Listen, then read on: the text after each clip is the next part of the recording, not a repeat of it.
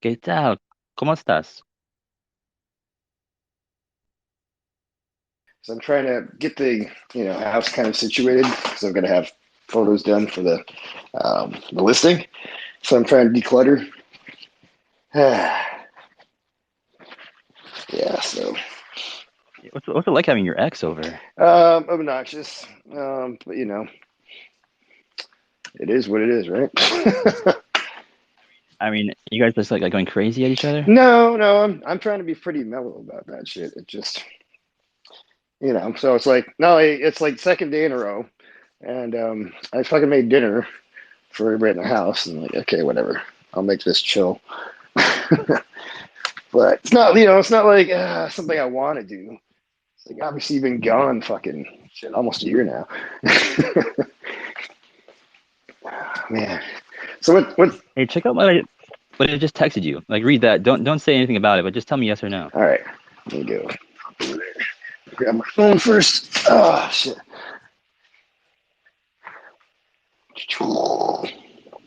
So where's Benno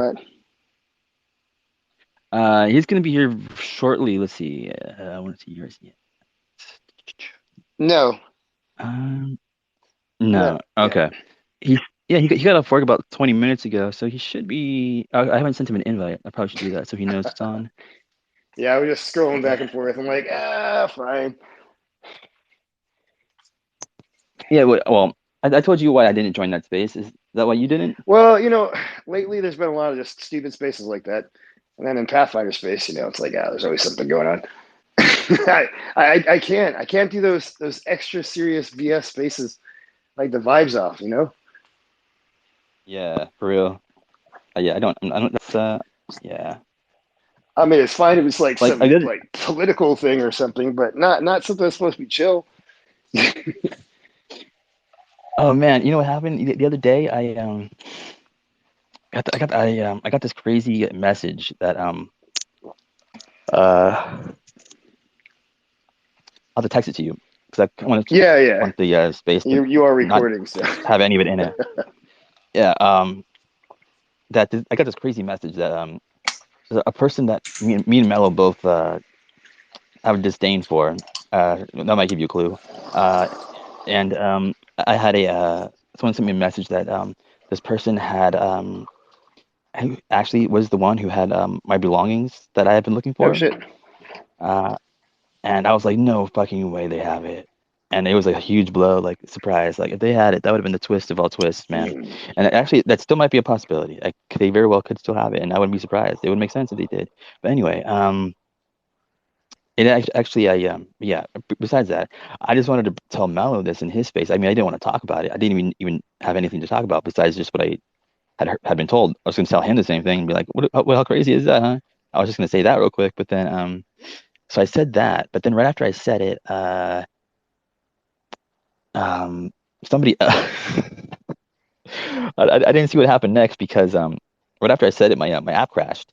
So I was like, damn it, because it was like really quiet for a while. I thought like no one was just saying anything, but then I realized the app crashed, Uh, and then after I guess so what ended up happening was I guess Heather was in there too, so she told me what happened was that I think it was Citizen whatever ex-Citizen I forget his name witness I don't know yeah. uh I guess he was like, well, on that topic, Mello is doxing people or some shit like that. What?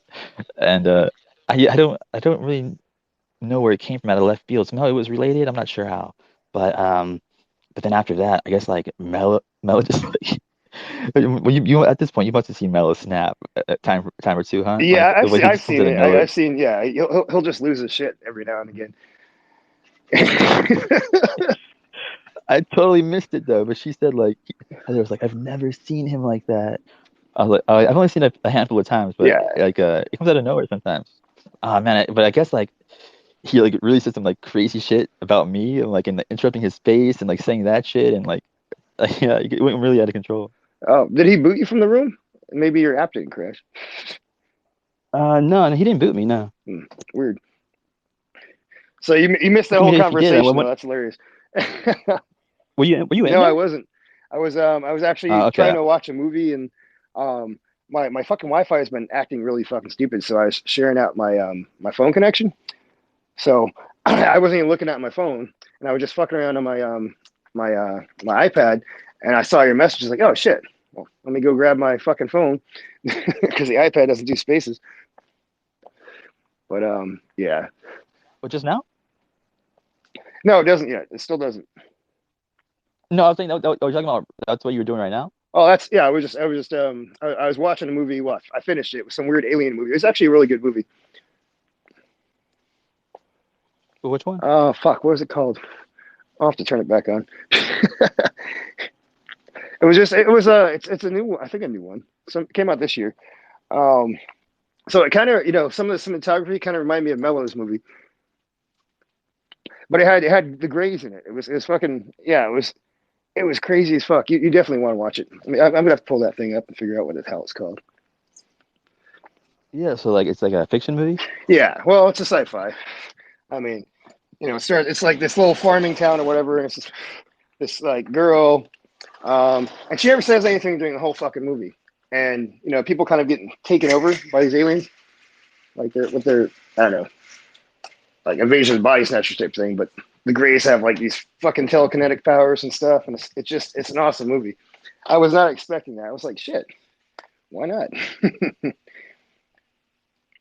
There's some random thing I came across. Let me do this. Where's my TV remote? Fuck.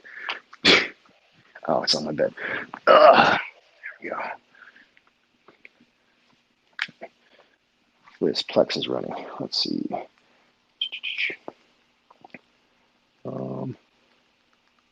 Hey, are you able to turn your mic on and off like remotely? No, I mean that'd be nice. That's supposed to be a feature you can do with your earpods at some point in the future, but Yeah. that would be nice. Because I don't like to have those Yeah. hot mic moments. You know how that works. Oh yeah, we've all had that. Oh yeah, it's all been. One time I caught Screen like taking a shit live, and it was just like gotta be like the worst of the worst for him. He had no idea his microphone Oh was so shit, brutal. that is pretty fucking brutal. It was like the noises, like I could not believe the noises coming out. I Wait, was I didn't know was it he was hosting? Screen. Was he Was he hosting? hosting? Oh no, no. 'Cause I mean, I figured But like somebody could have muted his mic for him. I mean, I heard it, but I wasn't like looking at my phone at the time. I didn't even know it was Screen until like a minute. 'Cause I assumed it was somebody or something else. I didn't even know it was somebody in the bathroom maybe because there were weird sounds. And Ah, then like I looked at my phone and I realized I kind of put two and two together what was going on. damn. And yeah, everybody's probably just trying not to say anything. Yeah, I think so. That's what happens. Yeah, I should give him. Yeah, Screen's not a I should give him big fan of shit. those I noises. should give him shit on Discord. Pun intended. Nah. That's hilarious. No, it was ages ago now. Yeah, man. Damn. If only I was there for that, that would have been fucking hilarious. Because I mean, I'm constantly on Spaces, so it's like I always there's always people that are always pissing or doing something, in the background. You hear it, and dude, do you ever turn your fucking microphone off?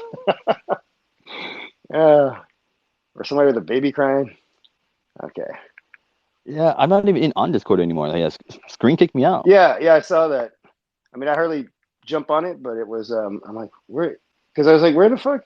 I didn't say anything because people asked where you went, and he said he booted you. That's all he said? Yep. All right, let me find this stupid movie, and then I'll go pull up Discord and see what was said after that because I haven't even looked at that in a couple of days. It's usually just bullshit, and I actually called them out. I'm like, damn, you motherfuckers are chatty as hell. Like there was like 200 fucking messages in like 20 minutes. I had to turn off my notifications. What, really? Yeah, No way. yeah. It was the other day. I was like, fuck, man, you guys just don't you shut up. Don't you get in a space or something? Fuck. I don't know what they were talking about because I was gonna say like I thought you were being like I forget the word, but like 'cause, like, I never go on their Discord just because it's like it's usually just like dead. There's nothing ever going on there usually. Yeah. So it's kind of surprising me that you say that. Well, I mean, it was, yeah, that's what I thought too. It was just fucking weird that it was just blowing up, I'm like, fuck, man. I had every other channel muted because I'm on so many fucking Discord servers. But that was the one I kept open because I figured people only talk when there's something going on. And I had to turn that shit off because it was just like everybody's bored and just chatting their ass off. All right, so the movie's called No One Will Save You. Let me see. Let me open up Discord. where the fuck is this stupid app? I'll search it because I'm not going to bother looking for it. Okay. No, I'm not going to allow notifications. Where is this fucking server? Wait a minute. Oh, no, it's from Mars. Okay, scroll back. Something Skinny Bob. Where the fuck did this go? How long ago was this?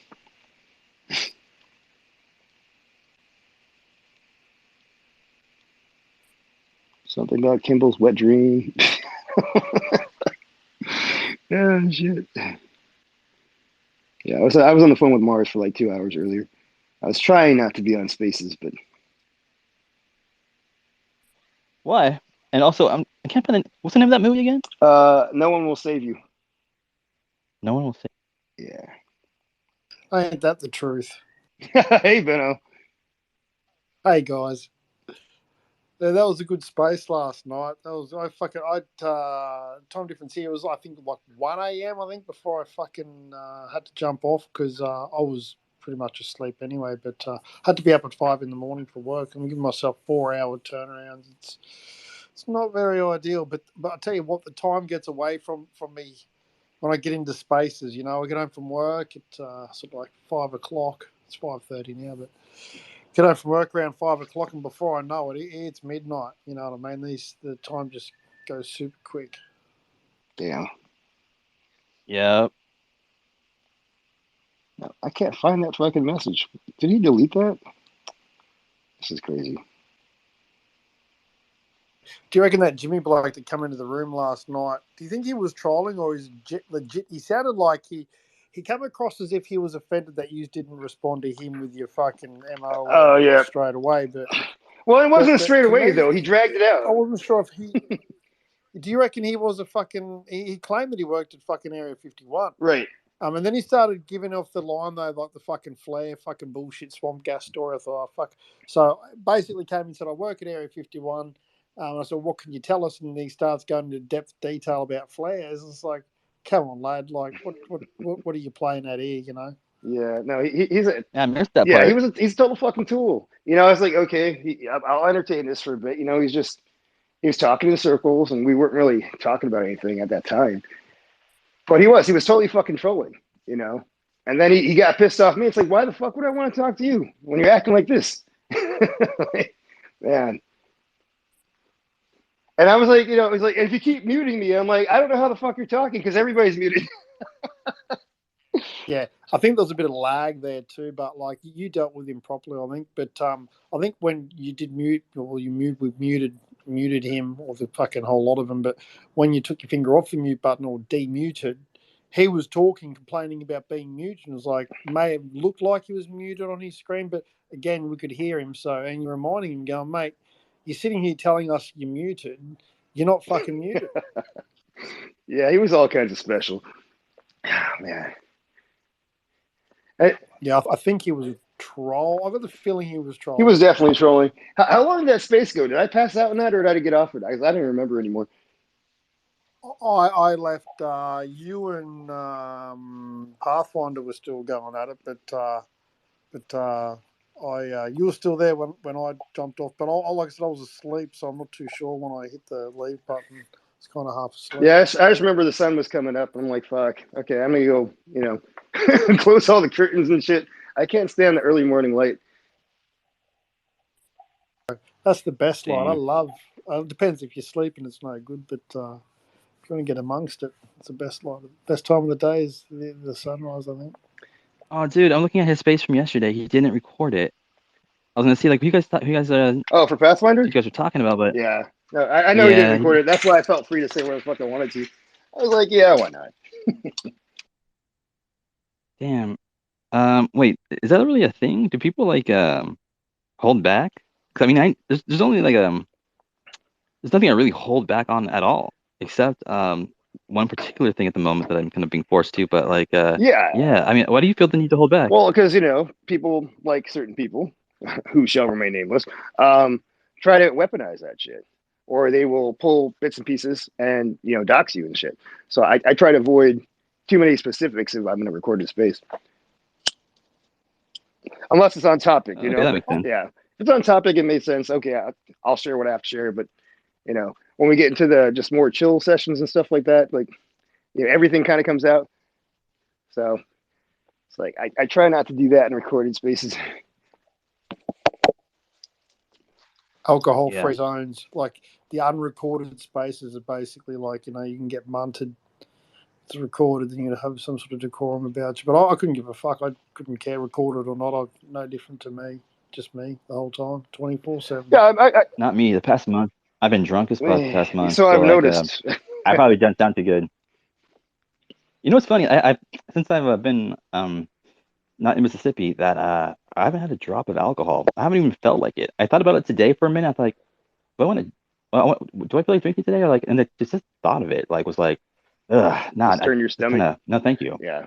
Yeah, like it's weird. Like it only like occurred to me that like I need to do this when I was like in that state. It's so bizarre. Yeah, I mean, same for me. It's like, okay, sometimes I'm like, you know, because that'd be my default if I'm not doing anything, if I'm not driving around and shit. I'll just chill out and have some drinks. And sometimes I'm just like, fuck, I don't feel like it. I don't want it. And I'll just like put my cup in the fridge and drink it tomorrow. What's up, Logan? Glad to see you're back. How you been? Hey, good to see. You know, I'm sorry. I don't recognize you for a quick second. Hold on. I'm sorry.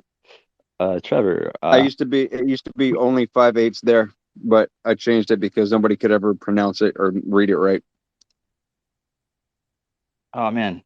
Okay. So, yeah, man. It's oh man. I'm well, I don't know if you're just listening, man, but I'm not drinking anymore. I haven't even had like a drop, so like that's good because before I wasn't drinking either. It was only there when I guess I felt the need to like numb some pain and quiet some the voices yelling in my head and outside of it too. But yeah, that was it's a nice to be away from that and not That's smoking so much anymore. It's all about your that's the worst environment. time to drink, bro. You got to drink to fucking celebrate. You know, drinking like when you're fucking depressed and that's the worst combo. When you want to have a couple beers with the boys to celebrate or watch the game or whatever, or just a Friday night, you know, different story. You know, again, anything in moderation. Not anything. Like there are limits. I'm not talking about booting up heroin or anything. But like anything in moderation. You know, a couple of beers, I don't think is. But it depends on who you are, what your background, your whole mindset, all that stuff. But I'm the same as you. I've got, you know, fucking 6-pack sitting in the fridge, a couple of Midori's, some cruisers, and you know, about a month ago, I felt like, you know, it was good weather. I thought, you know, I'm gonna have a couple of beers and had a hard week at work, and it was a Friday afternoon. I thought, you know what, I deserve a drink, and I'm gonna have a 6-pack, and just started with 1 6-pack, turned into 2 6-packs, and like, and then before you know it, and I felt You're sorry for slosh. myself the next day. Yeah, you know, you get a bit hungover, but I'm not a huge drinker. Oh, I prefer to smoke weed. That is, that's it. But again, it's my last habit to kick. I think is weed. Like I don't smoke before work. I have a bit of a smoke after work each day. You know, because I enjoy it. You know, but again, I'm trying to. I've got a gym downstairs. I want to start using it a bit more, and you know, start hitting the gym a bit more than what I have been, which has been pretty much zero. Yeah, one day You I'll know, get back into that. you know what's funny is like you see our listener here, Angie, is you know the day I left for that state, I was having a little bit of trouble with getting to the airport on time, right? And Right. she was in the space at the time, right? And she came in here like a little while. I completely fucking forgot about it. But when I had space like a little while ago to test some audio stuff, and she was asking me, "Remember that thing you're having trouble with getting like having a flight on time?" I was like, "I don't know what you're talking about." And then I realized what she was talking about. She was in the space when I was trying to get some help to figure out how to get to like reschedule my flight, and it just Yeah. happens to be the same flight out to Mississippi that day that she was talking about. So it's like, oh man, God, of all things to bring up, I did not want to talk about that. It just kind of came out of left field too. It kind of snuck up Did on me you? that. Yeah. Did you? I was gonna say, did you come back? I can neither confirm nor deny my location at the Okay. moment, but yeah, All right. but Good yeah, for you. but yeah, you're in San Diego still? Yeah, I'm still in San Diego. I mean, that's cool for people to know about, right? Or is that like, No, I mean that's fine. Everybody knows I'm San Diego.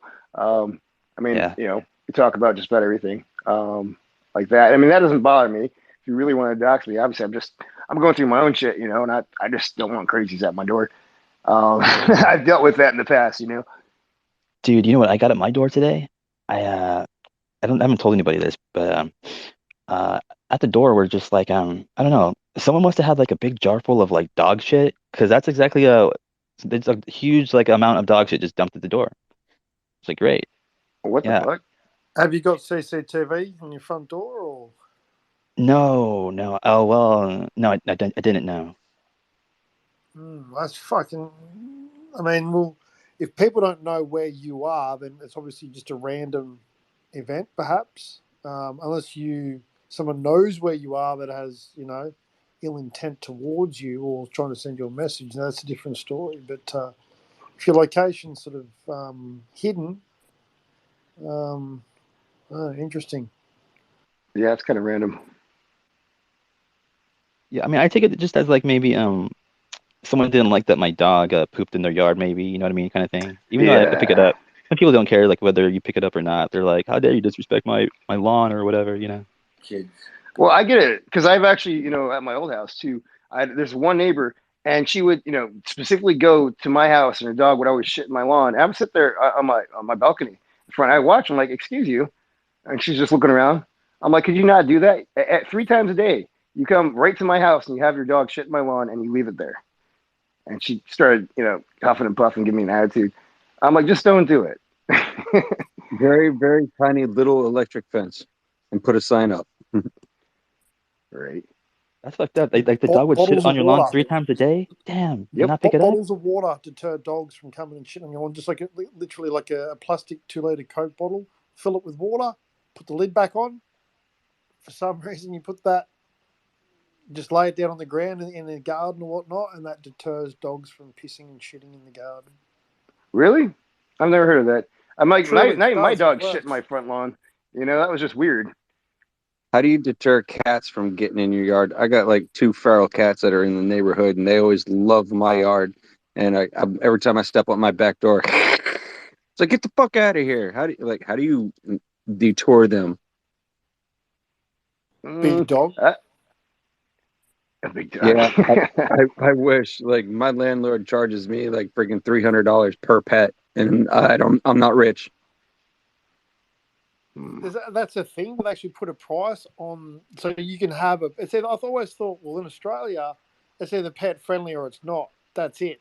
So in America, it's like pet friendly at a fee of $300 per pet. Like that's fucking insane. Yeah, they call it pet deposit in case your pet pisses on the floor and they have to replace something, which, like literally 10 out of 10 tenants are going to be there at least a year and a day. And anything, like even when you're a tenant for 6 months over here, it's law that when you move out, they have to replace the carpets. So it's just another capitalist move. Replace the carpets after 6 months, not just get them steam cleaned or like professionally carpet cleaned with a receipt. You mean actually rip them up and replace them? Yeah, when you move out, they rip up everything and replace them. That's exorbitant. Yeah, it sounds like it's just a money grab in the industry. It sounds a bit shoddy, or it's been obviously it's Well, I regulated, mean, but it sounds that's like kind some of shoddy a. operators. But no, it's kind of an expectation too, because you don't know what kind of shit the previous tenants were doing, and that's good to attract new tenants too. It's like, yes, carpet's been replaced. It's never like it's a high quality carpet. It's just the Oh yeah, cheapest it's shit they can business put in office there. carpet. It's Yeah. all business office carpet, thin as shit. But that's your bond, guy. I don't know the American situation, but in Australia, to rent out a place, you have to pay 4 weeks in advance rent, and then be 2 weeks in front, right throughout. And at the end of it, you have to get the carpets professionally cleaned, blah blah blah. But to rip the whole carpet out, lay a whole new carpet, there's your bond gone.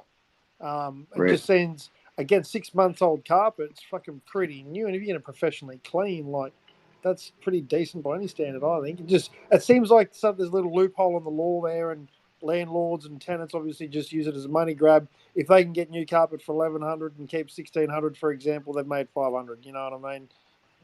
Money grab. Yeah, it's all in deposit. When we got in here, it was 700 for the first month, 700 for the last month, and it was 700 for the deposit. So $2,100 to get in, and if I have a pet, it's $300 per pet deposit. And we're like, no pets. But for That's now, fucking right crazy. now, we're in the search for finding about 150 acres, and we're gonna build a barn dominium on it and a bunker.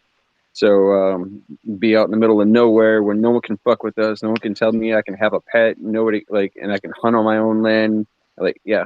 Just be away from all the government. Dude, you gotta just get one of those letters from the doctor, right? Like you gotta have an emotional support animal. I got one of those letters. I I didn't. tried that. I literally tried that, and she still wanted a $300 pet deposit. And I threatened to take her to court, and she's like, "Go ahead, take me. My lawyer's expensive than yours." I said, "All right." This is, this discrimination because I am disabled, and if I have a support pet, you have no fucking choice. But I wasn't about to draw out that legal battle, so I was like, you know what, fuck you up your ass sideways. What you have to even like take her to court over it? Like I didn't even know you had to go that far. Isn't it just straight out illegal for her to like deny you? Yeah, so you should have just got the dog or whatever you want, right? Under with the like doctor signing off or whatnot, blah blah blah. The onus is on her to take you to court, right? Which she'd lose straight up. No lawyer. She'd go and spend a fuckload of money on a lawyer who's going to look at her and say, "Well, thanks for your money, but like we've had a look at this and you're discriminating against this bloke, and I can't really win this case." But he may blow smoke up our ass and say, "Yeah, we can win it. We'll take him to court," knowing full well he's not going to stand a chance. But yeah, like you could have just gone ahead and done it and not paid the money, and she'd have not a leg to stand on because what she's trying to do is straight up discrimination. Yeah, like me, I'm a person that doesn't like to throw rocks in calm water. But if Let you need a dog and you're entitled to one, or whatever it was, a support animal, and you actually needed one, then the law's on your side. And like, if she doesn't like that idea, then fuck her. Like, get one. I'm just saying. I understand you don't want to sort of trouble the waters and stir things up. But at the end of the day, you got to kind of stand up for yourself and what you're entitled to and what your rights are too. Nothing wrong with protecting them. That's all. absolutely, I 100% agree. With my landlord, been a stipulation since she's a new owner for the past like 2.5 years, and literally every lease agreement she raises the rent $100, raises the rent $100. I'm like, we're already paying out the fucking wazoo already. So if I kiss her ass just a little bit, maybe she won't raise the rent next year, but she's probably gonna do it anyway. Yeah, just it's price gouging. It's wrong, isn't it? People are taking advantage of those that own the properties in more fortunate situation. Usually, I mean, I can understand if interest rates go up and they've got issues. But hey, buddy, how you going, mate? Hello, my friends. Nice to see you all. Much love to you, my brother. And also, you sent me that article earlier. I haven't actually read it yet, but have you sent it to these guys? Maybe should I want me to read it out loud, or I am going to read it. Sure, if you want. She researched me for over a year and spoke to scientists and people I've worked with, so it's better for other people to speak on my behalf than risk appearing braggadocious or insincere. I love the word braggadocious. I heard you use that in the Pasolka space earlier. It was great.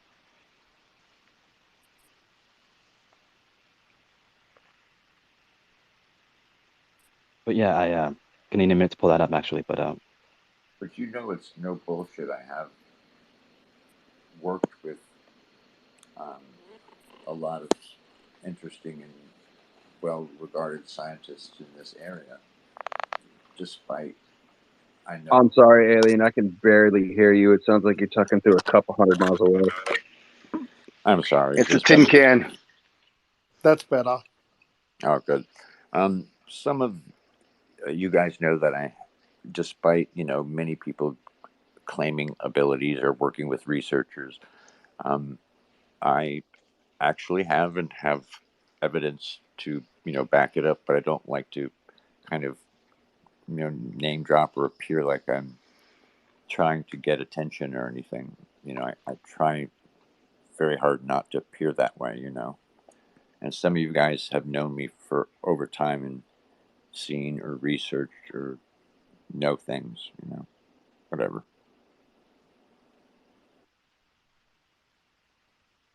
You're very humble. yeah, That is for sure.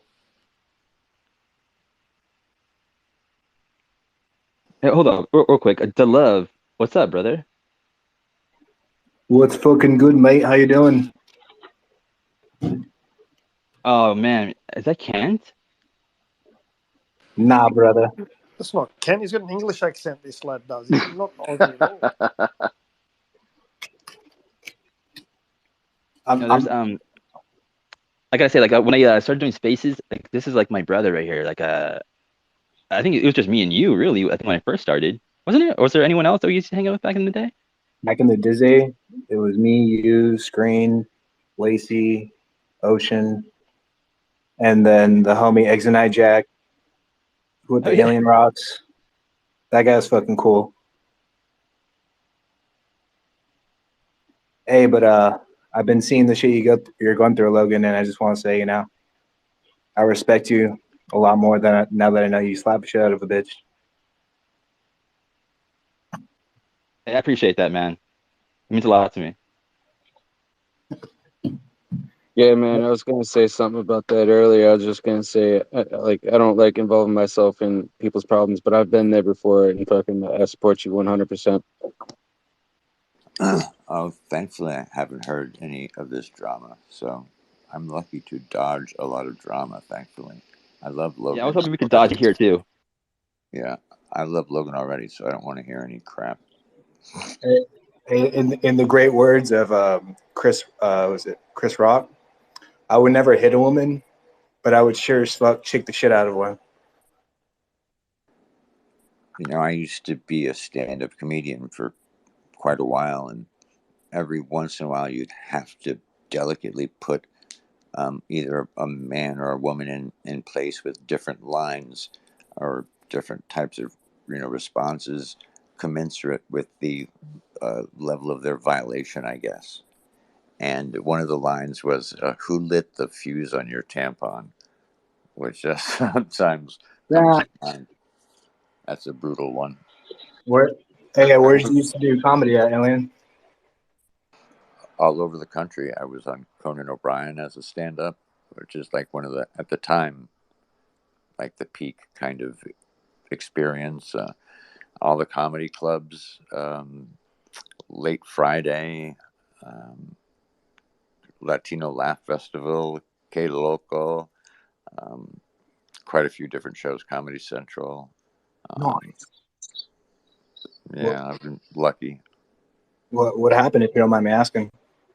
Alien? I just did it ever since I was a kid. I always did comedy and characters and stand-up comedy. I just gravitated to the clubs and did really well naturally in comedy characters. And after my mother passed, I decided to um, live my dream, in a dream that many people have, to live, walk the path of virtue, and try not to avoid any injustice, and do acts of good, and see if you could survive like the sparrow.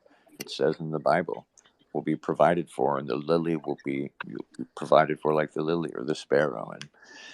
And if you do walk the path of virtue, will you discover the things they say in the Patanjali? Like they say, will you discover these abilities and vistas? And I wanted to do good stuff, and so this is my way of doing it, and enjoying life and exploring human abilities.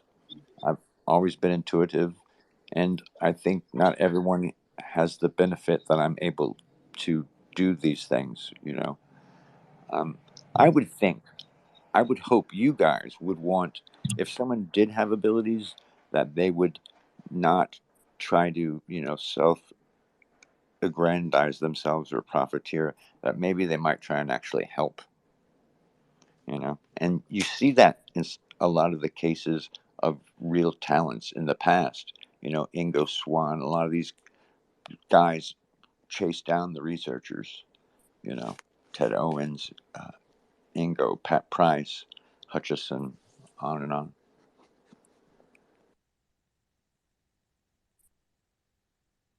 Jesus Christ, I've never heard you more tired, Alien. It's like you've been sucking on ether or something. You had a long day today? I haven't slept in 2 nights basically. Oh, that was me last night. Yeah, I'm burnt. And about a night and a half ago, and underneath my window, a kid I know who saw the UFO with me and is on a video on my channel. This was an amazing singer. Was stabbed in the neck, and I saw this knife fight out the window. And so I've seen 2 deaths literally out my window of people I know. What the fuck? That's crazy. It's crazy. I saw one guy stabbed in the neck when like in front of me, like with like it must have been like a pencil, but but like when he pulled out of his neck, it shot across like the room. You could see his blood splatter against the wall. It's fucking crazy. With a fucking pencil? Yeah, I think it was like a pencil, something plastic like, you know. I was in jail at the time, so it couldn't have been, you know, it's like one of those kinds of things. You got shivved in the jugular? I guess so. I don't know. It was weird because I was just about to leave. It's like 5 minutes before like I left the jail, and it just happened like right before. I was like, you guys should probably go check on what's going on in there. Yeah, some guy might be dead. I don't know. And yeah, I don't have no idea what happened to that guy. That looked brutal though. Anyway, the love, you're like still doing comedy? Yeah, boy. I'm like 3 years in. I started in LA and then hit a bit of a bump road because I moved out here to San Diego and I was like, you know, trying to figure out the scene out here. But I actually just booked my first show out here yesterday. So Congratulations, brother. thank you, sir.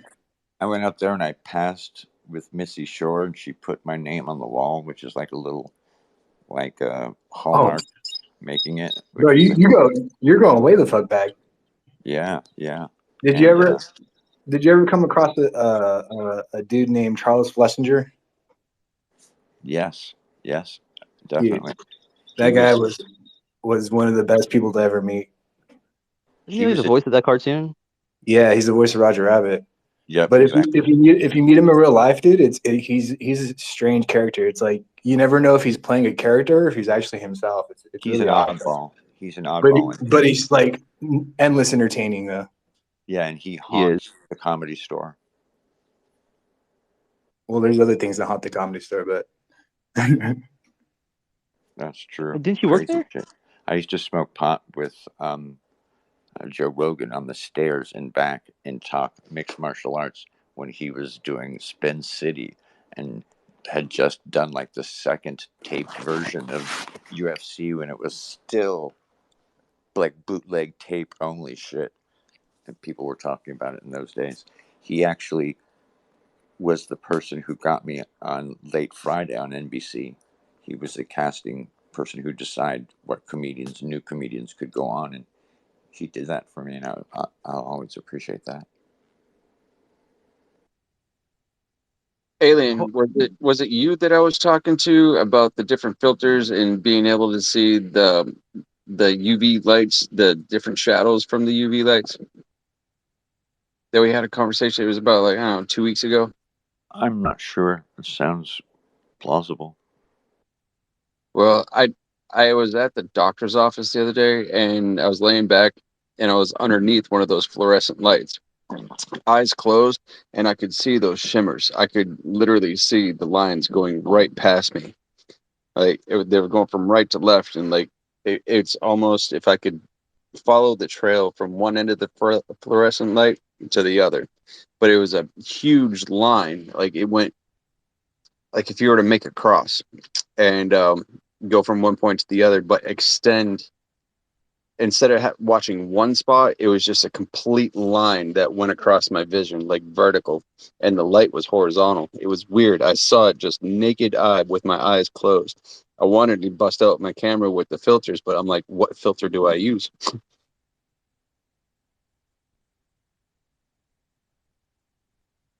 Hey, so the love, you went to San Diego 3 months ago. Is that when you went out? And no, dude. you were. It's been a whole last year since like I was on Twitter Spaces with y'all, and I moved out here and shit. I remember the day you left, man. Huh? I remember the day you left. You said you're like you're going down to San Diego, right? And then like. Yeah, it's been a year, bro. No, what? You really? Yeah, dog. Man, Well, you left like your sober living place in like LA, right? Yeah, well, I was in that program for a while, but I'm sober a year now from alcohol, so I still No smoke way. hella weed. Yeah, Oh, dude, I just relapsed like this past month, but I'm sober again now. But it's all good. what It's all you been gravy. doing? What you been doing over in San Diego? You joined a sober living there too? Like, because I remember it couldn't have been more than a few months ago. I talked to It you. was You were like, it was a whole ride with that shit. Uh, this is my first experience doing any type of rehab, and like you realize that this shit's like pretty shady as far as the business side goes. They're just trying to like oh crank yeah, out as many people in a house. fuck yeah, they are. So I ended up getting a manager position with them, and when I was first going to do it, it sounded all fucking great because they're like, oh, we give you gas money, you get money for groceries for the people, and then you get paid like a couple of G's a month. So I was like, fuck it, let's do it. I could save us some money like that. And then as soon as I joined, the fucking place went to shit. They never paid me, so I just had to dip out of there. But luckily, my brother was out here, so I just teamed up with him and shit. So I've been doing that, working and shit. Yeah, that business is hard, man. Like, it's like the Wild West with those places, man. It's just everywhere. It's just like what trap houses everywhere. But I remember you like you said you're like I'm sober, but I'm smoking weed. Is that a thing here still? Yeah, baby, California sober. As long as they don't find it in your urine, that's between you and the good Lord. Respect. Yeah, fuck yeah. There's somebody I forget who else. Someone else said that recently that like they're sober, but they still smoke weed. Who was it? Oh, it was Lucius. Lucius smokes weed, doesn't he? Or wait, no. Oh wait, no. He said he drinks. Oh, my bad. Never mind. I still smoke, but I feel like I've developed like a healthier relationship with weed where I'm not so dependent on it. I'm like smoking in the morning before work. Like I'm trying to use it more as like a sleep aid more than anything now. Yeah, I haven't done weed in ages. I can't even remember the last time. It must have been actually it's not too long ago maybe. But uh like say like you're an alcoholic, right? And you go to rehab, you get out of it, right? You've been sober for like 10 plus years, but then you start drinking again, right? And but you're not really getting as sloshed as you used to, right? But you are still kind of, drinking. Would you consider that a relapse, or are you allowed to like drink but then not be considered having a relapse? Man, that's hard to say. I would say it's still a relapse, but it's all improvement. And just because you work so hard to take those steps forward that even if you take a couple steps back, you're still ahead of where you started. You know what I mean? So I feel like there's still improvement there. Like I'm For saying, sure. you just you understand it better, and your relationship with it develops with that substance. Because my opinion with any drug, I would say most drugs, is that it can be used as a tool, but at the same time, it's very easy to go over that line where you're abusing it, and it's like fucking with your life and how you function in the world. Because I even got that with shrooms, where like there's like this whole movement where it's like, yeah, shrooms is fun, it's good for your mental health, blah blah, like not microdose, but you will start to notice that like how it changes your personality, and I think there's some good to it, but you can go overboard real easy, and I feel like people need to be aware of that because there's a big movement going. Like, and I love that movement. Trust me, I support that, like the whole psychedelic science movement, but it also has like a dark side to it. Really? Tell me more about that. I don't know this dark side. No one's ever told me about the dark side. I want to know about it. Of psychedelics? Fuck you Of talking, like bro? the well, I mean, I know in general I do, but I mean of this like this mini microdosing thing. Yeah, there's just like if you pay attention to like any of that, so they literally just decriminalized DMT. Um, was it is it peyote, or they did criminalize like 3 major psychedelics recently, like in the last couple of months. So I don't know. There's just a whole movement in the opposite direction of what it used to be as far as the law. Well, who gives a shit about the law?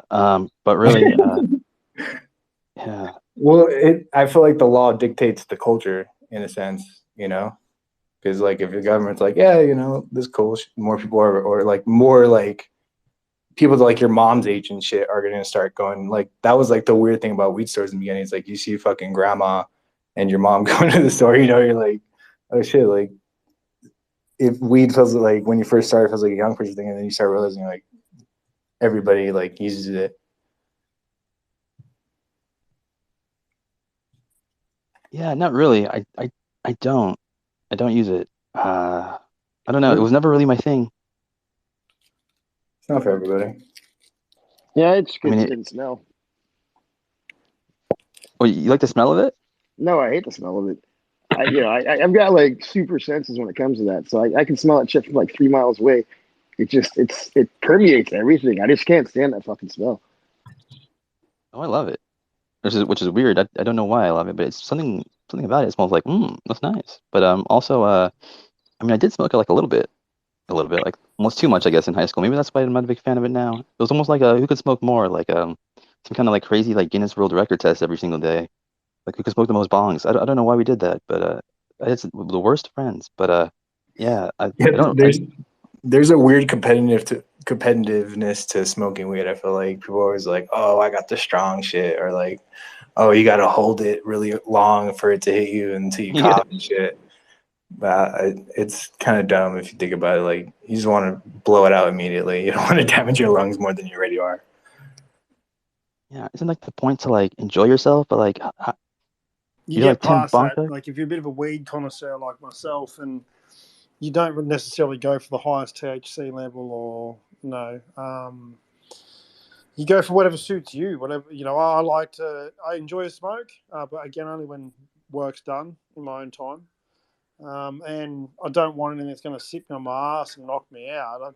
If I want to do that, then there's a real dumpy type weed like that, like your OG Kush and that sort of stuff. Whereas you get other lighter stuff where you can still sort of, like your sativas and that, you can still sort of function, kind of very functional on it still, and you're not just bombed out. So horses for courses, I think. But I think the whole world really should just get stoned. That's my honest opinion. Yeah. When's the last time weed killed somebody? Look, I used to work in an ED department, and I can tell you right now, like alcohol, is just relentless. Like the amount of drunk and broken people coming through as a result of alcohol, domestic violence, you name it, the whole lot, the whole works. Alcohol, not excusing people's behaviour, but it attributes. Whereas you don't get people coming in super stoned. They lost their shit because they were so stoned. But what it does do is, though, it can cause schizophrenia. So you can have an underlying gene that you can smoke weed all your life, and one day you might wake up, smoke a joint, and then it triggers that gene, and all of a sudden you become drug-induced schizophrenic, and you kind of can't undo that. So there is a danger to it as well. Kind of like ketamine. People get stuck in K-holes. Yeah, I think they come out of them though, don't they? I think the mushrooms are another one. Like strychnine poisoning is another one that can sort of indefinitely render your brain sort of, from what I understand, I think possibly sometimes with mushrooms, like you do say, there is a dark side. It puts pressure on that nerve, that central nerve that connects your brain, and sometimes you don't come back. You stay in that state. So there is the risk, and I've known people who've literally, one of my mates growing up, his nickname was Mushy for that reason.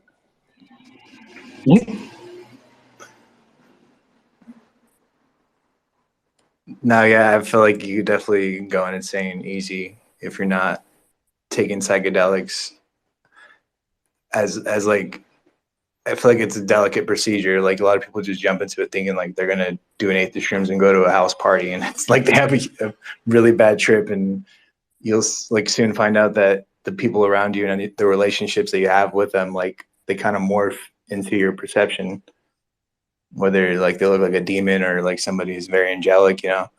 It's weird how like mushrooms can really fuck with your senses like that, or acid as well. The only But time that I really do mushrooms is I grow them. Like I grow them from spores and petri dishes. I do it the most cleanest way possible. But anytime that I go into any type of psychedelic, like I prepare myself, I meditate, I clear my mind. If I have any questions of like for the universe or for God, whatever you want to call it, Like, just know your questions before you do it, and as you're eating your mushrooms or whatever doses that you're going to take, remind yourself of those questions. That way, you don't lose your mind, and you don't forget the questions itself, and then you'll have much more of a better experience. But you got to be by yourself. Like, to have full control over yourself, you got to be by yourself. That's the only way that I'll do it. I take a trip out in the woods. I pitch a tent, maybe make a fire, and like a small fire, and I'll just sit there and I'll meditate and I'll think. And my last trip that I did, it was back in May, and the only thing that was bad about that was I had to come back to reality. If I could go back to that one spot, I would do it, and I would stay there for the rest of eternity. It was beautiful. That's positive experience. I wonder what the difference is between the DMT, like the ayahuasca or the dimethylchlorate, versus the psilocybin. You know, I wonder, like, they both obviously have effects on the brain. See, like, I watched a documentary probably maybe about 15 years ago now, quite an old one. I haven't been able to find it on YouTube since. But what essentially they did tests of DMT. So they essentially did medical testing. It was a whole hour long, a bit over an hour. But they interviewed the patients, basically these uni people, whatever, put their hand up and said, "Yeah, I'll be the guinea pig." And they gave them pure DMT, right? So that's what you get from the ayahuasca or the wattle or the Egyptian, whatever it was, the Egyptian flower. But you're the one that Graham Hancock, he does a TED talk on it. But there's an actual whole documentary where they interview these guinea pigs, I guess you'd call them. And what was interesting to note was that they were given the same dosage, whatever it was, like a milligram or 5 micrograms. I forget what the exact dosage was, right? But they were all given the same dosage, and they all sort of basically puts them in like a sleep state, okay, like general anesthetic type thing. But their organs are all still normal, breathing for them, et cetera, et cetera. But they did this in a proper medical setting, right? This is funded by the American taxpayer at a university. And they had around about 100 people, I think, by memory. And they interviewed probably about 15 or 20 of them. But what was interesting was they all came back, this from the DMT, they all come back, they were out for 5 minutes, I think was the time, 5 or 15 minutes was one of those two figures, right? Not a long time. But they all come back and they all claim that essentially time stops, and they feel like they were there for years. They feel like they spent years. They all describe that same sort of interpretation of time as it being a lot longer in a matter of years. And they all come across the same entity. They kept coming across the same, like an entity that spoke to them. Granted, their experiences were a little bit different between, little bits here and there, but generally they're all the same in that regard. And what I find interesting about DMT is that the body produces it naturally. And there's 2 times in your life where DMT is most prevalent, naturally occurring in your life. That is when you're born and when you die. Your brain releases massive amounts of that chemical compound into your body, when you're born and when you die. And I found that very interesting. And also what's interesting about that chemical also is that I think it's one of the only common chemical compounds that's common with all living life on Earth. So not just animals, like the flora and the fauna, all have an amount of DMT. I think I remember that being like kind of like a standout sort of takeaway from what I learned about it many years ago. It's certainly fascinating stuff, but the differences between psilocybin and DMT, I think that's interesting as well. Another interesting factor about it, the human brain has enough DMT in it to kill a full adult male elephant. That tripped me out. I learned that through National Geographic. That's why elephants don't eat people. Right?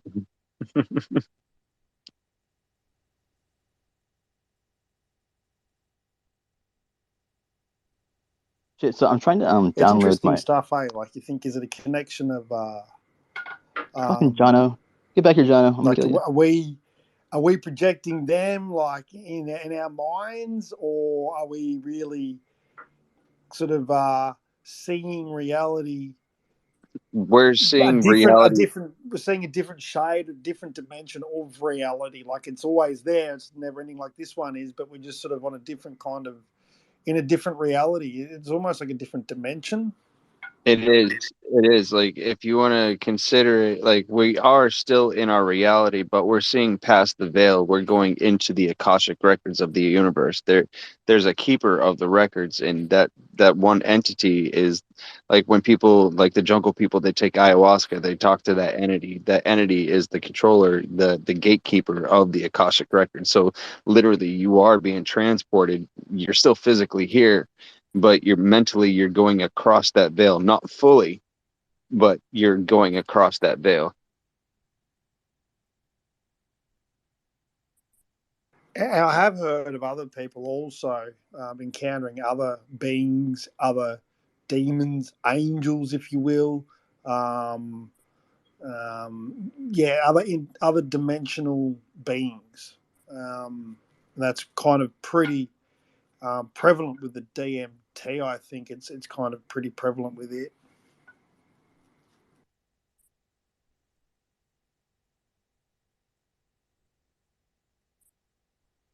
Logan, you Yeah, said you're trying to download something? yeah, these nuts in your mouth. No, but I'm trying to download this thing. So like Twitter finally sent me like all my data, right? And it is like 4 separate downloads of like 45 gigabytes each, right? And like god damn it, I trying to figure out how to like download that directly to my Dropbox, right? So I have to put it all on my hard drive because that's a lot of memory or whatever. I'll take But that as he's probably in the middle of downloading. what? Why do you say that? What about an external hard drive? I don't think you can hit Benno. Can you hear me, Benno? Benno. Yeah, I don't think Benno hears me. Drop them down, bring them back up. Yeah, I thought he couldn't hear me. He kept interrupting. But an external hard drive, yeah. Well, I mean, I had those, but those all got stolen recently. So yeah. Damn. I think I have a couple extra. If you have like a PO box, drop me like drop it in my inbox and whatnot. I'll send you a couple. Yeah, I appreciate that, man. I mean, that being said, I mean, I could probably find one still like around here, maybe. Uh, it's just that like so the zip file in itself is gonna be like what, like 100 and like 50 gigs around there, right? But then I still have to extract the fucking things out of it, so that means I'm gonna need at least double that space still. You know what I mean? Yeah. Uh, it's like damn. It's because the folder contains all of my fucking Twitter spaces ever, and I've done like a million of them, so that's why it's so fucking big. I wish I could just pull one fucking or I can just select and choose what I want, but it gives you everything all the time. So yeah. Does Twitter go in your DMs and delete shit weekly? For you? No. Okay, because I've been trying to look and find the shit that I was talking about with people a couple weeks ago, and literally everyone that's ever been in my DMs, I can't access anything until last Monday. Oh. I don't know if that's a new feature or if my account's getting throttled or what. Now I have noticed that like on different devices, like I'll go into my DMs and like certain DMs will be like the full history will be there, but then other devices like only like the latest DM they DM'd me will be there for some reason. I can't go up for some reason. I don't know. I guess it depends on the device or whatever you're using, maybe. It could be. I mean, I'm on a S20 FE, so like it shouldn't be doing that. I've never had a problem, even with my old accounts before those got throttled. I was always able to keep all the messages, but this one I have no clue. I was wondering if it may be like a new feature or whatnot.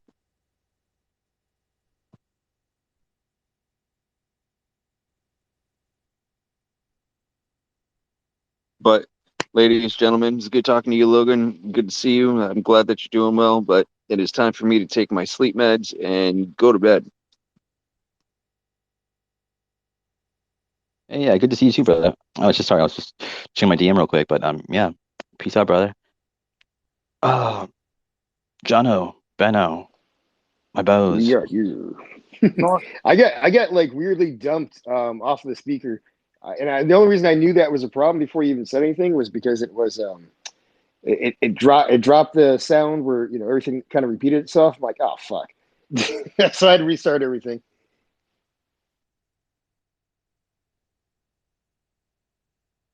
Yeah, my let's see, I don't have a um I don't know, like most of my devices are gone now, so but I'm in the process of like getting them back. Oops, I hit the mute button.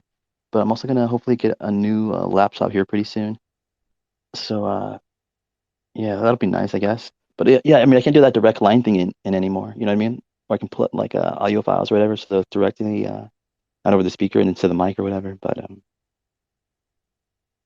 yeah, man, what's been going on anyway?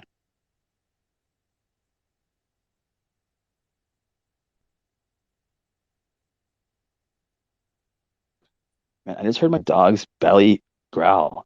Like I was hoping I'd hear somebody talking though. That was weird. I couldn't hear you before. Yeah, before you dropped me down, come back up. I couldn't hear you. Sorry, dude. But Jono's not talking now. I can hear everyone. No one was talking, were Nah, no one was talking. Yeah, Oh, we there's went only three quiet. people up here. Yeah, Jono's usually like non-stop talking, which is why I love him. Well, you know, I mean, last night's space, though, I was just like, fuck, man. Yeah, that wasn't a good Yeah, one. why not? I passed out in that space hard, I think. Because I mean, I woke up and You passed out a couple times. oh really? Oh, nice. they? You got reserved Johnny now with the record button going. He's got to think about what he's going to say. But just be yourself like you were last night. I think you might have had a couple sharpies. Did you have a couple beers or a couple drinks or what? Oh, I had plenty of drinks in me. Because yeah, I had my ex over yesterday. And that was the only way I could tolerate the existence. Because we're trying to get the house decluttered for pictures for the sale. So that's like an ongoing thing throughout this week. So yeah, I was like, fuck. Um, I didn't know what time I don't know what time that space ended. I just remember the sun coming up, and I was like, I should take a nap. And I tried to take a nap, and my alarm went off. I'm like, why is I shouldn't even have any alarms on. But I took a nap in the afternoon, like a nice hour nap, and that was about it.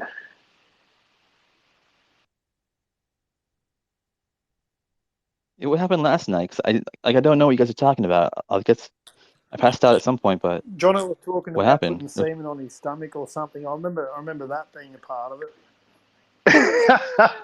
Oh, we were talking about God, who was that brought that up? And then I took it to It that was me. extreme because I do. It was you.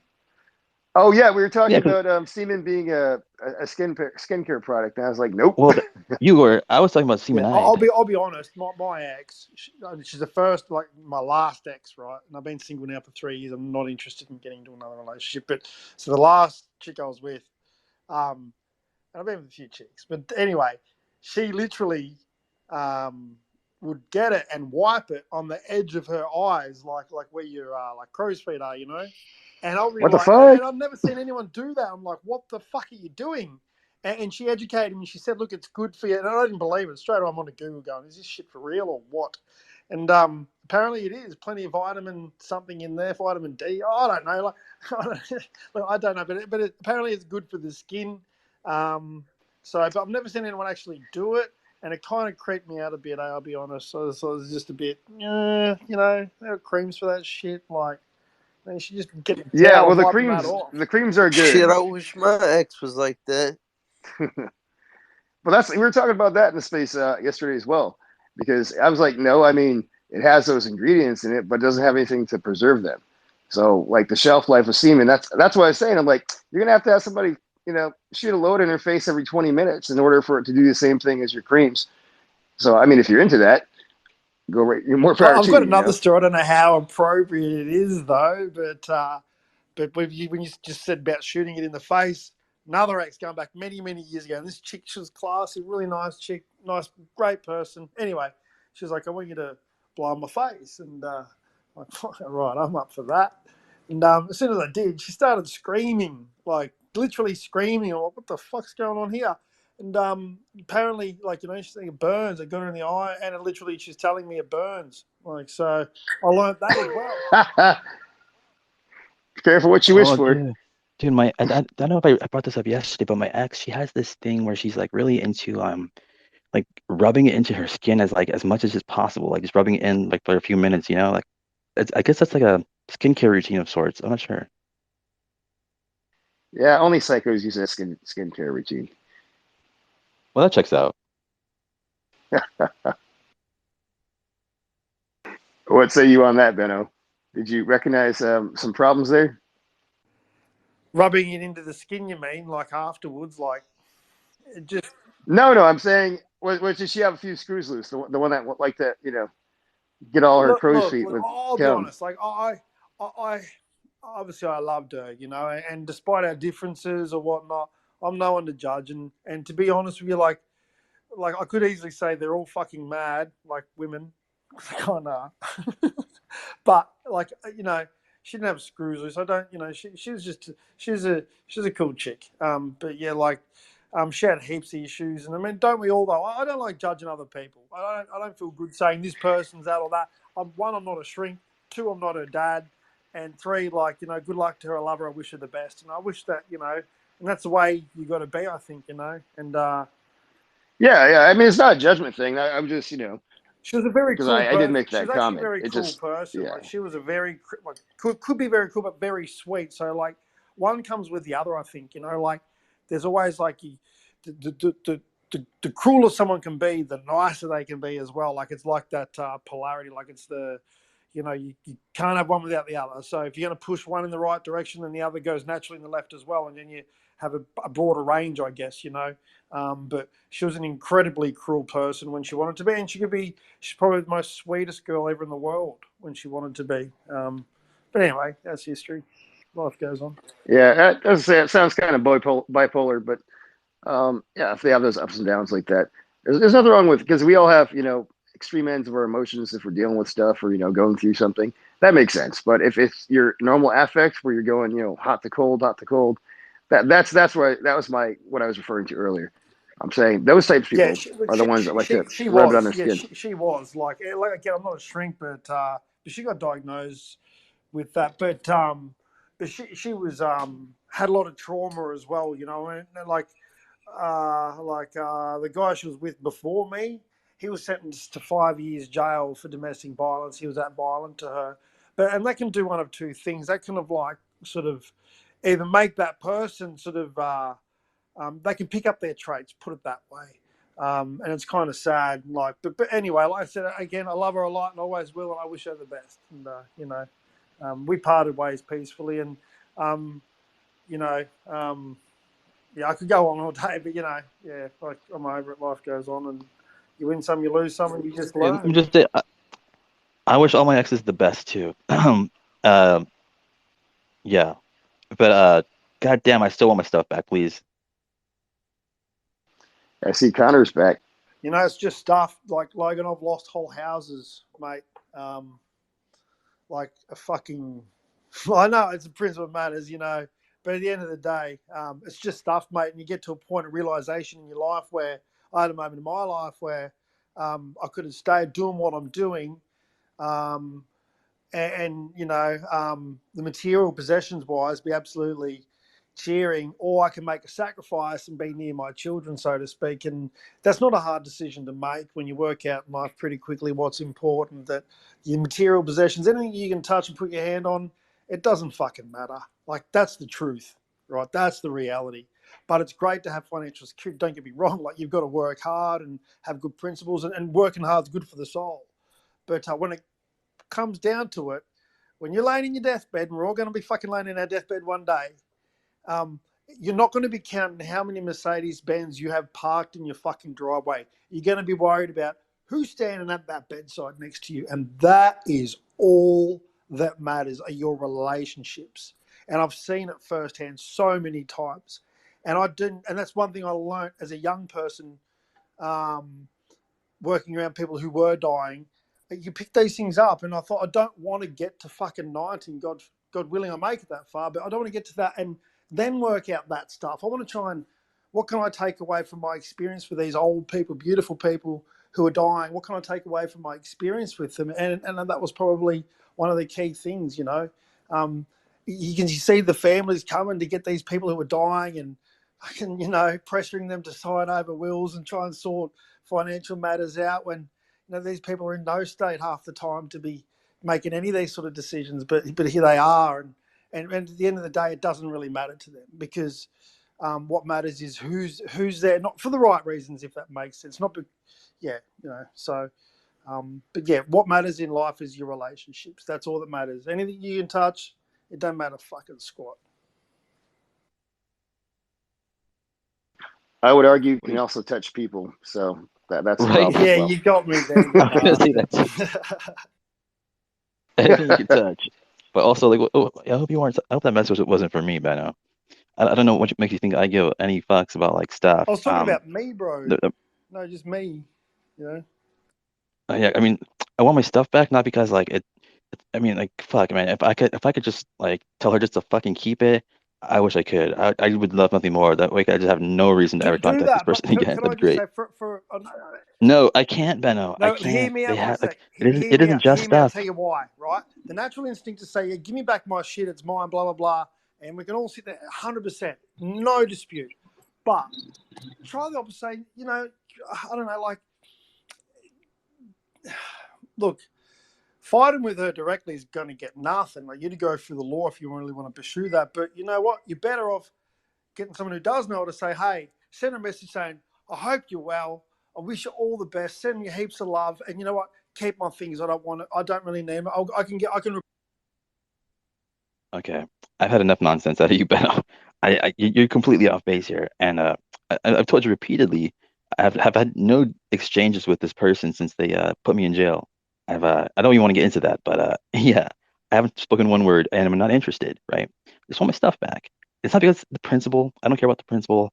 I don't care about the value of it. Any of that. None of it matters. But um, there are 3 hard drives that they are in possession of. And those 3 hard drives are one of the handful of things that I care about. It's not because the actual hard drive itself, but what's on those hard drives are things that are irreplaceable. I can never get anywhere else. There's my life's work on there. It's my entire, it's everything, everything. As I put it all on those 3 hard drives, and I want those things back. It's very important to me. Of course. Yeah. Why didn't you say so? Sounds like you got a little bit of a Hunter Biden situation going on here.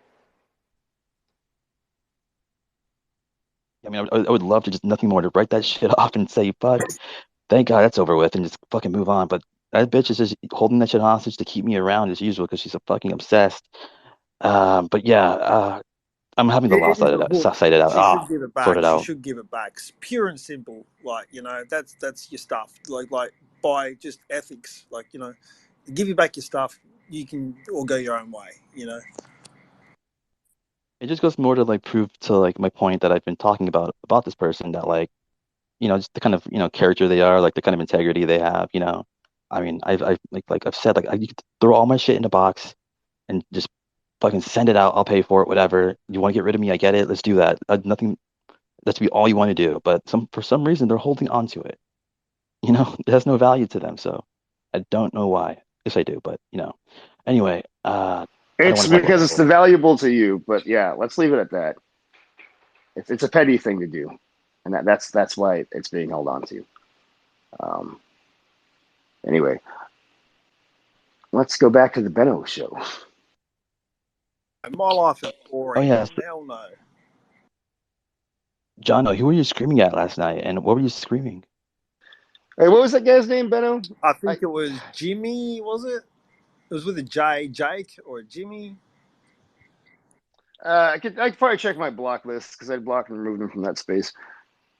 Where the hell is the block list? Let me see. His name doesn't matter, does it? Was it UFO Jimmy? No, it wasn't UFO No, Jimmy. it was some. It was some Air Force guy who said he works at Area 51.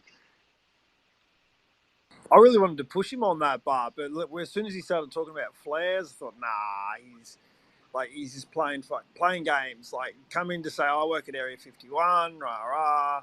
I know heaps of really cool shit, and then the first story is to talk about, well, you know how they drop flares? They stay in the sky for like 3 or 4 minutes. And it's like you're trying to debunk Corbell's story from fucking 6 months ago. We understand what a flare is. Like, we understand what flares are. And if one story got pushed that was flares and it was flares, and so be it, mistaken identity, then maybe they didn't vet it right. They got misled, and they in turn probably misled a few people. But yeah, I couldn't work that guy out.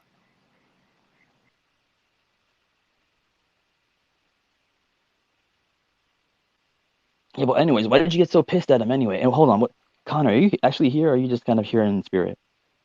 No, I'm here. I'm trying to look through my block list to figure out if I can find him. Oh no, Connor. I said Connor. Connor's probably Oh, busy. Connor. Yeah, he's quiet. No, I'm here. You on the level? What? Oh no, I just got up. I just got done brushing my teeth. He's here with us. Love you, Connor. Good to have you here, brother. Fuck yeah. Love you too, Benno. They're arguing because what happened was this bloke coming in, he challenged fucking Jono and Pathfinder. He goes, "Oh, you guys claim to be in the military or you're ex-military. What's your fucking badge number, pretty much?" And these two blokes just basically said, "Fuck off, mate." Like, you know, I'll tell you, like, you know, they didn't want to even. He was trying to, and kind of, he spoke about doxing, and then he spoke about that. It was just weird, and he said, "Oh, you know, you should fucking give it to me straight away." Blah blah blah. And then they've just basically Pathfinder and Jono set him straight and said, "Nah, mate, like, you know, we don't fucking roll like that, buddy. You Yeah, might do well, that not for a only couple of that, but years now, then but he accused us of stolen valor on top of that. It's like, I don't understand where you're answering my questions. Like, you're interrogating us after being this ass this whole time, and I was trying to bring it back on track. And, you know, how many times did I have to mute that space to just shut him up and, you know, get back to where we were? And he just kept trolling for a good 45 minutes. I'm like, I'm giving you one more opportunity, or else you can leave. And I had to kick him out. oh, I've got these lights in my sky right now. Okay, I don't know if they're fucking. They're on the clouds. I'm going to take video, all right? So if it drops me out, I'm going to take the video now, and then I'm going to send it to you, okay? So it'll drop me just because I need to use audio and video, and I'm going to put it up in the nest, and you can tell me what you think it is. Might be Starlink, but yeah, I'd be interested to There's see it. spotlights on the clouds. I've got a bit of cloud cover. I've got to do it now before they. And there's 3 or 4 of them, but I can't see a beam coming up like a spotty to shine. You know, and I've seen him here before, so I'll take the video now and I'll chuck it up, and you'll know it's from now because you'll be able to hear yourselves in the background as I'm a listener, all right? So we're user talking.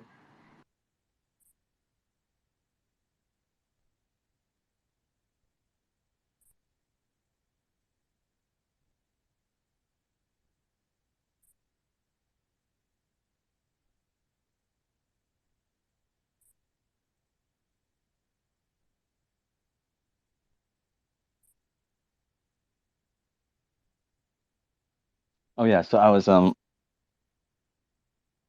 still trying to figure out this Dropbox thing. Like I don't. Fuck. I have like with like Dropbox, I have like I don't know, is it like a terabyte? But I mean, you can pay for the extra shit. They have different tiers.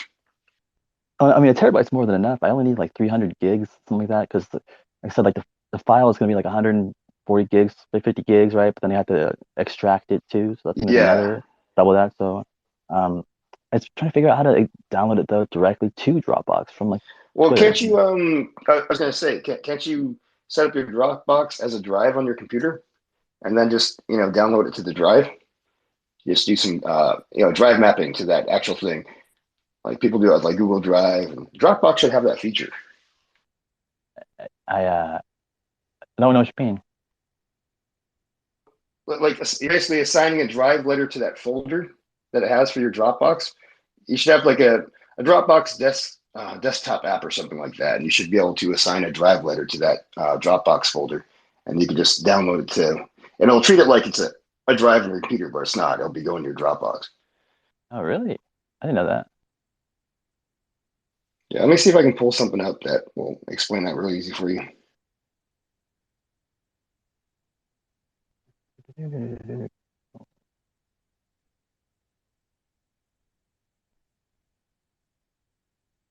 Yeah, I just God. Actually, there was some like in like my Twitter data.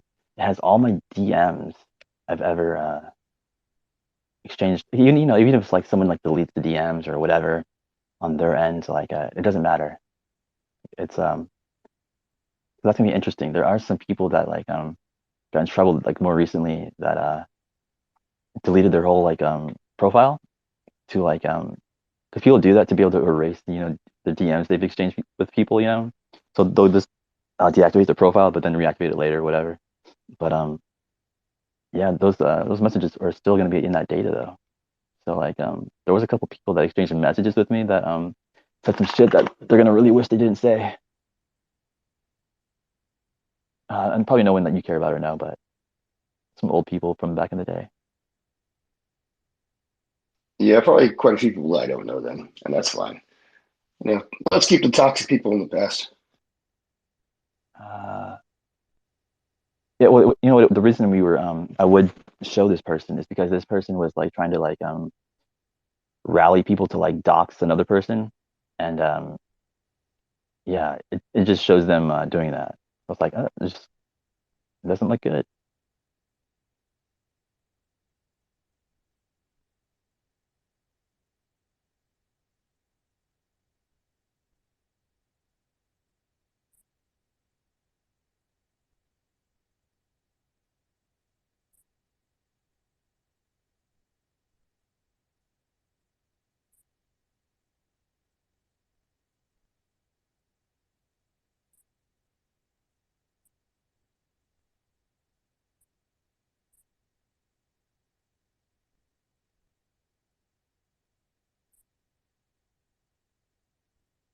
Sorry, I'm so distracted. My bad. Oh shit, Matt Monroe's here. Damn. Well, we lost Benno. That's why he got quiet, probably. Jesus. Damn, I haven't really been hosting like the past month hardly at all. You know, I was checking out my analytics because someone was saying that like all I do is post about them, and I was like, really? So I went on my analytics to see like how much I post, and this month I haven't even made one post. So it's kind of a weird thing to say. Yeah, what's going on? Logan, are you going like full like loose cannon? Like, I mean, I ain't got nothing to hide. I'm drunk in your spaces, so like, like, I don't know who you were talking about, but if you got some like, if you got anything like, that, I mean, it's all gonna come out one day, anyways, right? It's all like everything, anybody, dude. It's all going to, the truth is going to come out at some point. So all you can do is be honest at some point and say, yeah, this is what this is. And I try to do that, but I'm a fucking drunk and nobody fucking gives a fuck about me, right?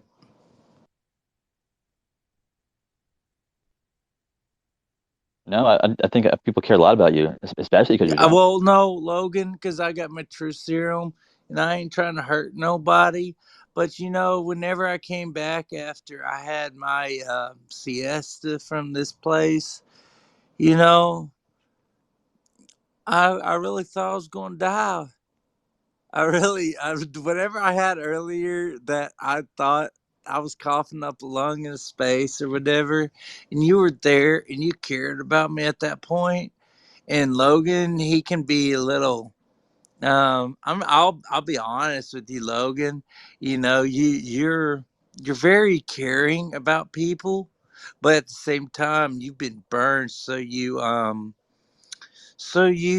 still um carry an ace up your sleeve, and but you know who I do believe you are a good person at heart, and if you seek out Dr. Drew all the time, you're you're still seeking. You're trying to be a good person, but you learn from the way this Twitter spaces, these Twitter world, and the social media, it creates some bad vibes from a little incipient stage um transgression. Next thing you know, it engulfs the community. That's what memes are all about.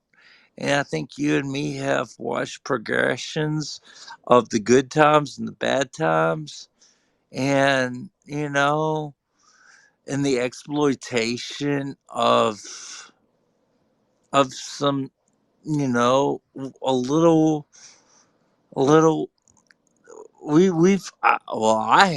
I've watched it bloom in different ways. And Logan, I remember when you held your first Twitter space with Dodie. I think that was your first. Well, that was the first Twitter space I remember you having. And Hold on, pump your brakes there real quick. Just rewind. Uh, that definitely was not my first Twitter space. well, that Not was even the first close. one I had seen you host. That's definitely not true either, because we had definitely hung out a lot in spaces before that. So you must be drunk. Well, I thought those were Uh, all Sam spaces. yeah, well, there were a lot of those too, for sure. But yeah, no, we had hung out in MySpaces too. 'Cause, I mean, Sam only was doing like what, like a little one here and there, maybe, like you didn't do them all the time. So like, but I mean, I was always in spaces like all the time, so that's kind of why I started doing them. But anyway, rewind to the part where you were saying that like I was really hoping you would say like I'm some kind of bastard or something, but you No, said I was you're like really not. caring. I know, but you said I'm caring, but I have like I've been burned, so I got like an ace up my sleeve. Oh, Well, why do you think I have? you do, dude. You have How do you 400 know? recordings of Twitter Spaces. Like, you probably have one of the best catalogs of knowledge of people talking about the subject. Because didn't you say I've had 400 Twitter Spaces cataloged, right? You are Oh, more than that. you're a knowledge asset, brother. You are you've done something good. You and Astral, y'all. I will say y'all have y'all f- y'all. f- I don't even know how to put into words. I could, but I'm You know always what? Don't you shouldn't really associate Astral with me. I don't think he why. would appreciate that. I don't think he would like that very much. No, because I mean y'all do the same thing. Yeah, I don't think he would appreciate that either. Well, I'm We not really trying don't. to like appreciate. I'm just recognizing what y'all have done this past year, and y'all both. I mean, I've known all of y'all. I mean, I remember a lot of this stuff, and I give appreciation for where it's due, and y'all have done good. Y'all have done something that no one else did for that length of time, and I'm acknowledging, I'm giving you some kudos. I don't care what other people think. I'm giving you my true assessment, sir. Yeah, I appreciate that, man. It's very few, like, and far between that. Like, I'll get like a uh um um I don't know the right phrase for it, but maybe I'll remember it later. Because I remember I heard who was it? Was it Astral who said it, or I think it might have been Old Vet. If you were in Astral space yesterday, I think you might have heard I this. wasn't. Something about no, okay. They're like they're talking about like um I don't even want to get in. It doesn't matter. Never mind. What's up, Lucius? What's up, Logan? So Matthew, I don't know. I can't. Well, I mean, if you're this slow of speech, which is all too familiar, um, I hope you guys work it out. I don't know. No, I mean I could talk faster. Lucius, like me and Logan have been going on since what 2022, mid 2022 and before. But yeah, Logan, I've known him probably before he got big in Twitter Spaces, and I got Twitter Spaces going with Sam before. Like I had my own club before Sam got big. He got big because of my spaces with Diana Pasolka and Dr. Nolan. So yeah, and Logan can verify that. Well, I'm just And saying. No. It was more contrary, because usually people who are as slow of speech are ready for bed. And oh, I it doesn't am. mean they're drunk. It doesn't mean it can I mean a lot am. of different things. So I've been a victim of that too. But yeah, so yeah, let's go into the narratives that facilitate the space. And it's good to see you, John. John has hosted for me a few times, and uh, freestyling with John O. I mean, I can bring that heat with the poetry, if that's the narrative, and we can talk about a bunch of other shit too that mostly Logan is into ufology and technology and all the other things. And we got big-breasted Essie in the house too. I don't know why you're putting your breasts on your profile. It's her essence. Hey Benno, were you able to upload that video? Okay. Yeah, I got a little bit of it. The cloud cover's not that great. I'll chuck it up. I might just DM it instead, or should I just chuck it in the pill? It's up to you. Either way, it works.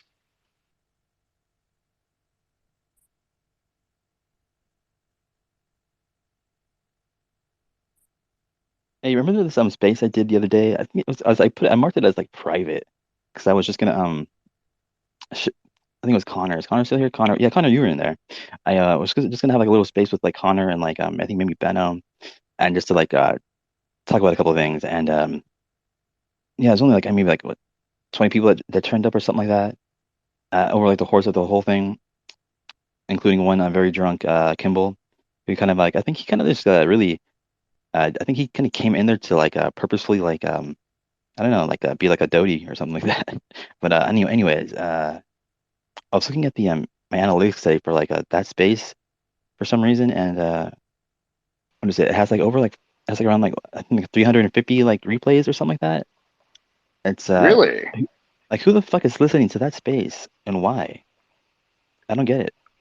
Yeah, I'm looking at the spacious dashboard right now because you had Angie and Matthew in that space. Yeah, I unfortunately Are you had to talking about the block Angie. last one we were in, where you said you were going to play something, and I waited forever? You mean the one from today? Yeah. I never said I was going to play something. I mean, I Well, had planned on it, but you had something queued up, like you were gonna like create an artificial intelligence of me, and I'm like, dude, I'm a chameleon. I'm always drunk and talking a different way, right? You either Well, talk drunk way or not drunk way. Hey, I'm not operating heavy machinery in Logan spaces when I'm drunk, Benno. So I think I'm not committing some bad sin or anything. 100. I don't care. I'll be back. I'm about to finish the movie The Dirt. It's about Motley Crue. yeah, it's a great movie. It was like it was a fun Dude, watch. it is fucking insane. Like, how, like, they were, doing cocaine and drinking. And then right as they touched the heroin is when fucking everyone started fucking, shit got real. Shit's It always does. yeah. Hey, check your DMs. I mean, if you read my DMs already, can you do that or no? Yeah, I'll do it. All right, sweet, bro. Alright, peace. I'll be back. Don't fucking end the space. I only have. Here, let me check how long I have. Anyways, I'm gonna be up all night, so don't trip. I For hope the I'm late not night up crew. all night. Otherwise, I'm going to I thought I was going in on "Don't Look Back in Anger" from Oasis in a mellow demon space, but here I am. So hopefully, whenever I lay down and close my eyes, I don't drift off to dream and cut me off, kick me down. But Logan, you're a good man. Hey, is Mellow Space is over? Oh yeah, like Mello passed out and into his space. So here I am.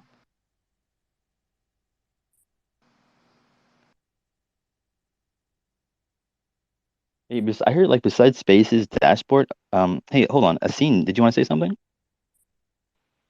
I woke up at 2 because I went to bed at 7, and I'm debating whether I should go back to sleep or not. So I joined a space. Are those bad boys real or what? They're whatever I want them to be. That's the spirit. They look AI. Anyway, welcome to the room.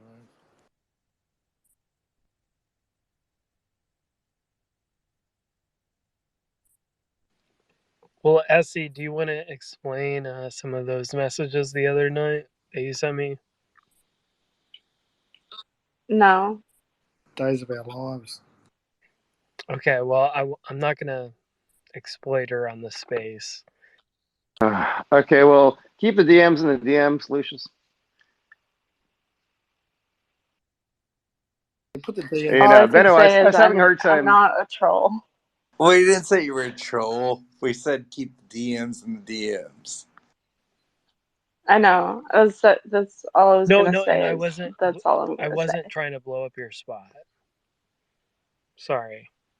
You can pick trolls, I think, from followers. How many followers you got? 781. So what are you trying to say with the boobs in the picture? Come on. I'm just saying, are the guns real or not? She ain't trolling. I'll just say that. Like if I put my dick in the picture. All right, that's too much. That's DM stuff there. No. Honestly, like if I protruded my private in All right, my Hang on, profile. that's It's different. That's not your okay. genitalia. Whoa. It's different. That's You can put different, your shirt. Hang on, wait. You can put a photo of you with your shirt off, and no one would say shit.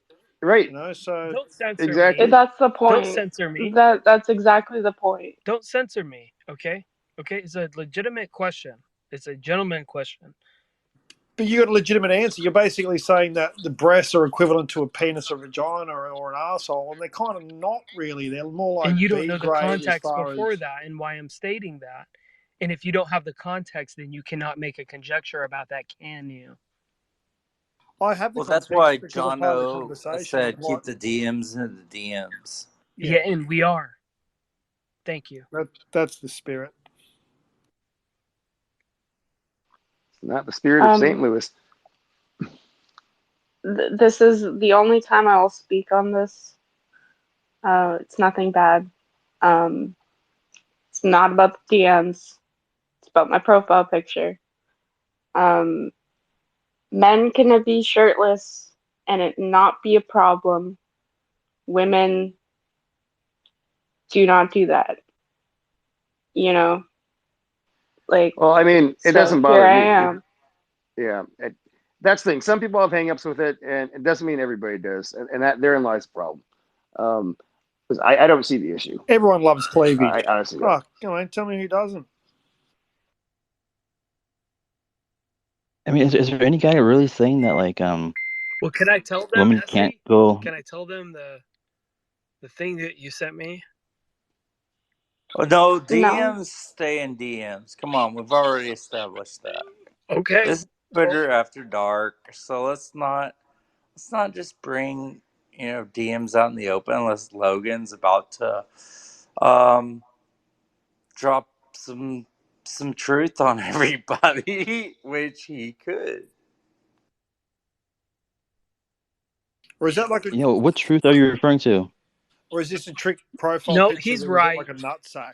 He's right. He's right. So I'm not gonna make an exhibition out of it, and I'll be quiet with it, and we can go into some more important narratives that are accordingly pertinent to us as human beings. So and have a productive diplomatic discourse. Thank you, Lucius. You're a gentleman and a pianist. Jono won't let us, or he's not co-host tonight. Last night he was co-host, and he used some section 5.0 something, a big number under the Intelligence Act. 5105.21. Yeah, the SCI to administrative fucking matters. stifle speech inside of space. So first I've heard of that. That was gold. Loved it. A signature move of yours, Jono. Yeah, I was on a good one. I really was. Hey, John, whenever I woke up today, I think I heard you and Pathfinder, like, chewing some dude out, like, because he asked you to, like, prove something, and he was being a POS, and, yeah, I was that's there. what I woke up to. I was there, and actually half drunk too. So yeah, that was hilarious. And John, I never heard John get so rage quit on a person ever in my life. John is so put together, and he just went off on this guy. It was a great time. I want to see more of Damn that it. from John. That is a lion. If I've ever fucking seen a lion before, it was John at that moment in time. The guy worked at Area 51. He's the best witness we probably could have ever got, and John fucked him off. Joking, John. I think he was a troll.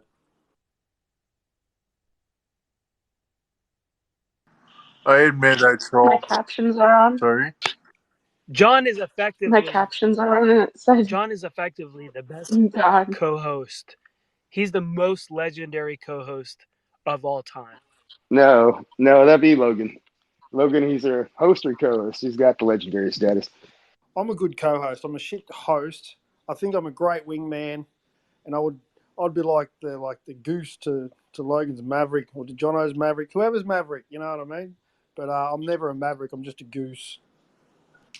I admit I Always do. be the I'm always. goose, never the maverick. It's funny. I know what you're doing, Benno. You're throwing out the shade on that Air Force guy from the last space. I love using the I'm Top Gun always reference. pro-hostile. Is that you? I recognize that voice.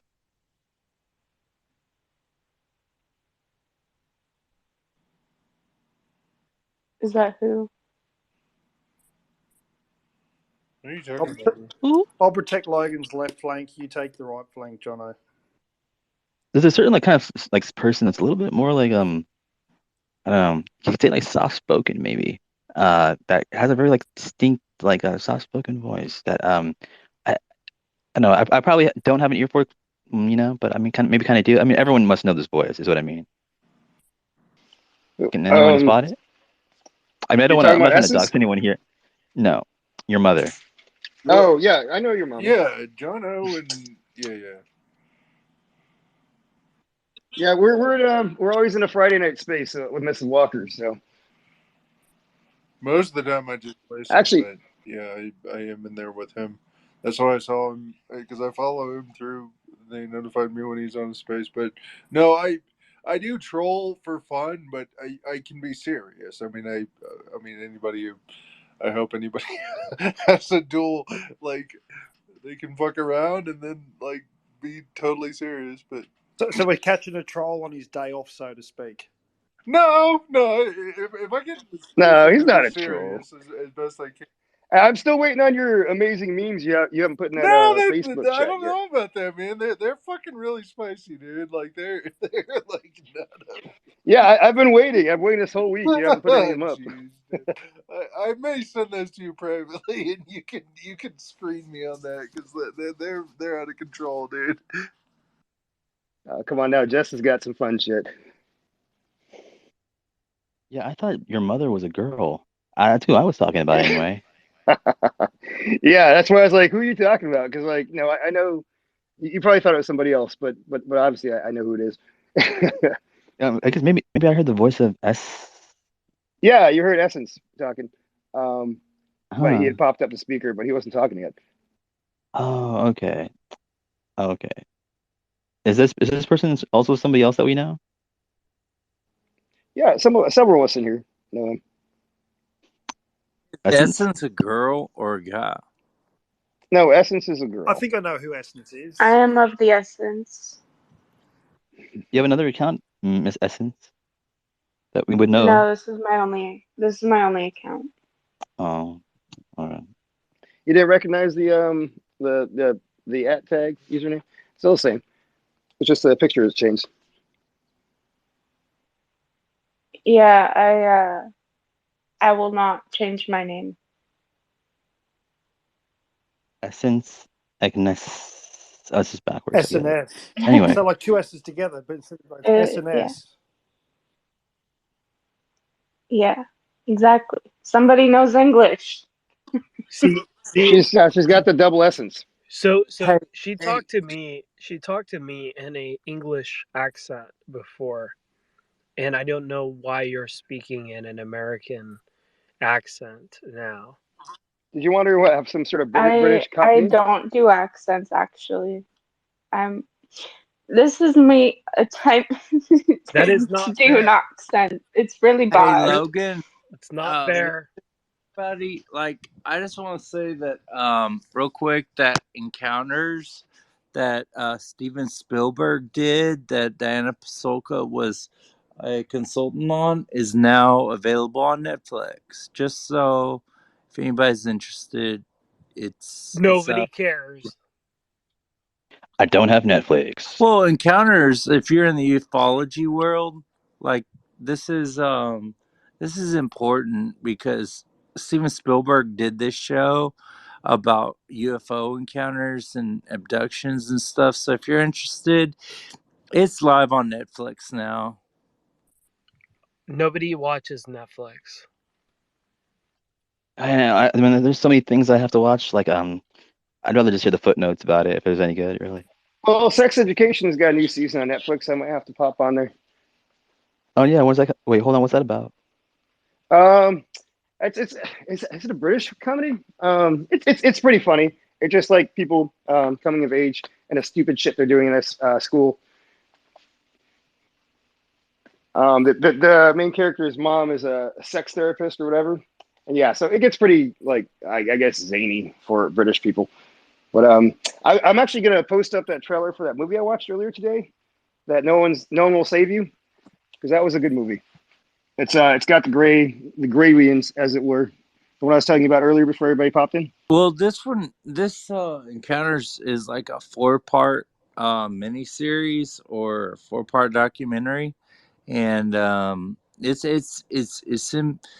going to be talked about. Just so y'all know, I know most people don't care about UFOs, but yeah, this is a big one, and I'm going to go watch. So, Logan, Jono, y'all have a good night. I'll talk to Lucius. Keep playing that piano, and Essence. Keep doing what you're doing. I don't know what you're doing, but just keep doing it right. All right, Benno. Talk to y'all later.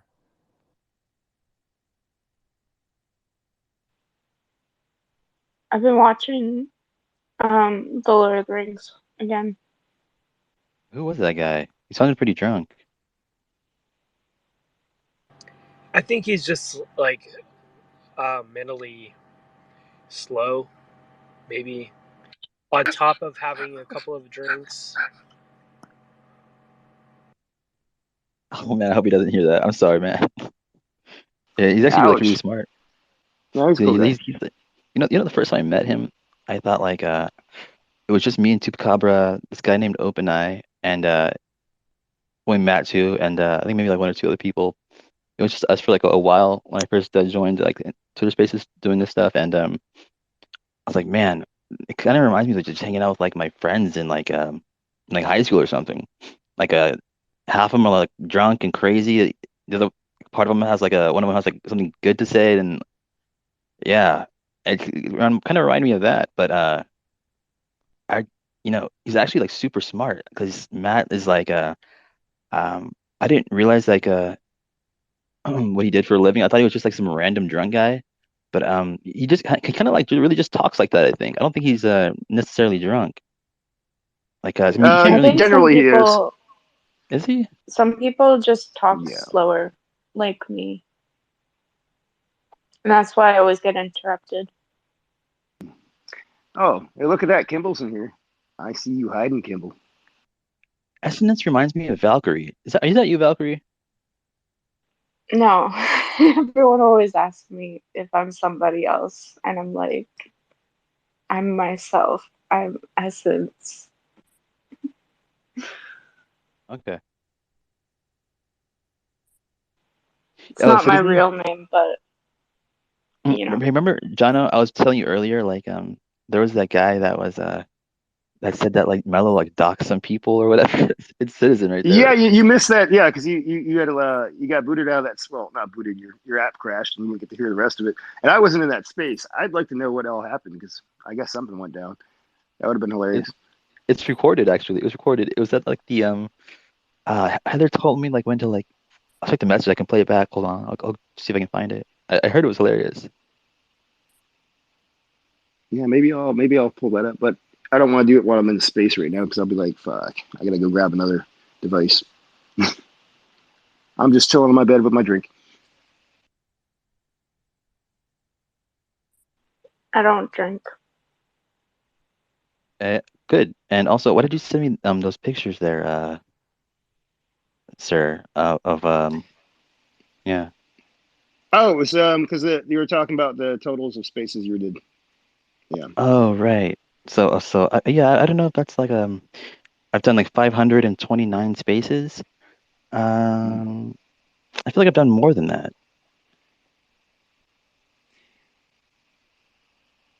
But maybe not.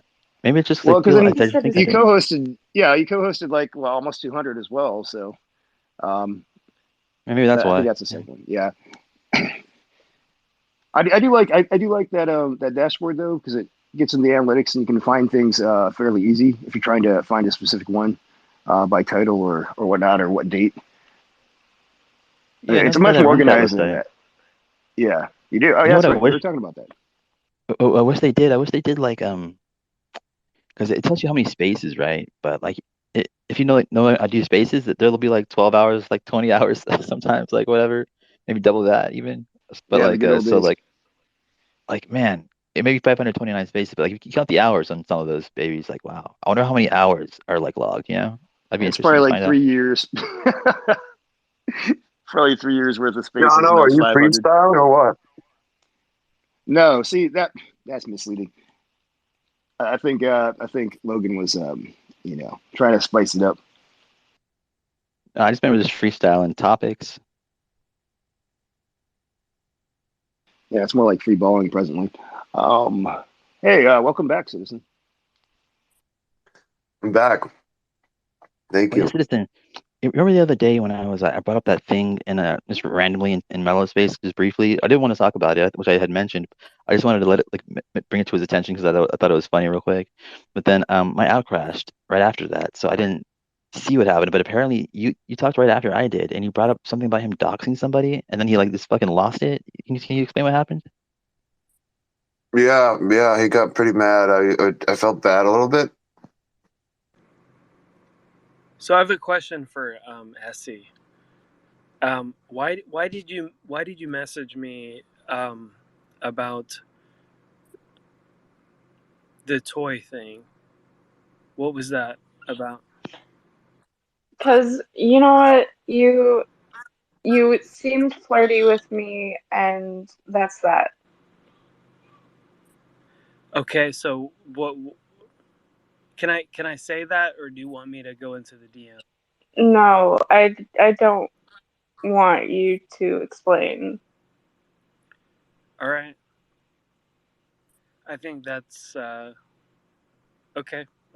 Now only citizens knows this context because I've told them my secret.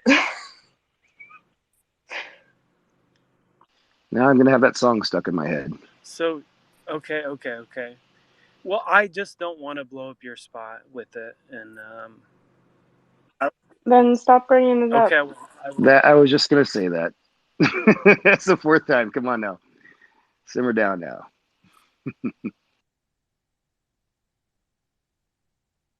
Well, it's For flattering. anyone who needs to know, I purchased a toy that can be controlled anywhere in the world because you know what? I was in a long distance relationship and it didn't work out and I've never used it. So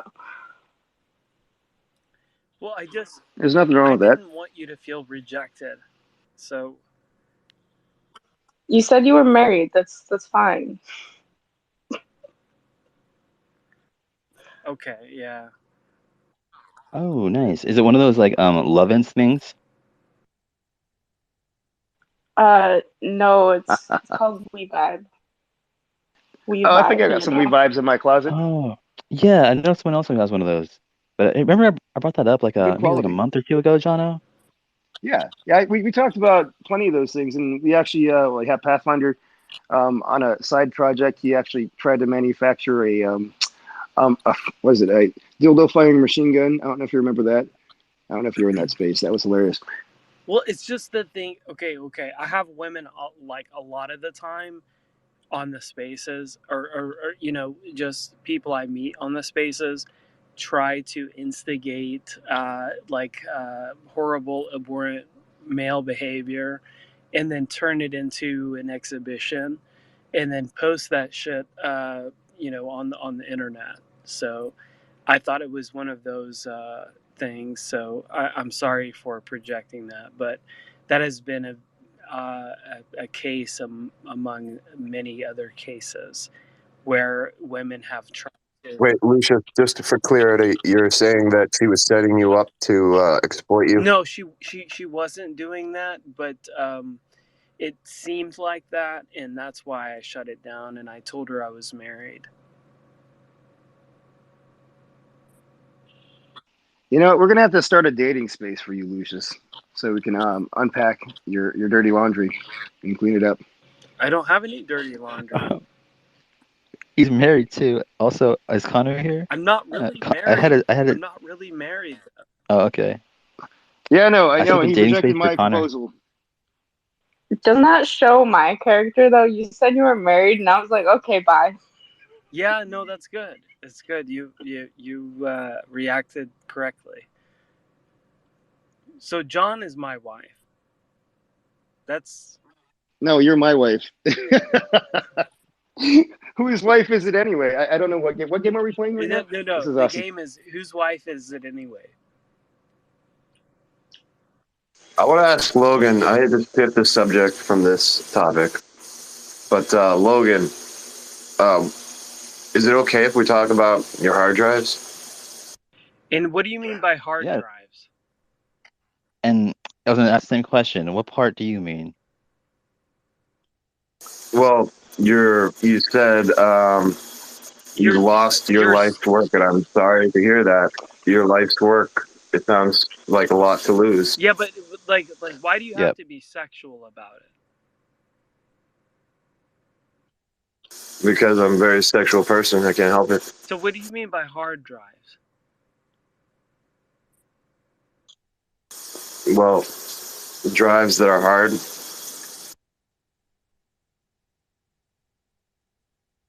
So, yeah, what did you want to talk about that for? Well, we don't have to. I mean, I'm curious what kind of, I don't know, what kind of this discussion you had on it, or comments about it or whatever. Oh, like what was on there? Like what your life's work? Like what were you doing?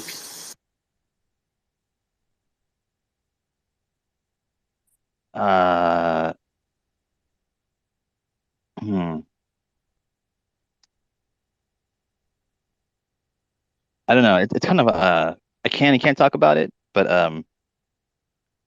Well, yeah, you're artistic. You've got, you know, I mean that could be your musical stuff. It could be your computer work. It could be all, you know, anything, any product, anything he's worked on and put together. That's all resident on that those hard drives. Yeah, I mean, like every picture I've ever taken or ever been in are on those hard drives. Like every I don't know, it's just picture like your entire history on the internet. It's all on there. And picture all the work you've ever put together that was like in my case like musical songs or like lyrics or anything of a creative nature is stored on there. You know, like pictures or whatever, anything you can think of that's like of a creative nature over time. You know, it ended up on there, right? A lot of like legal stuff. You know, a lot of like family ancestry stuff. You know, it's like really a ton of stuff like that's just not stuff that can be replaced ever. You know, which is why they're I should have had more than one, I guess. I just thought that like I'd be like real careful with them, and like I didn't expect like a crazy person to like steal them just for the pettiness of it. Like I really didn't see this shit coming. So uh, yeah, that's just my it's everything. You know, it's everything of everything. That's all. Essie, if you could just check your DMs too.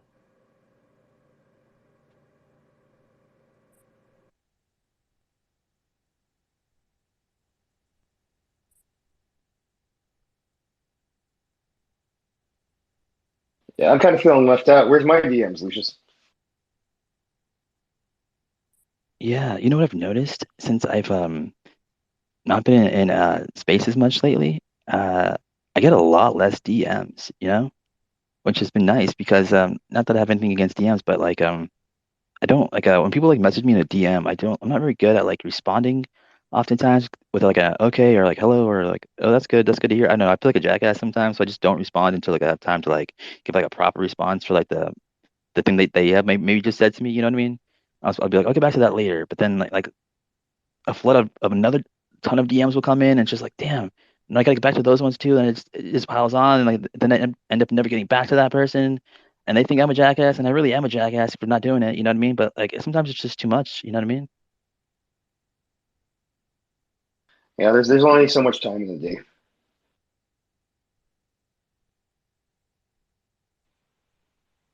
I don't get many DMs, but I suck at keeping up with them too.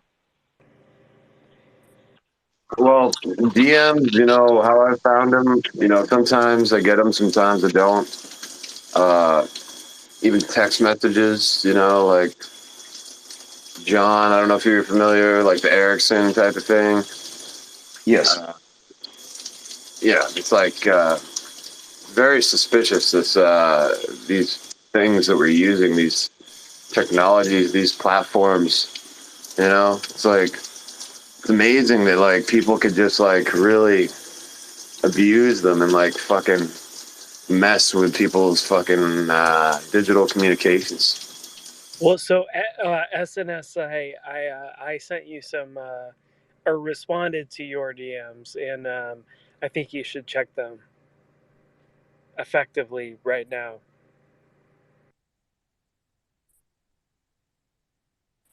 I did send a message back. If that doesn't explain anything, I'm sorry.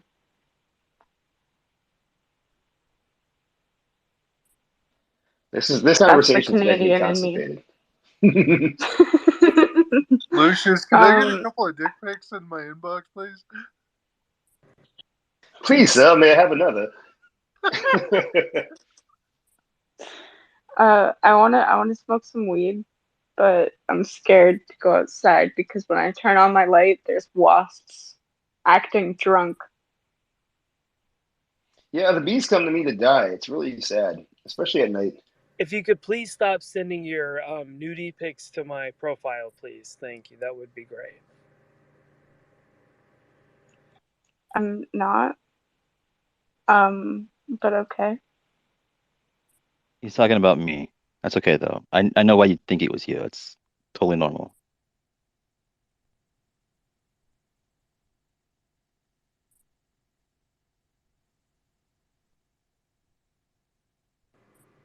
You are a tyrannical, matriarchal figure. You're a Jezebel. Hell bent on your. I don't know what you're trying to solve here. I'm trying to solve for X. Like I don't know what this side conversation that's going on here. I don't know either. I think you're looking for a meaning in something there is none. And is all I'm trying to say.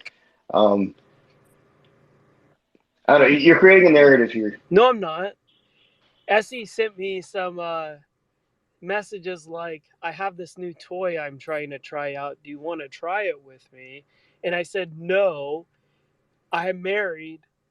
And, I thought we unpacked that but now she's too cool to go into that same thing. So, yeah. I mean, that's a statement about you, isn't it? Means I'm not in the mood. Obviously. Oh. Well, thank you for that. Hey, I'm not a simp in the slightest, but can you stop fucking picking on this girl, dude? Like, I don't know what the hell's going on, Dude, but like, fuck this is getting you. obnoxious. I'm not picking on anybody. I will fuck myself later. Yeah, I'm not picking on any person. So I don't know where you're coming at. I know, me but with it's that. obnoxious to get, dude. It's obnoxious. Like, let her be her and Oh, whatever you she want to says to you jump and all on that board shit. with some beta male narrative like I'm being some kind of creep? No, it's just dumb. It's like you beat it over the head like several times, and like it was getting to the point where it was obnoxious, and that's what I was how is addressing. that? I don't care what you kept on bringing it up over and over And and I can over, if I want to. and then, well, I mean, okay, So whatever, dude. why make a exhibition out of the matter when you don't have all the details? I don't need all the details. It's obnoxious to keep beating it over the head like it's a big deal. Like And she did do what she you did. find Now she's not yourself like interested. a nightly armament for the female? No, it's just, dude. I mean, she gave you indication that you're not she's not interested, and now you're bitter because she's not interested or something. I don't know what the When it deal was is, but her like who you gotta was stop, dude. interested in me in the first place?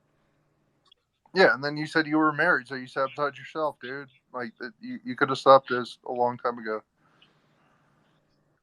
All right. Well, I hate to change the subject again, but I just want to ask Logan. Logan, have you ever heard of the right to be forgotten? No, tell me more. Well, I just learned about it. It's apparently this this more or less software that's built in to the internet and the Internet of Things wiki, and it's very interesting. It's like essentially people have the ability and the right to just have their entire identity forgotten. I lied. I have heard about this. I just wanted to see you explain it. Oh, what do you know about it? Uh, Really not much more than that. I forgot who it was. It was a long time ago that I heard this, but uh, they basically said something like around the same thing that you were just saying. I guess they're just talking about it like a little bit, but I never looked into it, or maybe I did, but I don't remember really much about it. Is it a thing now, or did they create it? But I know Yeah, it's there's a like thing. services out there that'll erase you from the internet. Like, I mean, I do it all the time. Like, I was just doing it earlier actually. Uh, it'll like search like the web for like traces of your name and say like this data broker has your information here and here on this website, on this website, on this website, blah blah blah, and it'll scour like all those people and just go erase all of your details from all those places for you. It's not that what you're talking about, but it's similar, just a different thing. Yeah, I sometimes wonder if people could just, have the opportunity, if they could choose to just be forgotten about, in their life, in society. Would you do it? Like just remove any digital trace of you and just go off and start anew, or just fucking like never use the internet again? Well, I mean, I don't know. I've never like actually like I never like use my real name like on any like website I go to, so it's not like I wants to erase some like anonymous person. I don't know.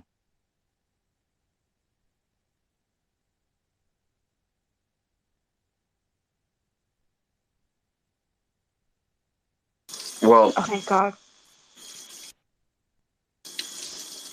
it's apparently like, maybe unbeknownst to you, like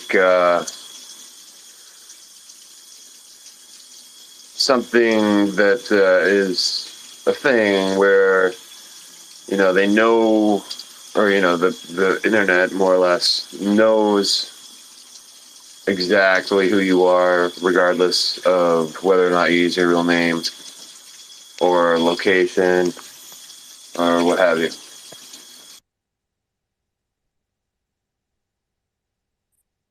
You said like unbeknownst to you, the internet knows like what again?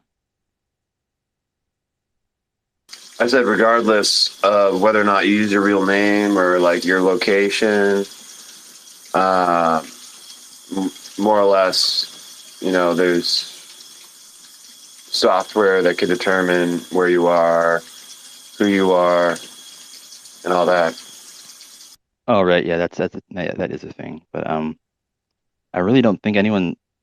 God, I really gotta stop saying that because I feel like, um, yeah. Why 'Cause do you I always assume matter? that like, Why do those people matter? They really don't unless they're doing something wrong. So you can be as free as you want to be unless you're trying to incite some weird like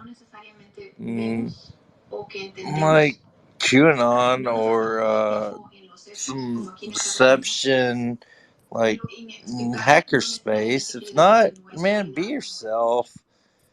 Because nobody cares about this stuff. It's already been shown. I'm watching these people on this show and nobody cared about them.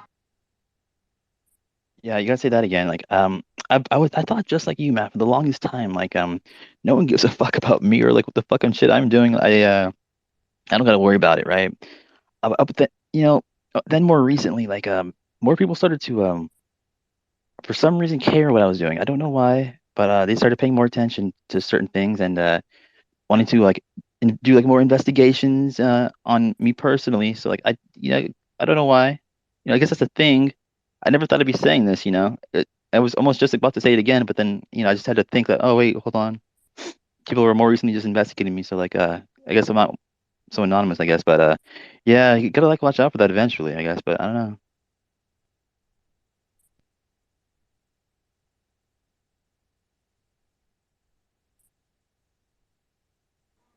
If you're going down, man, go down in flames. Just be honest and say, this is the truth as I know it.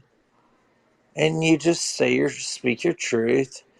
The Twitter worlds go up in arms, and then they'll go back to basic because it happens all the time. So it's nothing. It's like pretty much initiation into the Twitter world at some point, right? What's speaking your truth and like going down in flames? Pretty much. Oh, damn. Hold on. Hey, Jono, I found it. I found the exact what I was talking about where like Oh, good. I bring up that thing and like I haven't heard it yet, but I'm dying to hear it. I hope he doesn't mind. I haven't I'm at like the like a minute or two from I could have found the exact spot. Hold on.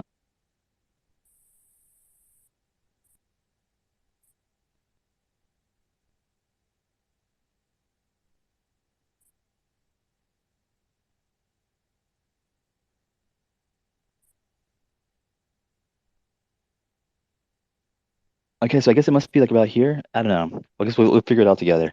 But it must be around here. Because I remember he was talking about this one night before I started speaking. Hold on, let's see.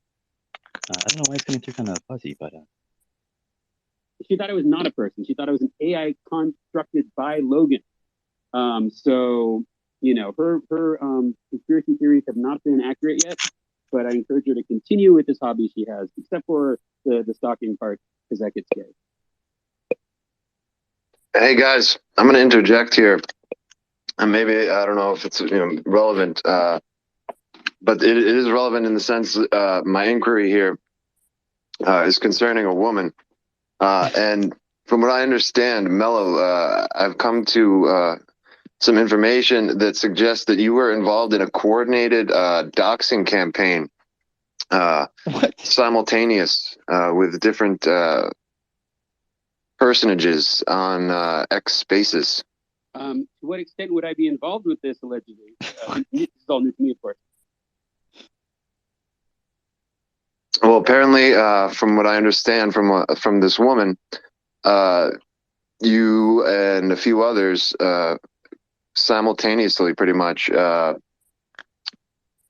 doxed this woman. I don't know. This is an allegation, and I was wondering if there was any truth to it, but maybe not. Maybe not. Oh my god. Absolutely not. I have never done that to anyone, nor would I do that. So, it's just more super fans, just with nothing better to do than listen to our fantastic content and dream about how they might someday pretend to be involved with the magic. But no, obviously not true. I love you all. However, I did just step out of the shower to bring us back to Bowie. We can talk about some of the allegations on another point in time. Yeah, that's all. Yeah. Just in general, let's not bring up people related to drama. Here to help Logan from a respectful distance. There's been, like what just sort of tying up this package and putting it away and going back to the better constructive stuff that we do. It's a very bad thing. These people who kind of nip at our heels. We only do constructive stuff in terms of ideas and vibing with each other, and yet this app especially is filled with some very deeply troubled people. That's fine. I'm happy to be friendly with them, but to have them distract us like this, I'm just going to make this clear, okay? Because I'm a little busy right now. I don't have time to do a lot of DMs. For anyone who's hosting now and will be hosting in the future, we're not bringing up anyone drama related, okay? I have nothing to do with this stuff. I try to support my friends when I can, but there's been some wild allegations, none of them proven, about certain people, and I'm not going to cancel anyone. I don't cancel people, especially when there's not a fucking shed of shred, what's the word? Element, no modicum, no bit of truth yet for these horrific allegations. Not about me, but then I hear Citizen making, or having the audacity of, but do it, bring it to me privately next time if someone's going to spread some bullshit. It's definitively not true, and it's not provable because it's not true. And so let them continue to just be pathetic and fucking psychotic on their own time. Moving on.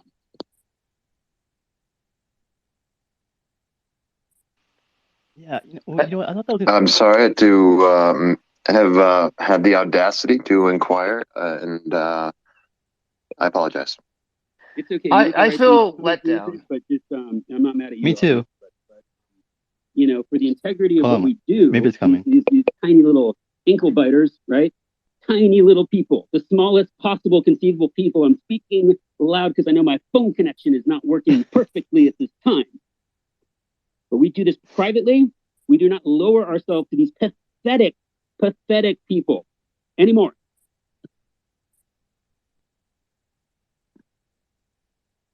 Was that it? And on with the show. I really. I mean, if you Yeah. ever I get a song suggestion. It's from that same album. that sounds like it must have been it, but Damn, I was hoping for so much more. I was thinking like, Jerry Springer or something, Maury Povich. No, it keeps going. It keeps going. does it? Okay. I was gonna say, like, you can go like a lot crazier than that. Hold, okay, see. Album we were just playing. Play Space Oddity. Yes, this is from the same album. We discussed it. Al, if you're dried off or you're probably in the shower. If anyone wants to provide some personal insights into this song, I'll load it up.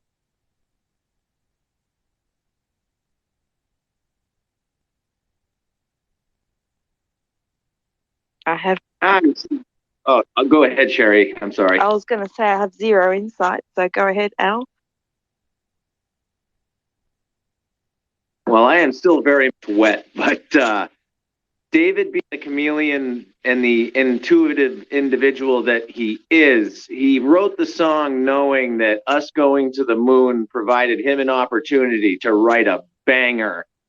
He absolutely did. I mean, even if you listen to demo versions of Space Oddity, they're fucking amazing. And I have always loved that song. I actually thought it was the Beatles because he has a couple inflections in his voice during the track that it absolutely sounds like John Lennon. And they later on became great friends.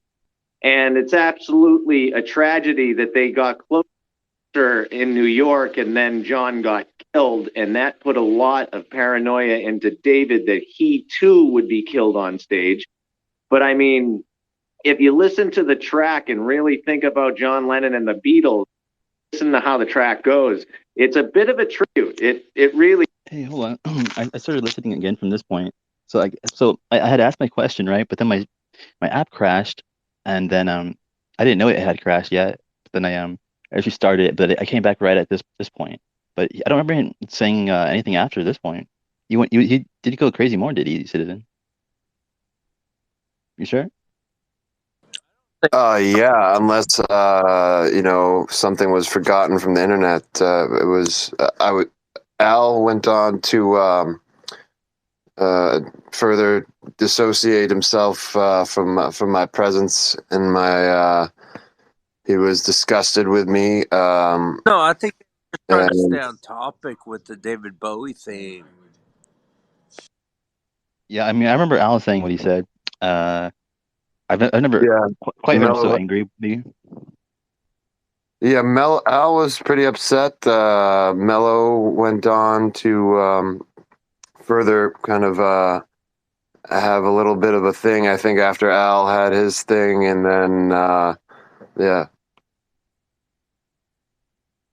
Yeah, I mean, oh my God, they're having some classic Mellow moments where he just snapped out of nowhere. Not allowed in his space anymore because all you do is promote drama. It's hilarious.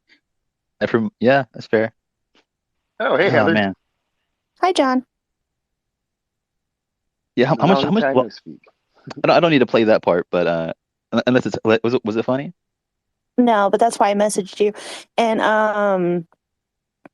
also, I thought it was quite fitting replaying Mello talking about mentally unwell people within this community. I don't know if any of you followed TJ, but TJ's timeline was so interesting when I woke up. Basically, this person that Miss Morpho has been claiming has been following them around on Twitter and harassing them is actually the victim.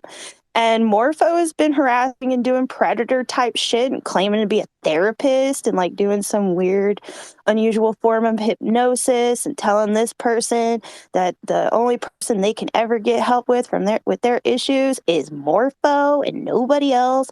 So I just, we don't vet anybody who comes into these spaces. We just be fucking talking to anybody. And I think we should stop doing that. And when people with verifiable proof come out, How would you vet somebody though? when people with verifiable proof come out and show us that these are not the people that they have told us that they are, and we should consider that. Hey, And in Logan's case, show Hang me on. proof. Hello, Heather. Hello, Heather. I Hi, got a new Beto. bong. Just want to celebrate that. And who pretended to be a psychologist and hypnotizing people and Little shit? Miss Morpho. Oh, really? Holy fuck! Like Yeah, really go hypnotizing? to TJ's timeline, bro. You'll see all sorts of Copy. screenshots, all sorts of messages, I'll check everything. it out.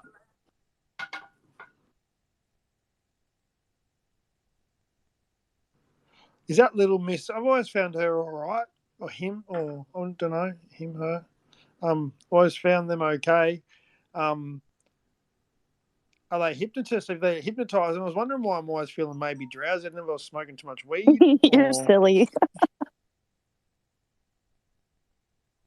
Oh, that's crazy because remember that one space that my ex-partner like ended up deleting or whatever that like was fucking like one of the greatest spaces I felt like ever or whatever. Uh, During that space, Miss Morpho was talking about how like who was it? But some person had just been like banned from the community because they were like um I guess like you were just saying like predators on they were like using like the hypnosis for evil or something like that, and so they're being banned. So it's funny to hear you say that Miss Morpho is doing that. I wonder if the person she was talking about is actually her. Actually, someone did come into the room. That reminds me, someone did come into a space, and I didn't know who it was. I wasn't paying that much attention. I often don't. But anyway, but they challenged her or him or Little Miss, and you could hear in her voice that like she sounded like they knew who it was, and they were guilty of something or something had happened. I don't know. I don't know. I don't. Fucking my own life. well, To little shit Miss out and Morpho, keep up with this she shit. had a hater that was trolling her and following her around and posting certain things and harassing her. Oh, you mean this supposed patient of theirs that was being harassed by Oh, Morpho? someone that was following her around that Miss Morpho was having to defend herself with.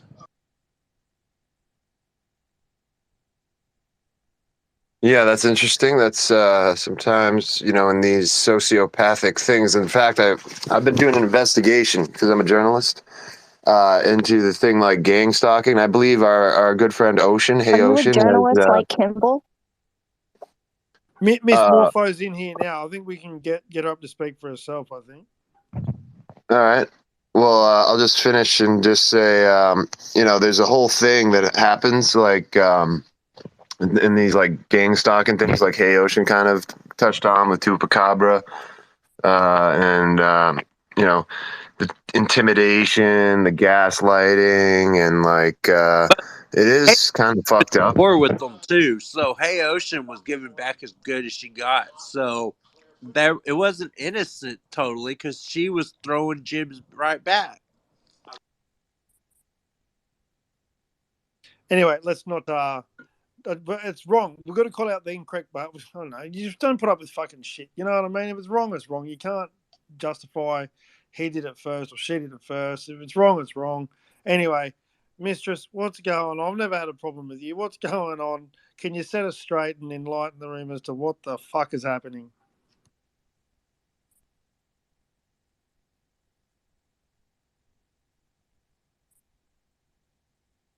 Fine. Well, we have a break here. Also have to give a Here's shout out. How you doing, Logan? yeah. Hey, Hey, I'm I here. am doing the damn thing, man. It's times like these, yeah. Well, times like these that we can, focus on inspiring ideas in music. I'm glad you're working through your challenges, buddy. Oh, did you want to have like a little that thing we were talking about? It'll be brief, but it doesn't, no drama or anything. I don't know. Well, it's a little off topic, but if it doesn't give me your honorable and good word there, that it's not going to delve into too much drama. Let's go, baby. No, it's just fascinating, bro. Like it's just fucking, it's just fascinating because like I think you could appreciate it too because it involves the woman, right? So I'm not gonna be that's the only name I'll use, right? Her, but like remember I was asking like I had some things go missing recently. I was like, damn it, where are they? The woman has it. She has my stuff. The woman has my stuff. What? That person Which does? woman? She's someone who kind of stalks both of us. She's a super fan. With bless her soul, she has a little confusion between the ears. But it's flattering. She finds me to be like 007. You know what's funny is that that's like literally all I said before like my app crashed was like what was that? So I wasn't trying to bring any drama into his space or anything. I was trying to let him know this like fascinating like fact what I just found out, which was like this person has my stuff. Isn't that crazy? Isn't that fucking hilarious or whatever? I wasn't trying to like derail the space. I didn't even have anything to talk about. So I mean, I'm sorry you felt like all twisted out about it, but I really think it really just came down to uses and accusing him of doxing, followed up by that. You probably wasn't too happy about that. I'm sure. Who were you talking about? He was doxing that same person? Yeah, it made no sense. I was in the listener section at the time, and I saw you disconnect. I figured your phone died or some shit like that.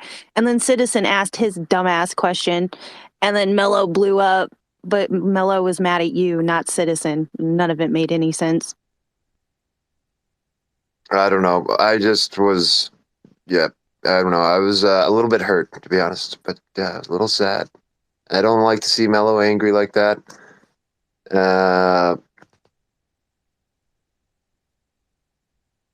You don't have to pick sides, though. If someone's got an issue between them, then it's their issue for them to solve. You know what I mean? Picking sides and that bullshit it is what it is. You just treat people how they treat you. It's pretty simple. You keep it simple.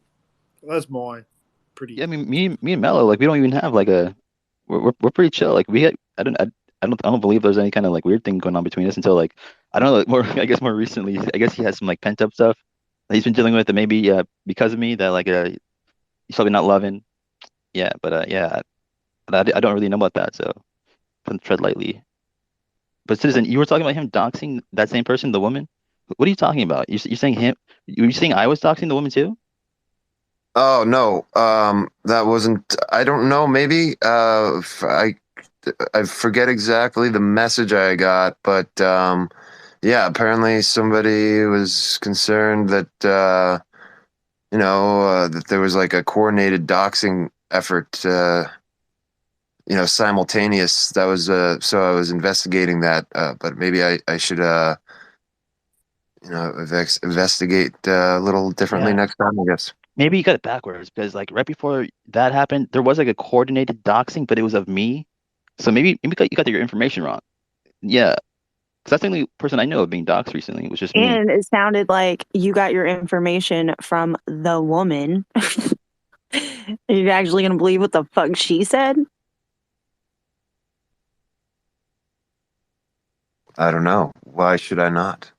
Because That's why she's I. the fucking one out here doxing people. Have you not read her timeline? She's got The bitch is psychopathic. I mean, but I've seen your own timeline and you share some weird ass off the wall shit too, so I wouldn't expect for you to be able to peep that. the woman. Okay. All right, Heather. What about your off the wall shit? You're a ufologist. I I think you am should not a be locked up. ufologist. I am a UFO enthusiast, and I've stated this before. Yeah, citizen. Also, like if I want to dox the woman, I could do that like at any moment. I have like a You are on par with Kimball as a journalist, that's for sure. but yeah, I had her information for like a long time now. I don't think she's even like trying to hide it because if anyone could find this information out there, like anyone could dox this woman. I think she knows that too. Like, who cares? Uh, and if you're talking about the woman, like, who's gonna dox her? Like, who's gonna dox her? Why? I mean, I can Well, I don't understand know. I why. don't know. I didn't know if it was like the woman you were talking about, actually. But I was just asking because it was a woman involved in kind of like these things, and so I'm doing an inquiry. And sometimes when you're a journalist, Heather, you document your journalistic activities because Why didn't you if you keep document them. your where you got your information from before you started questioning Mello? Well, I did. I do That's have some it. Kimball type journalism right there. On to the next. Okay. Thank you, Heather. I don't know why I've made you so upset, Heather, but I tend to be very nice Oh, to I'm you. just telling you how it is. It's not that I'm upset with you, bro. I'm still deep it. You're I'm just telling you how personally it is. attacking my credentials as a journalist. Because you keep bringing up the fact that you're a journalist, but it was like the most bullshit Kimball ass move I'd ever seen from a journalist. I'm laughing at the Kimball thing, man. It is pretty funny. I'm not laughing at you, citizen. Let's just get along. Come on, guys. Yeah, let's get along. We don't need to talk about who are like. I really don't even know like really what's. If it's not that person, then what the fuck are you even talking about? And why would you even bring it up? I don't get that part either. Anyway, Well, Mr. I don't know. It may have just been a synchronicity. Yeah, Miss Morpho. What's going on over there? Yeah. Is your mic working? Yeah, Kangaroo Court number 2 now in progress. Let's Mistress Morpho. You're up here. You've grabbed the mic to be judged by your peers. It would appear. But do you want to set us straight on what's going on with what Heather? Yeah, sure. Hold on. Flush that. Is that a toilet? Because it sounded like a toilet, but then it sounded like a jet engine. Yeah, What happened there? it was a toilet. Yeah, leave the bullshit behind. Give it to us straight. Yeah. Yeah. So. I can. Yeah. I can explain what's been going on with me. Like, I don't really want to involve anyone, but if people want to go, If you do not want to talk about it, mistress, you do not have to talk about it. No, I don't mind. Like, like, so, yeah, it's a long story. So, the stalker that I've been dealing with for almost a year at this point.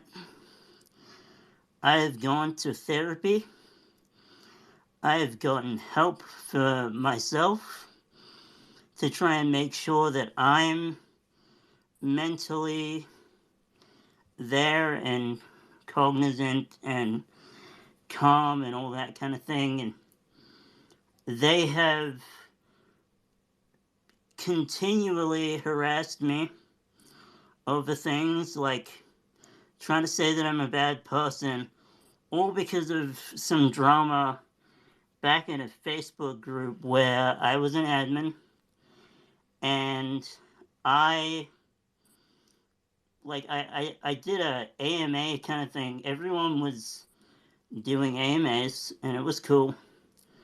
until this one person named Justine decided to, tear into me over not being, in her eyes, qualified to do the things that I do. Were you qualified? So she may. Well, the thing is, right? Like, Hang on, are you I hypnotizing us while you speak? Can you tell us that we're no, free no, of? Cool. no. Okay, sweet. I'm not hypnotizing you while I I speak. don't know. This person asked you to leave them alone multiple times, and you just kept sending essay upon essay, downgrading them, talking about how you're the only one qualified to help them. And if you're not qualified, then you shouldn't be telling people you're qualified, especially when it comes to Well, hypnosis and shit like that. Considering I've learned about hypnosis because my boyfriend's undergone it. If you're not qualified, don't do that shit. Well, that's the thing, right? Like, I have done this. No. No, I have done this for. And this person proves that you're the one harassing them. It's clear as day. No, I was defending myself and I was standing my And they ground. asked you to leave them alone multiple times, and you just kept barraging them with harassment. Yes, because let every Mistress finish. Hang on, because Mistress And is y'all actually being the party gaslit. involved. Of No, course, yeah. I'm But not hang on, going to be gaslit either. let us speak. Let us speak, and then you can respond. That's only fair. Yeah, like I've dealt with harassment and bullies my entire life. I've dealt with people who Oh my God wanted to do nothing but give me shit. And I'm used to dealing with people like this. I like in regards to the hypnosis thing, I have done it for a very long time. I was trained by some really good people, and I am self-taught as well. Like I did a lot of my own practice. The way it is in New Zealand. You're not certified to be offering anybody any therapy. Hold on. No. Hold on. No, I'm not one of these people you can brainwash. No. What? Hold on. No. Well, let me ask you, Mistress, were you licensed in hypnotherapy? Okay. Hang on, Mistress. Hang on. The real question is this, right? The real question is this. Did you tell the people you were licensed and you weren't? Because here's the difference. If you're not licensed and you tell the people who are coming to you you're not licensed, it's up to them. It's at their own fucking peril, right? We're all adults. If you go to someone and they say to you, I'm not licensed, but hey, I can do this, and people are willing to pay you or listen to you, that's up to them. But if you tell them that you were licensed and you weren't, that's where the deception lies, and that's where, I guess, if anything's morally incorrect or ethically wrong, that's where it may be, and I'll let you answer that question. Yeah, I appreciate that question, and I appreciate you being more like level-headed and. That's because he hasn't read the messages. Just give us the answer. Don't sweat it. We're fan bam here. Just be honest. Let's go. It's easier to tell the truth. I was always very transparent that I'm not qualified. I'm not certified as a hypnotherapist. But the reason for that is because what I do isn't classified as hypnotherapy. They are completely different communities. Hypnotherapy is so you're making up your own shit and fucking up with people, fucking people's minds up? Is that what you're doing? No, I'm not making my own stuff up. Like, were they under the impression that you were certified in hypnotherapy? Well, Morpho put them under the impression that regardless of them being certified or not, Morpho is the only person qualified who can help them. Did you project that image? Yes, I will admit that I did do that, but the only reason I said that is because, like, you should say you're you said at the same time they were asking you to leave them the fuck alone. Well, I was asking them to leave me alone, And every single Have you time I heard of the block blocked them, button? I mean, that goes to both yeah, parties. yeah. So like, here's the thing about the blocking, right?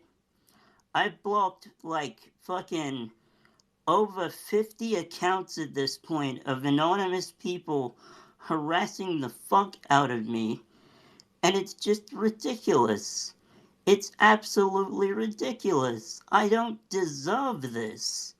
You know, like, It sounds like you contributed to some deception, and that's not really cool. well, okay. Yes, but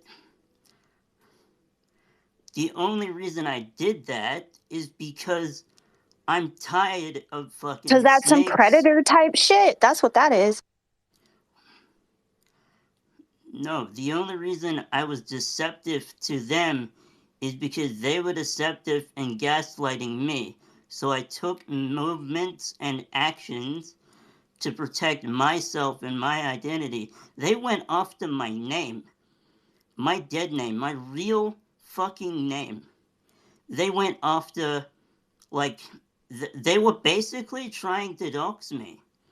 They were trying to go after everything Could they that I have been was, and they looking were for your? Oh, so threatening we're to turning Well, no, this block. no. around on Could them they have now. been looking for your qualifications since you um, gave um, that idea that Well, you like, had look, these the funny thing is, qualifications? right? The funny thing is, right? I gave them my qualifications of what I am qualified in, and still that wasn't enough for them. Like, I gave them the truth, and they didn't want it. You know, I told them that I have No, it. you gave them your truth. Wasn't it No, the no, truth? it's the truth. Your truth is that you're not qualified to be doing any sort of therapy at all, but yet you still are. Stop. There's too many fake ass therapists in this community. You're not what you say you are. Stop. No, I am what I say I No, am, and you're I not. stand. I am. I am what I say I am.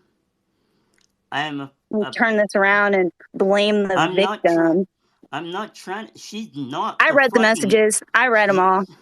She's Just not the because other people in victim. here haven't taken the time to read them, that's on them. But you're not pulling the wool over my eyes. Heather, stop. You like Who the you fuck are you to say. tell me to stop? No. Hey, No, no, no, no, no, No, no, the no, irony is. The I don't care. irony is. I'm saying Heather You've has told me you don't want to something. be brainwashed, yet you've brainwashed. Like, you've just proven to me that you've been brainwashed already Okay, all because you right, yeah. Why haven't don't you do listened to your my side. hypnosis on me and fix me then, since you're so Heather, go qualified? line by line. You know, Miss Mistress, we don't know what y'all are talking about. Could you go line by line from what you know that? No, I'm not reading all those messages. Really? There's a Yeah. I whole mean, do we shit want to ton of them. sit through? Go You to know, maybe. TJ's timeline and you'll find Hold on. everything. Oh, sorry. Don't you dismiss Sorry, me. just please go away. Are you talking? Please go away. Please go away. I need to this talk to is you our for a second. group. This is like we know everything about each other. We like stay up all night talking.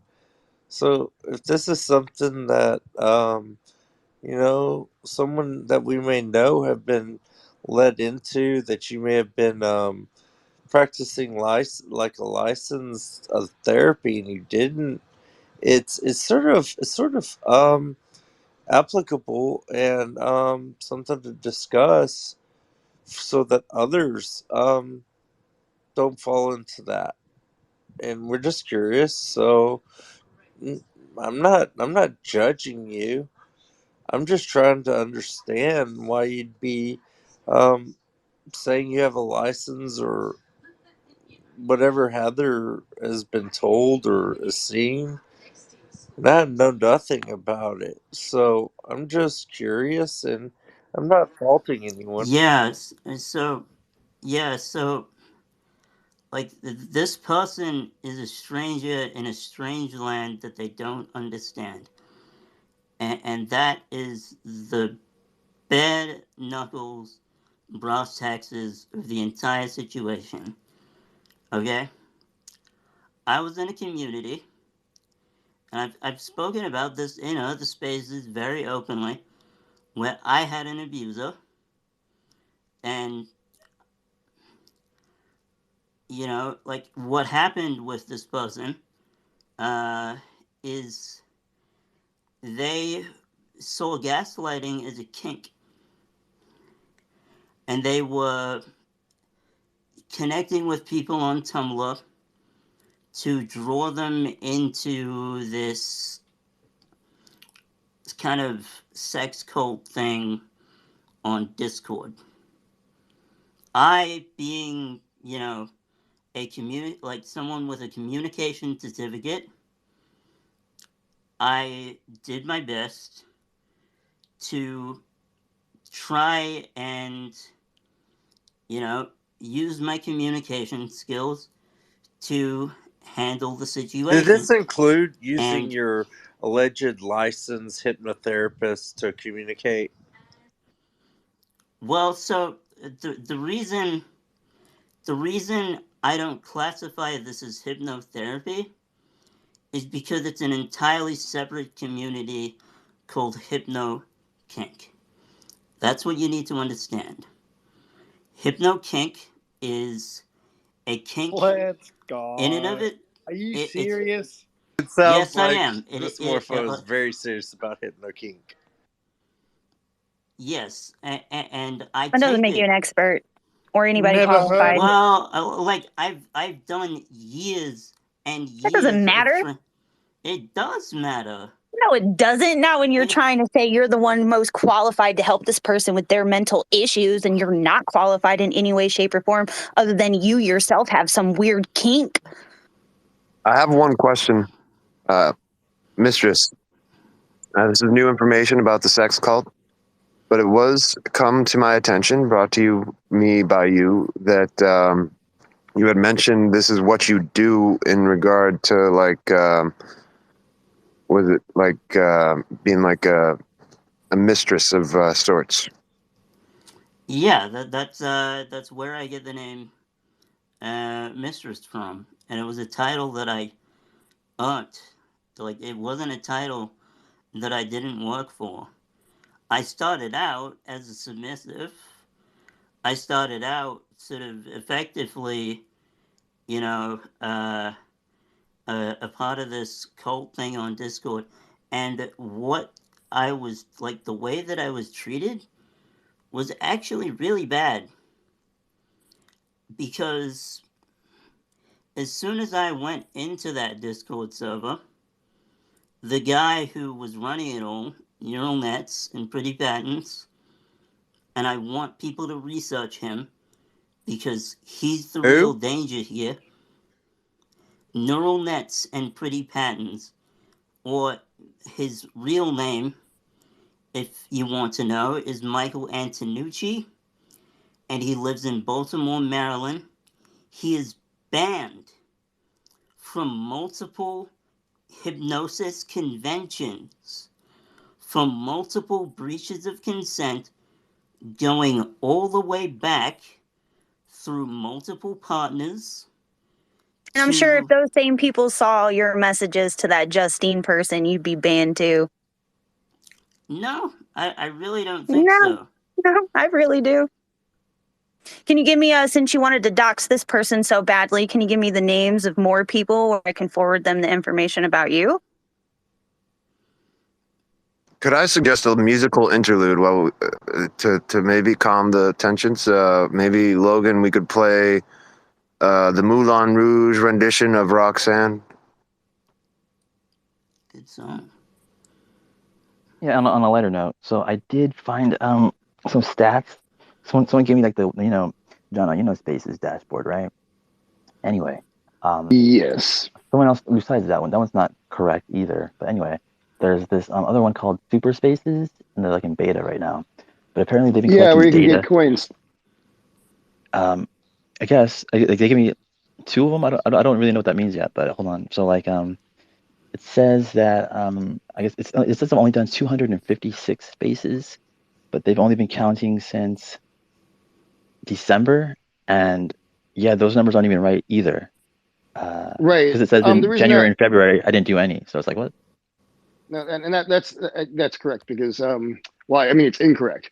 The Yeah. problem is too, the Twitter API changed recently. Obviously, it became X, and a lot of stuff got misrepresented when it comes to that. So I'm on Super Spaces as well, and I just think it's interesting. It's supposed to be the official version, but Spaces dashboard's a little more. It's been out a little longer. It's a little more fleshed out. But Super Spaces, could kick off because they are going to start doing the tokens, which would be awesome to drive some What is the monetary token value. thing? I don't know what the token thing is you're talking about. That's my something. I was looking at it for the first time now. I don't know what it is, but hold on. It says like my time in Spaces is 1,348 hours and 40 minutes since. That's only for those 250 that shows. That's since March. That's since March. I've been in that many. I guess that much time. So, dude, that's like, dude. Imagine if I've been in like since March. Like that's like what 5 months. That's only the past 5 months. Like if you were to add like last year to that, that'd be like triple, dude. At least. That's gnarly to think about. But yeah. Hey, Anyways, what are these coins? I'm just gonna say I'm gonna drop down and listen, but keep away Yeah. from all the half truths that people say that are far from the truth. Thank you. Well, I'm not saying Yes, yours was. exactly. As if nothing coming out of your mouth, Morpho, is a So half truth, I'm just right? No, I am. Yeah, okay. bound- Anyway, people believe more about Logan with less information than they do about you, and that's really pathetic. Yeah. Hold on a second. I keep trying to avoid. I really don't want. Somehow I don't want to be doing any talking about like any drama involved with me because that's it's annoying at this point. It's all I can. I'm dealing with my real life, so I just come here to avoid that if possible. So yeah, let's try to We should deep bring me dive into Hypno Kink. Hypno Kink. Like what goes on there? Like I've never known this shit, and I'm my Right, mouth's on. so- I'm just like, what? So can you just elaborate a little bit? What is Yeah, that? like I do a podcast called The Hypnosis Zone where I go into detail about this. I did an iceberg video where I started the basic stuff, things like hypnotherapy. This is a rabbit hole that goes far deeper than you think, and it gets very disturbing. Well, Like mistress, I you can using say. your fake qualifications for it. No, I'm not using any fake qualifications. Well, let me just God, say no. that it does go deep. Again, I've done a pretty comprehensive compilation of a report that's the first report on my website, the featured report about gang stalking again, targeted individuals. It's complete with a bunch of links, and some of them, one of which is Hey Ocean Space.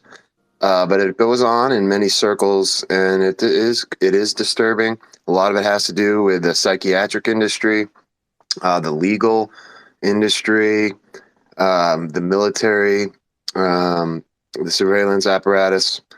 It's pretty intense. It goes very deep. It's a deep rabbit hole. Mistress is right. Well, yeah, it's not The just Misters ain't right about nothing. They're talking about some hypno kink is the deep rabbit hole, not all the other shit you said. Don't give them more than what the fuck they said.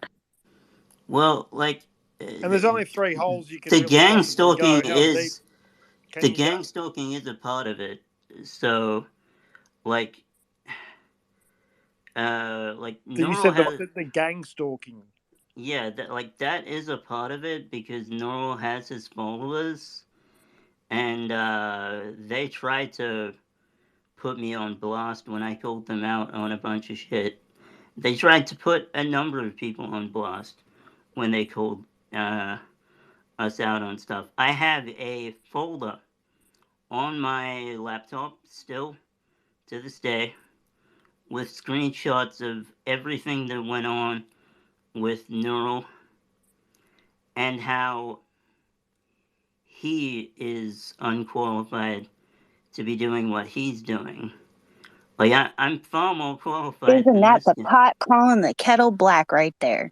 Not really. Hang on, you can't say you're far more qualified when neither of you are qualified. That's like Exactly. Hang on. Let me just ask. My question was, what the fuck is hypno kink? Like, what is it? Just in essence, just briefly, quickly. Okay, yeah, sure. So, hypno kink is a kink where people like to be hypnotized. They sometimes go as far as liking to be brainwashed, to be bimbos, to be all kinds of different things. Like it's usually just like, to put it lightly, phone sex with extra steps. You Can know, it be done like in spaces? Does it work? Is it proven? Is it? I mean, it can. It could could you be. technically do it here in our spaces if you wanted to? Just a simple question. Not saying you are or have, but can it be done? I could demonstrate my capabilities if it was necessary for me to do so. Yes. Oh, word Have it you ever like found that. it necessary to do so? On a couple of occasions, yes. The solution's So easy you here, have. guys. Heather, let her hypnotize you in front of us. Bro, shut the Prove the fuck up, Zim. qualifications. I'll Fuck certify. no. Get the fuck out I'll of here. certify. I'm not weak minded. You're not hypnotizing me. You clearly are. You fell for like Bro, half I've truths. seen the messages. It's got nothing to do with falling for shit. Okay, you got saw caught the the fuck out, messages, and and people in here are too scared to call you out on your bullshit because you're in a wheelchair. Like that has anything to do with Hey, anything. Zim. You're in a wheelchair? Zim, whoa, hold Zim, you be on, the guinea pig. Heather. I'll be the guinea pig. I haven't been in a wheelchair in Oh, who cares? years. It doesn't matter. You're I have a you walking have stick. you have physical disabilities, so therefore I'm not supposed to question your mental capabilities. Apparently, I mean, I Mistress, I'm agree a you guinea should pig right now. question I'll be anyone's a mental guinea pig. I'm not in capabilities. a wheelchair. Hey, Like that Heather, matters. None of that Heather, matters. I'll be a guinea pig. It Mistress, matters. demonstrate to me what Hypnotize you're Matt. going to Come on, do. guys. I'm being guinea pig. What are you going to try to do to me with your hypnosis? If like Heather, you got to understand too. I think it's from the other perspective. If people want to engage in that community and be subject to those, that's what they want, and she's providing that Not when that service. person, Then not when that's that person in the messages is asking repeatedly to be left alone, and then Morpho continues to harass and barrage them with messages. I only harassed and barraged them because they provoked me and wouldn't leave me alone. Oh yeah, asking you to leave them alone is provoking. They made defamatory statements about me, and they deserve punishment Asking to for be that. left alone is provoking you. Okay. I ought to be left alone too, and they made an entire fucking But you're the one with about me. 5 or 6 messages between them asking you to be left alone. You're the one blowing their phone up. Yeah, because I will you defend misrepresented myself. yourself, mistress. Because and that's not a very good thing to do, Especially not when it comes to mental health. Not at all. We got more than enough fake ass therapists floating around this community. We do not need another one, no matter what supposed field you're in. I've never pretended to be a therapist. I try not to step on the toes of therapy at all. I mean, so. Can you tell us some stories about the Hypno Sex Club or whatever it is that's going on there? Like, yeah, I can.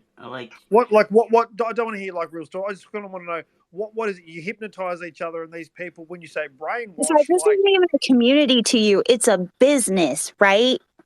It's a business. It's not even a community. You ever seen a UFO before? Are you even into UFOs, or is this just like another cash cow for you to try and cash in on? I don't really respect that line of questioning. Well, no, is it I don't care if you respect it or not. Have you gotten money for misrepresenting or doing hypno-kink? Just curious. So, for a while, I did earn money, but I didn't I didn't misrepresent hypno-kink whatsoever. I portrayed it as best as I could to people that were interested in learning about it, and I did it for a service for a time, but then I kind of stopped doing it because of personal cares, and like I didn't have the time for it. Like I wanted to do it, but I had other things going on in my life that took precedence over that. One of the biggest things that I've been dealing with that I have to take injections for now is that I have chronic spontaneous urticaria. So every now and then, like now and again, if I'm not careful, I break out in a hives rash. And it's not fun. And we don't know if it's stress, we don't know what it is. Like, it's spontaneous, so it's not necessarily an allergic reaction, but it can be very serious. And last year, when a lot of this began, I ended up taken to hospital because my foot was way bigger than it should have been, and like super swollen, like cellulitis and everything, really red. It was not fun. And, I was trying to deal with that, so my mental state was already kind of iffy. And then on the side, Why don't you just brainwash yourself into a better mental state then? Well, that is a good question. And a funny one.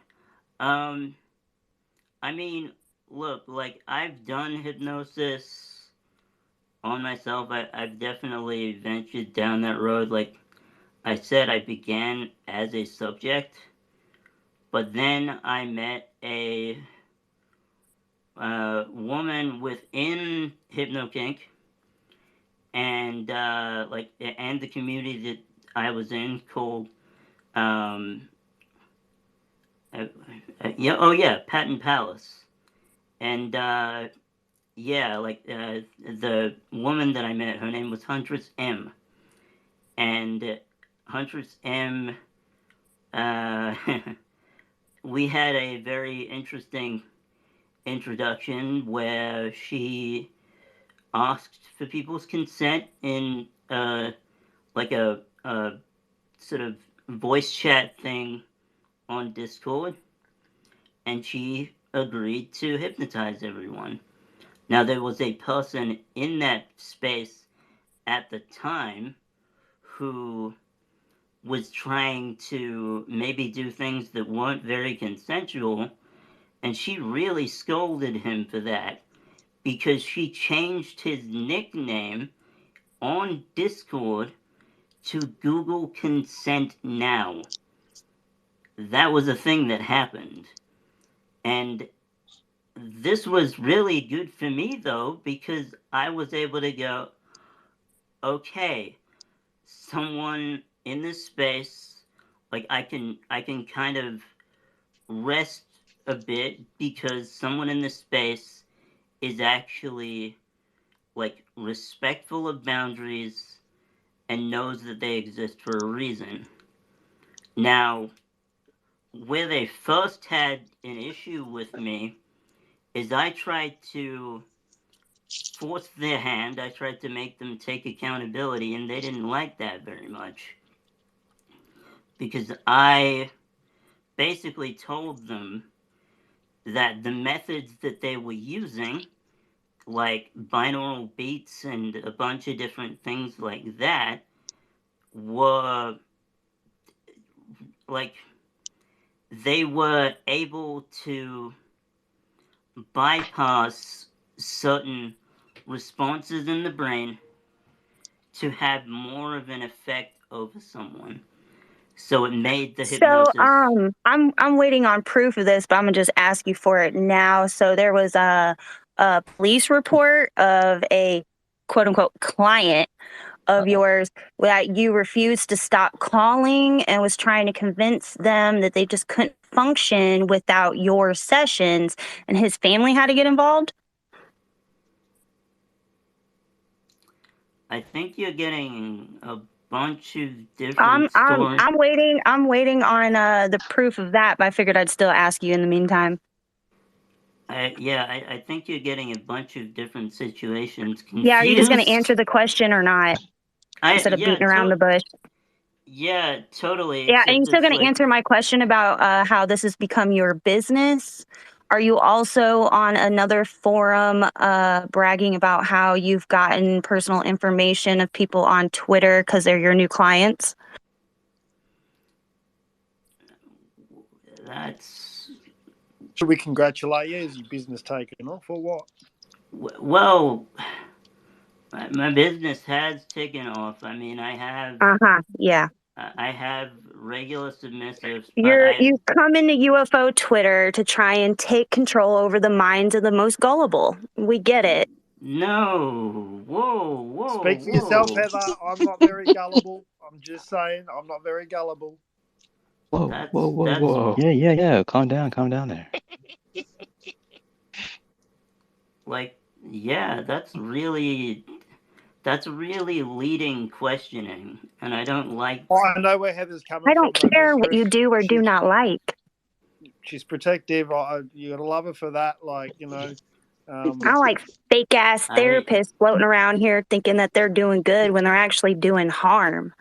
Well, that's the thing. And then you're going to try and use the fact that you're a co-host in different spaces to try and keep other people out of the space because they're calling you out on your bullshit. And you're not going anywhere, huh? You think you won't get ran out of this community like you got ran out of all the other communities because they eventually found out the piece of shit that you really are? Hang on, can we just hear both sides before we start? Yeah, we should be nice to people, I think, regardless. And it's about trying to understand and then offering an opportunity to that person. Thank you, Benno.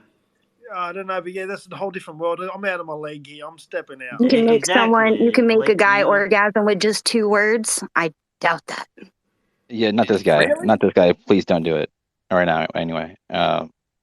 Let's hear people out. I'm all for hearing people out, even if it's all bullshit. I mean, we let Doty in here. Like, people complain to me, like, Doty's just a disinformation agent that, like, is just gonna be spreading more shit. But as an adult, right? Even if you know someone's gonna be spreading some shit, or you think they are anyway, isn't it worth hearing them out, right? Like, what are you, like, gonna be like brainwashed just by hearing something? Are you like that? You know, is that retarded? Like, I don't see the problem like letting someone talk. As like someone that's been like censored recently, I don't see the. Are you retarded? Yeah. I'm asking questions. Oh no, I'm not. I'm not saying about anything about you. I just mean like in general. Like, we don't gotta like do that, do we? Well, Heather, I'm getting there. Just this conversation. I'm losing IQ points as we speak, or as I don't speak. I'm kind of confused. Like, are we gonna kill this guy, or are we not gonna kill this person or lady? I'm sorry, sir. I don't know. Can I explain things? No. Yes. Yeah, I didn't really have like a mind to like have like a half an hour show trial here. Does anyone else care about this any longer? No, I'm really tired of hearing their voice. It's just lie after lie after lie anyway. No, I've always been honest. No, I don't care. You clearly do care. Like, that's the dumb I'm just letting everyone else know that you're not the person you claim you are and there's verifiable proof of it, right? But everyone else in this community, Logan, I know you don't want me to bring it up, but everyone else is so quick to throw you under the bus with less information, right? So I'm calling you out on your bullshit. Yeah, I'm gonna by the way, you out on yours. Okay, hold on. Before you respond. Oh yeah, and what bullshit is that? You're being incredibly leading and asking questions full. Just answer the fucking question and quit beating around the bush. No one cares if you were bullied when you.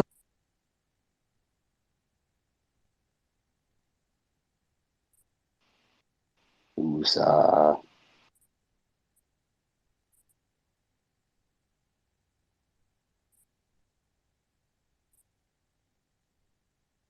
We want positive vibes. All right, let's get some positive vibes in here. I don't know how we do that. I don't have any bells to bang on or anything. But let's try to be nice to each other. Yes, I please. don't know how to solve this. I've got no answers here, but I am curious though that like if you are hypnotist qualified or not, that you know that through the power of suggestion or voice or whatnot that we could be susceptible to it. And like, can you No, elaborate like, a little bit on how that works, so, or what the goal is there, or what does it? so, Would we know okay. if Yeah, you've done it or and what is your not? purpose here? What is your purpose here on Twitter, Mistress? What is your goal here to accomplish? So originally I started out like on Twitter working with sex workers and things like that, like of that nature, and I was sort of just helping them and doing things with them, and that was at the same time as being in the cult that I was in. My intention, and I will always be honest about this, is to educate people on the manipulation tactics, things like NLP, things like binaural beats, Things like because what you're doing. no, things like, what was done to me so that they can protect themselves against it. Because it's an entire underworld on the internet that nobody knows about. And I just want to bring awareness to that. And I really, really hate the situation I'm in because What we cult? have a What cult were you in, or what are you in? What cult is it? well, it was a place called Pan Palace. It was sort of like a bimbotization cult. Like people were feminizing people, and everyone who was in there wanted it to happen to them. It was like their kink. But the thing to understand about hypno-kink and where it gets complicated is that it's both a kink and a kink that allows you to explore other kinks. Because what I can do, if one allows me to, is put them into a like hypnotic state, bring them into like sort of a dream space, if you will, and have a communication with them, a dialogue in a place inside their mind where they're able to experience these things without any effect on the real world. And I have Because you're done this. qualified to dig around in someone's mind, aren't you? I mean, I've done No, this. you are not. I've done this for years. That And doesn't matter. I have a natural, like, innate People, skill for it. slavery was legal for years. Doesn't make it right. That's conjecture. I don't give a fuck what it is. You're just a predator and you're out here proving the fact that you're over there in that community of a bunch of feeble-minded people taking advantage of them. It's not taking advantage of people. They want this.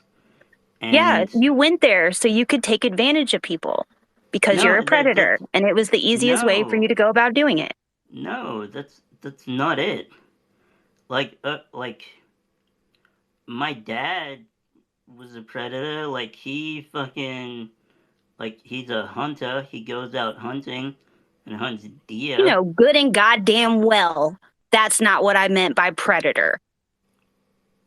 Same Fucking difference. dumbass. Yeah. Also, I don't think Mrs. Morpho. There's no way Mrs. Morpho could be a predator. A predator of who? Who are they preying on? The feeble-minded people into hypno kink and all the other little cutters on Tumblr. Oh, okay, those people. Never mind. Like, yeah, like I don't really have a predatory bone in my body, and I actually have a BDSM test thing that proves that. Like, I am as switchy as they come, and you know, I can be very dominant one minute and very submissive the next. It depends. Yeah, I noticed this, mistress, the other night when you were telling me about what you do. You exuded a sense of very intimidating character. I don't know if it was somebody brought it out, you had gotten mad or something, but it was very dominant type of personality. Yeah, thank you. And yeah, that happened because someone stepped out of line, and similar to what Huntress did with Google Consent Now, as I will refer to him. Well, his other name was Toymaker, and I also worked for him. Like, yeah, I do that mostly to demonstrate that, you know, I'm not someone to mess with. Like, I have trauma. I've been through stuff. And, you know, these So is everyone people, else. yes, but not everyone else has an autobiographical memory so advanced they have difficulty forgetting that stuff even when they try. That's what I have. Oh, so I'm And supposed to feel sorry for you? I don't want you to feel sorry for me. That's not what that's about. Anyway, I'm there's just a saying, Google document posted up top for everyone to take a gander at if they'd like to. yeah, the Google document full of conjecture by a person who doesn't know me. A person who is themselves admitted that they don't know me. Yet, oh, they don't know you, but yet there's logs and logs of you harassing them, but y'all don't know each other? That's exactly. You bring up a great Right, point. yeah, okay. I called that shit out too, and I was like, sure, whatever you say. Okay, Naomi. I literally brought up statistics, and I was like, sure. When people are harassed, they're usually harassed by people who know them. Like, it's always someone you know. Rarely ever is it someone you don't. So I was under the impression it was a bunch of different people. And I'm supposed to believe this person, you guys don't know one another during those clearly long conversations. Y'all don't know one another. Well, we've gotten to know each other, unfortunately. You know, are you just used to people just listening to what you say and never questioning you? No, like, I don't mind being questioned. What I don't like is conjecture, and what I don't like is being misunderstood. You're calling it conjecture because you just don't like what it's saying. I've got to read this. Hang on, let me read this. Shush for a moment. 1 sec. Let me read this. All right, quote. Online doesn't mean shit. I'm a hypnotist. I can put you into a pocket dimension where you are tortured by Cthulhu monster, where you believe days have gone by when it has only been minutes. What the fuck does that mean? Yeah, that's some evil ass shit right there, right? Right, and I was demonstrating that is an example of what Citizen was mentioning. Proving the predatorness of your mindset. Yep. No. You're gonna threaten somebody with locking them in their head so they're attacked by Cthulhu? Like, you're a fucking psychopath. Go away. I would never do that to someone. Go away. Are you trying to help these okay. people though, or? Well, that's the thing, right? I started out trying to help Justine. I realized that she obviously had some kind of trauma, so I tried giving her trauma helplines and sending her those, and you're not qualified.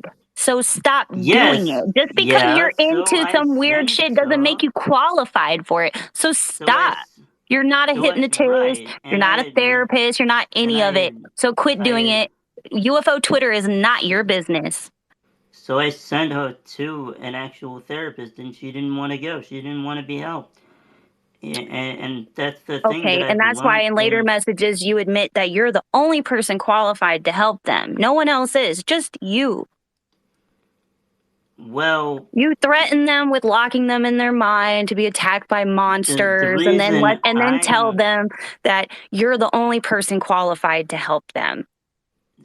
You've got a lot of faith in yourself, mistress. I love your confidence. But look, what I would suggest you do is actually go get a qualification per se. If you really care about helping people, hang on, let me finish. If you really care about helping people, go get the right qualifications. Between now and then, it wouldn't be wise to engage people in society who are vulnerable and try and offer mental health, especially if you're playing with their minds and they're already vulnerable. Like people, like I heard, right, they're cutters. So people who are like on the borderline of contemplating suicide, etc., etc.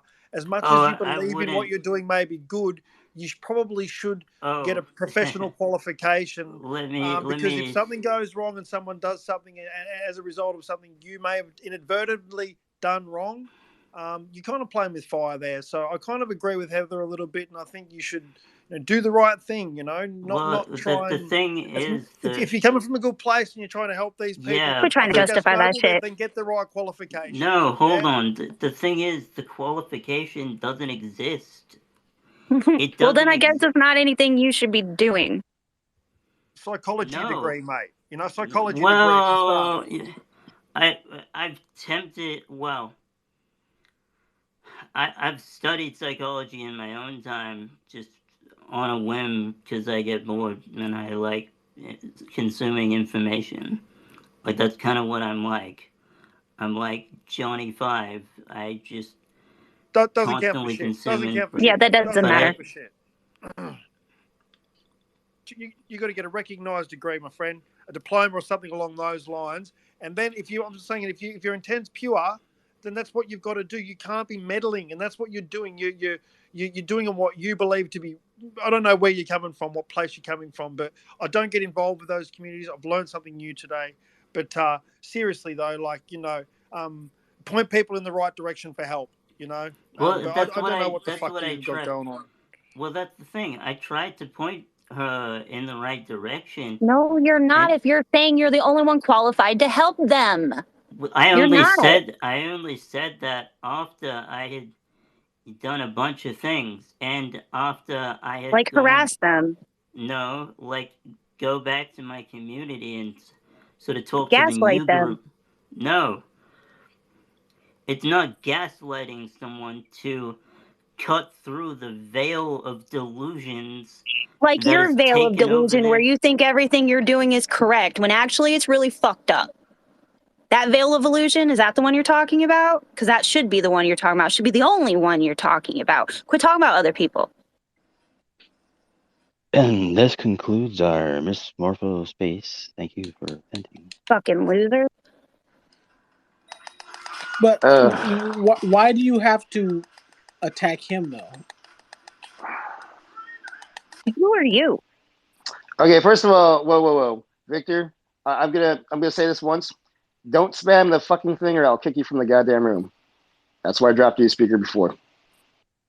Oh, is that Quantum? Are kinks bad?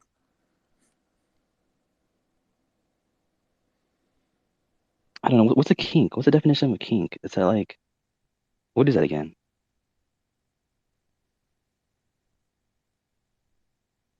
But no one can answer that question? Can a mental illness be a kink?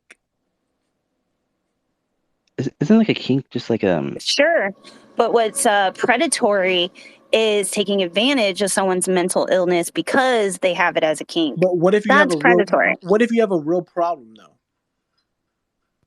They have a real problem. They should go get help, and not from some fake person that they meet on Tumblr. Where can people get just this help? I don't know. Why don't you go ask your AI Quantum? Go clack your video game.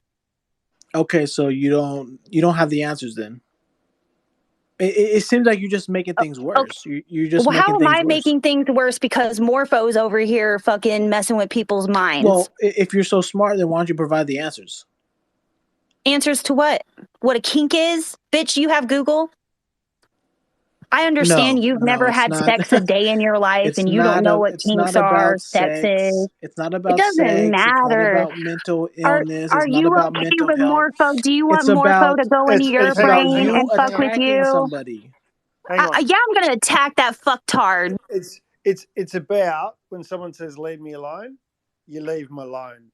That's what it's about, right? So when someone says, hey, stop contacting me, you stop contacting them. Yeah, I'm with you. I'm Quantum right wouldn't there. understand. I had to get rid of him. I think he needs a little timeout. Maybe. And to anything else, he probably needs that. He needs that. Yeah, I mean, someone just is Hey. like, give me some space, give them some space. Maybe just give them some air or whatever they want. You know. I got I an think it's idea. him We up. could He change the definitely needs some subject. fresh air. We could change the subject if you want, because the space, is no longer here. I recently, in my journalistic endeavors, Heather, you might be inclined to hear, I Citizen, are discovered, you like Kimball's AI or something? Why you keep talking like him? because I'm a journalist and I don't Because know I'm a about Kimball. journalist. Yes, Heather. I've recently discovered there was a report that came out that somebody had lost consciousness in a gay sex orgy with a bunch of Yeah, priests in dude, I Poland. saw that. Did you see that in Poland? Yeah, dude. And then that fucking priest barricaded himself in his house and refused to let paramedics come in and give medical attention to that person, all because he was scared of his reputation being ruined. Wow. I mean, like, I can't help but notice, like, a little bit of a consistency of thread, connecting this previous discussion to, something that may be going on in, circles of power and trust, Oh, yeah. You're talking about the fact that he was like a priest and in a position of power and abused that position of power and the trust people had in him? Yes, that is what I'm talking about. Yeah, I saw that story. It's gross. So like the priest was the one like leading this like gay orgy? Apparently, it was at his bunch of home. priests. It was a bunch of priests, actually. It was a gay sex orgy with priests. What the in Poland. What goes on in this world? Yeah, and apparently drugs were involved, and one of the people in attendance to this orgy OD'd or something like that, and paramedics were called. But then the priest who was putting on this orgy, he barricaded himself in his home and refused to let paramedics come in to render aid to this person, right? Which is fucking disgusting.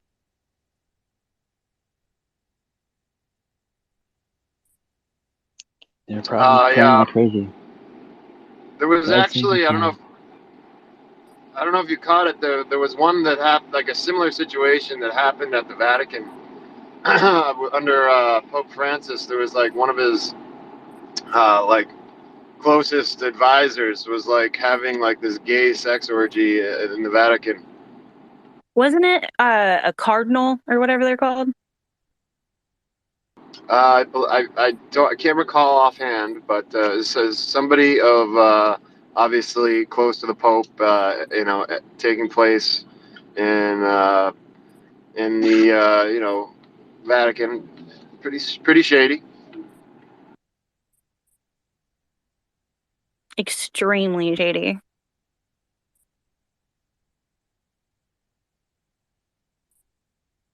I think for what Benno said, when somebody says, leave him alone or whatever, there's definitely a merit to that. But like, we should be careful to be mindful of the sorts of manipulations that go on in certain circles, obviously, where people will literally, very much isolate people and, to try to contain such scandals from kind of getting out. And that's something to be careful of, and intervening on people's behalf. So you should be careful to make sure people are all right. and you never know if somebody's gotten sucked into a very shitty situation from, these kinds of. It's kind of like brownstoning manipulation, where lots of people get sucked into like a circle of hell, you might say. It's nice to be somebody that could maybe help bring them out. But if somebody directly tells you, they need some time, that's probably something you should respect, I think. Man, I just feel like there's music to my ears right now.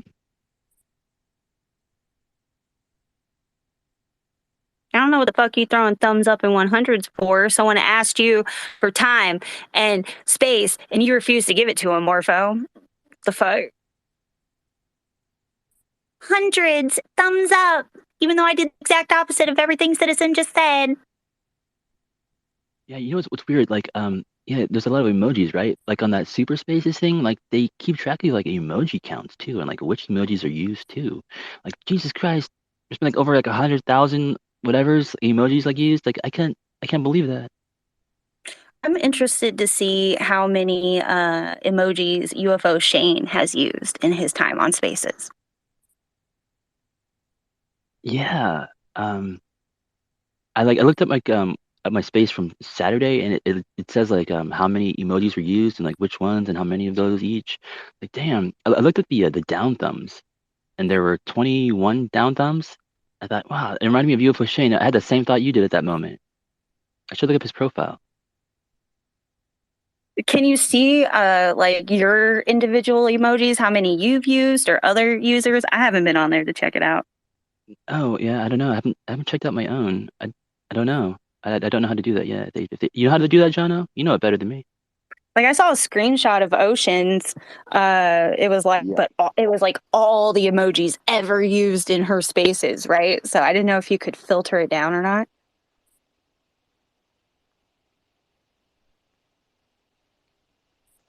I'm gonna have to go into there and find out because I haven't looked at my emoji count. Jono, what do you think your most used emoji is? I would probably say it'd be the laughing one, followed by down thumb. Mine too. Mine too. Yeah, the only one I I ever use is like sometimes down thumb.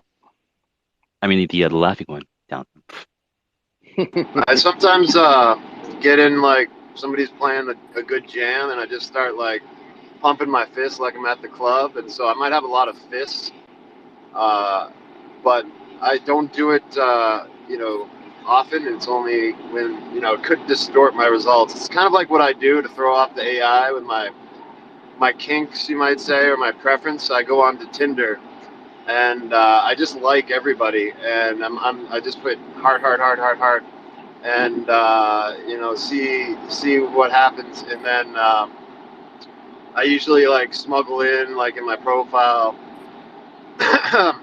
unvaxxed, most potent sperm, type of thing.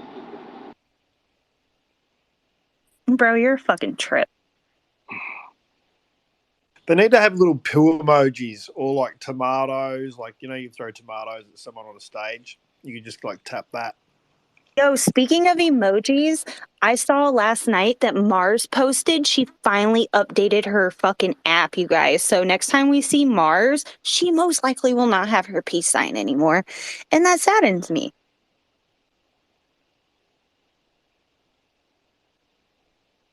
Why did you do that? I don't know. I think because she also mentioned something about like her messages wouldn't load. I think Twitter just finally forced her to update. Yeah, I'll have to ask her about that tomorrow. Because we didn't discuss that because usually we talk every couple of days. Oh yeah, so apparently I use 30.8 thousand emojis, and it does calculate how many you've used. I've used 9.2 thousand laughing emojis. So that's like a full third. Can you check out UFO Shane's down thumb? I don't think you can. It's your personal information. You have to log in. Okay, well, I'm going to tell Shane about it tomorrow, and I'm going to make him find out for me, because I am super interested to know how many down thumbs he spammed. Guys, I'm going to head out, but it was a pleasure talking to you. Have a wonderful day. Thank you for the space, Logan. Hope everything pans out nicely for you and everybody else. Have a great day, citizen. Take care, mate. Sure. Yeah, I'm gonna check out how many I have. Hey, John, what does it say? Like where It's on the you front think, page when you first go in. Oh. Yeah, you scroll down to the emoji section. It tells you how many listeners you had, how many hours, time and spaces. It even has your, your audience. So, like, apparently Heather has spent 98 hours and 59 minutes in my spaces. Have I 98 really? hours? Yeah, you're my Well, top then person. God forbid what the fuck Logan says I've made his spaces for. I want to It know says too. for Heather's is 1,012 hours and 52 minutes for Heather. Yep. Yeah, all right. Yeah, that sounds about right because I haven't hosted a space in a long time. I know, I haven't really seen you around. Where the fuck you been? I've done some co-hosting on the side, but life just sucks. I haven't really been in spaces too often, not as usual, like not as much as I used to be.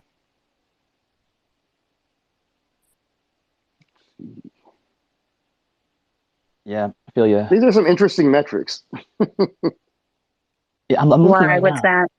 Oh, I see where it says emojis. Mine says 42,000. Really? Damn. You yourself have done 42,000 emojis? And it says in the past month only. That can't be right. There's no way. That's not right. No. What? Yeah.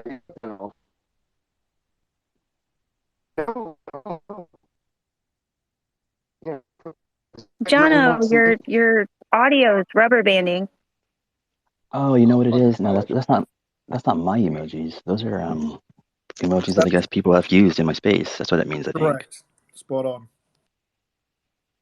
I guess how many emojis though? It says my all-time emojis is 369,000. But that's not even like that's like only like half of the spaces I've done they've counted, so it's just that many. But How far back does it go? I'm not sure. I think the farthest it goes back is December for certain stats, but this one might be a few months only. I don't know. That reminds me of when I was trying to get my original PlayStation Network account back. And fucking, because I know my email address and my password for the account, right? But I don't know the password to the email for that account. And every time I try to sign into it, it sends a verification code to that email I no longer have access to. So anyway, so I was trying to get Sony to help me figure out some other way of being able to verify my account. And they gave me a whole runaround. Like they wanted the original serial number off the original PlayStation 3. I created my account on, but the Blu-ray fried on that bitch fucking over 10 or more years ago. So anyway, they tried to tell me that if I could prove to them 5 different transactions I made on my account, that they would be able to give my account back to me, right? But their records only go back 7 years. And I didn't buy anything on that account in over 7 years because I've been fucking fighting to get my account back. It's so ridiculous. It just reminded me of that. I don't know. Now I'm irritated again about my PlayStation account. I just want my original name back. I just want it to be Dead Bluebird, not Dead Bluebird X. Okay? Just let me have my original name.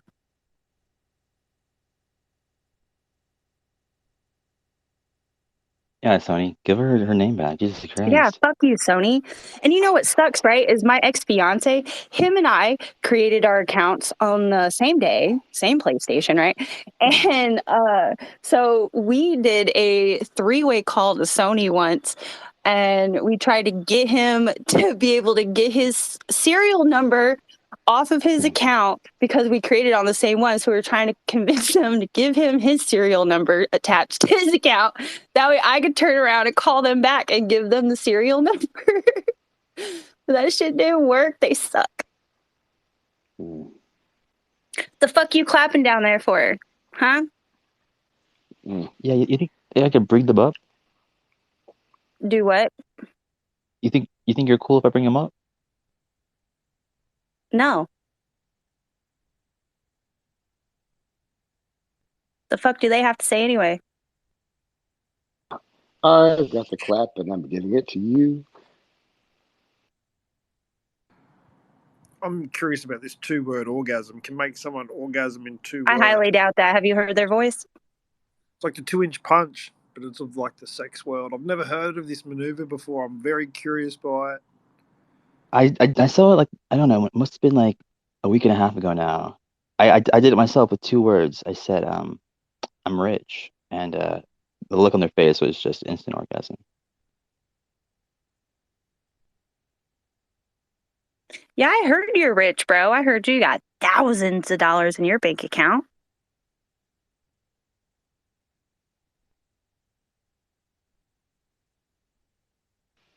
Thousands of pennies, thousands of pennies. Logan's like the richest person in here. You just don't even know. Yeah, about that. What was said? Oh, I don't know. I heard it in passing in a space, I think, but it was apparently you have $30,000 in your account. Yeah, but why was that brought up? How, in what I context? don't know. I know. This felt like randomly I spread guess that out there? I guess. I don't know. I just thought it was weird because it made no sense. What does however much money in your bank account have to do with any of that situation? Or maybe it was to make it look like you're a liar, but about what? I don't know. About It's everything. the most I mean, haven't you been listening to Casey? Oh yeah, everything, right? I Because have a narrative I'm pushing. I don't recall Logan ever saying I don't have $30,000. You know, how does it make him a liar? That's but people can just, I don't know. It's your business because doing whatever like money Logan just said, Benno, like Logan just said, he's pushing a narrative on everything. Yeah, Every little thing, Logan has a narrative that he's been pushing on people for over a year. It's a long Logan's con. pretty chilled, I reckon. I don't think it's a long con. Logan, I'm stepping out. You got to respond to that, bro. I got to respond to you stepping out? What do you mean? She's just said that you're playing the long con game. Benno, you know damn well I don't believe that. Oh yeah, I mean, yeah, if it's a long con, I'm curious, what's at the end of the road for me? What am I hoping to achieve here today? Or I don't know, the next UFO fame, Are you I another guess. I don't know. hypnotist? Have you like been hypnotizing us in here, making us have involuntary orgasms, and then is that what's been going on this whole I time? wish. I would love that. Nothing more. Well, Benno, has Logan given you an involuntary orgasm? Yeah, I'm trying to cut back on them though. You know, like a bad habit. Fair enough. Yo, No, Logan, Benno's cure for that, you just squeeze his balls at the very last second. Damn, hell yeah! Now you're talking. Ouch. Like you catch that, you catch it. You know what I mean? Like, and then release it again, and then catch it and release, and then like you can't do it just twice. Sort of thing, you know I'm what just I mean? imagining her like squeezing you like a freaking toothpaste tube. That just sounds painful. Nah, bro. Like, nah. I'm telling you now. Oh Like, yeah, someone's let got good Benno hands. get in on the whole ball squeezing thing. He loves this conversation. this is probably like nobody's business, but I don't think I've ever said this in a space before. And I think it's good to get it down at least one time in a space. That way no one can say like I've never said anything about it or put it out there or try to hide it even. Here I am putting it out freely and open, sort of. But guess what? My real name is not Logan. That is not my birth name. I mean, Oh Well, no no. shit. That seems pretty You don't obvious. say. Logan Black is not your real name? What? yeah, I've been using it to prey on people. I've been fooling everyone, hoping that I could con them by using an anonymous name. Secret's out. You been praying for us? Thanks, bro. Pray Okay, for but here, Benno. He's the one that needs it. I don't know. I feel like some people think that I'm maybe beyond that. yeah. Hey, so Benno, I don't know. I mean, it's a bad example, John. I don't know. So anyway, I'm 35, right? 35 years old. And Your real name is Shane? my real name is UFO Shane. No, he's a piece of shit though, that guy. Anyway, Fucking knew it. so I've had like a troubled like childhood, and whatever. But I had a really shitty childhood. I don't know, probably I feel comfortable saying probably a lot shittier than most. And I had the same name as my father, right? And I don't know why, but I do. And in high school, right? Uh, when we'd go by like uh, lunchtime or recess or wherever people hang out or whatever, I went to like a kind of like a nicer school, but it was kind of like ghetto at the same time. It was just mostly like a bunch of like hood Mexicans. Anyway, everyone goes by like not their real name, obviously. They go by some nickname they were given, at some point. I was like the gringo who's like, only half Mexican. It took me a while to like earn mine, but like I guess mine was Logan, right? Because my hairstyle at the time reminded them of that movie X-Men, like the guy in there, that Wolverine. He Wolverine? had like, Yeah. yeah, my hairstyle looked like his for some reason. I guess that's what they said, and that's how I got my little nickname Logan back in high school. Um, I got the second name Black, which I don't put Black out there because why even do it? Or there's more names, but whatever. Some people know Black's the second name of mine, but that's from doing a lot of heroin, a lot of heroin.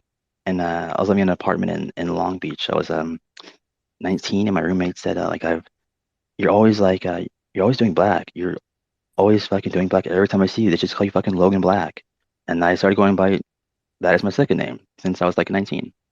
So most of my adult life, I've just gone by those names because when I think about my birth name and all the wonderful memories that brings up of my childhood and shit, I'd rather just hear this other name that has nothing to do with all that bullshit. It's completely separate from it, if you don't mind. Can I have that, please, if you don't mind? Thanks.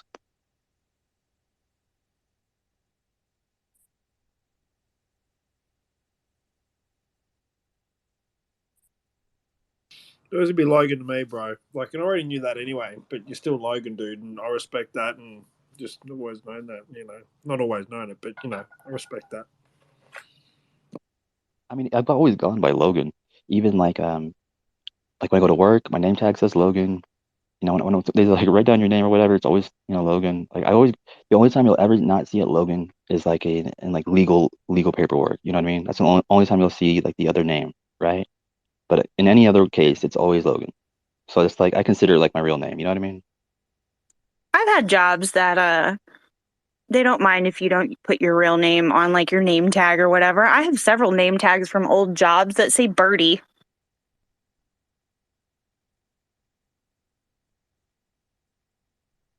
Yeah, some employers are pretty cool like that. They'll let you put, nicknames on you, get it embroidered or whatnot, or get on your tags, and others aren't. Yeah, I mean even on my LinkedIn, which I guess everyone or not everyone, but some people I see now, uh, Logan's on there too. You know what I mean? Like I had to put my birth name on there just because like it's official paperwork. I have to put that shit down. But like, yeah, make sure to include my other name too. But All I know is yeah. Logan Black sounds like a superhero name, and anybody who ever thought that was like truly your real name is dumb. I mean, come on. Sounds more like a porn star name, but I digress. Porn star name, superhero name, it doesn't matter. Close there enough, are right? my real name and my birth name. I mean, like, there are less people with my birth name than there are this name. You go figure.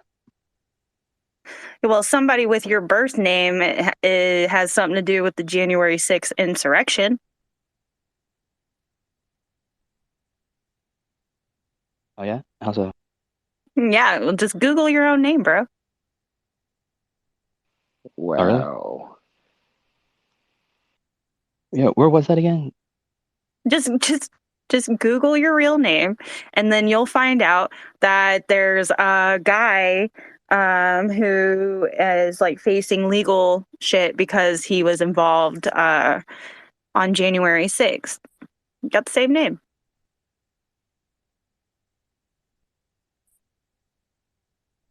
I don't think it's like that shaman dude. I think it's just like some other random person that's getting in trouble or whatnot. But yeah, you have the same name.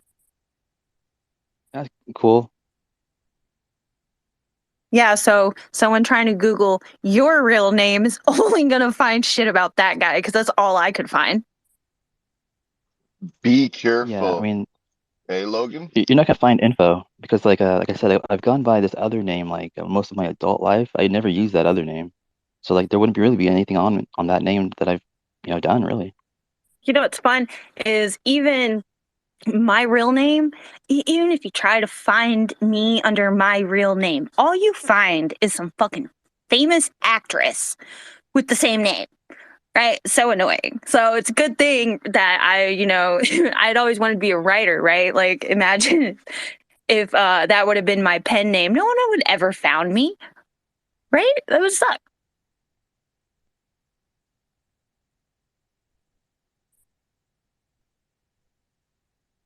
But if Yeah, you but look up Heather Birdie, you can find me. I was just going to say that if you use your username or if you Google your username, you could find yourself just by that username. And Yeah. what I'm getting at is a good buddy of mine we were talking in the Discord and he says to me, he goes, "Oh, I've had this username for years." So I just Googled his username and I found out who he was. And I'm the same way. If you just Google Tool I3, you'll see George Fates. So there's no Yeah, hiding for me. I'm not scared of my real name being out there. It's totally out there. I've been Dead Bluebird since 2009, right? People know who the fuck I am. you know what? I wouldn't care so much. I come from esports. I come from Call of Duty Twitter and esports Twitter and shit for a long time. I'm sure my game battles profile has my real name on it. You know, the thing I worry about most though, it's not so much like me that I'm worried about. It's the people related to me that are inevitably going to be harassed for being related to me, or it's people even that know me. I have friends that know me that are getting harassed just for knowing me. Yeah, that's gonna happen. Did you see the video of this girl? There's a street performer. He's playing his piano. Group of girls come and stand in front of him, and then this one chick walks up and just goes bleh, right on his keys. Right? She just sticks her hand right on his keys as he's out there playing. Well, people found out who she was within like a day or so. Started harassing her and all her friends and family just because she did that rude move. It got caught on camera, went viral, even though her and that dude have talked and she apologized to him and they're all cool and stuff. People are still calling her family members. They're still calling mine.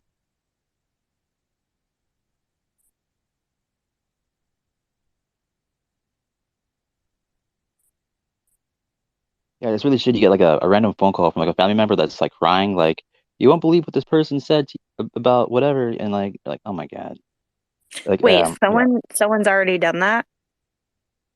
yeah, a bunch of people.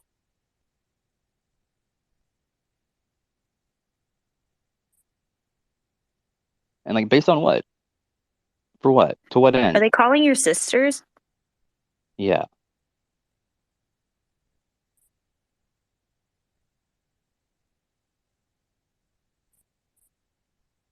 That's crossing the line, dude. Yeah, Yeah, that's it's why you one don't. thing to voice your issues with somebody straight up, but when you start like messaging their family privately and shit like that, it gets weird. How Yeah, that's bored something. is that person's life? KMF, I don't know, but don't ever give anyone that you care about like your their information to him. Like it just just the worst things can happen.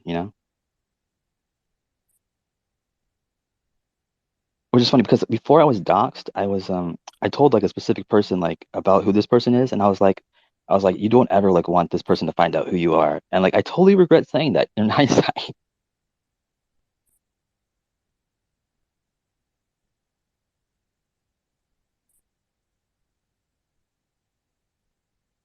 Well, you saw when you shared that one website with me, if you remember, like 223 people had purchased my private information.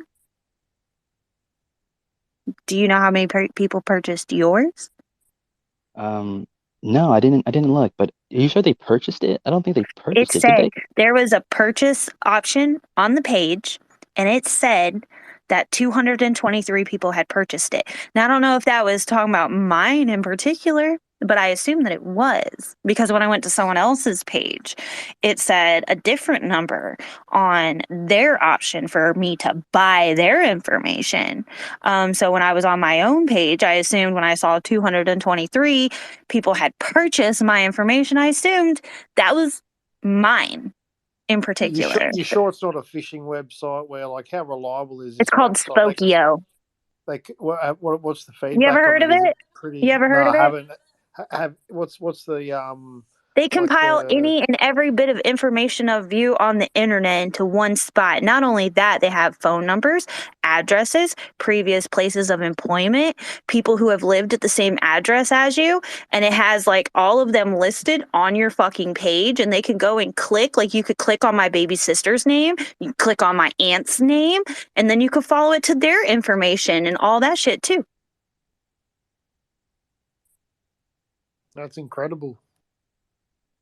But I mean, like, you can request for your information to be removed from the site, right? And which I did, and it was. But there are numerous other sites just like it. And there's a disclaimer that says even if you request to have your information removed and it is removed, that it could still always reappear. In essence, it's always for sale. That's what they're saying. Exactly. Okay. It's always there. Mm. And according to this one particular website, which is the biggest one of them, 223 people at that time had purchased my private information.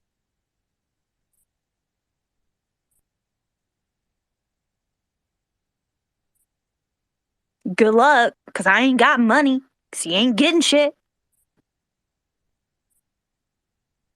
Everything digitally is transparent. You've just got to accept that fact, I guess, when you use the technology.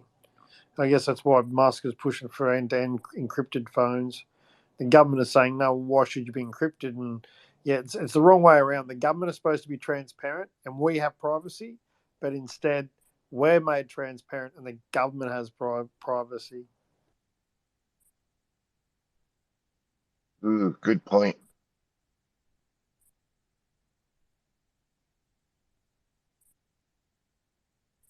What are you up to, Tulai? Just waiting to start the work day. Yay. You sitting in your car? How'd you know? Yeah. There's always like a certain sound to people's audio when they're in their car or they're in their bathroom. You can always tell.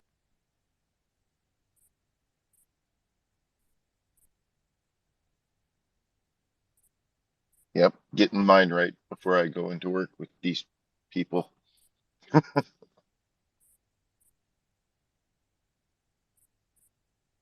have a job interview at 2:00 today. Nice. Congrats. Luck. What kind of job interview are you going for?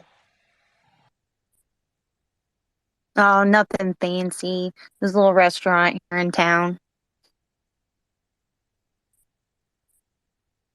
You know, kind of stuck to my tiny little town out in the middle of nowhere. So just making do. Good luck, and I hope you get the job out. Be positive, and you'll be fine. I hope you get lots of tips. That's the good thing about being a waitress. You get lots of tips. That would be great. It is a barbecue restaurant / bar. I've ate there a few times. I actually like their food. I'm really weird about texture, and I'm extremely weird about texture of meat, and I enjoy their food. It's just right. No, I'm serious. Like, I'll take a bite out of something, and I'll waste an entire $20 if I don't think the texture is right. I don't care. Oh shit! Is that lady? Is that you, lady? The iconic lady in waiting. Yes, that's me. How are you doing, Logan? Oh, what a treat! I am hanging in there. I'm doing all right. It's good to hang out. I've been worried about you, dear. I've heard there's been a lot going on, and I just wanted to send you some love and light, you know? Oh yeah, I appreciate that. Thank you. I do appreciate it, lady. I love you very much. And Thank you. there's two sides to every story, so I think, both sides need to be heard. And that's important, isn't it? Yeah, very important. I agree. I was just trying to find my information on that website. I can't even find myself on there. So Lucky you. you're on a website, aren't you? Is it a government Uh, website or is it sort of a independent website? I just Spokio. But I think the reason is because like I've never been like a big fan of like I don't know. I like being like untraceable a little bit. I've always just used cash and like try to like do kinds of exchanges or like agreements where I don't have to like sign like official paperwork. So I've always kind of avoided those kinds of things. So I think that's why like you won't find much unless you search like the court system. Then you'll find something there. But Well, yeah. somebody was posting pictures of you, and there's, pictures, official pictures, paid photos on social media. Yeah, I know like wait, what? Someone's been posting social media pictures of me? No, they posted what appeared, if I remember rightly, sort of like a police photograph from being arrested. What do you call A it? A mugshot. mugshot. Yes, that's what I mean. That word, the mugshot. I couldn't think of it straight away. Oh yeah, they posted the mugshot. And I wouldn't have even known there was a mugshot picture until they posted it. I didn't know they do that. Like they don't do that in California. They don't have like places where you can go online and like find mugshot pictures that I know of. Well, in the If they did, I would love to see those. in the UK, they can't release the mugshot until there's been a court case and a trial. And am I right in thinking that you haven't been convicted of anything? No, I didn't even know I was going to be charged with anything. So how can they release your picture when you've only actually been charged? You've not been like officially prosecuted. Yeah, that's a good point. Like I don't know, what did the mugshot say? I didn't really look at it. Did it say I was being charged with this, or what did it Oh, say? it wasn't. Yeah, it said domestic abuse underneath it. And I hadn't even been fucking. It's funny at this point. I hadn't even known that I was being charged with that. I thought I was just spending the night in jail, just because one of the two people have to go to jail, right? And I volunteered because obviously, right? So like I didn't even know I was having a charge at that moment. It's so fucked up. Have you got a good lawyer? You got somebody who's able to represent you when it goes to court? Oh no, no, I already pled guilty because the state I was Right. in was I could have like just bonded out and like fought the case or whatever, but I really just wanted to get out of that state as soon as possible because it was just nothing but nasty people in business there. Like I just didn't feel safe Yeah. there at all. So I want to get out as soon as possible. So I said pled guilty, get out same day. I could go home. I said hell yeah. Yeah. No, I get that. But I yeah, get that in the short term, but wasn't it, maybe a bit of an unwise move to effectively brand yourself what they've been able to brand you because you've pled guilty? Is there no way you can go back on it if need be? I don't know, maybe I guess possibly, but I don't know. Like I don't mind people thinking that. I mean, anyone that like knows me knows that I'm not like a confrontational person that like hits people or goes and shit like that. I mean, it took like a second to like hear me explain like why I have that charge. I guess they'd understand, but that's cool. I don't mind. Isn't this woman trying to level other allegations against you as well on social media? Yeah, I don't know. I haven't spoken to this person, but they are like trying to like hurt me in every way possible. That's for Is this sure. a different girl from, the one who was doing stuff to you a few months ago? And I commented in a thread, and she was being quite nasty. I think she flew out to see you once, and it didn't go to plan. Is this a different person, or is that girl? Oh, I think you're talking about the woman, maybe. Yes. Hmm. No, but that person has been working with this new person to hurt me. So like they're kind of working together now, but Oh, collusion. nah, So where does that leave you? I'm just praying that they'll just leave me the fuck alone and like give me my stuff back. But yeah, I'm at the moment I got like I hired some like lawyers and investigators that are currently working on it to like figuring out some things and like What did gonna be like suing for like damages and like stolen property and defamatory like use against me like publicly and all kinds of stuff because I didn't want to do any of that bullshit, but like they just won't stop attacking me. So like they're forcing my hand here. But see, because you've been convicted, wouldn't that go against you in a civil case? Would go against me. I don't know, like, and I guess like in some kind of like assault case, I guess, but I don't have any. I've never had that kind of thing on my record ever. Mm. Well, I don't know I what to mean, I've say. never like had that like I've never like even like had that kind of thing happen in my life ever. Like I've never, no one's ever accused me of like hitting them or beating So them about anything. what So did like, she actually accuse you of? What was it? What was the charge? Was it common assault? Was it, what was the actual charge? no, she didn't charge me with anything. No, but what was the It actual was charge? What you said it was a domestic thing. What was the actual charge that the police put on you? um I don't know. I think it was like I think it's called like simple domestic something or other. I don't know, something like that. It's like the lowest kind of form of like I guess like domestic violence there is, where like no one has to go to a hospital or something. I'm not sure. Oh, right, I see. Well, I don't know what you should do, but I think you should maybe try and appeal it, because people will use that against you, Logan, for the rest of your life. If they could weaponize that, they will. Um, it's Yeah. quite unusual. Were you under the influence or anything when you took the charge, when you accepted it and pleaded guilty? Yeah. Well, no, I wasn't. It was I got arrested like on like a Thursday, I think. Anyways, there's like a whole day and night of like had passed by the time I had seen any court or judge. So like I don't know. I had yeah, nothing in my system at the time when I had pled. So I mean, I wish there was. I could you say like I couldn't because you're trying to say like he was like too under the influence to like give like a rational answer or something like that. Yeah, you might be able to backtrack, because they can't accept a plea from someone if they are, sort of intoxicated or anything.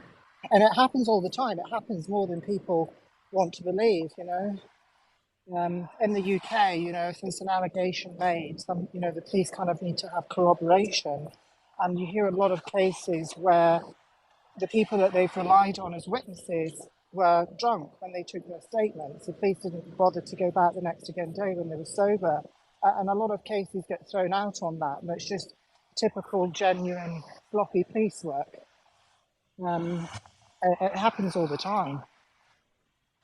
Yeah, people plead guilty to shit they're not guilty of all the time. I mean, I Yeah, know like that as well. I know I've pled guilty to stuff I didn't do. So like I know like which makes me nervous because I know when people like throw like crazy charges at me, I know I've pled guilty to stuff that like I'm not guilty of. So it makes me think that like fuck, I could actually have to plead guilty to something I'm not guilty of again. So I kind of worry about that a little bit, but like at the same time like what are they gonna weaponize like a DV like domestic violence thing? No, Like how could they weaponize that against me? no, I don't mean. I just mean sort of. You know what people are like. Anytime you have a sort of run-in with someone, whether it's online or in person, they'll go to that and they'll be like, oh well, you're a domestic abuser, and they'll, post the links and share, and that what people are like. Um, Yeah. it's just that's what my concern would be. The fact that it's sort of everlasting. You pleaded guilty to get out of that situation, but unfortunately, it doesn't end there. It can certainly come back to haunt you.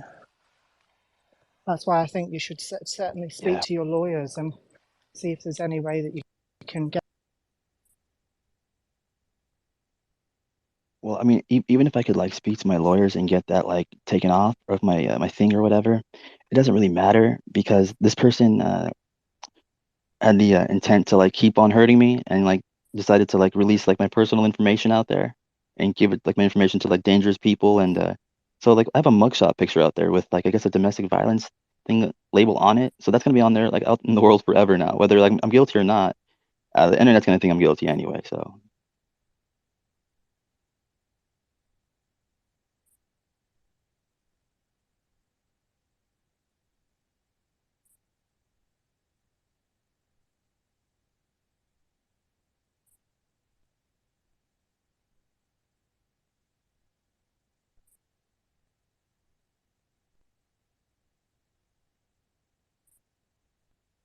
Yo, what up, Jules? Long time no see, bro. Hi, you all right? Yeah, good I've been time. better. What about you? Oh, a bit shitty at the moment. I lost my mum yesterday. Oh, bro, I'm so sorry. Oh, it's just one of those things. No. She's been really poor, really sick since March. She had cancer, so it was expected to some extent, but hey ho. That's brutal, man. Yeah, I haven't, that's fuck, man. I'm here for you if you need anything, bro. Thanks, that's really kind. I was just listening to what you were saying about your mugshot. I had something similar. Well, I've not had a mugshot put on me, but I had a text message row with an ex-partner a number of years ago, and he actually got me arrested for harassment after he'd walked out and sort of left me with a load of joint debt and stuff. And over here, I don't know whether you've got it over there, but we've got a thing called you've got the right to be forgotten. So you can sort of ask Google to cancel the spiders that search for information about you. And I actually challenged I was given what's called a police caution over here, which is just a slap on the wrists, and challenged it a number of years ago and had it quashed. I don't know whether you've got a similar thing over there. Yeah, I don't know, maybe. A Citizen, what was his name? Citizen? He was just talking about this earlier. Yeah, but he forgot to mention the part, but yeah, now that you bring it up, I kind of remember that part too. But here's the thing, like, I just tried searching for my name and like I can't even find myself.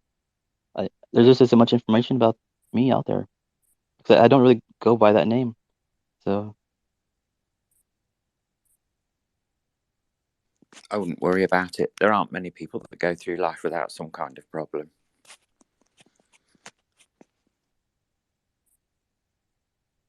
yeah, I mean, if you Well, find I'm anything about 34 and me, I've never been in trouble a day in my life. yeah, Well, I've been in a lot of trouble. it's not always about being in trouble, though, is it? I mean, things can get put on the internet that are just completely bogus, and I mean, sort of a domestic abuse complaint without it going to like a formal hearing or conviction or anything. It's the sort of thing that you could probably get removed. Can I just say, you know how you mentioned the right to be forgotten? The thing about that is that it only applies to if people search your name in the EU, because if somebody searched it in the States or elsewhere, it would still bring up that information. I don't know if you knew that, but Oh yeah, I understand yeah. that, but I mean, who's going to be searching for me anywhere else? Do you know what I mean? It's like not really that bothered. We've got, I'm sure you sound like you're quite keyed into this subject, but we've also got an organisation called Unlock in the UK that will actually help you fight your corner if you've been wrongly accused of something. And I took some advice on them before contacting the police station that had issued the caution and getting it quashed. And what was the impact? Was it something that was online? Is Well, that right? it appeared Yeah. it appeared on a DBS, and that was why I challenged Right. it. So, I see. And was that getting weaponized against you with people that you were having yeah, dealings with on here? Yeah. It's yeah, always the yeah, same, isn't it? Always yeah. the same. These people are But I mean, always I going. got it. I got it completely quashed. It was completely quashed. It was basically my ex-partner walked out on me at a time when I was having problems with a regulatory body, and my ex-partner had been having a long-standing fling with somebody that we both knew. We'd just remortgaged the house to have work done on it. It was a very old house that we lived in. It was built in the 1700s, and we needed a lot of stuff. We found that we'd got sort of dry rot and stuff, so we borrowed extra money from the mortgage company, and just walked out on me and cleared the bank account of the extra money that had been put into it. to have the house done. And they were perfectly legally allowed to do that, but morally, it was a joint bank account, and they cleared it of £38,000. So, I mean, yeah, they did get a few choice text messages from me, but my ex was the sort of person that would just cause trouble with it, and I got arrested and charged, well, cautioned for harassment, and I actually approached Unlock, and they helped me get it quashed. Partly because I'd been the victim of domestic abuse during the relationship anyway, and it was proven that it was an extension of that. But I mean, you know, I'd advise anyone to challenge something that appears to be against them in anything. There's always a way of challenging something. You've just got to, and you don't always need a lawyer. You can do it yourself. There's lots of advice online how to challenge things. But, you know, I certainly wasn't going to sit down, and I felt pushed into accepting the police caution by the police officer at the time, and I didn't have any explanation of the consequences. I mean, essentially, a police caution over here is spent as soon as it's been given. It's a slap on the wrists, you know, but it's not a nice thing to go through. And just challenge anyone that does anything like that all the way. And if you don't do it immediately, sort of pull yourself together afterwards and challenge it. Challenge what exactly? Just like anything that's said about you that isn't true. You know what I mean? Sort of like this, like the situation you're in with that. People can pull it up and find out about it. And just go back to the source and say, you know, this is unfair information if it didn't lead to anything, and you want it removing. That's fair enough. Like, I noticed like in my situation, in the past week, I've had like a couple of my bank accounts have been like logged into like by them. I'm guessing they got like the info from like the devices they stole to get like my passwords and stuff. So like I got like an email saying like this person's your account has been logged into from like a weird location all of a sudden. I was like, so I got like a couple of like those notifications from like a couple separate like bank accounts. Well, you they didn't. need to keep evidence of it, Logan, and report it to the police.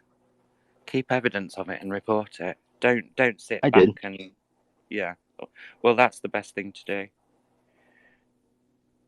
And was it actually found that it was that person? Oh no. Well, what I did was just like give like just make like like copies of like the reports I got saying that like this like the emails I got from about it, you know, saying like it's you know, a suspicious login attempt has been made from this location, you know, or whatever. I just made a copy of the email and sent it in, and there was actually like some they tried to make a purchase at like a Walmart to like buy some like gift cards, and like that like Walmart sent me an email saying that like they canceled that order because they found it suspicious, and like Does like changing your cards make any difference over there? Because it does here with us. If you ask your yeah. bank to replace your bank cards and go through the internet and check what devices are allowed to access your information, and remove any devices that show up as still in use. Yeah, that definitely works. I'm gonna have to do that. I You think know, I more mean, than local police, you need to include your fucking local FBI branch because this is becoming cyber crimes. Yeah, can you believe it? Like I I was trying to see like because I know they've been doing like some like nefarious shit like on my accounts, and so I go into like my Microsoft's like account to see like what devices are currently like logged in and like from where or wherever or like who's trying to like access my accounts, right? And I looked at the activity on the account, and like in just that one day I happened to like log in. I'd There was get like in touch with my around bank like if I were you, and I'd cancel all cards and ask them to issue new ones. Then you've got new card numbers, and the old card numbers can't be used. And tell your bank that. And tell them you want a whole new account number too. I was gonna say just on that one day that I had started looking it up, there was like like I don't know, like around like 50 attempted like logins into like my device. I was like, Jesus Christ, these people are Make really sure trying to you hack it log it, hard. Logan. Make sure you log it and keep all the evidence of it. You know, because if that person's doing that, they could be. I mean, if they're devious enough to go around doing that kind of thing, what else are they going to be devious enough to do?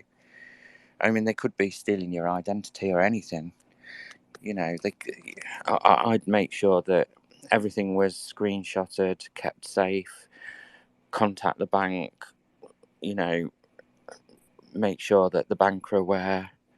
And then when you've got enough, go back to the police and say, look, this is what I'm still going through at the hands of this person. And they'd certainly get the tables turned on them if it was me. Yeah, but that's kind of like the thing about like society. It doesn't really like they don't really care. Like, cause when I was like in this like same town, I was like making them aware of like what had been happening, but like they just weren't interested in helping at all. So like I was just like fuck. And I've been like calling that station like every day, like their local station there, and like they like have been giving me like nothing but the fucking runaround, and are like, oh, leave us your number, and they never fucking call me back. It's impossible to get like help, man. It's like, Well, the uh, police. yeah, they won't do anything. Well, what you need to do is report it as a crime, and then they've got to do something. Once you've got a crime reference number, if it's a crime and you've got evidence, and someone's doing these things to you, report it as a crime. Then they've got to act on it. Do you know what I mean? Even if it means if something happens 20 times a day and it's a crime that you can report it and get a reference number. You know, and then your back's covered. Don't just wait for them to call you back, because I expect the police are like the police here, and you know that if it's no crime, there's nothing for them to do. So a telephone call isn't going to get any action. Just if it's a crime and something's happening to you, report it as a crime. And if you have to phone them up and do it 20 times a day, do it. Make sure you get a crime reference number and you write it down and keep it in a safe place. Yeah, I mean, what I've been like forced to do is just like hire like an investigator and like lawyers and stuff to like kind of do all that stuff for me now, I guess. I just been getting all my information to them now. Uh-huh. Life's a bit shit sometimes, isn't it? Yeah, that's how we learn, though. You certainly do.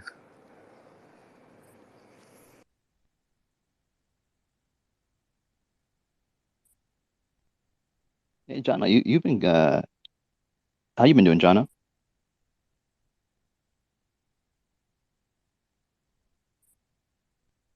Oh, Jono didn't fall asleep on us yet. No, I did not. I'm here. Jono doesn't sleep. Sounds about right.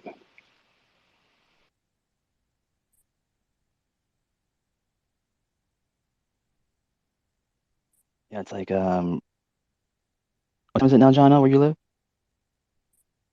It's almost 5 a.m. Yeah.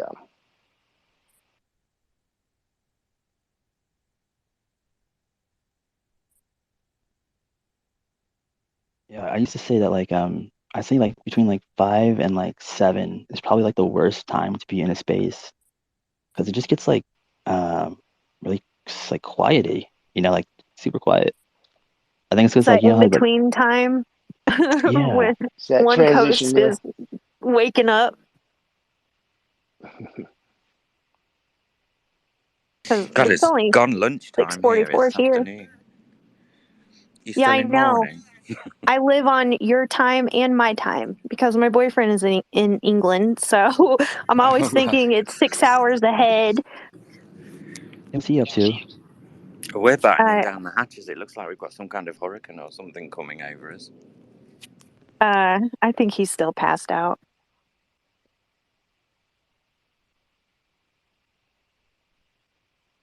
Maybe he'll surprise us or surprise you, like last time. Yeah, you think he'll come in here? I haven't seen the guy in a minute. As far as I know, he's asleep.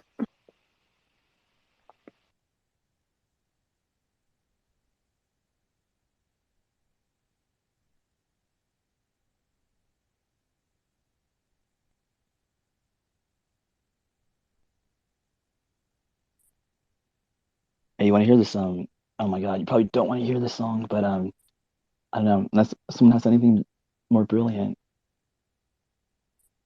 There's like a little I don't know, like there's like, have you ever made like an AI song? You know, like do you know how to make an AI song? Anyone ever made one? No. Yeah, they're not that great, but like they're pretty interesting. Like you give them some like lyrics, right? And you like tell them to you pick like a genre of music you want them to like do it as, right? And it'll whip up a song like in like 30 seconds. But earlier It'd be horrible, wouldn't it? Is it any good or not? no, it's not any good. No, definitely not. But I mean, it could be like if you like did it right, right? But for me, it's I mostly just use it as like a tool for like inspiration mostly. But every now and again, actually, it kind of surprises me. I hear something and I'm like, damn, that could be a song actually. But and usually it's pretty bad. Like here, check this out for example. Uh, here's the button. So AI music. So it's like yesterday's shitty music today. Oh yeah. So this is Mello was doing a musical earlier, a musical about Werner von Braun and like UFOs. So I had like the AI like make like a little like musical. I'll check it. In a Oh world shit. that's been and round, mysteries abound, whispers in the darkness, secrets yet unfound. UFOs in sky so high, do they grace our night? Are we ready to unveil the truth in their moonlight?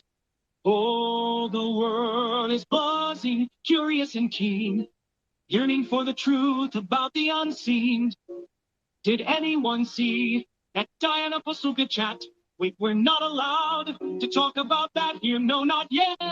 Whispers in the corridors, secrets in the scenes. It's time to reveal what's beyond our dreams. Shattered paradigms, old beliefs. Can we embrace the unknown? Or are we bound to stay within the walls we've always known? This is the worst Disney song I've ever heard. But check it out. Yeah, I'm calling this one Logan Gay or Gray. But like, dude, Yeah. it made that in 30 seconds, bro. 30 seconds that was made. Like, isn't that not interesting though? That's Like a pretty techno, nuts. That was like like the worst Disney song of all time. yeah, we Matt, are lost you Jewel. there? Matt, are you awake? Matt. That song was amazing. You know, even artists that write shit like that, 90% of it's garbage. But the best line in that was about the Diane Pasoka chat. You're not allowed to talk about that. Yeah, because Alien Protocols came up in Mello's space, and he was like, "Has anyone talked about the Diana Basilica chat?" And Mello was like, "No, we're not bringing that up. We're not talking about that here. That's off topic." And so that's why I threw that line in there. Did you guys hear it? Did you hear? I only heard a snippet. I don't know if Heather heard it, but Taylor was like, question of the day, man. Taylor got her going. No, I didn't really stay in that space because the audio was trash and it was boring. Taylor and Basically every Tuesday. are like soulmates, man. I'm telling you, she was right with her. She's like, yeah, this shit, it's scary. They are liars. The other entities, you can't trust them. There's a lot to that. She almost wrote Yep. her book that Pasoko almost wrote. If you read UFO of God, she was originally writing a book called Nephilim.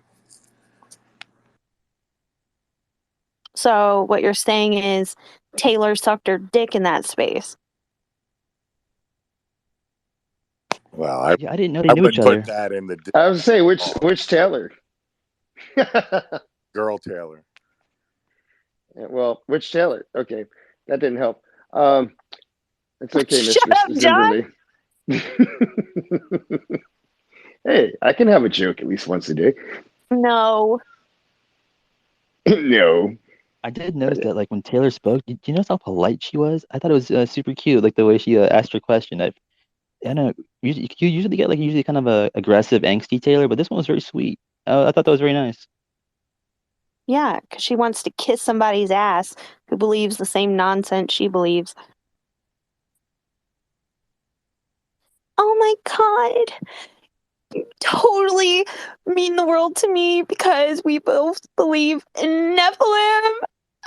Would you like to join a space and interject about Nephilim in every single nook and cranny of the conversation, even though it has nothing to do with anything? Well, my tampon just went rusty. That is terrible. Don't ever do that voice again. Oh, okay. Yeah, I don't like your cheerleader voice. That's just scary. I know.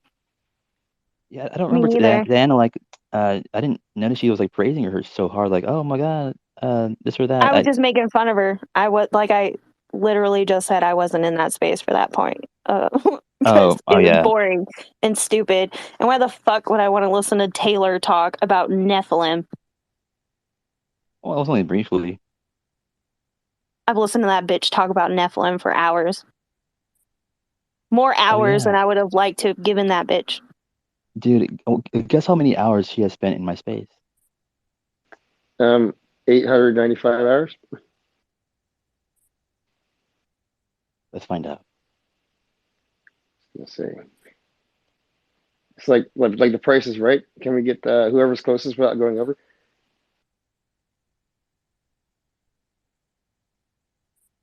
What's your guess? What was it? I said 895.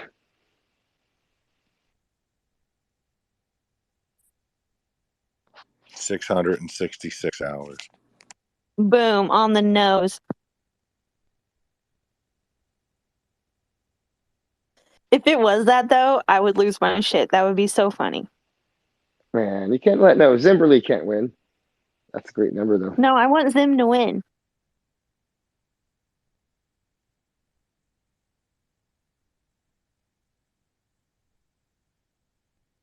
Okay, I found it. It is wait, hold on. What was everyone's guesses? Well, I don't think Zim said Heather gave one. 666, and I'm going with Zim, and then John said like 800 and something. 895 is what I said. Oh wow. So 66, huh? Taylor has spent 674 hours. So you're like less than 10 Oh off. damn! Right over. So close. Dude, So if close. this If was only if the you go Wheel of back 8 Fortune, you hours. would have won, bro. Wow. You would have won if this Wow. was the Wheel of Fortune, dude. Or not the Wheel of Fortune. I'm mixing them up. The Price is The Right. Price is Right. Yo, at the very end. Oh my god, that would have been great. Zim, can I go I didn't on a even trip go with you? right. We'll dress up. And have you seen those audiences on that? See, that's an old show. The audiences used to be like pretty people. Now it looks like Comic-Con. It's cool. I haven't watched it in a long time. I mostly watched it with my grandma when there was nothing else on TV, and then like, Dr. Quinn, Medicine Woman, or whatever else was on at the time. Quantum Leap. Oh, you were Fucking only Little off by House on the 8. Prairie. You were off by 8 hours. Yeah, That's that's incredible. nuts. I'm disappointed now. I think the data is off by 8 hours. Who slept through those 8 hours? Boom. I think it's 666. Yeah, but that's the problem is I think it's closer to what I said if they had all of his spaces properly calculated. If Logan could really calculate through all his alt accounts, he's probably that's just from hosting in this account. Well, yeah. I mean, who? Oh I don't yeah, get that reminds me. So the fake Logan was in, I think, a Kumar space the other day, and so Yeah, he someone hangs out took in a there a lot. someone took a screenshot of it, and people were talking about how it would be funny if that's not actually fake Logan and it's just you making a fake account of yourself. Why would that be funny? I don't know. That's what people are pushing. This is the kind of weird mind games people have been playing in group chats and shit. It's weird. Yeah, people are bored. I mean, it's not going to make obvious like not John O. I'm not even totally like against it either. Like, make all the fake accounts of me you want, but like, come on, you gotta like spread like You see the shit that guy spreads, like fucking like Nazi shit. It's like really horrible shit. Right. So, but people are claiming that it could be you pretending that that's a fake account, but it's actually you posting all that Nazi shit. Weird mind games. Damn, Logan's a Nazi coconut. I did not know that. Yeah, That's awesome. they're just out here doing mental gymnastics. It's KMF. Simple as that. Who'd be that fucking stupid to make a fucking fake account of themselves and then try and express hardcore radical fucking political views? That's just fucking stupid. No, I know it is. It's there's this guy who does that a lot. I talked to because he hangs out like in Kumar spaces and reptile spaces a lot, and he'll just go up as a speaker, but like just not even speak. I think he just does that to like gain attention, maybe. I don't know.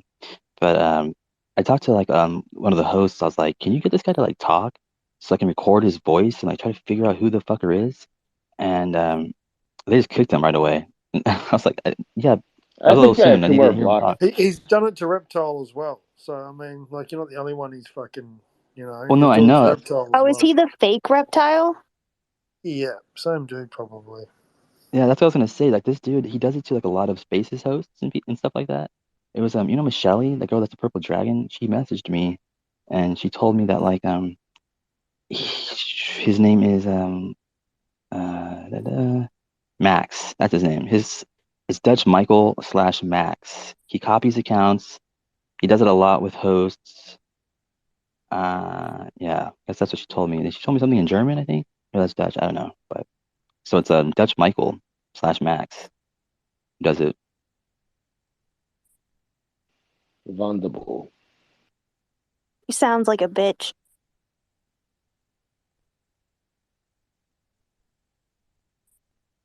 Yeah, he's a total asshole. I've actually had him here in the space, I think once or twice or something like that. But he's a total asshole. So I definitely kicked him.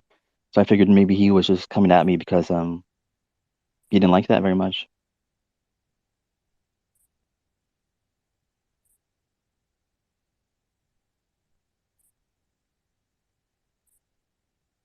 Here, I'm gonna post his profile here in the comments. You can see him. What's that saying? Like, imitation is the most sincere form of flattery. That's correct. Often imitated, never duplicated.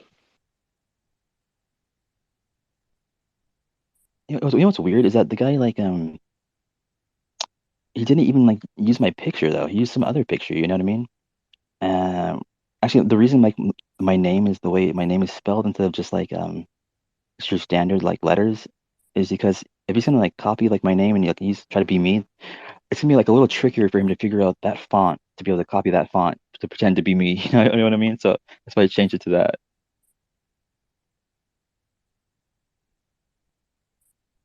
Now do your bank accounts, like we said. I had to change my bank account about 2 weeks ago. I even went without access for a week and started realizing what was some of the apps that were bleeding the account. They're like, hey, your card stopped. But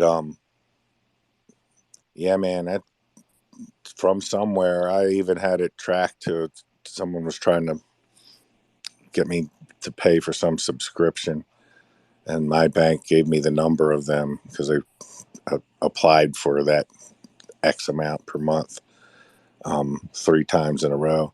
So I called them and I said, well, how did I get listed on this? And they said, we don't have that record. This happens through pop-up ads. It's like a pop-up. I don't click on pop-ups though, right? Yep, I did not for that. And Heather, you were talking about Spokio or however you pronounce it. That about 2 years ago, I clicked on and started. It said you could do a free number search because I kept getting a prank call from a certain number. I was trying to search and see, just what the number was, and it says free, and then it starts accessing through pop-ups trying to access for a subscription. So I just canceled out, delete out. That locked into my PayPal, and they made me pay for like a 3-month subscription or something, and PayPal wouldn't even let me get the money back. So I shut down the PayPal over it, but I still had to pay it. It still came out of my account ahead of that. So Gotta watch that clickbait shit, man.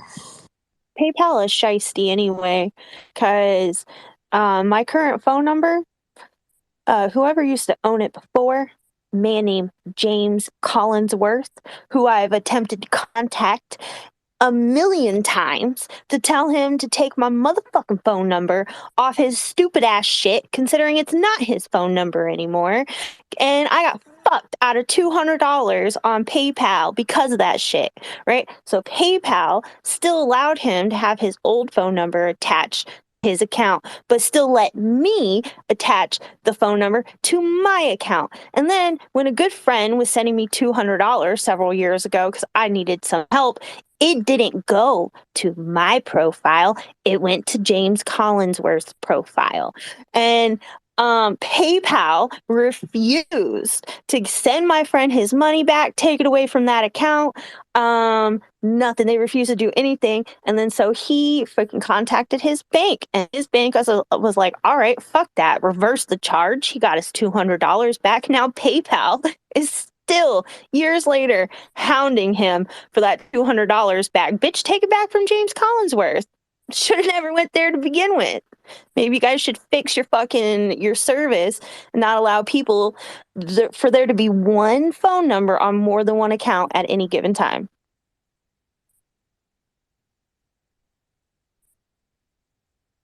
Yeah, like, dude, like I don't keep any like serious amounts of money on any like one card, just in case like weird shit happens, which uh, in our day and age it can happen a lot very easily. So like I wasn't too worried when I found out that my accounts were broken into because there wasn't much in there anyway that they could take. Uh, but what did worry me a little bit was what they could have bought with that money to make it look like I did. But fortunately, they didn't buy anything. So yeah, I was fine there in that instance. But like, yeah, I keep most of my stuff in cash. That's kind of like yeah, I guess the way I operate. Probably not a great idea because I lose money constantly that way. But I mean, now I got like a wallet with a chain on it, so like that has saved my ass a few times now.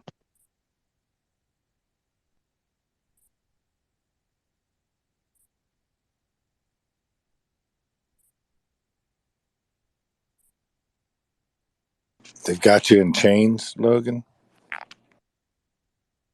Yeah. I got this like wallet, and it's like changed to like the side of like your belt or whatever, right? So like when you drop your wallet, which I do like frequently, uh yeah, it just falls around the side. In Baltimore, Guys should get one of those for his phone. you got to carry mugger's insurance if you don't want to get stabbed in West Baltimore. So you should be carrying like a $20 bill, maybe two $20 bills. That's just smart walk, wallet or not. That's how we walk. Damn, that's crazy. You know, Buddy was just saying he saw one of his friends get stabbed through the neck out his window earlier that day. Damn, people are just getting stabbed left and right over there. I don't see that over here.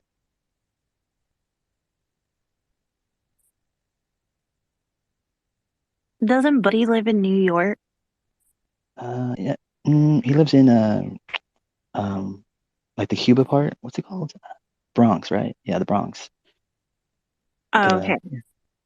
Um, that reminds me though, I do have a knife. It was stolen. Damn it. I put that on the list too.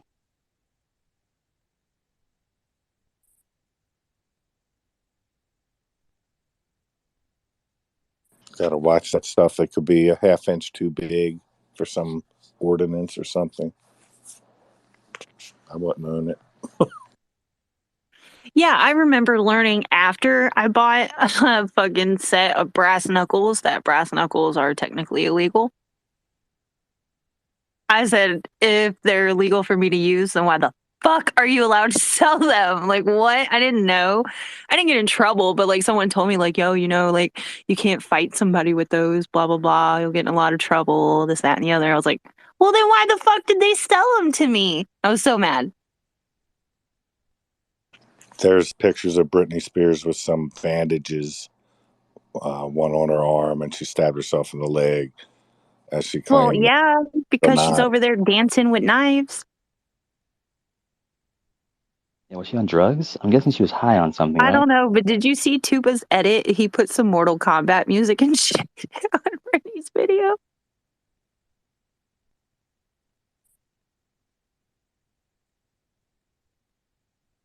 I thought that was like natural. Oh no, yeah.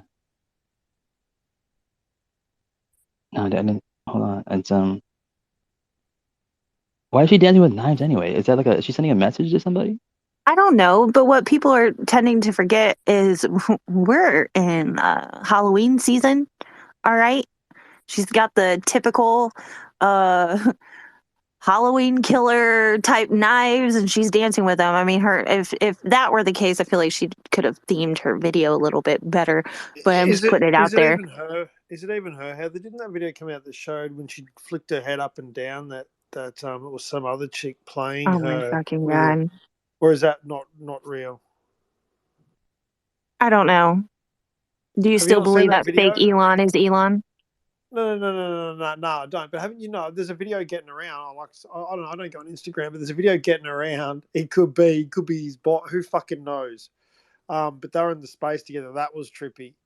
They were talking to each other, and that was fucking weird. Hey, um, but that there's a video getting around. I'm sure you would have seen it. It's like Britney Spears, right? And then she like doing a dance move, and she flicks her head up and down. She's making a TikTok, and you can see they freeze frame it, and you can see really clearly it's someone else's face, and it's like just like when you got filters on, like you got the filters on Snapchat and shit like that. But it's a Britney Spears, I guess, and I don't know. It's probably I don't know if it was from her real account or not. So, but apparently it was from that same account. So, I don't know. Who fucking knows with Britney Yeah, Spears? I don't know. But I highly doubt it's another person. I'm pretty sure it's still just crazy ass Britney doing her normal crazy ass thing. Um, but I mean, listen, people are out here believing that video of Zelensky belly dancing is actually Zelensky, even though it's not. What about the one of him like doing blow? Is that one real? That one, I don't know if that's real or not. Did he really just try to get that witch to be an ambassador? Yeah. That's a crazy shit. That's crazier than belly dancing. It's in your face, isn't it? They're not hiding it anymore. What's crazy is the fact that people still fall for the fact that somebody who wears their weirdness on their sleeve is doing so much evil. When, like I just shared yesterday, there was this couple who used to travel with like their 5 or 6 children doing a Christian ministry. And that couple was just arrested and charged with child endangerment and neglect and child abuse, right? But they're over here just hidden under the guise of Christian love and stuff. And, and they're the same type of people who would be in this space talking shit about that witch, right? But she's the evil one. What? Because she's weird? She's automatically evil because she's a weirdo who isn't scared to hide the fact that she's a weirdo? Come on, people. Hold on. If this is the same person, and it might not be, I'm trying Yeah, to. it's the weird chick into blood It's the art one that from all the all the QAnon. QAnoners Yeah. all the QAnon. QAnoners keep pushing a narrative that she's like some evil person. What? Because she's a fucking weirdo? No, because she sent. Is she the one that sent the spirit cooking stuff to Hillary in those emails? And is she the one that takes all the pictures and covered Yeah, in but what does that blood? have to do with anything? That's art. Is Well, she? Can you if that's prove going to to me? be her Can spirit you animal, prove? that's going to Can be you her spirit prove animal. that she is evil? If she's saying, "Hey, I'm evil," Just, your I don't. reaction. How Oh, is she saying there is she's evil? Because she's into some weird shit that makes her evil? no. It's because she says she is. That's what she's projecting. That's not what. If that's just No, that's how you're her interpreting it. image, why ambassadorship? That's all. That's the crazy part. And people from that side of the world aren't as freaked out about that kind of shit as people over Disagree. here. I think they're way more freaked out about that kind of shit. That's why it I don't exists. think so. It's just weird, dude, that he said that. Why would you say that? Same week you get a 98-year-old Nazi up there. Is that true too, or is that spin? I'm asking, Heather. I'm not. Oh, he's a total Nazi. And that dude who even invited him up resigned yesterday because of it. The last thing I saw, and I don't know, is that Poland is trying to extradite him. Like, oh yeah, your hero there. That's a war criminal. We want to talk to him. 98. And they should. There was that one dude, God, I'm so hard trying to remember how to pronounce his last name, but he was known as Ivan the Terrible. He was one of the Nazi guards at a concentration camp. There was a whole thing on Netflix about him and his case and stuff. Have you watched that? Not if it's newer. I've seen a few things. I'm not entirely sure when it came out, but yeah, he was tried and all sorts of stuff, and even his own lawyer defending him was a Jewish man. Like it's a whole fucking ordeal, bro. Like it's an extremely interesting documentary. I'll figure out the name and link it to you. But it was on Netflix. I know that.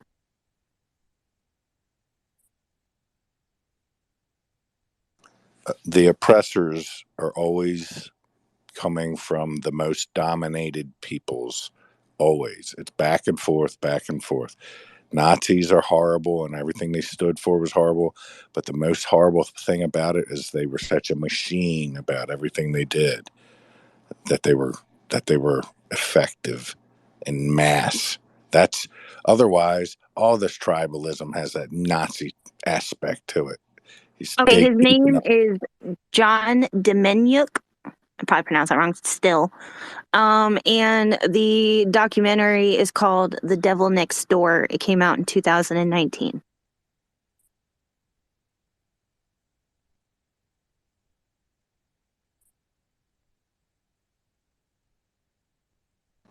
There's Nazis that were in high command that just disappeared.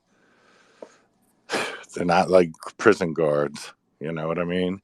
Those kind of people. That's the big crime because they were making those decisions too.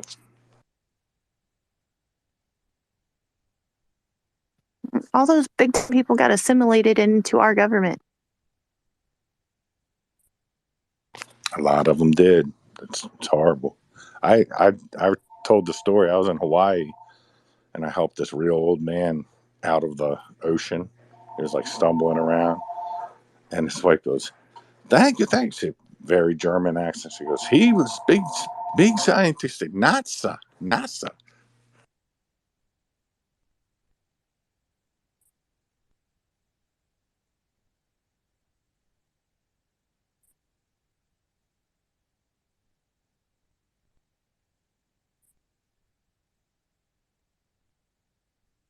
Oh, wait, so this old guy that was in the water, he worked at NASA?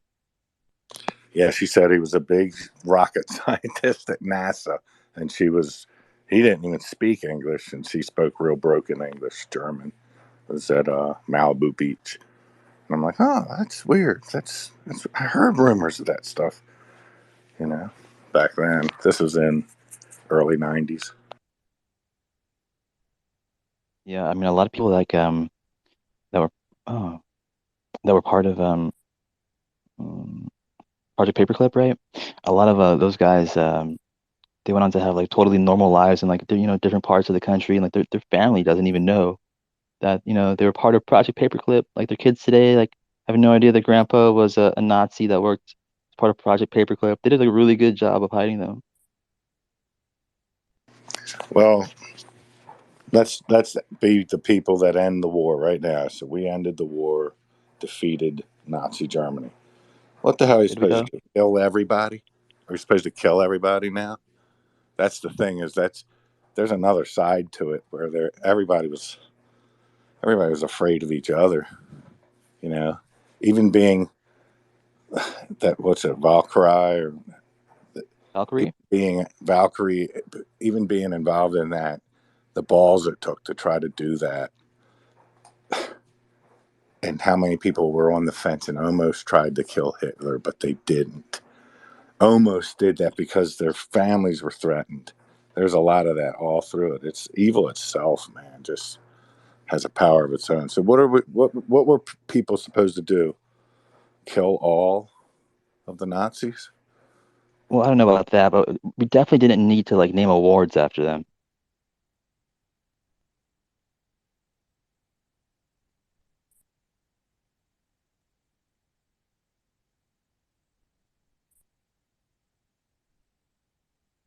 I think that only stopped recently. Like there was like what, Annie Jacobs, or is that her name, Annie Jacobson, the one who wrote that book about the Operation Paperclip?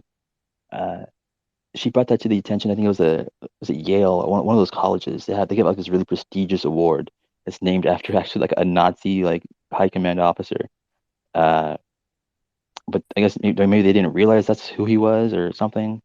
But they've been giving out that Nazi guy's award under his name for this whole time now. It's crazy.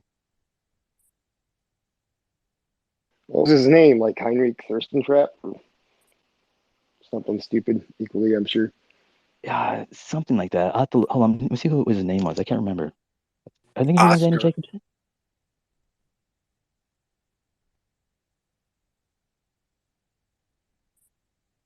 Yeah, her name's Annie Jacobson. Yeah, you should check out her books. They're pretty good, but they're super expensive too. Her Area 51 book was fucking crazy expensive to buy.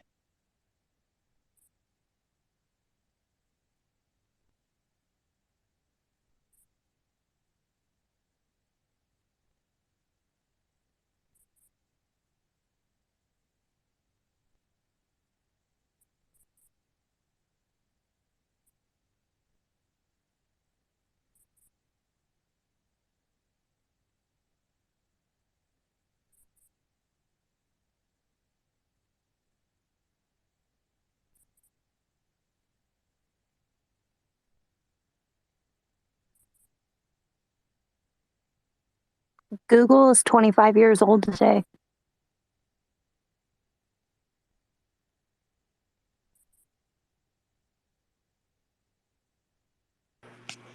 But it's only been sentient for 7 years.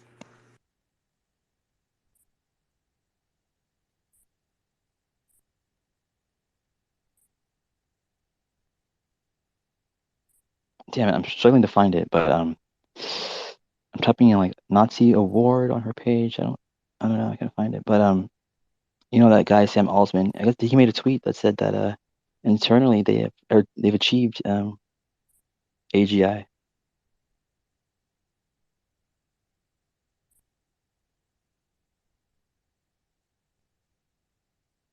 What the fuck language is your Twitter in, Logan? What do you mean? The screenshot you posted of that Max. What language is your Twitter in? Because that doesn't say follows you. It says something else. Yeah, I don't imagine the guy follows me. Oh, Jesus fucking Christ. I swear to God.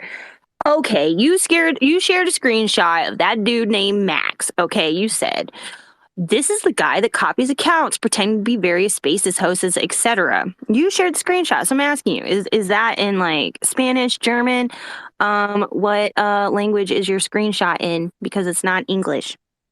Oh, really? Oh, that makes sense. Well, I got it from Michelle. I think she's Dutch, so.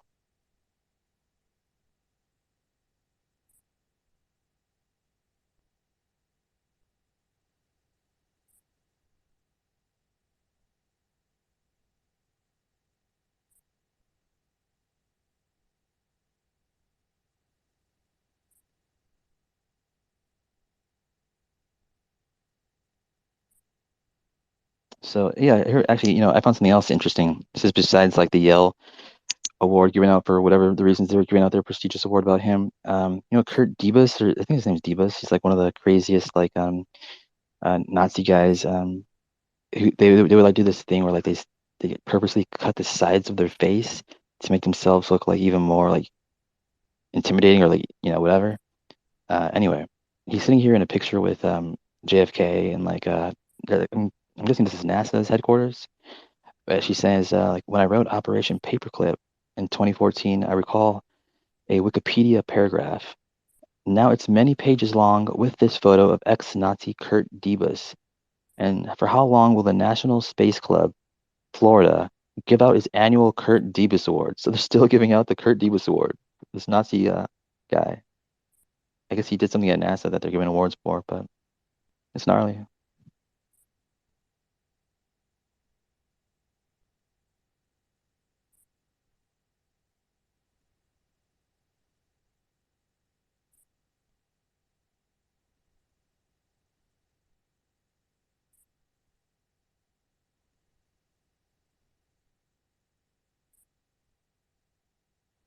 Yale.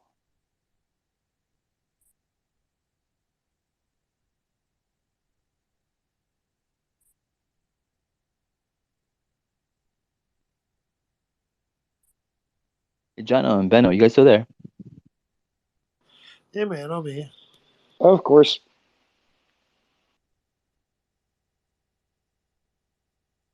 I'll be back in 10 minutes, but I'm going to quickly slip to the servo and grab a couple of things. Oh, shit. Hey, what time is it there? 20 past 10. Like night time, PM. I gotcha.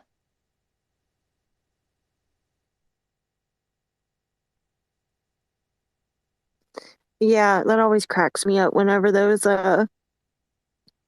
apocalypse pushers try to push a new apocalypse on us and they give us a certain day. They always forget about Australia.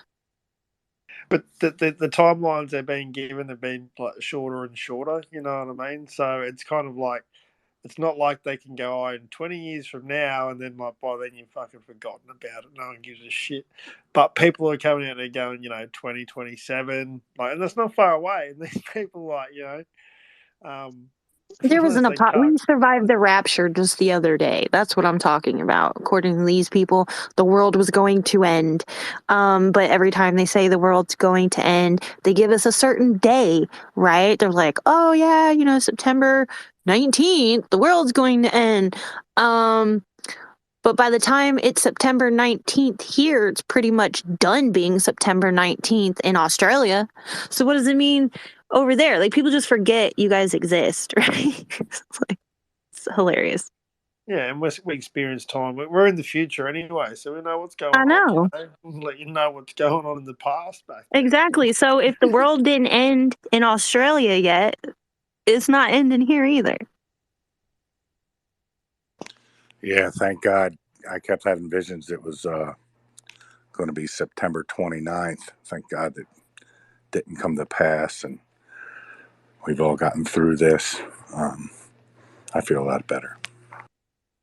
Well, it's not September 29 yet. It's September 27. Why did you say that? You've just given us a 2-day fucking window. Oh, shit. You don't even got to hold 2 days, Benno. I was thinking T minus 48 hours and counting. Yeah, this was supposed to be the month that like something big happened this month, according to people, and nothing happened, as usual. Again, it's not over yet. You just kept fucking tempting fate, eh? I'm encouraging it.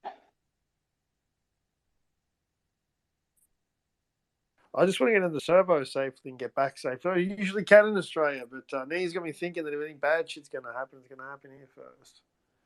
I'll tell you that. Australia's a good place. I have heard some weird shit, though. I heard one guy in the room one time talking about having a reoccurring dream and about meteorites smashing into the earth. And I've had a similar dream like that, eh? It was a pretty vivid dream, but there's nowhere to hide. I remember thinking that. Like people running, you look at them going, where are you going? Undercover car park or something? Like, what's your plan? Like, where are you running to? Like, you're fucked, You could die at any moment. It looks like the end of the world out here. The fog is so thick I can't see my detached garage. I can see the light off of it. And it feels like it's dark 24/7 the last couple days almost.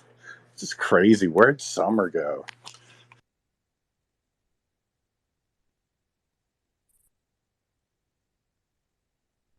Yeah, oh my God, I hope someone. I've done nothing but like sweat like lately, and I'm so over it, so over it. I'm glad someone's about to go, is gone or about to go soon. Yeah.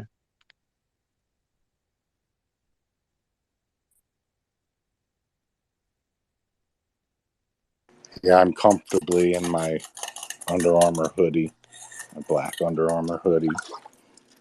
3 years old. It looks brand new. I got two of them, one that I work in and one that I just wear when I'm not going to do a lot of work.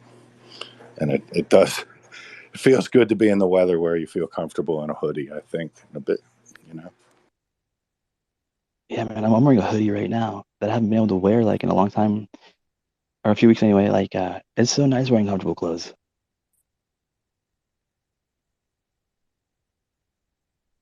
I went on a walk yesterday and it was 74 here, right? But that's nothing like 74 in Florida. And so I was cold.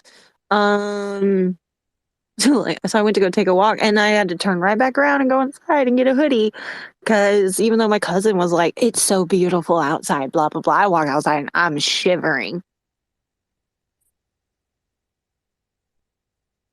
Hey, so what was supposed to happen this month anyway? Was it supposed to be the end of the world, or was it like UFO disclosure? No, the end of the world. There was the rapture was supposed to happen a few days ago, and then right after the rapture we were supposed to get hit by coronal mass ejection that would cause all the electronics on earth to go black, but neither of those things happened. Oh, right. So, legend has it that ancient civilizations possessing advanced astronomical knowledge predicted the cyclical rebirth and destruction of our reality. And September 2023 aligns with a rare celestial alignment known as the cosmic convergence, wherein the planets and stars reach a perfect geometric configuration. This alignment acts as a key, unlocking a portal to a parallel dimension. And in this alternate reality, humanity is bestowed with unparalleled wisdom and abilities. However, to access this new realm, the current world must undergo a cataclysmic event, a reset, if you will. The powers that be, aware of this cosmic clockwork, have been subtly manipulating events throughout history to guide us towards this destined point. Governments and secret societies have been covertly preparing for this shift, hoarding knowledge and resources to ensure their dominance in the new world. So while the end of the world may seem grim, it's merely the transition to a higher plane of existence, orchestrated by forces beyond our comprehension. Embrace the change, for in chaos lies the path to enlightenment. That's an Yeah, that interesting. sounds dumb. Yeah, but people actually believe How the those fuck do things. they know if some planets aligning has to do with anything? Yeah, I mean, I for one don't want to hear any more about the ascension and your ascension symptoms. I mean, thank you.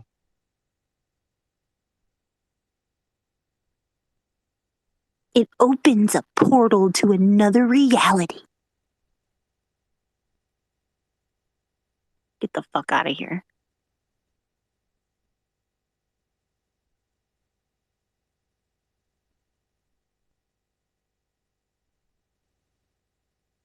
Yeah, why do you think people believe that stuff? You know what I mean? Like, I don't get it. Like, what? How do people buy into that kind of stuff? Bro, you are asking the wrong person. I don't know why the fuck anyone would believe that shit. Honestly, I can't fathom it because it just sounds so obnoxious, right? Like, what verifiable proof do you have that when these planets line up in this certain geometrical pattern that a portal is going to open? Explain that one to me.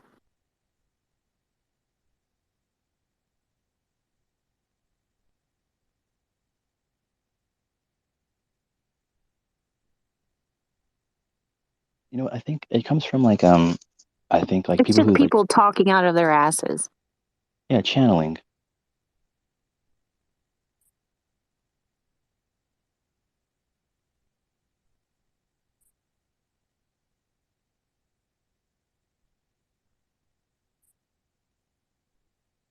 I mean, it does sound nice. Maybe people just want something nice to believe in, maybe.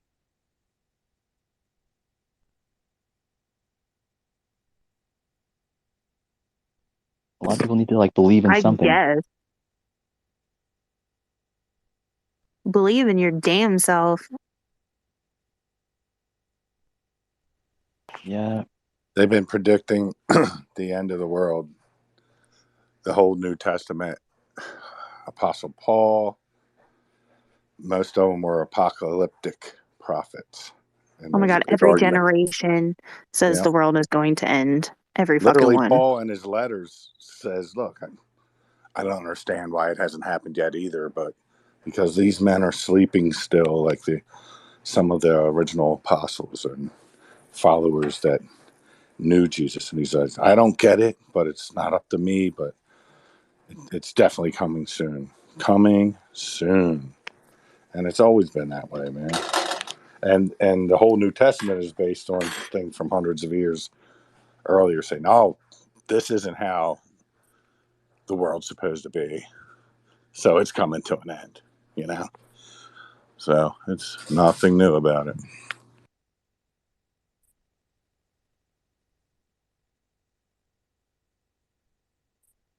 Yeah. It doesn't really matter though. People just want to believe. No, some people just want the fucking world to end because they don't give a shit about anything else but that. And it's weird.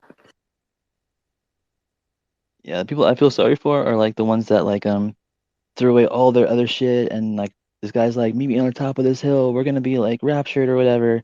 They're like, yes, and they quit their job and got rid of everything and like slapped some lady who like looked at them wrong and like ran up that hill and then the end of the weekend comes and they have to walk back down that hill, super depressed probably.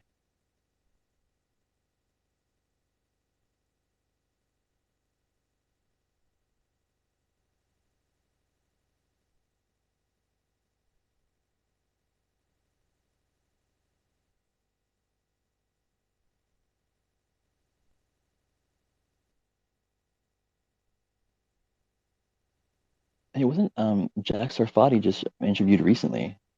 I saw an interview with him, I think, on something, but I think it's a new one. Have you seen that? I haven't heard anyone talk about it. Tons of people have talked about it. Oh, really? Or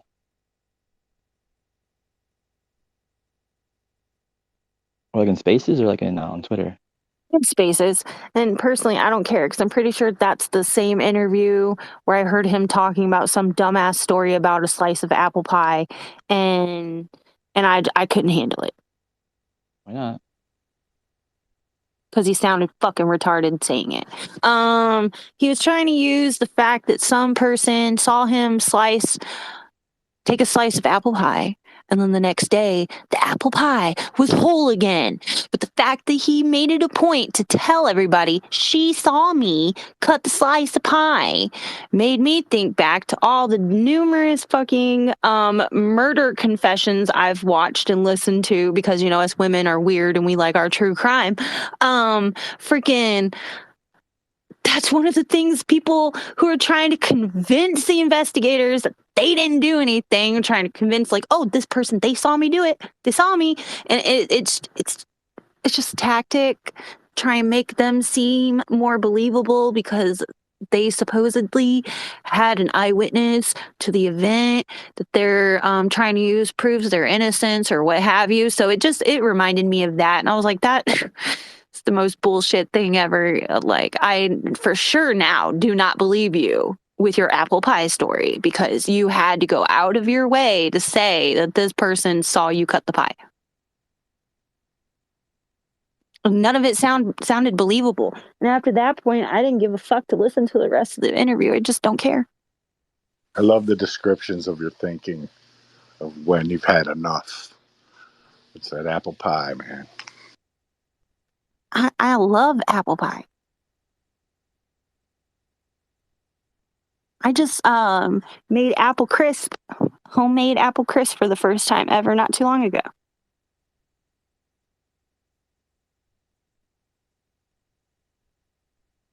And I nearly cut my thumb off in the process while trying to slice the apples. Oh, those are bomb. I haven't made one of those in a long time. Yeah, I could have been, like a boring basic bitch and just got like some canned apple filling, right? But I was like, nah. So I went and I hand picked the apples at the store.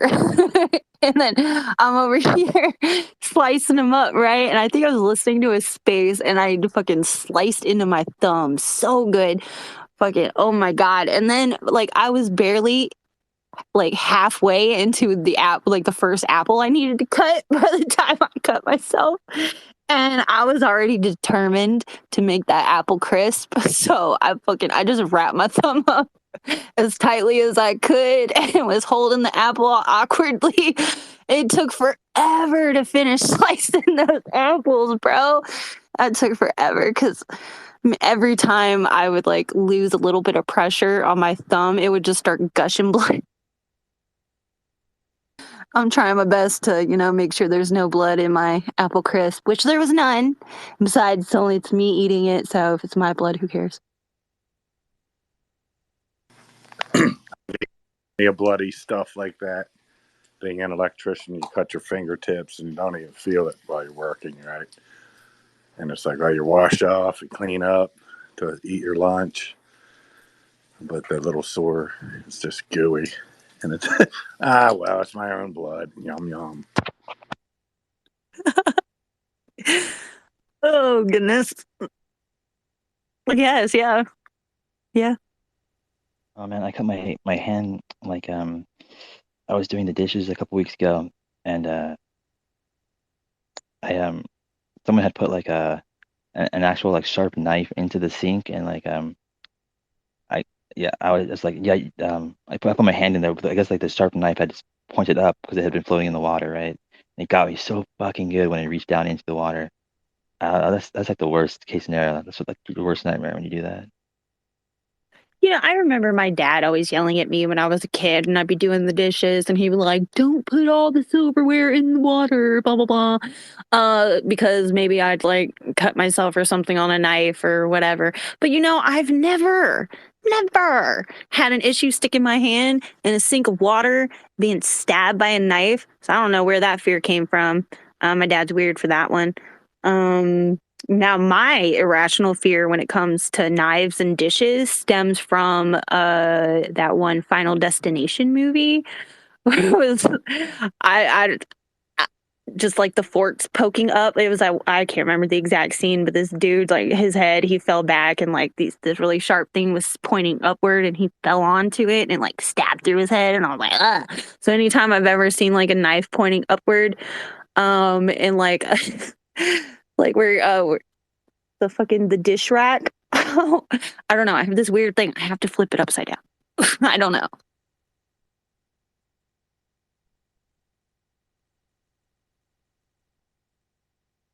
Not because I think I'm gonna fall and stab my head on it, but just in case someone else does. Oh yeah, but let me point out that I did not put the knife in the water because I don't put like steak knives in dishwater where I'm gonna be putting my hands in there to clean all the dishes. That definitely wasn't me that did that. But anyway, have you heard about this poltergeist initiative? I seem to have gone past it about a week ago. No, Is it but how still? do people cut themselves on knives in water? Like, are you just sitting there just hardcore grasping around? You don't just like use your finger like, oh, that's a knife, that's a spoon. It's I don't know. It's a big sink. It's filled with like hot water and a ton of like different dishes, all scattered around. You kind of just reach in there to pick something Oh up. yeah, see, I don't be doing that. I stack everything on the countertop. Like it'll be plates and bowls stacked, and I'll have like my little section with like the silverware, and then my cups will be right here, and I do everything in batches.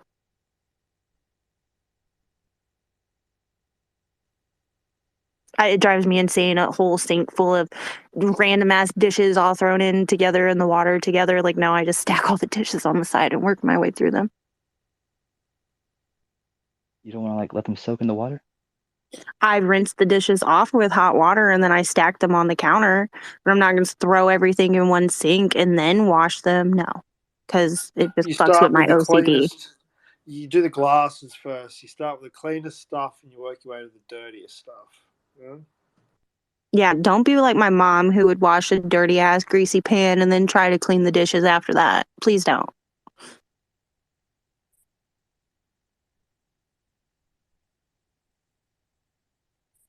Oh yeah. Well, yeah. Uh, I've never really like used a dishwasher. I mean, I know I've seen dishwashers before, but I've always like just washed dishes by hand. Um, so I don't know. I just feel like that's how I don't feel like the dishwasher could like do like as good a job. I don't know. I agree completely. I do not like dishwashers. I would prefer to wash them by hand, even though I'm really weird and I don't like to get wrinkly. So I started using dishwash gloves so that way my hands don't get wrinkly and I don't have to like freak out. Because it legit bothers me. I don't know. I'm going to struggle being old. If you've used one of them commercial dishwashers, they are the bomb. Like literally like a 2-minute cycle, I think. They just clean the shit out of everything. You know, I as a young fella when I was real young, one of my first jobs was like being a dish pig at a restaurant. You know, and a bit extra money each week. And you don't know washing dishes until you had the chef throwing plates at you and shit. And yeah, you just the same little dishwashing kid over in the corner.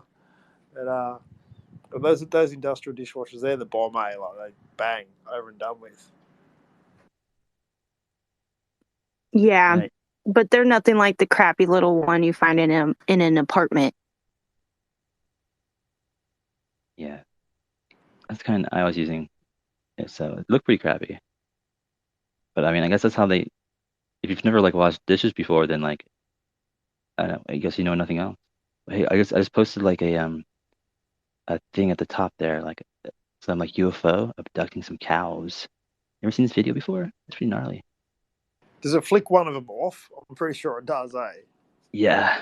It is not gnarly. It's one of the dumbest videos I think I've ever seen. It's pretty funny. Yeah, it's so weird. Where's that thing going? Nowhere because it's not real. Having a barbecue.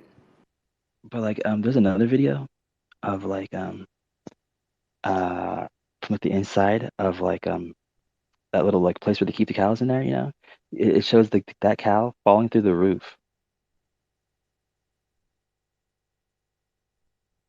Oh yeah, is this the same one where the cows climbed up on top of the shed and fell through it? You know, there's numerous stories cows climbing on roofs. There's this one story, this guy was crushed to death by his own cow because it climbed on the roof and then the roof caved in It and was a fell on him while ramp. he was asleep in bed. Yeah, it was a causeway ramp. Like, I don't know about that. I don't know about the guy on the bed, but I saw that clip of the cow falling through and all the comments, you know, it got dropped from the sky and shit. And you can see very clearly it's just a ramp that goes down above, like, where the other ramp is below it. And the ramp is, like, old wooden given way. And the cow just fell through and lands on the fence. I don't think a UFO. It's not from that. I don't think they correlated the clips. I like the connection of the dots. There No, is a phenomenon of cows standing on roofs. yeah, And what getting is It's a that? sucked it's up a by legit thing. UFOs and flicked off across the fucking paddocks. How do they get up there? I don't get it. I don't know. And why? Jesus. I did see that. Reminds me actually that cow is pretty ordinary. I saw a clip yesterday of a amusement park, like it pretty much looked like with that, like you know, the thing that spins like that round. It just goes slow, but it goes up and it just drops down. This thing drops and like whatever the brake cable is didn't engage and it hits pretty hard, eh? Yes, I saw that video. That thing slammed into the ground. Fucking carnies. Was anyone on it?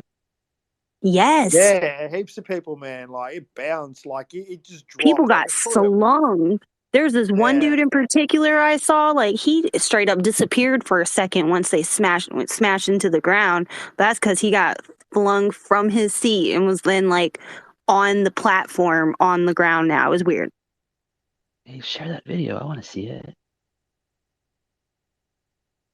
And I'll try to find it. That was fucking crazy. I shared some more videos at the top that I came It's across it's in a not bookmark. pleasant, dude. Like it's pretty kind of graphic. Just be warned. Oh shit! I found the video I've been looking for. I forgot. There was this video. Um, you know, that MH370 alien fucking black hole video that came out, whatever. It reminded me of this other video I had seen, where this like satellite is zooming in on the Earth from space, and it shows these like UFOs going over something or other. Uh, but I didn't know I found it. I apparently bookmarked it recently. But here, check this out. I mean, if that, I assume this video is fake, right? But if that video is real, this one's probably real. Logan, I found the video of the fair ride. It's up top. Oh, thank you.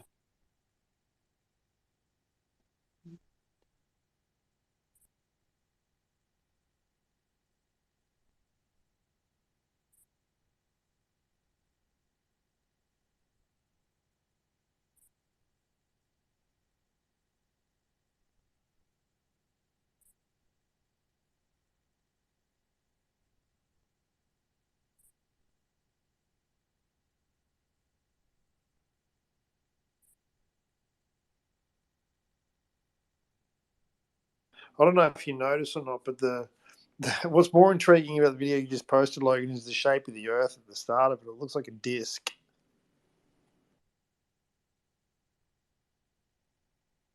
Yeah. Are you trying to say we live on a flat Earth? Man, I was in a space the other day, and I'll be honest with you, just sort of, I had a little bit to say, but I mostly listened, and from what I heard, and I'm just making, I believe the Earth's round, but there's something going on there that they're not telling us, right? I don't know what that is, right? Maybe it's big, whatever. But in that room the other day, and there was quite a fair few people in there. It was quite an interesting debate, and the people who were pushing not sort of necessarily, you call them a flat earther. If anyone who thinks the Earth's not a perfect sphere is basically a flat earther. So if you think it's oblong shape, or it's got a hole in it, or it's big arrow, if you think it's just not what they're telling us, you get branded a flat earther. But what I found interesting in the space was that the people who were the pro sphere versus the flat earthers, they were having a harder time. Sort of, they were less well versed, and their arguments to defend the sphere were less convincing. Put it that way, far less convincing. And all they really sort of resorted to was sort of really shitty low blows. Sorry, go Heather. Anyway, that video that you shared, Logan, that's a graphic animation by NASA. All right. That's to show these twin satellites from the Grace mission. That's all.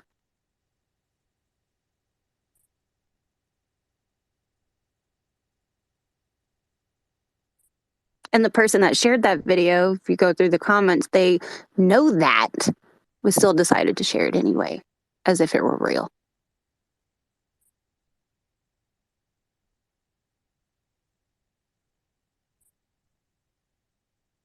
Oh yeah, I read that in the comments too. I was gonna say, I was trying to look back on it because I was trying to see what Ben was saying about it being like a flat disk. Because it made me interested that NASA would put out a video of a flat disk. Isn't that weird? He's talking about the Earth looks funky right at the very beginning of the video, like right before he started zooming in on it. Did you watch the fair ride yet? I just watched that shit again. That shit literally just falls from the top and slams into the ground. No, I can't see any of the nest. It's invisible to me. I need to restart. Hold on.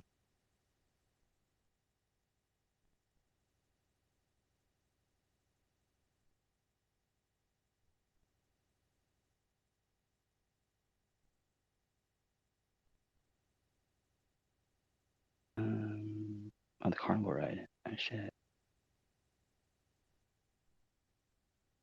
Oh no, there's audio too.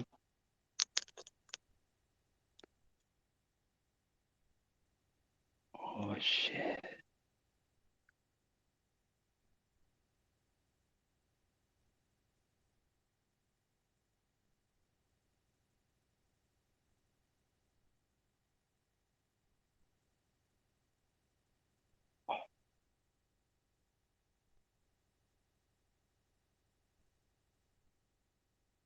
Holy shit.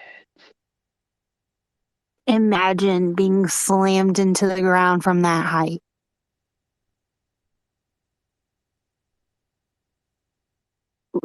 That's insane. I hope everyone survived that. I don't know what happened after that. I really hope everyone is okay because it reminds me of that video from this past year or last year. I think it took place in Florida. This boy was on a similar ride, and when it came back down, he slipped out of his seat and smashed into the ground and died.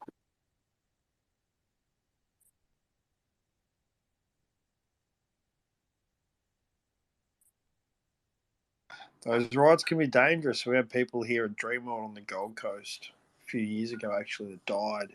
And they're in like a water rapid ride where you sit in those round tubes, and there's like a conveyor belt at the bottom, and it's like sort of like just got teeth. I guess you call it teeth, and they're both two conveyor belts going both different ways to try and drag the big tubes up because they're big heavy tubes that you sit in. And one of them got caught and flipped up, and then it pushed all them out. They basically got stuck in it and pulled under and drowned and minced up pretty much. Pretty fucked up.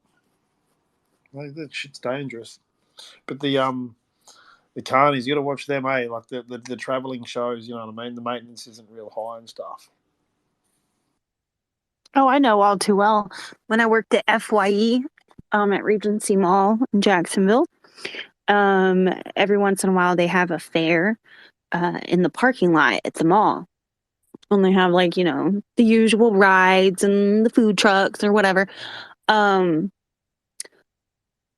But the people that work there, they practically lived in the parking lot for the entire week. And they came into the FYE all the time. They come in to get, really good deals on DVDs because it'd be like buy two, get two free type shit, right? I don't know if you've ever been to a FYE, stands for For Your Entertainment. It's a cool place. Anyway, these people come in there all the time, be fucking hammered, reeking of alcohol. But you're on a quick lunch break before you got to go back out. But you reek of alcohol. And it was at that point I decided I'm never going to get on any of those kind of rides ever again.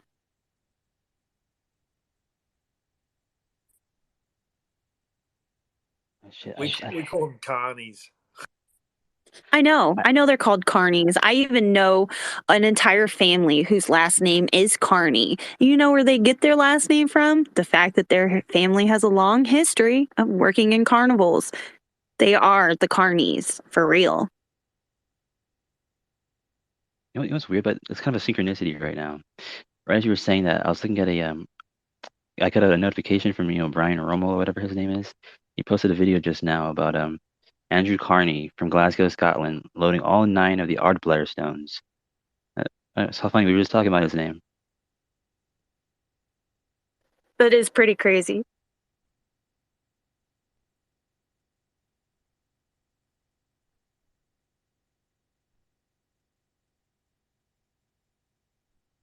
I had one here in a space the other night, actually. I was playing COD while I was listening to you guys talk, and someone started talking about bees.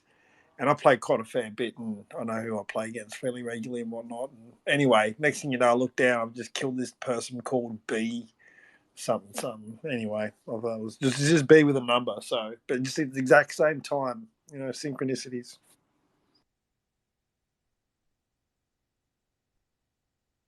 Although I won't read into that too much, getting a kill on COD and what sort of life synchronicity that is, who fucking knows, But you get them at the weirdest times for the weirdest reasons, and like just now, you know what I mean? Like what Logan just got, the carny.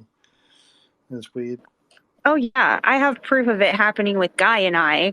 I took screenshots so I could show him and explain to him what I had just witnessed, right? But I'll have to dig through my phone and find it. But he said some stupid ass shit, right? Like he was joking about his man meat. Right? So we're on Telegram. And he makes some dumbass joke about his man meat.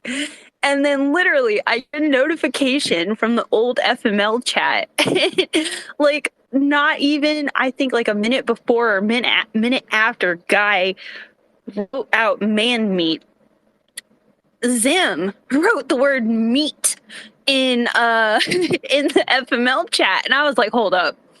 Like, I understand meat is not a weird word. I get it. But it's just so weird that they pop up in two separate notifications, like it's practically at the same time on my phone. Each of them has the word meat in it. Like, I just don't get it. Sausages everywhere.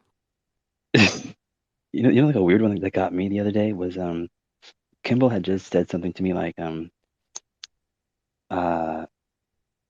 something like look over your shoulder, like look, I don't know, like watch your back or something like that, or like something like along those lines, like they're coming for you or some bullshit like that. And like a minute later, I get like a pop-up notification that says Microsoft is looking for you. I thought, oh, what? It tripped me out. Oh, that's great. It also reminds me of something that happened to Kimball once, one of his spaces. It was right after he saw that UFO. And so he's out walking around or whatever. And someone's like, you better watch on your left. And Kimball actually looked to his left, and there was a car with their headlights on parked there to his left. He thought it was so trippy. Yeah, wasn't that like Fred or Eric fucking with him? I don't know, but just the fact that there was a car sitting there with its headlights on, that would have tripped me out too. If someone in a space just said, if someone in a space told me to look to my left, and then there was like some odd person to my left, I'd be like, what the fuck? I think it's them. But he came in the space earlier on, and he goes, Matthew, you awake? You awake? And then just fucking dipped again, gone. What the fuck? Well, I don't know why he feels like it's okay for him to come in here anyway, considering the fact that he doesn't want to be associated with Logan or seen in Logan spaces, because if certain things come to light and happen to be true, people don't want to be friends with Logan. But check this out. Those are the same people that when it does come to light that none of those allegations are true, well, these same people trying to come in and schmooze up to him and pretend to be his friend and shit. That's how it goes. You've seen it before, Heather.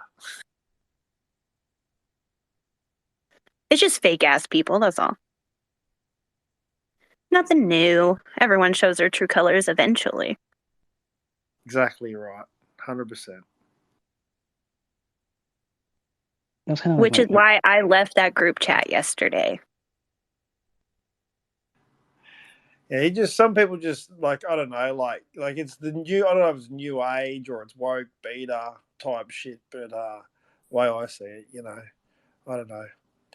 It's fucking your friends. You're supposed to stand by your friends, and there's a presumption of innocence no matter what until proven guilty, and if anyone's going to stand by, it's got to be your friends, So. But that's just the thing, Benno. It's one thing to stand by your friends. I see through the bullshit too. It's another thing for someone you call family. Multiple people who've turned their back on Logan have also called him family multiple times in the past, right? And they're just gonna up and abandon him at the drop of a dime. Like, come on, like that's pathetic. And you call yourself, you want to say that we're family? We're not. We're not. You know, like how pathetic I am, or like how maybe I just have like super like low self-esteem. But like I was even talking to like Casey earlier, right? And I know everything she's been saying and doing about me, but even still, I I'm a sympathetic guy. I can empathize. A woman who people have like certain triggers or whatever. I can understand you might have like a certain feelings about something, whatever. I'm not gonna hate you for the comments you made because I consider you like a close friend, and I understand that you might be going through something because I'm going through something or whatever. So I'm not angry. I mean, I'm not treating her like in a mean way. I'm not promoting that people are, say anything about her or like, bitch, do this or that, right? She told me like yesterday, like, everyone hates me right now. And I told her that like, I don't hate you. I still love you. And that's how I truly feel. Like, I mean, I understand that she said like a bunch of shit about me, but I'm not gonna hate her because like, she decided to be a certain way against me. Like, that's just not the kind of person I am. I don't I don't know. I mean, I wish everyone kind of was that way, like, I don't know, like, why? Because like somebody says something and makes some claims that aren't true, like, do we all of a sudden abandon completely our friends, someone that we called a friend? Like, we're just gonna not even want to like talk to them or like hear their side of the story. We're just gonna assume all these horrible things are true. Like, what the fuck? If I even like thought that they could be true, I would still want to talk to them about it. Be like, what's going on, man? You know what I mean? Like, I don't get that part. Well, Casey just the other day, she wanted to remind people that she is also a victim of rape at the hands of somebody just like Logan.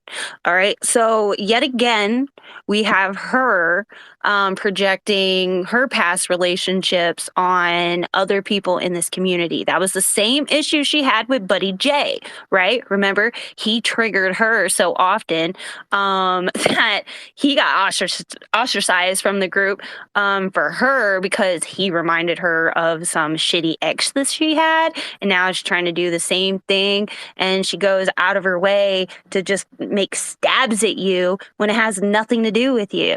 And just like her whole thing, like she could have wrote what she wrote about her experience being a victim and a survivor, and didn't have to put the stab at a guy just like Logan, right? Like, she's still trying to weave a narrative against you. And if people are mad at her and don't like her, that's because of her and what she's doing. And it's got nothing to do with you, and it's not nothing to do with the people who don't like her anymore either. It's all her. Which is why I didn't accept her fucking trash ass apology. She barely gave one, and I didn't accept Kimball's apology yesterday either. I just straight up left the fucking group because they're too many fake people in there. I'm not going to say the entire group is, because the majority of the people in that group chat I adore, but the rest fake as fuck. Fake. Don't ever call people on this app your family. Nobody in this community is your family, right? We're just a bunch of strangers on the internet who happen to have similar interests. That's it. I consider you guys family. I consider you my friends and family in a way, yeah, in community, like, So, but hey, I'm in group chats and I don't even read the chats. I sometimes put a comment in there if I see like one or something, but I don't go through them, and so I miss a lot, even if I'm in some. That's the truth. So.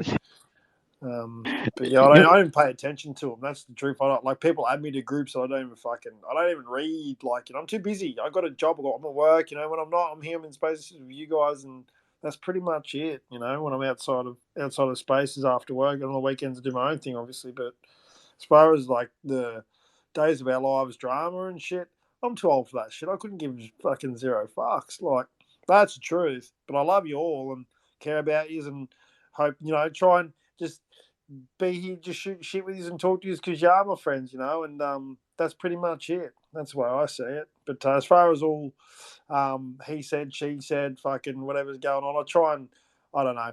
I don't try. I'm too busy. I've got my own fucking problems, Yeah,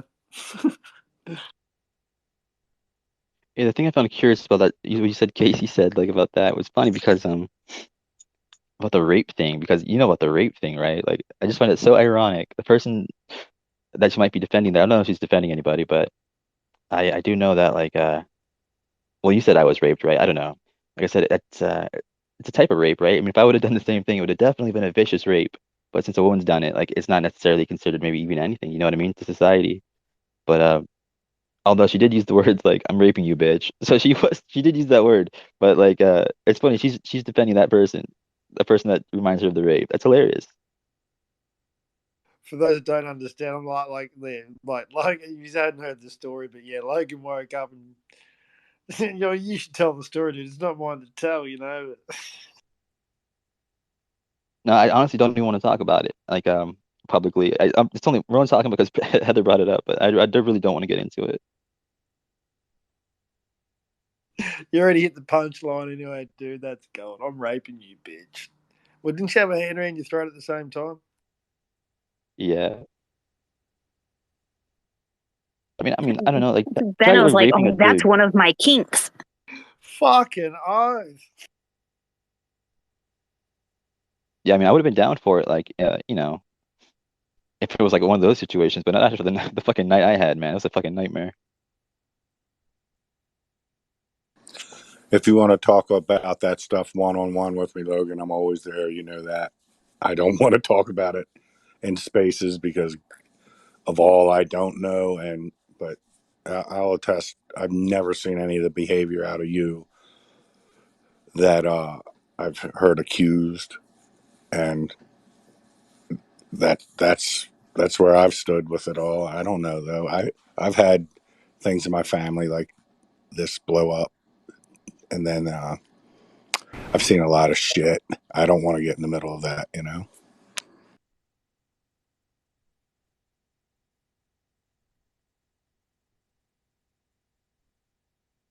Yeah, it's a really shitty situation. There's no winners here. We all lose. So I think like I'm pretty radioactive at the moment. I can understand that. I try not to take it personally. It does suck, but you know what are you gonna do? What's up, Hey, Randy? Logan. Glad to see you out, buddy. I saw you had a space, so I just want to say I love you and I support you, man. Glad to see you out and about, man. Hey, thanks, Randy. Good to see you, man. I haven't talked to you in a while. How you I'm doing? doing good. Just I've been hanging low, and I know you've been. And since I saw you were holding a space, thought I'd pop in and just let you know I love and support you, man. Yeah, you know what's funny about Randy? Randy has said nothing but that, like in messages, like throughout this entire nightmare. He's been really fucking awesome. I love that Randy, man. God bless you, bro. God bless you, man. God and I both love you. You're a good man, Randy. I try. I just try to stay positive, man. I don't judge people, and you know, I just judge people face value. Only way to be, mate. 100% agree with that.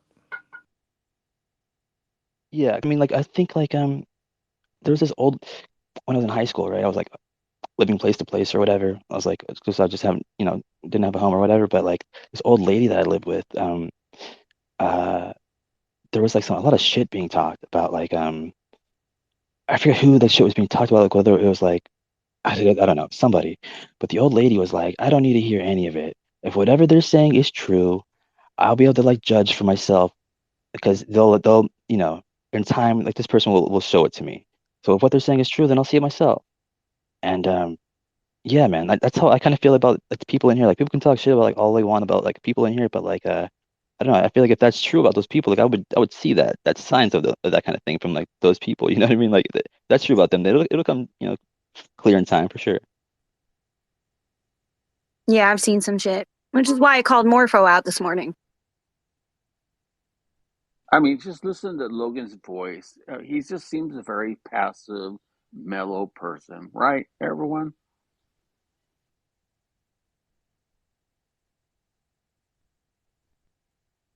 Is it? You know, like it's I'm not like a very like confrontational person. It's like my mother. I talked to my mother when I was flying away from that place, and she was like, "You're already leaving after like a month."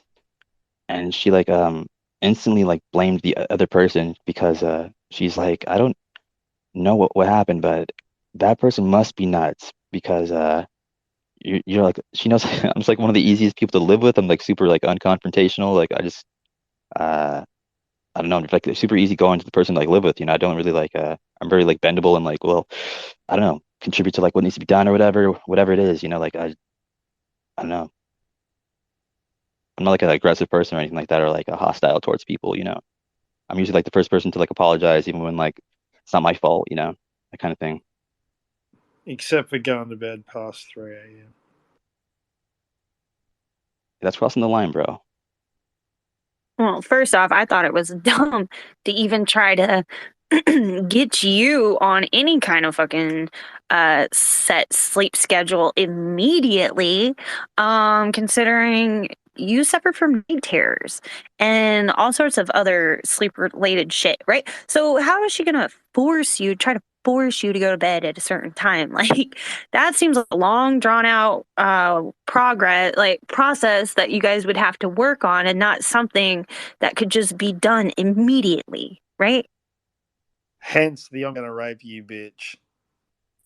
Yeah, I mean, to her credit, like that is like a big reason I don't sleep very much is because of those night terrors. But like while I was with her, I don't know what it is, but I didn't really have them that much. I still had like weird dreams and shit, but I wasn't like waking up screaming, like sweating and shit, like knocking over shit in the kitchen or whatever, like I don't know why. Maybe it's just because I felt like someone next to me and like I didn't feel scared, maybe. I don't know. Well, it's kind of like those weight She would have been blankets. Yeah, but trying to trying to help you. force you into a sleep schedule that's completely unnatural to the one that you have now, and then try to force it and make it happen instantly, that shit ain't gonna work. It's like those weight blankets, Logan. I think, it's kind of having that comfort of knowing someone's with you. I think, like myself, I like having a blanket like pulled all the way, that security. Maybe having someone next to you kind of made you feel safe. Yeah, I tried those security blankets. I thought that might work, but no, it didn't work. But yeah, damn. But and also they're like super like heavy, aren't they? Like I got like really hot underneath them. Yeah, they got different weights. I didn't like them. I tried one too. It's just like it's just like someone felt like someone was like I've had spirits before where they jumped me, and that's what it felt like. Someone was like pushing down on my chest.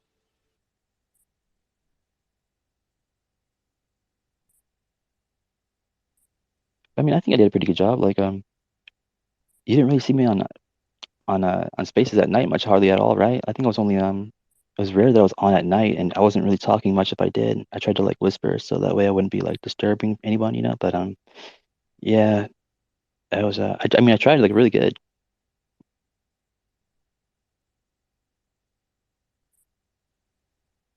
You're way more mellow than me. If someone gets like in my space a little bit, I'm like a lot, rah!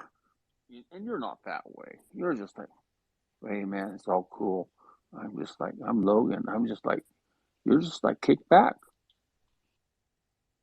Hey man, because like this person like they've never like lived outside of like they've never been on their own before. Like this is like their first time like going into like a place like on their own, you know what I mean? And like the first time even having to like live with like another male person in that place, let alone.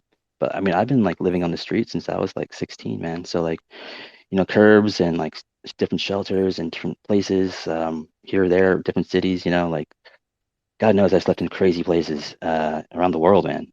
And if I just had to like learn how to like like live with different types of people, and so I don't know. I think that's part of like what makes it a little easier to like live with people because I can kind of I don't know. I've done like a lot of different forms of it, I guess. You know what I mean? I don't know. Yeah, I'm trying to but word you it. told me the week. I don't know if you want me to disclose, but you told me a week before this all shit hit the fan that you wanted some space and you weren't getting it. And so when people don't like they're invading your space and they're all over you, it's kind of like they're pushing their buttons and you used to being alone. It's like, come on, man, just give me some space. Leave me alone. Let me take a shit without you being there or whatever, man. It's like, come on. It's like I'm asking you, please. And when they don't respect that, man, it's like, come on. It's like I'm asking you nicely. It's like I'm sorry, Logan. Yeah, I mean, it's like that's like the thing was I had like no power, right? So every time I would like really beg for like space, like they would only cling tighter, and then like it would come down to like, well, if like you need some space, then just get out of here, get lost, like get the fuck out of my house, and it would always evolve into that like every single time. So it's like I'm in Mississippi, like where the fuck am I gonna go? So I don't know. I got sick of like packing my bags like every other day because like she was just the person was like throwing like these kinds of whatevers. But I finally was just like because I'll pack my bag or whatever. It's like fine, I'm out of here then if you want. And then I pack my bag and by the time I'm done, they're like love bombing me. Okay, I'm sorry, like whatever. I love you. Let's just whatever. Let's make it work. I got sick of like packing my bag and over again. It's like that last time. when the cops came, like I was like, I'm not packing my bag again. I'm so over it. I just packed it 2 days ago to like leave to the airport. Like I'm not packing it another time unless the cops are here. I was like, if you want me to go for real, then just call the cops, and then I'll have them escort me out, and that's cool. But like, I don't want to pack it again just for you to like to finish, and then love bomb me again. I'm not in the mood. So she called the cops for real. But yeah, good times. It's like your emotions are being played like a rubber band. They're being pulled in different directions. And it's like, I don't know which way to go.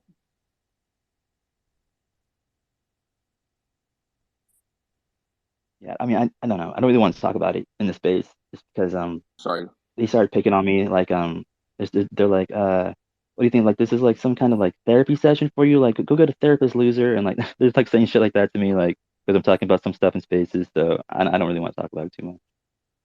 And Heather's best mate Taylor just got here too. G'day, Taylor. No. Just remember, I love unconditionally, Logan. And I'm sorry. Yeah, I appreciate it, bro. I love you guys unconditionally too.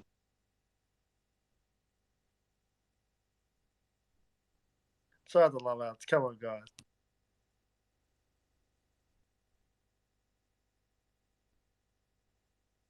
I just wanted people to know in public that you had reached out to me a week before, so it wasn't like this all of a sudden just blew up one day. Yeah, I mean, I think that was news to Casey though. Didn't you say, Heather, like Casey had never known that there was like any issues for some reason? I thought like I had spoken about it before, but I think like she was hurt that I didn't speak privately about it to her. She said that I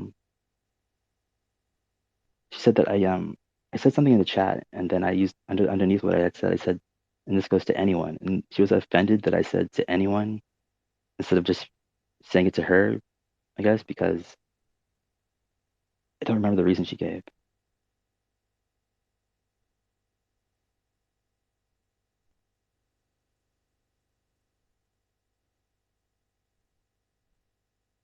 Hey, would you see those videos I post at the top? Like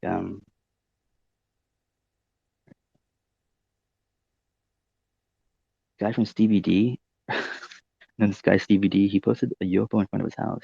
He has like a lot of UFOs around his house, but I don't know. They could. You think that is a UFO, or like is it like something else maybe? He catches a lot of them.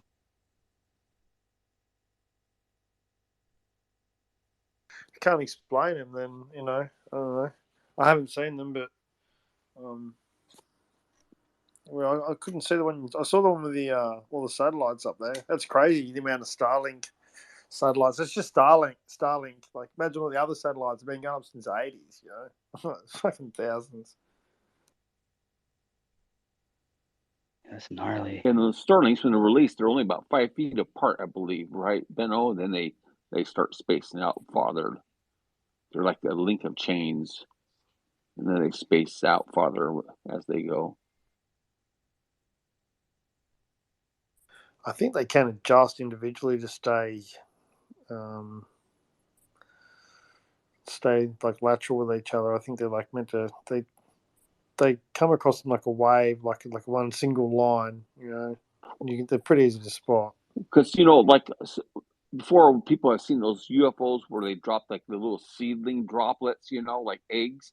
So I think people get confused with this Starlink that's the same thing as those UFOs that drop like the little eggs that drip, drip, drip, drip, drip, drip, drip, and they see the Starlink. They think it's the same thing, but that Starlink is dropping. I think they drop like 150 at each time. I'm not sure what the number is, but they're really close when they first start out, and then they space out as they go. Do you think they're eggs or Logan, did you say something to me? Oh, earlier I said something about I said because Randy was saying how I told him like a week prior to whatever that like I told him about the needing space thing and stuff and not getting it and whatnot. And I was just saying, I think like that you said that Casey said that she knew nothing about this kind of issues I was having. Yeah, Casey tried to just overall you as a whole, not even like your situation with Natalie, just you as a person and Callie and everything. She swears up and down that she had no idea and couldn't tell that you were ever going through anything. What do you mean? Anything like what? Like you didn't have any sort of hardships or anything. She couldn't tell that you were struggling with your sleep or this, that, and the other. She had no clue because she would hardly spend time with you in spaces during the day, even though she would spend just as much time in spaces with you as I was. And I could tell, and other people could tell that you have your own struggles, just like we all have our own struggles. But she wanted to act like you didn't have any, or that she wasn't aware of you having any. Wow. Oh, okay. It's pretty obvious to me. Yeah, clear as day to me.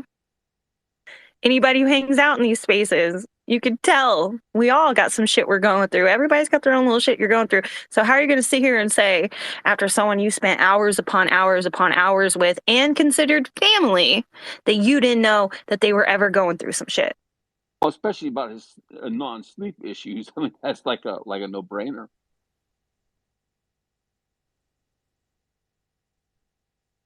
Yeah, I mean, I don't know. I mean, was she being serious? Yeah. Everybody knows Logan doesn't sleep. I mean, even the people that don't know me know that. You know, some of your spaces it says like, you know, hour 72 and still going. Oh shit, I think that's the actual title of one. It was. I know it was. See, I'm telling you, you be trying to tell me like your longest space was like 50 some hours. I swear it had to be longer than that.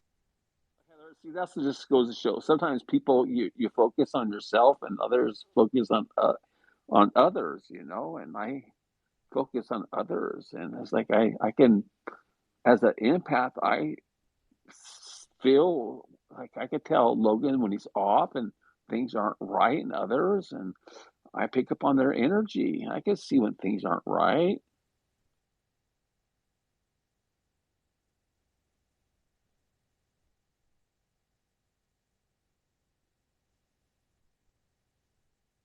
Logan just wanted some space. I mean, who doesn't want, you know, people aren't compatible Logan wanted 24/7. space so badly, he wrote a fucking note asking for it. Yeah, And then I he mean, posted that shit, and I thought it was the dumbest thing I'd ever seen. Like, why the fuck do you feel the need to ask her for permission? Because some woman is trying to tell you, another adult, when the fuck to go to bed. Makes for a healthier relationship. I mean, people can't you notice that when you're gone from each other, that you're happier when you are together?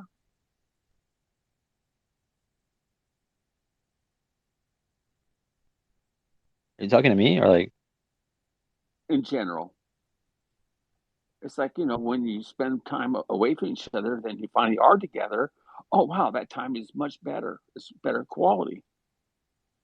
Oh hell yeah! Oh hell yeah! I mean, God. I mean, I feel guilty for saying this, but uh, and I know I shouldn't, but I don't. I guess that's just the way love is, isn't it? It's just insanity. But I find myself like I'm so used to like the routine of like talking to her like all day, every day, and all that kind of stuff. I find myself still missing her, you know?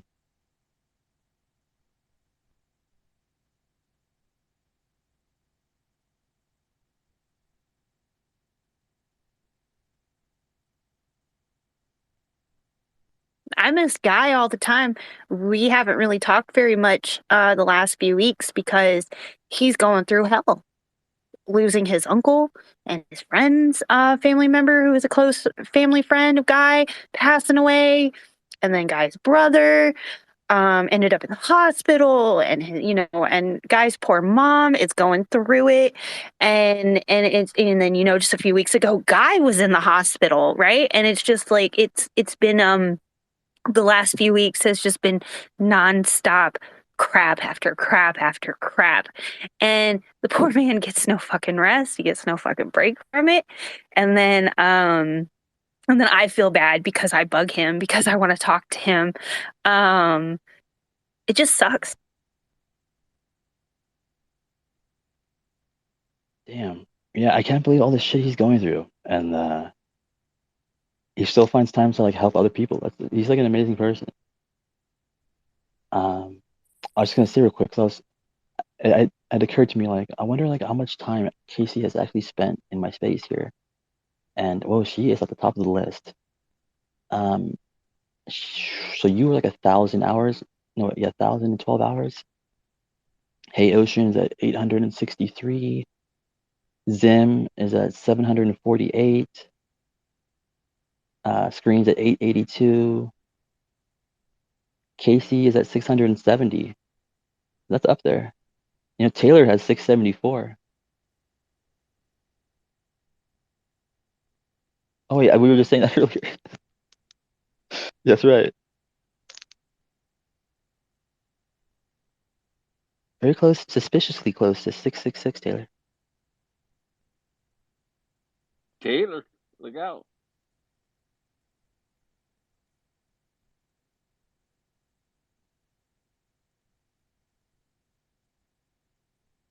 For the record, I think that the data is wrong and that it is 666. Sometimes when you sign out, you'll come back and realize there's a little bit of a glitch with Twitter, especially about 2 weeks ago. I'm sure 8 hours were added on that you weren't attending. So I'd be aware of that number. Also, like, you remember how this is also like a funny thing about Casey is like remember that the whole thing with Buddy and like her fighting with Buddy, that whole thing. And man, Buddy was going hard to like try to get me to like get rid of Casey, and I wouldn't do it because I just thought that was like unfair to her. I didn't, and I just didn't feel like it was the right thing to do. I don't want to like cast somebody out just because somebody doesn't like them, or whatever. Uh, so I was like, no, but he ended up giving me like an ultimatum, like it's either gonna be me or her. I chose Casey over him. So it's just funny to see what's going on now, like how lovely like that sentiment is like reciprocal or whatever. Anyway, I was looking at the emojis here, and, because it catches those stats too. Um, uh, so Lizard has 5,000 he's used. Um, Kent has 428 emojis he used. Screen has 589. Zim has 306. Everyone's under like, oh wait, no, those are What's mine? common. Oh, my bad. I was looking at the comments row. I thought that was a little low. So no, Screen's at 12,000. Zim's at 2,000. Kimball's at 11,000. You're at 12,000. Um, Hey Ocean is at 7,000. Andrew's at 10,000. But Buddy loves his emojis. Guess how much he has? He has 20. 25,000. He has 20,000. Get the fuck out of here. How many have I got? I wonder if that also includes the private emojis that people send to one another in a space. It has to. It has to, right? 'Cause if it doesn't, then his is doubled. When did this happen with Casey and Buddy? Just recently? No, that's old. Oh, I tried to DM Buddy and he's Buddy's gone not again. even on Twitter anymore. Yeah, well, I told Logan he was gone. He said he'd be back, and he was right. He's back. And I tried to DM him the other day, and he's gone again. Oh, is he? I saw him in a live stream on YouTube the other day. He was in the chat. Oh, the Fessler one? No, I think it was Lou Reviews. Interesting. Casey hates me. I said she's a God-loving person, but she hates me.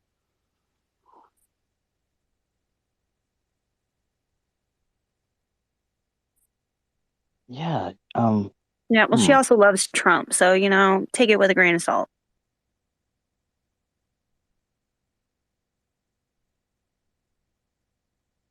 I don't know why she hates me. I don't know why.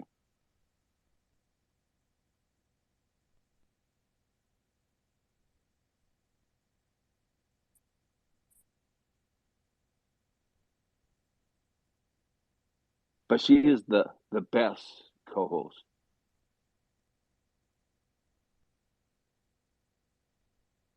Yeah, I mean, I love having her as a co-host. Fuck yeah.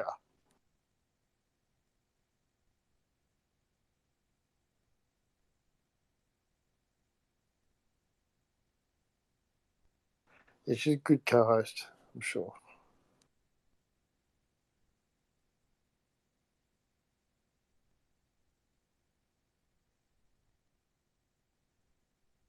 Hey Sam, I see Sam down there. I see Sam on the list here. He says, that's weird because it says co-hosted, but Sam's never co-hosted, has he? I've Not that I never know of. seen Sam. Sam, he hardly ever speaks, but he sits there and gives thumbs ups and hearts. Uh, he's a beautiful person, Sam. Yeah, sounds pretty awesome. I heard him speak one time. That was it, though. He's a cool guy.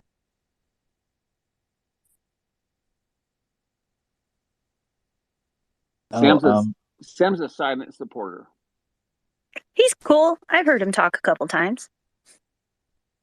what, really? More than me? Damn, how'd that happen? Also, John, are you still here? I could, do you know what this whole, like, co-hosted, hosted thing means? I know Sam's never co-hosted. Not here, at least. So, I don't know what that means. John Lucas is the most liked mustache.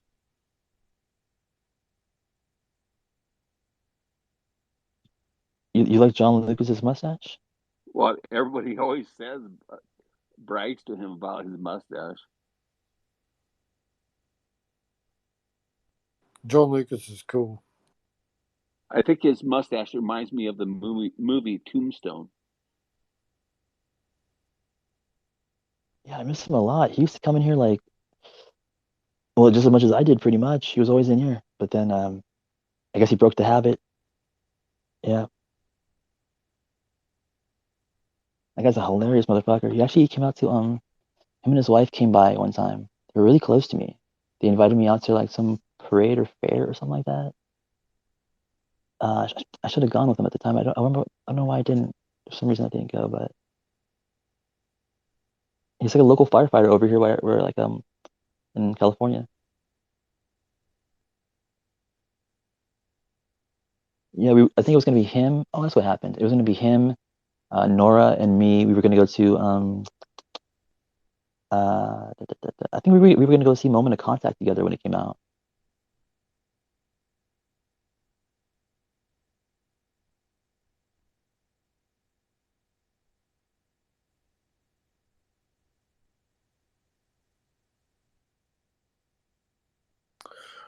I'm gonna step down to our listener.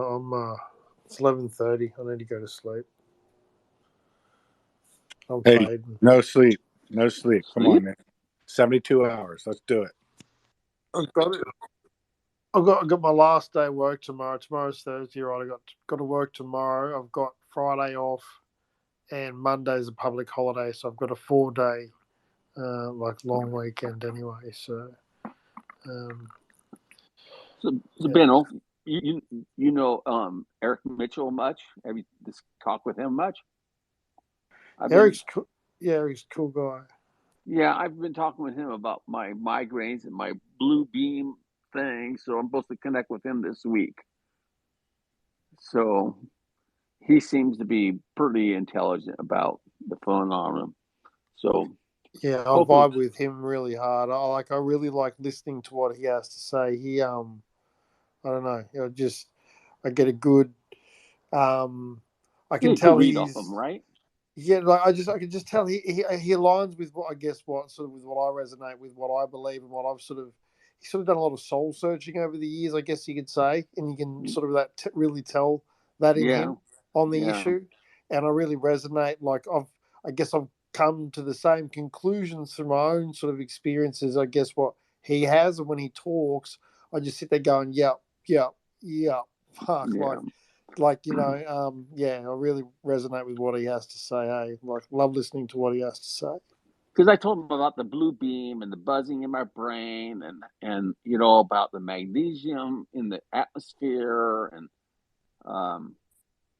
You know, so he says quite a bit. He studied quite a bit about this, you know, and I told him about Linda, how she's had the same phenomenon, and when she's seen police blue lights, that's kind of triggered it, and her PTSD. And he says he studied this, and it's quite a kind of sad though. That's like neurologists, they kind of tend to not want to treat patients on this. I think because other neurologists, I think in the community, I think maybe they don't accept this. And I think if you're a doctor treating patients like this, maybe you are not accepted in the community. And so I think, you know, trying to get this accepted as a real element, you know, by UFOs and stuff is a big leap, you know, in the medical field.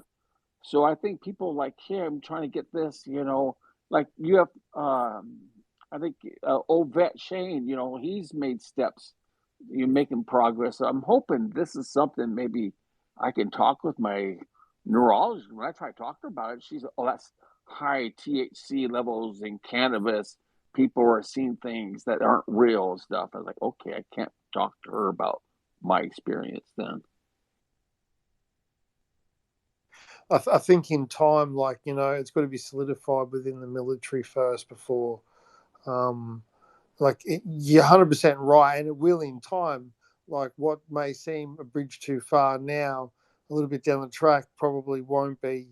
You know, that's just would be the sensible step, but sort of really sort of stamping its presence and it not being ambiguous in any way or nature or form.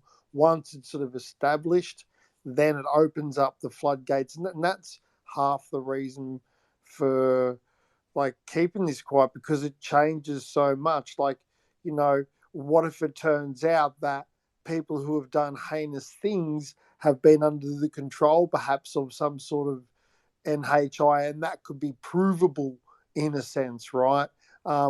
Where does that mean that person's no longer liable? Or I mean, that's just one sort of, that's an out there example, but it changes everything. It really does. So that kind of makes sense to me. Like, and there's so many different doors that it can open as far as what it changes, good, bad, ugly, whatever. That they probably can't even work out yet. So, and not only that, the side of it is like turning.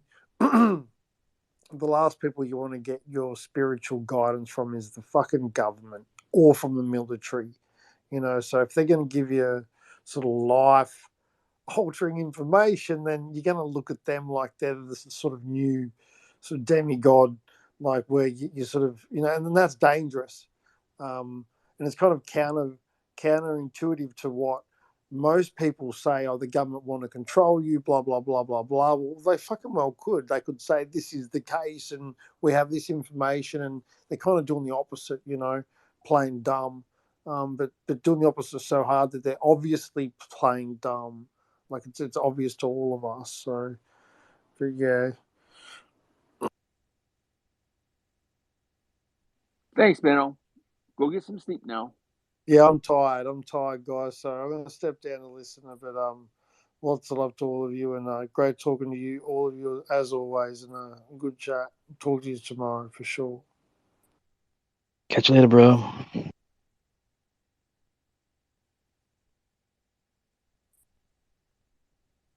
Hey, you know that guy Matthew Roberts?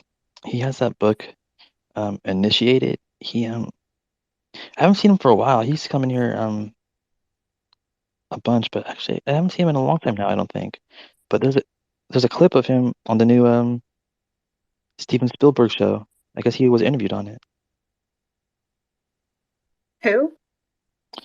Matthew Roberts. Dude, it's He wrote a awesome. book called Initiated. It's crazy. What's Isn't up, it info? dude? It's crazy. Like, I was tripping because I just finished episode 2, but episode 1, it was weird. I'm working, and technically sounds crazy, but I'm working and I'm reading, and I had the show playing. And then, like, his voice, because he used to be in this group I was in, and even in old spaces, I remember him and Charlie Parrish. We always hang out, so his voice is very distinct. And then all of a sudden, I rewound to see his name there. That was really trippy, man. I'm really happy for him. I hope that's like was a healing experience for him because it's very good too. It's the show is very good. Yeah, what is it?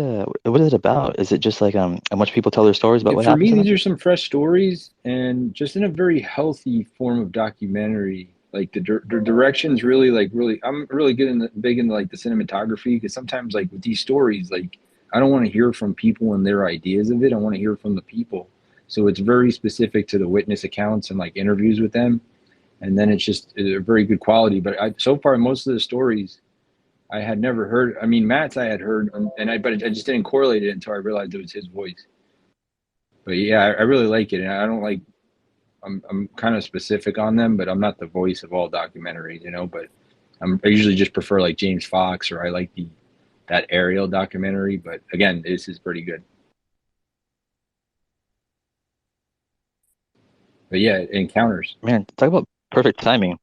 You're like the perfect guy for like to comment after what I just said. I don't think anyone else in here like knows anything about what I had just said besides you. So I didn't even know you had Yeah, come it's in. weird too because I was like, this is a weird synchronicity, but this usually happens with us. I was like watching it, and then I was just like, I gotta post about this show because I was really hyped for Matt, and then it's weird I jumped in here and you guys were like kind of just jumped in there.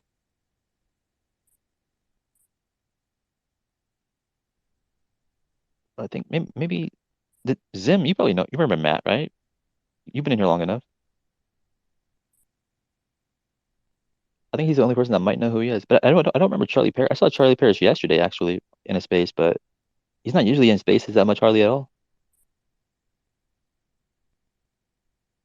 Oh, actually, John Majorski was in a space, or it was in Tuba space yesterday. Yeah, Charlie used to do a lot of spaces with us, and we all used to be in like that Signal account that Matt Monroe bought up and stuff. And one day, like him and Charlie went at it about like the whole concept. But I think Matt had stepped off of Twitter, which he's back, but he stepped off and might have deleted a huge account, but maybe during the midst of like a lot of turmoil around some drama, if I remember correctly. But he's back. He's right underneath you. Not Matt Monroe, Matt Roberts. Oh shit. Yeah. My bad. Nah, Charlie's a ball buster, but he's a good dude, man. I don't think he's a non-believer. He's just like a real. You're gonna have to slap him in the face with a UFO, like But he like has a feeling, you know. And his documentary is on the way too, and it's through Warner Brothers or Warner Productions, and I've seen a little clip that he sent me once, and that looks awesome too. But I don't know when that's coming out. Yeah, he's been sitting on that thing for like 5 years or something. But Matthew Roberts has like a very like remember like when he spoke about his experience one time in the space, like he's very like kind of I don't know, is he like kind of a soft spoken guy? Like kind Yeah, of like dude. I don't No, know. he is, and his voice is distinct, and he sounds younger than he is, I guess. But he was very poised and well spoken too. And when we used to all talk, I think he was still feeling effects of this experience. So he just seems a little healed. So it was easier to listen to because sometimes if you're empathetic, it's tough to listen if somebody sounds like shit. This guy might be telling the truth, and then they sound like really wrecked about it. You know, I remember it was tough for him for a while. Yeah, that's what it sounded like. It sounded like he was like shook. Yeah, he always sounded a little shaky, but on the show he doesn't. But it was still his voice. I mean, it's him. Yeah.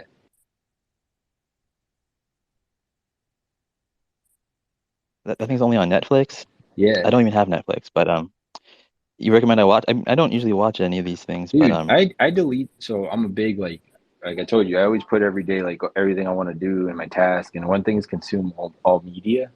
So like I'll delete an app from my subscriptions and then just add it back on to like kill something.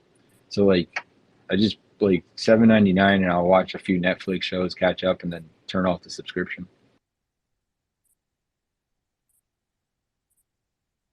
So 4 episodes, keep it, and then get rid of that shit. yeah, I mean, I more recently tried to get back into like Netflix, I guess, but I failed. I didn't do it, but Yeah, the idea seems good. There's so much good shit to watch. Has that Barack Obama series come out yet? No, that's next. We have it's like almost like a video game season. There's like a great quarter coming up. So this came out, the Tom DeLonge movie's coming out October like 6th or something. Obama's documentary is still on the way. That Hulu movie, even though that's like a film and kind of extreme, it's still like referencing material that is a part of our lives now, or a part of even mainstream news, you know? So I don't know what the name of the movie was again. No, Nobody Will Save You, I think. But yeah, Yeah, just have you watched it yet? no, Oh because shit, just dude. like Logan, I didn't start. I don't have a Hulu account, but I guess I'm gonna turn it on for this. I turned on All Hulu right, just then I to won't see talk it. about it yet. Yeah, no, Oh, you you saw it mentioned it a already? little bit yesterday. Yeah, I was trying not to like give away too many spoilers. Like I don't want to ruin it because it just came out. I want to give people time. Nah, I respect that because I didn't know Han Solo was gonna die in the Star Wars movies, and I posted it on Facebook as a joke without knowing it happened. And yeah, so don't do that. Don't spoil movies. Yeah, on Facebook, I used to go out of my way to delete and block people who would post The Walking Dead spoilers. That's when I was deep in the series, right? Like, When don't my you dare. when Han Solo died, my baby brother, we're very close, my brothers and I, but it was the first time he's ever texted me angry because he watched the movie and then it happened and it was like totally deflated for him. But I really had made it up. Like I just like threw a name on a board and was like, Han Solo's gonna die, and made it like a Facebook post back then, you know. But yeah, spoilers suck for some people, Bro, so now I don't do they it. do. But for that particular movie with Han Solo, so I went to the movies with my brother-in-law and we smoked a fat ass blunt in the car in the parking lot, and then we took some edibles. Right. And the movie theater we went to has reclining seats. And I know it's super dangerous, but fuck, I can fall asleep anywhere. Right. And so I passed the fuck out and I woke up like a minute or two before Han Solo got stabbed. Right. And so that's like the first thing I saw was Han Solo be killed, and I screamed, right? I was like, oh my God, that was like one of the first times I ever acted out of character and out of pocket in a movie theater, right? But I was just like so blown away. I was not prepared for that. I had just woken up. It was just, I wasn't ready. That's so much to take on as soon as you open your eyes, is watching Han Solo be murdered. You're like, what do I do?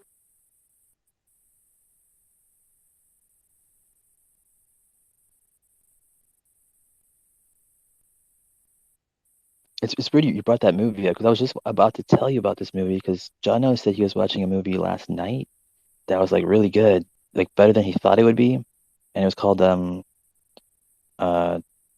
that new one you're talking about, like No One Left Alive or like No One Can Survive You or something like No that. one will save you. Yeah, that one.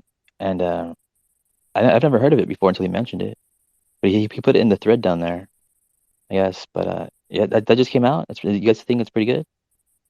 It's all right. It's not bad. I'm interested in getting to talk to people about it, but so many people haven't watched it yet, or several people just finally watched it late last night, and they're probably still asleep. But yeah, there's some really interesting aspects to it. Yeah, I mean, I don't think it's giving anything away. Hey, John, are you still awake? Yeah, this is like I said, this is like the worst 2 hours of the day for spaces. So he feels the same way, I think. He's probably avoiding the sunlight at the moment. But yeah, he Also, said, that new Netflix series, I'm not saying you should go do this, but I'm just putting it out there so people know. Somebody posted some pirating links for it. I have Netflix, so I do not need to use them. But for others, yeah, I mean, like, why even? Ugh. If I ever need to like find pirate links, I just type in like, say I'm gonna watch like Independence Day, that movie, and I'll be like Independence Day, free streaming, and like a million gazillion like videos will pop up to how to like watch that free immediately. Isn't that like all you have to do? Yeah, for the most part, you really do. I mean, you can find pretty much anything you want to watch on the internet for free. Whether it's legal for you to watch in that manner is another discussion, but yeah, you can find them.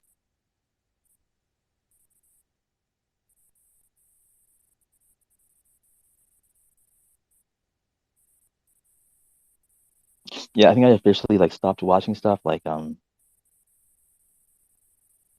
know, must have been like early last year.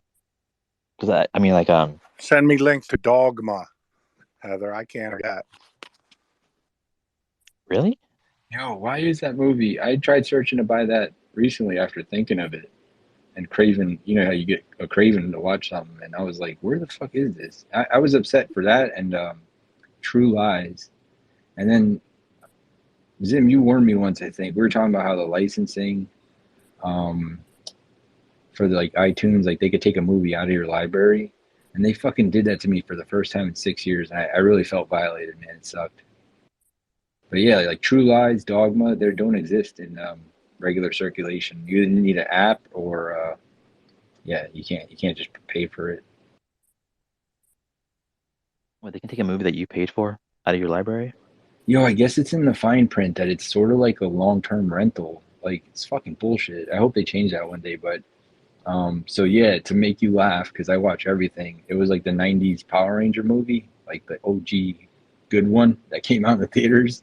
And yeah, man, I was gonna turn that on for me and my son, and it was gone. Something about Disney, of course. That's what happened. Yeah, I don't know if I just didn't have the menu for it, but all my HBO series, when it changed over to Max, I noticed the series didn't get loaded. The list or the Max list. Oh shoot! You Wish I can was buy the name. Dogma on DVD at Walmart for $15. Can you see it right now? Because Yeah. it's been available. Yeah, on Amazon too, bud. The info cycle, your picture's gone. I never have one there. There's another it's a Dogma representation movie. of my protest. That's one. Oh. Because there's another Oh, movie. this is the It's always correct been blacked one. out. I love. You had a picture of a profile pic before, right? I used to have Sorry, James Angleton up there. Yeah, now it's all darkness. You know, It's like been, but it's been all black for a long time though, man. But just I'm a 6 foot, very good looking Latino man. you know, darkness can't consume light, but light can consume darkness. You know that, right? Yeah, I just want to stay anonymous. Nah, I'm He kidding. The threw in black that is like very good looking part. You heard it? yeah, I'm like they call me Juan F. Kennedy. Oh shit. No, I'm just being funny. But yeah, for real, the black is like a representation of protest to everything, I guess. For me, that's really why I put that there. Hey, I feel you. I dyed my hair jet black once, and my boyfriend came home, and he didn't know I had done it. And then he walked in the door, and he's like, "What the fuck did you do?" I was like, "I just wanted to make the outside reflect the inside." What's that movie? The gal has one side of her head black and the other side of her hair is all white. No, it was just jet black, and I was being petty because we were going through a lot of bullshit. I only wear black. I don't. And it's the funniest thing because like my wife's family thinks it's nuts. But even like I don't wear like goth clothes. I just nice jeans, whatever. Everything's always all black, and I always have like a black hoodie on, not like a zip up hoodie. It's just like a uniform, but it's always all black. It's a weird thing that happened as I got older. You're not into death or anything like that, right? No, I'm not Whatever. I'm My not like entire that. closet is black. It's I shop. I'm very simple about how I shop because I used to be like really into like Yeezys and all these nice expensive. I was like, this is stupid. So I literally just wear a lot of Lululemon and Levi's, and it's always all black. I got a few things of color in my closet, but for the most part, everything is black. It's actually like there's a lot of materials now. So like even though I live in Florida and people always think I'm hot, it's like like a desert costume, honestly. So I'm always like cooler than the people walking around like in a red cotton shirt, sweating their ass off. Can you guys hear me? Yeah.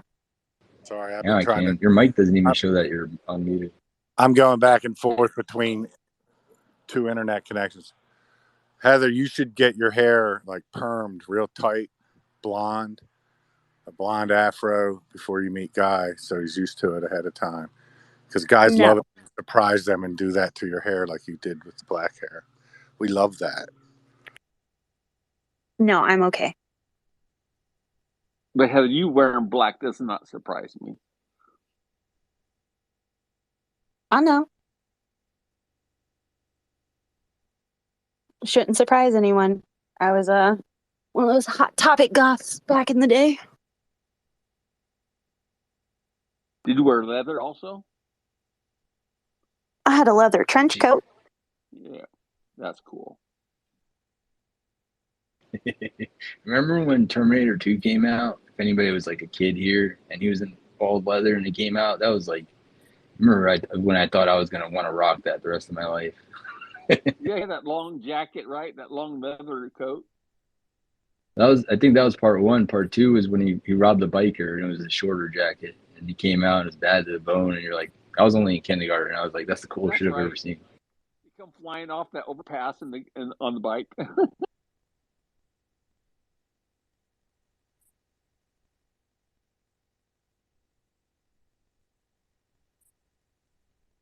Hey, have you guys seen this? I don't know if it's a real thing or not, but apparently it's called like the Poltergeist Initiative or something. It's about like social media, like infiltration and like stuff like that. It's like a psyop. Nah. No.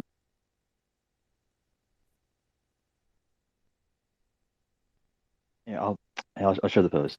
Damn.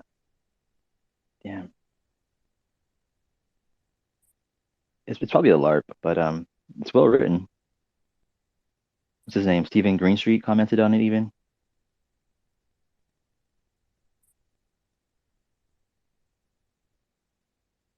Here it is.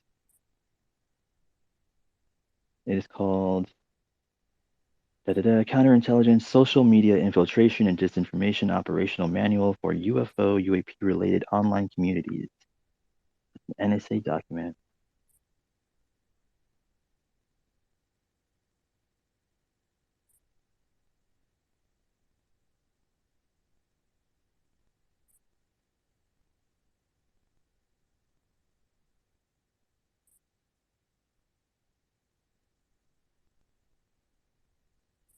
Okay, I posted it in the thread.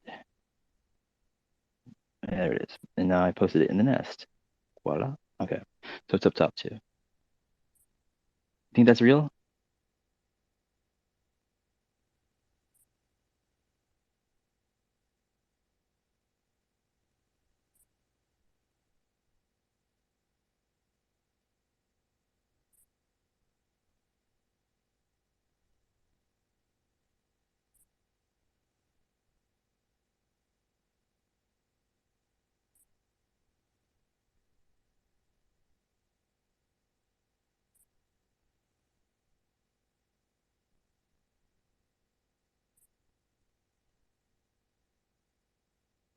It was actually perfect timing. There was a girl in here earlier. I was running some like audio test on the space, and I was just running an old clip that I had. It was let's see, where is it? Yes, this one. Scheiße.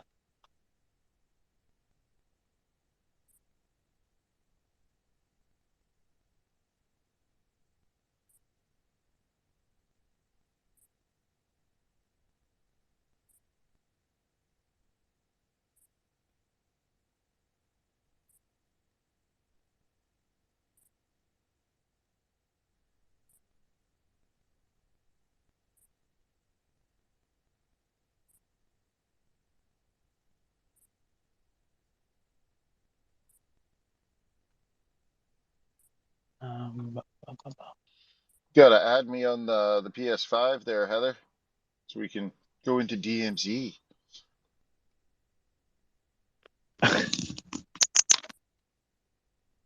I haven't As played a COD in months. As a covert social media intelligence analyst in the Cyberhuman Division, you'll have a unique and highly specialized role under the Director of National Intelligence. Your primary mission will be to infiltrate and monitor Twitter Spaces rooms to collect valuable intelligence for national security purposes. My key... Valuable intelligence. I was playing that for like this girl Angie that was in here, and she like really tripped out on it. And yeah, she had no idea what was going on. But you never know who's around the corner. I could be totally in for the NSA, or could be pushing my narrative out there. You never know.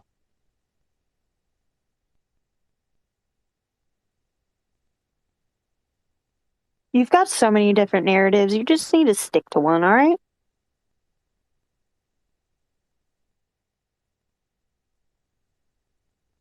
My current narrative is I'm in I'm in Australia right now. And what's the proper We'll tell pronoun? Benno to get the fuck back on the mic.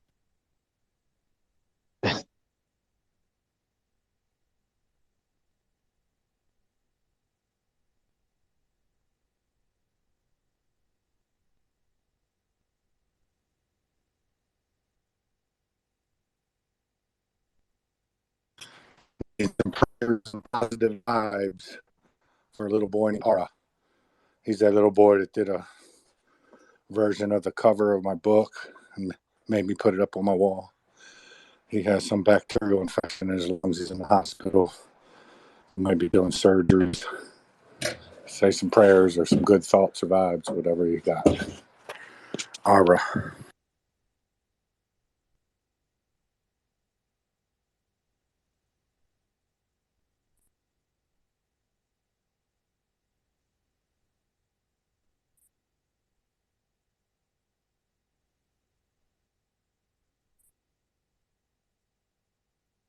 Oh, so here, want to hear my Christopher Walken? It's I don't know if it's any good. Hold on, let's see where it is. It's like you and me, looked up at the skies and wondered, is there anyone else out there? Now, Exhibit. I remember a time not so long ago when people just like you and me looked up at the skies and wondered, is there anyone else out there? Now, you might not believe this, but there's been talk, whispers, really, about things not of this world. That's pretty good, right?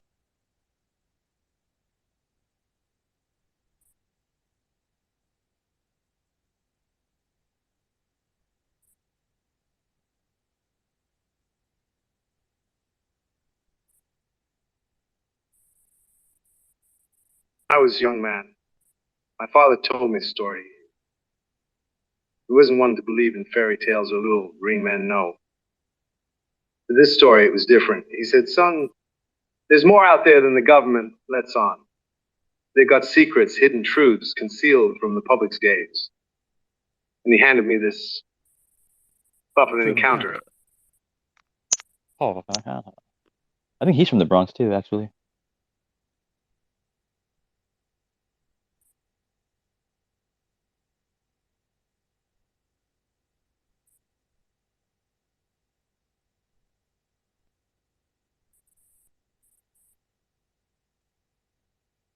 Hey, Jono, you still there, man? I'm gonna say no.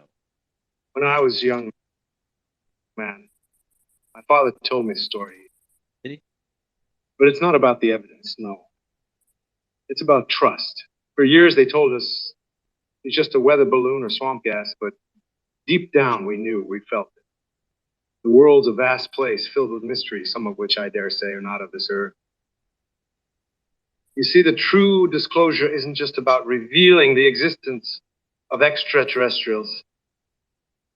It's about reclaiming our right to know, our right to the truth. It's about time we stand up and demand transparency, no more smoke and mirror.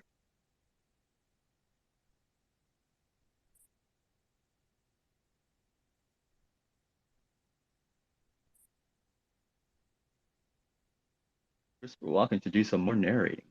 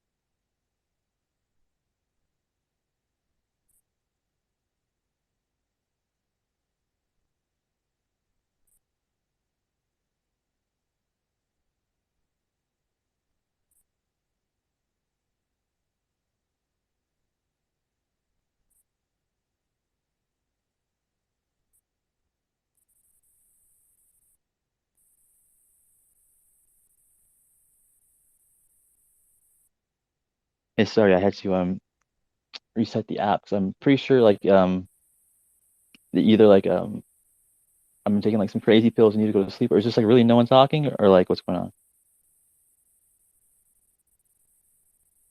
Nobody's talking. I was really hoping it was the app.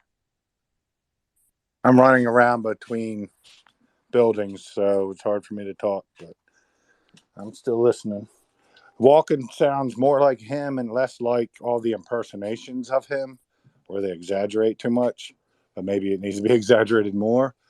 Wonder if you could get an AI to do an impersonation of him by whoever's best at it. There's a couple really good ones. There's a guy that's really good at it. This guy, I met him at I was playing mini golf one day, and he happened to be like right next to me on the that little mini golf course or whatever. It's a guy named, I think his name's Jay Moore. He was on SNL for like a period of time, I think, back in the day, and he's done like a lot of like other movies. I think his name's Jay Moore. It's like this blonde guy, but he does like Yeah, a really pay forward. He was in a couple movies in the day. yeah. He's hilarious. He's from New York, but anyway, yeah, he did like the best Christopher Walken impression I've ever seen. I saw him do it that day. I met him. Yeah, spot on. I've never seen someone do it any better. He does like a lot of great impressions though too. Oh, and Kevin Pollak. I know he does one that's pretty good with Christopher Walken.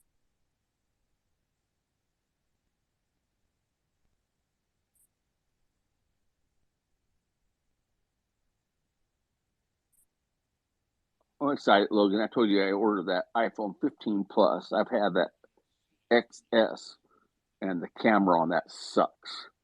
And you guys always take really nice pictures. I've been always really jealous, so I finally will take nice pictures. Oh, you haven't gotten it yet? I No, those it just iPhones do take good pictures, right?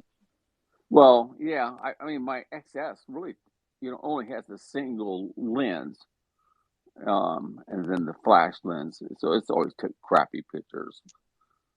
All you other people, I don't know, you take really nice pictures. I was always been jealous. So no, it just started taking orders on the 22nd. So it would take at least 3 weeks before I get it.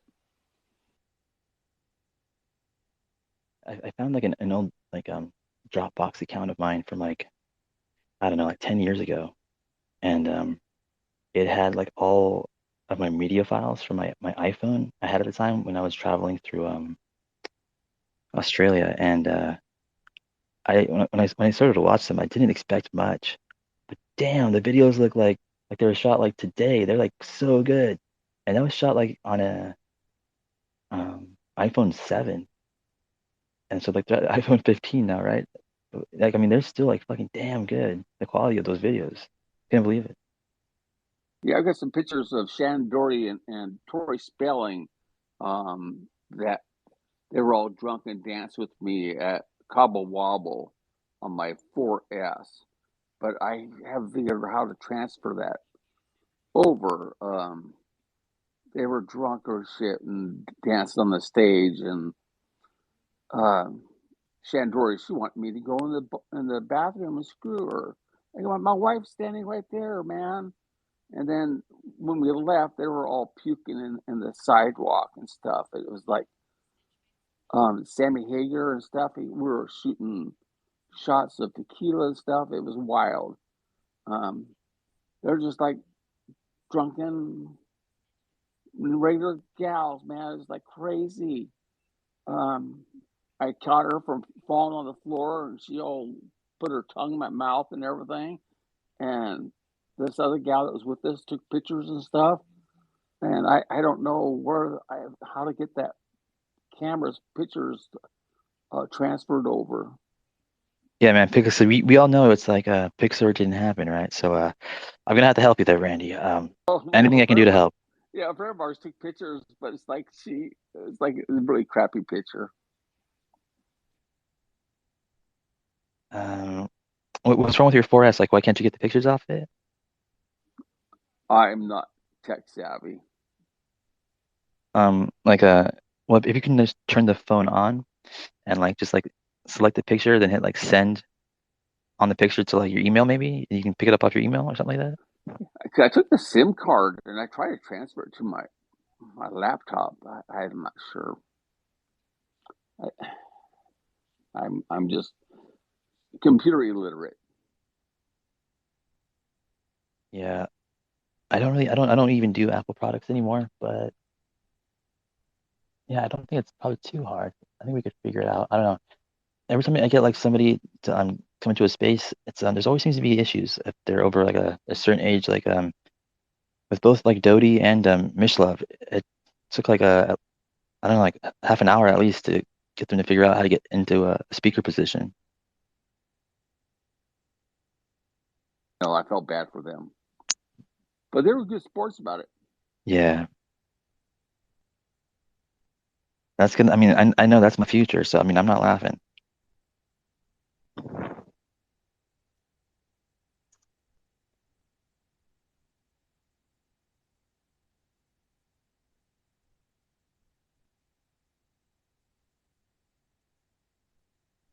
And Dodie, man, he got dropped and came back, got dropped and came back. I mean, like 4 or 5 times. He's pretty patient.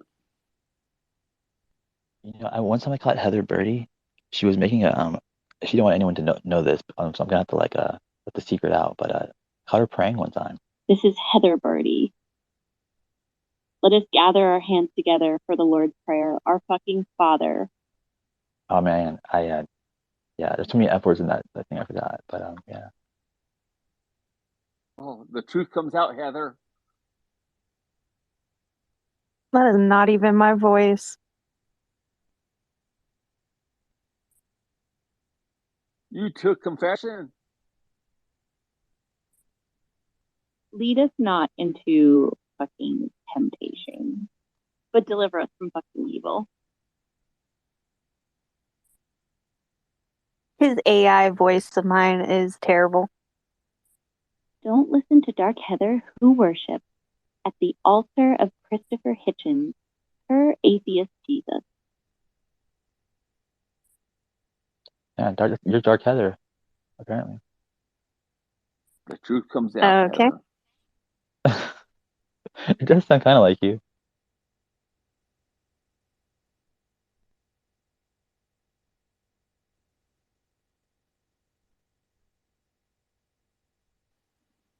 I don't judge you, Heather.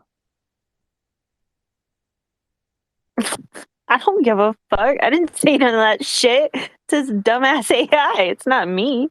I need to get Taylor doing the opposite. I can totally do that. Okay, yeah, I can do that.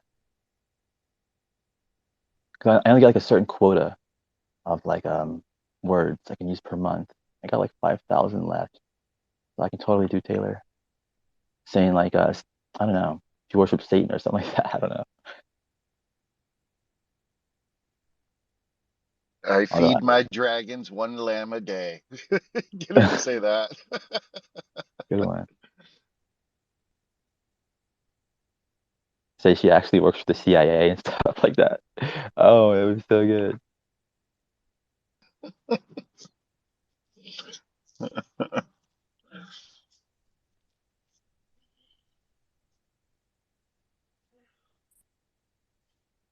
Taylor's not in here. Yeah, the other day I was talking to Taylor, and she was trying to ask me if or I don't know if she was asking me, but she was seriously considering that Fred is CIA, and I think she thinks he actually is CIA maybe. But I was telling her what does it even matter if he is CIA? Who cares? I don't know. Does it matter if anyone in here is CIA? How does that affect us? Yeah, I don't know. Maybe I'm just stupid. I thought he was a Sirius XM DJ. It sounded like the one day he was hosting a space with him going back and forth in the space and being on Sirius XM. He just does that for fun because he has that voice. But he was telling me something the other day. Let's see what he said. He said, "Stop talking to no, not that one."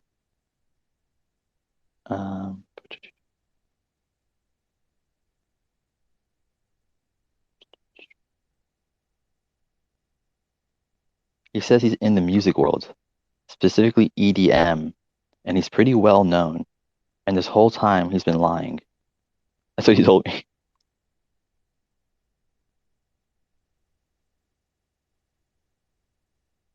He feels bad that he's had to hide behind fucking Mr. Rogers on Twitter for a year. Feels like shit about it.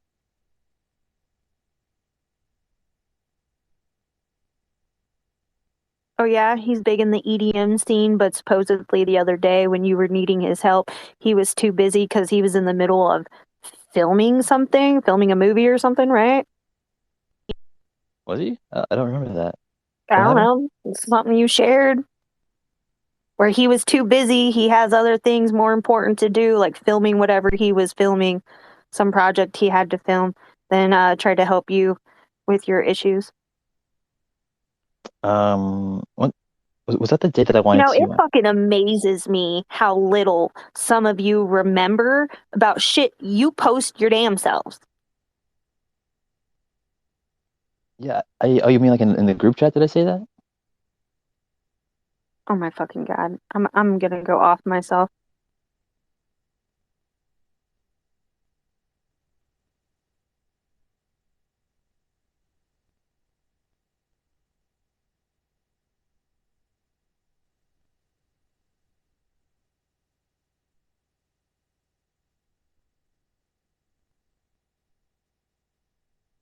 I wrote a speech for for the Pathfinder initiative, right?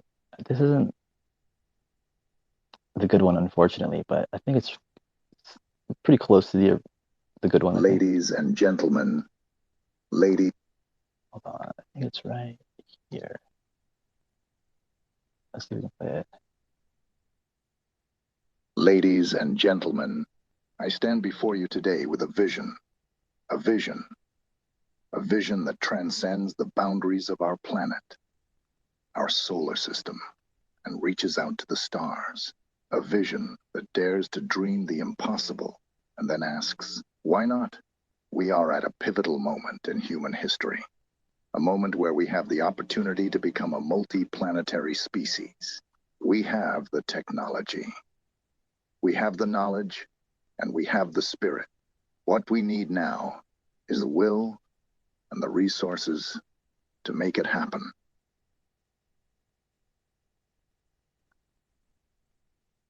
Oh, yeah.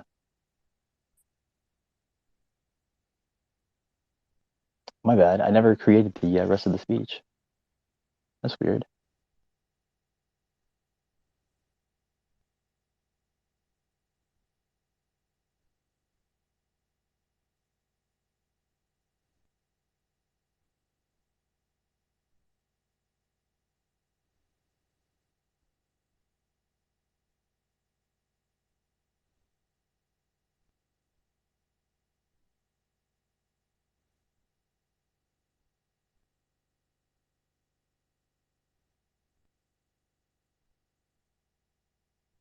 Any day now, Pathfinder. Come on.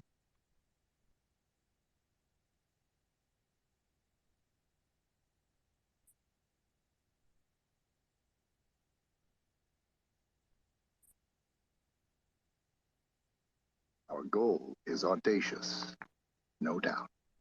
We aim to build a generational spaceship, a vessel that will carry not just a crew of astronauts, but a microcosm of humanity itself, on a journey to another star system.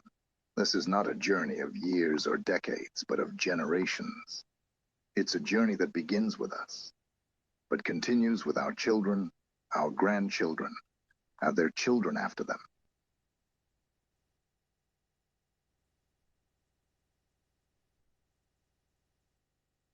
The cost, you might ask, must surely be astronomical.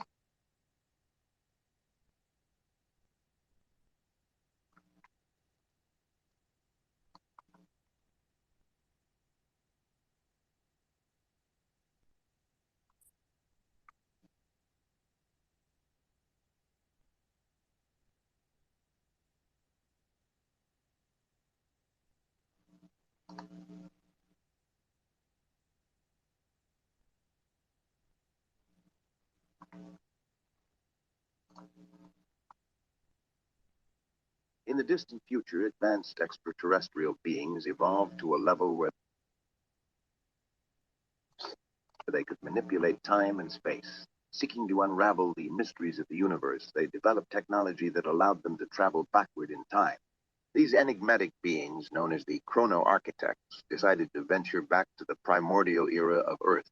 But here's the twist. These time-traveling aliens weren't just explorers. They were also benevolent cosmic gardeners. They saw the potential in the young Earth, a blue gem floating in the cosmos, and recognized it as a fertile canvas for life to flourish. To ensure that life evolved in the right direction, the chrono-architects performed a grand experiment. Using their advanced knowledge and technology, they carefully seeded life on Earth, introducing the building blocks necessary for its development.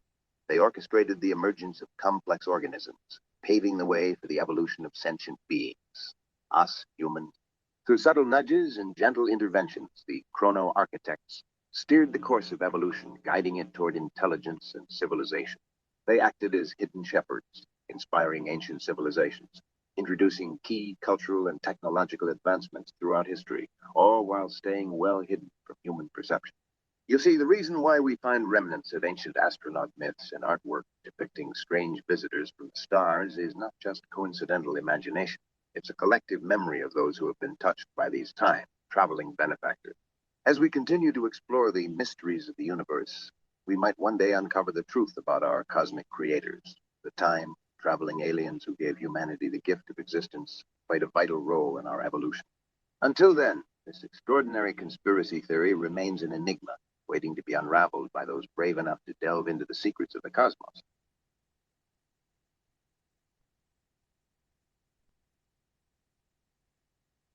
Yeah, I think I like about AI voices, I can just feed it like any story I make up, and I feel like the way they narrate it kind of almost makes it like sound like it's true.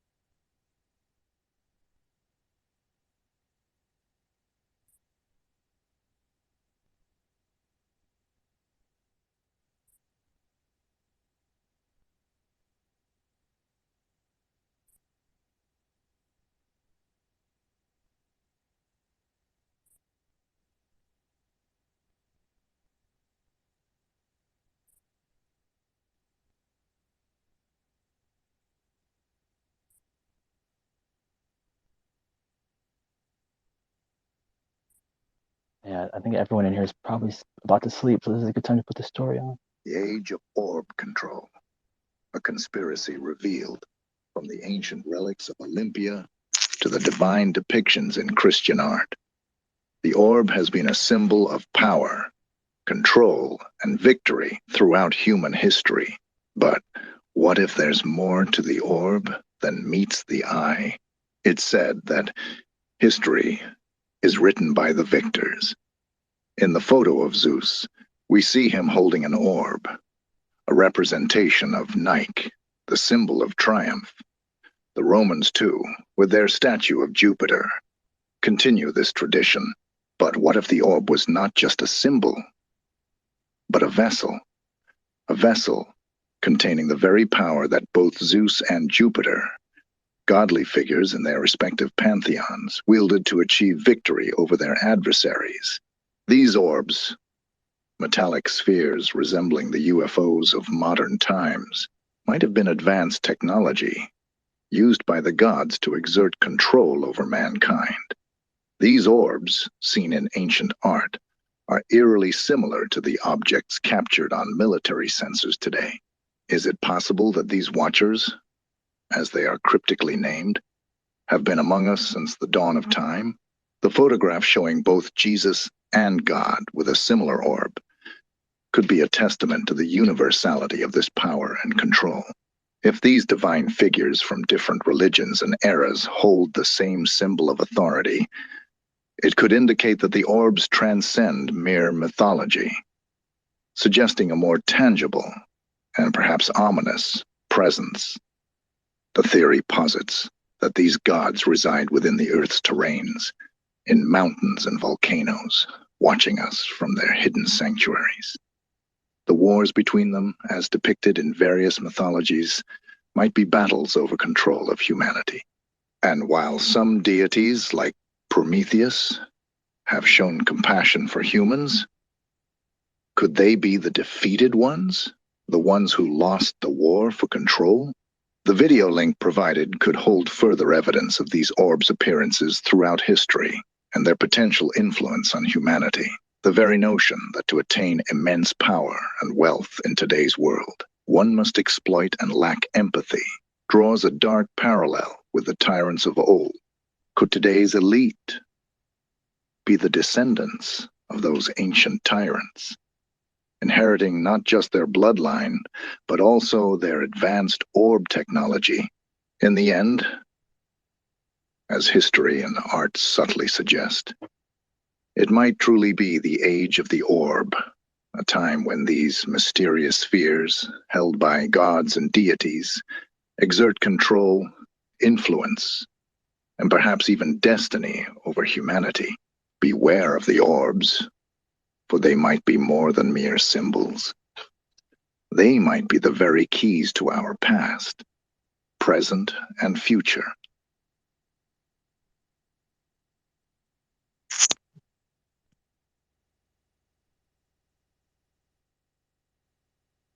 This screen would have loved that. Well, it was pretty cool. I love how it sounds like Optimus Prime.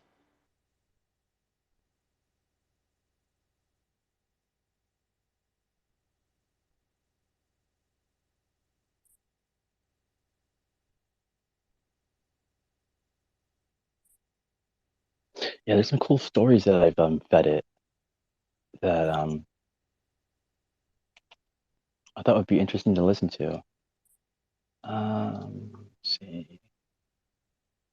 I don't remember if I ever played them though.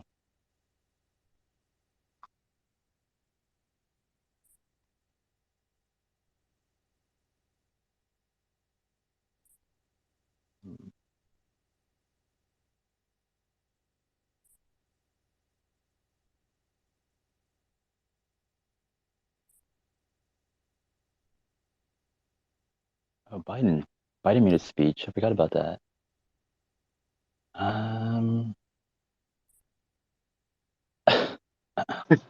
You should do Biden explaining alien coding. Yeah, I said that wrong. That'd be pretty funny. This is Biden making disclosure. Check it out. My fellow Americans, today I stand before you to share a momentous revelation that will forever alter the course of human history. It is a disclosure that has remained concealed for over a century, not out of deceit, but out of a profound sense of responsibility to protect our nation and the world. Brace yourselves. For the truth we unveil today will challenge our understanding of the cosmos and test our collective resilience as a species. In the wee hours of the night, mysterious and awe-inspiring crafts descended from the heavens, leaving our skies in a state of astonishment. These were no ordinary crafts. They possessed technologies beyond our wildest dreams, defying the laws of physics as we know them. The encounters were kept under a shroud of secrecy, not to withhold knowledge from the people, but to assess the magnitude of the situation and the implications it held for all of humanity.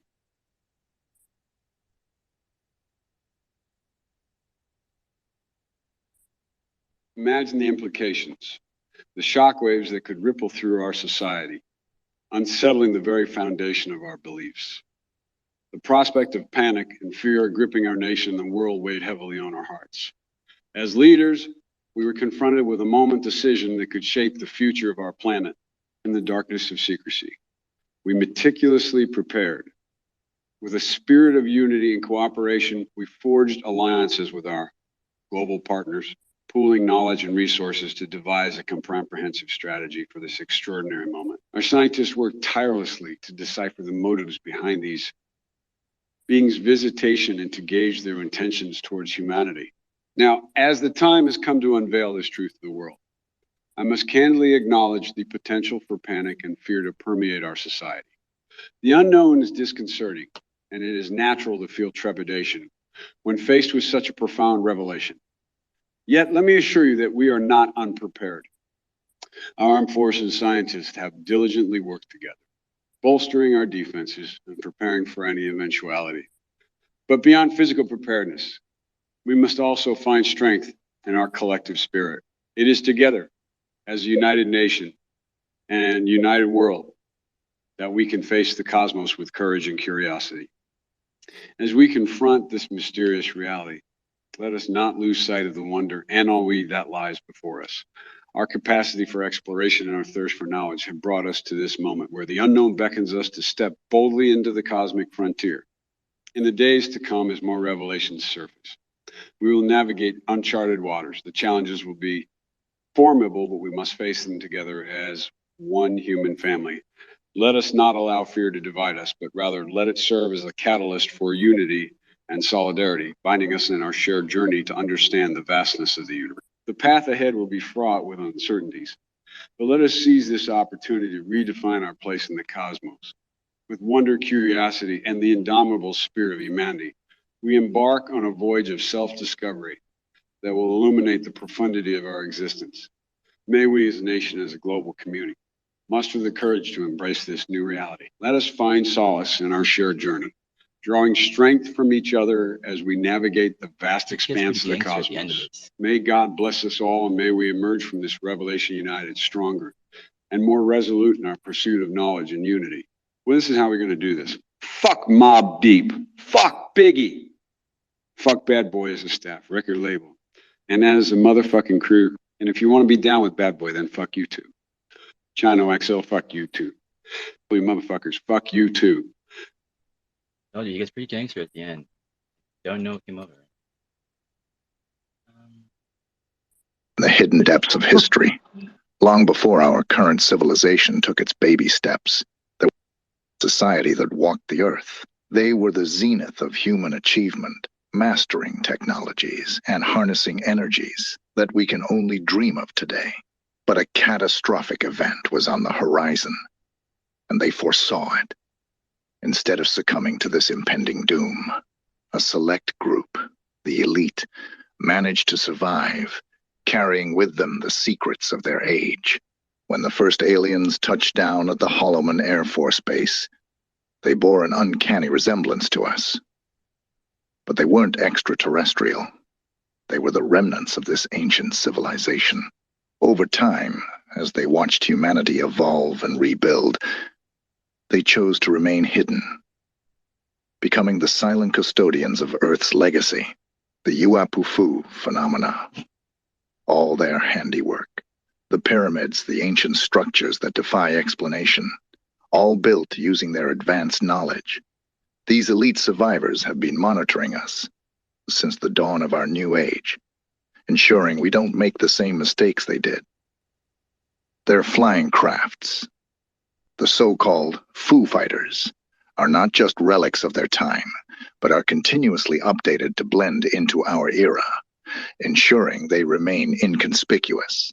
The mysterious Greek writings, the Egyptian hieroglyphs, found in modern UFO encounters like the Roswell and Rendlesham Forest incidents, are not messages from another galaxy, but from our own ancestors, the religions we've come to know, crafted by them to guide and perhaps control the trajectory of human evolution. The paradise is spoken of in religious texts like the heaven of the Old Testament or the Shambhala of Hinduism and Buddhism might not be mere myths, but actual places on earth, repositories of ancient knowledge, and sanctuaries for the chosen few. There's speculation that their primary base might be hidden in the vast, icy expanses of Alaska, a place remote enough to remain undetected, yet strategic enough to monitor global activities. They might be the guardians of Earth, ensuring that extraterrestrial threats are neutralized, even if it means crashing at crafts. These ancient humans might be mining Earth, not for their own benefit, but to reverse, engineer technologies from other civilizations, ensuring Earth remains at the forefront of cosmic evolution. And in doing so, have they turned us into unwitting pawns, slaves to a grander design? The urgency for our world governments to unveil the truth has never been more pressing. Revealing the existence of extraterrestrials is one thing, but acknowledging that advanced humans from our past are the puppet masters is a revelation of a completely different magnitude. The quest for truth is unending. And while interdimensional theories add another layer to this enigma, one thing is certain. Humanity deserves to know its true history. And until that day comes, speculations will continue to thrive. For it's clear that the truth is being deliberately kept under wraps. Throughout the annals of history, humanity has been divided by beliefs, cultures, and ideologies. Yet, what if the narrative we've been fed is a carefully constructed ruse? What if, at the core of all religions, there lies a single unifying truth, so powerful that if unleashed, it would rewrite the very fabric of our understanding? Every major religion, whether it's Christianity, Islam, Hinduism, or Buddhism, is but a facet of this singular truth. The leaders of the secret society, the true puppet masters, pulling the strings behind the scenes, know this. To be a part of their inner circle, all one needs is faith. Not faith in a particular deity or doctrine, but faith in the higher power that governs all. This is because deep down, every religion is echoing the same message, albeit it in different tongues and tales. But why hide this truth? For control. By segmenting the truth into various religions, the masses are easier to manage, manipulate, and maneuver. It's a classic divide and conquer strategy. The ŁØŁ phenomenon is not just about extraterrestrial life. It's about the guardians of this secret truth. These unidentified crafts are not from other planets, but from higher dimensions, where the true nature of our reality is understood and overseen. They are here to ensure that the singular truth remains hidden, only to be revealed when humanity is deemed ready. Now, consider the sculptures and statues that dot key buildings across the USA. From Prometheus at the Rockefeller Center to the Statue of Liberty, these are not mere artistic expressions. They are coded messages, signposts for those in the know, indicating the presence of this singular truth. Prometheus, who in Greek mythology stole fire from the gods to give to humanity, symbolizes the enlightenment that this singular truth offers. The Statue of Liberty often seen as a beacon of hope and freedom, holds deeper occult significance. She is the torchbearer, illuminating the path to this hidden knowledge. And as you traverse the country, you'll find more such statues on key edifices, each a piece of the puzzle, revealing a bit more about the grand conspiracy. They all have one thing in common. They point towards the center, the core truth that binds every religion and belief system. The day is nearing when this singular truth will come to light, shattering our understanding of history, religion, and our very existence. Until then, the signs are all around us, waiting to be deciphered by those brave enough to seek the truth. In a universe where everything thrums with vibrational energy and frequency, the ancient civilizations were not just passive observers, but masters of this cosmic dance. Their understanding surpassed even our most advanced scientific knowledge today, tapping into what some refer to as the primordial tradition.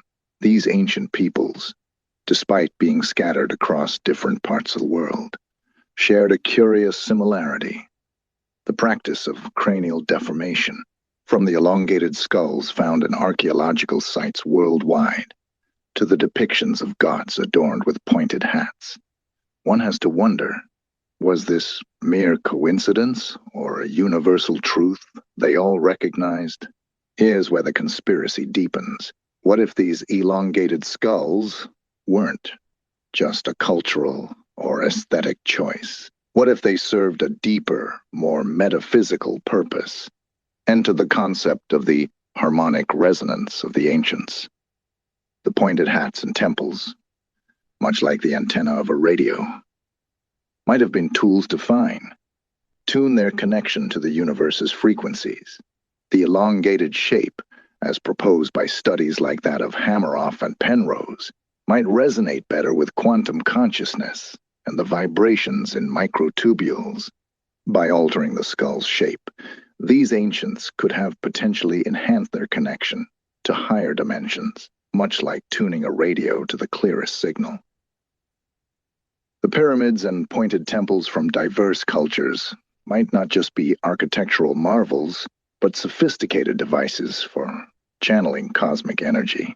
Their pointed features act as conduits, drawing in and focusing the universe's vibrational energy to elevate consciousness, facilitate communication with higher realms, or even tap into latent psychic abilities. But why have modern civilizations forgotten this? The keepers of the secret, a shadowy elite, understood the power this knowledge held. Fearing its potential, they sought to suppress it, relegating it to the realm of myths and legends. This knowledge, which was once widespread, was hoarded and hidden, its true purpose obscured by time and deliberate misinformation.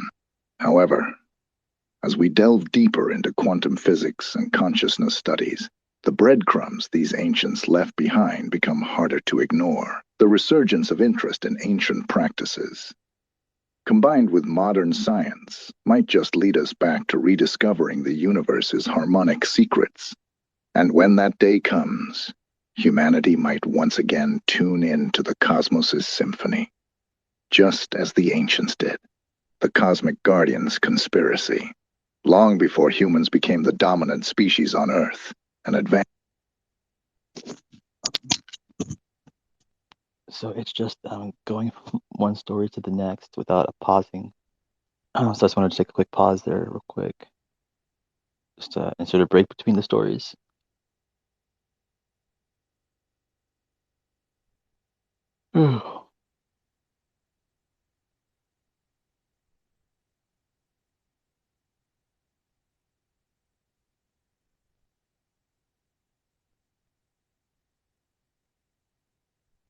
Hey, Heather and Tula, you guys still awake?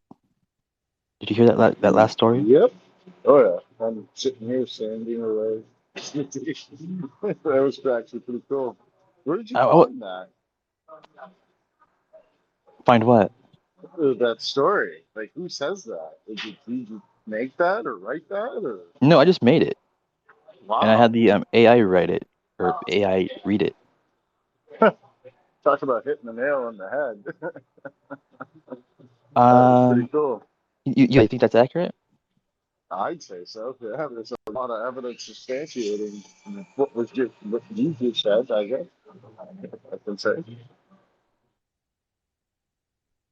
Hey, Ocean's here. Perfect timing. Hey, Ocean. Well, not the greatest. Kind of just missed a couple good stories I wrote, but uh, I forgot to insert a space between them, so you probably seemed like one long story because I probably would have thought that too. But those were actually two separate ones. The first one was about uh,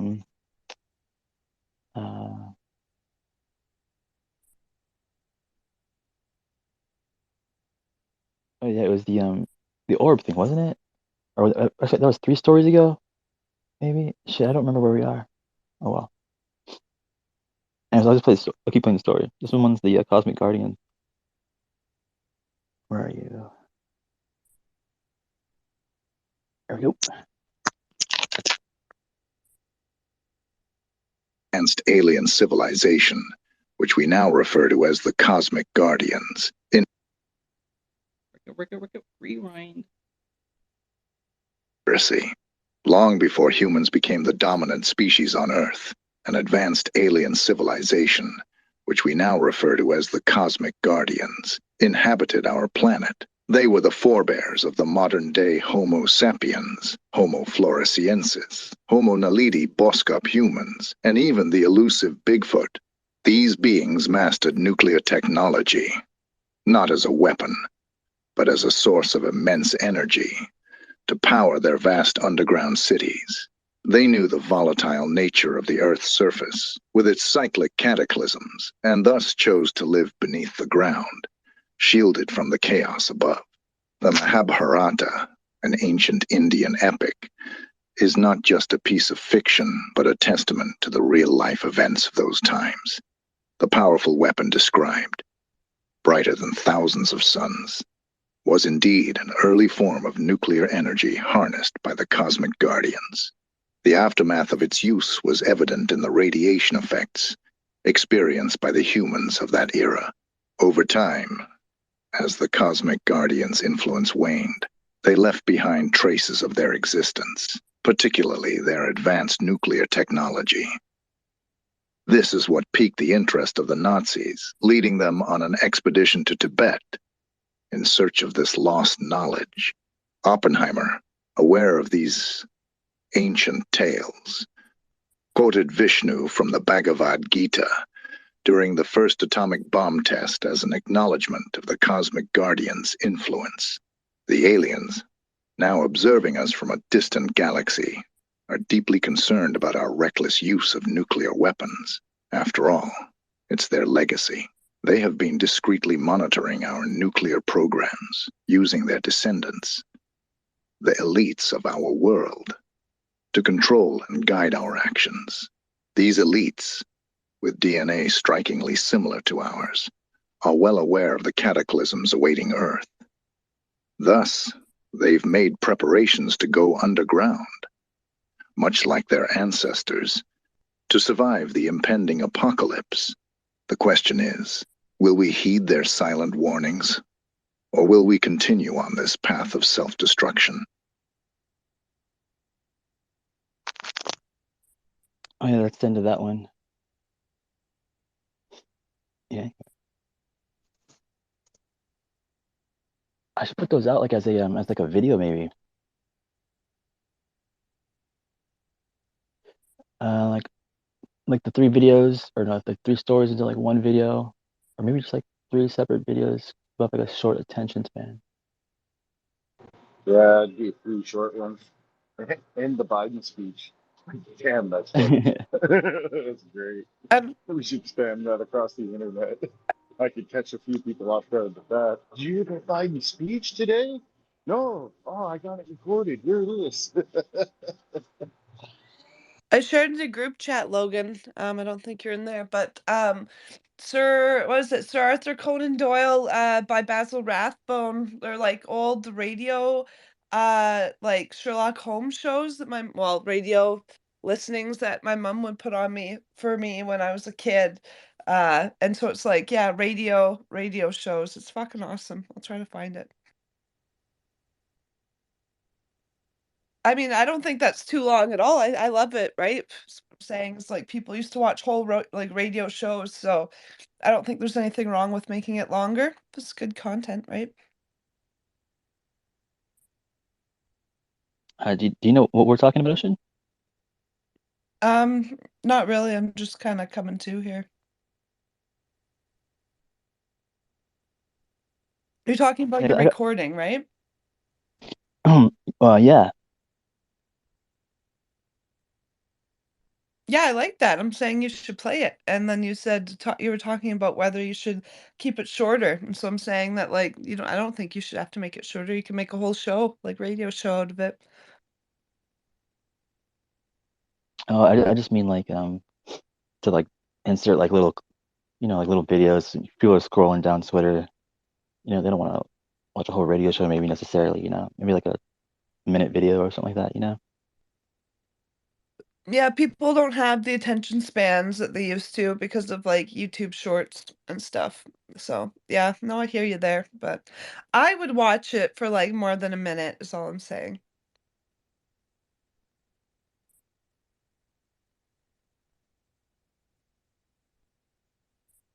Yeah, I should damn.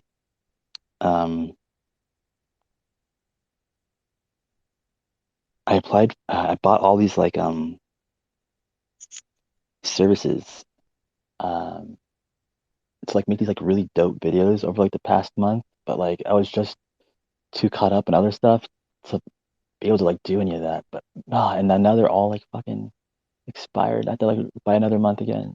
This is a bummer. I didn't get anything done. Dude, that's been my whole life this week. I've just been really sad and not doing anything I'm supposed to, but I'm not doing cocaine, so that's good. But I'm just really sad and I'm sleeping a lot. Like over 12 hours I'm sleeping. So it's just back to like my pre-cocaine problems that I had, which is just being sad and sleeping a lot. But I've had therapy today, so that should help. But yeah, I don't know. This week sucked.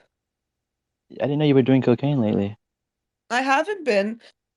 My problem is why I'm sleeping a lot and being sad. I'm not doing cocaine.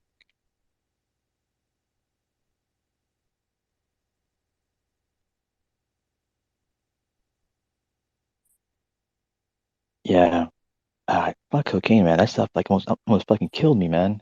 Yeah, I'm too like naturally just like fucking high strung, I think. Yeah, insert like more uppers into me and I'm just fucking overloaded to the max. It's just like a coping mechanism for me, right? So let's just go get high and forget about all the things I'm sad about and then have energy to go do things. But no, I'm not allowed to do that. It's not good for me. So I don't know. I'm just gonna be sad, I guess. I don't know. It'll be okay. Don't worry about me. But yeah, just been a stressful week. I feel you on the not getting shit done is what I was trying to say is that's been my week too, where I've just been living. So I mean, yeah. I man, I mean I wasn't getting stuff done because like I was just not getting stuff done just because I had so much other stuff I was doing. Um I didn't have enough time to like do the things I would like really wanted to do. Uh you need an assistant. That's what you need. God, that'd be so dope. But yeah, that would be fucking dope. I'm looking at the site today. Super spaces. So you've done 69 spaces, is that right? Woohoo! I guess so. I don't know. I looked through my spaces too. There's some interesting ones that I don't really remember hosting. And then also you can see ones that you've spoken, right? So you can go not even just your hosted ones, but you click on the spoken in button and it'll just show all of the spaces that you've spoken in. So yeah. There's only been a few I can't access. So Yeah, it says that so I'm looking at the hosted, and it says ones that you didn't host. For some reason, it shows on the hosting. I don't know what the fuck that's about, but it's like really like glitchy. This site, isn't it? Yeah, I would refresh it. Like I would click on the person. Let's say if I'm trying to get to my page, I click on it and then I just refresh it because it took a long time. But yeah, the only ones I couldn't access were my spaces where I was in Fred's space. I can't like see them. I can't hear what I said. I can't open them. He It's doesn't just, record them. I guess so. I don't know. No, he doesn't record his spaces. Like you can't hear them.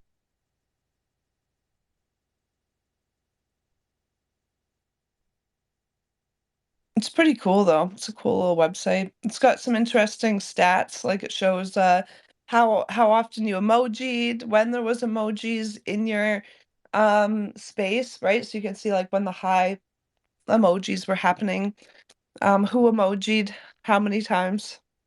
I'm interested how many times Shane has down thumbs in his life, but You know, we were just talking about that earlier. Huh, funny. I was just looking at Shane's page, and I was looking at I noticed that like it's because it shows all like the various stats. And on his spaces, he has like a lot of them have like 0 replays, and the other ones have like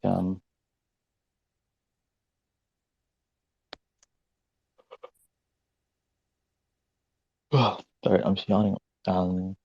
They probably have 0 replays because maybe he just didn't record it. That's gotta be why. But anyway,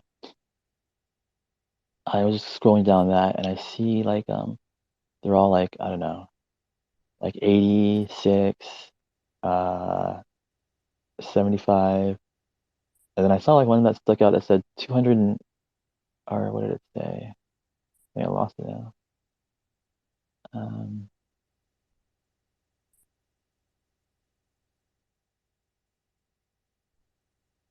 oh yeah, it says like 201.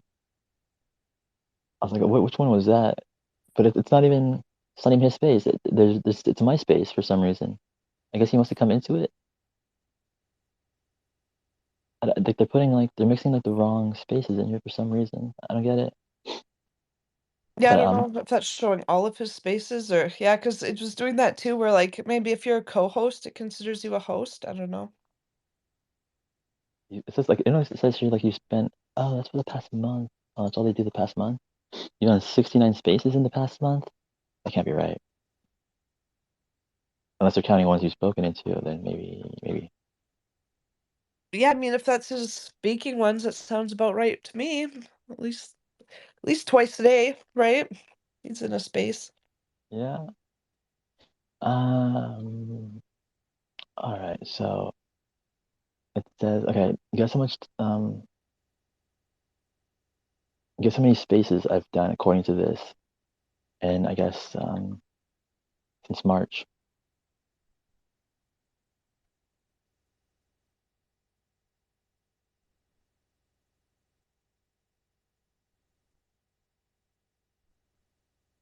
Yeah, I was using that like that black magic extension, but my trial ran out for that. So if I want it, I need to renew my thing to it. But yeah, the black magic extension for Safari is kind of interesting with stats too. That's how I saw my mom was getting stalked by the fucking woman. No way. Yeah, man, she's never even interacted with her. And then I went to her page and then I used the black magic. I just clicked on it and it said like her number one like person that was like checking out her shit was the woman for everything. And like she's never interacted with the woman. She's never like fucking the woman's never messaged her. And I'm just like, all right, block that bitch. Now she knows that I know that I'm looking. I can see her creeping. I got to download that black magic thing. I can do that right now. Let's see how does that work. Black magic. I remember a It's guy talking something about that, but he said like he can get in trouble for it or something. Oh yeah, I got it from Guy, 100%. Yeah, it's like an app. I can send you the. Oh shit, I clicked on it. I'll send you the. Here I go. Share app. I'll send it to you a copy. No, you don't need to. I got it already. Oh, fine. Yeah, no, I got it from Guy, and it's pretty magical. I like it. Yeah.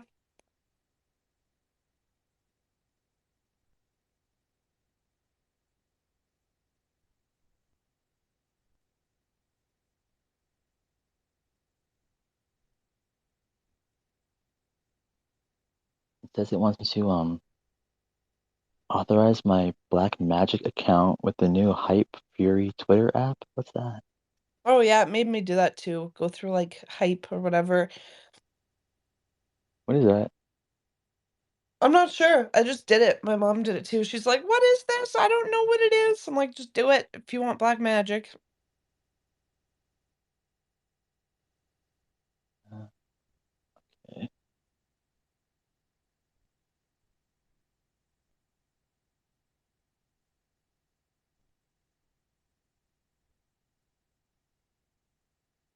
Okay.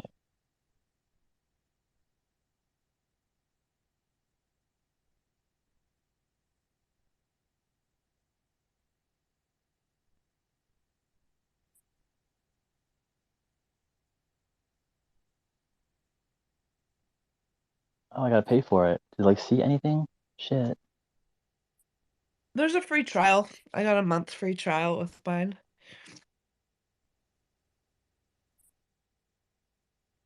It doesn't give me the option for a trial.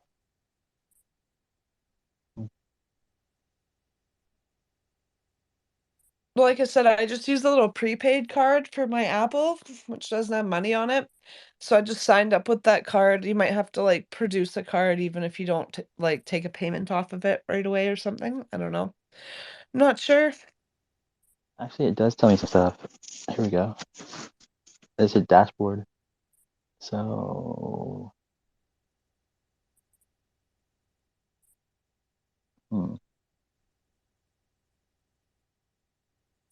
the past like 2 weeks, I've gotten something.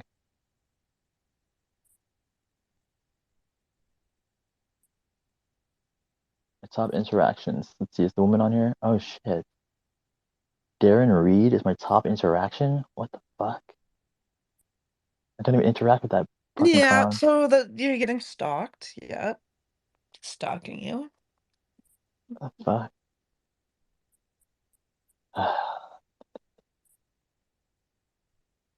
No wonder he didn't block me.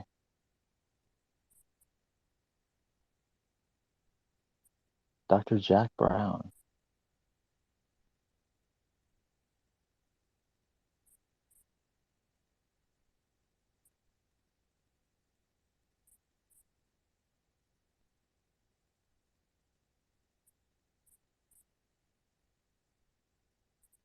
I don't even recognize some of these names. Are you sure it's accurate? I wonder how they figure that out. It can't be right.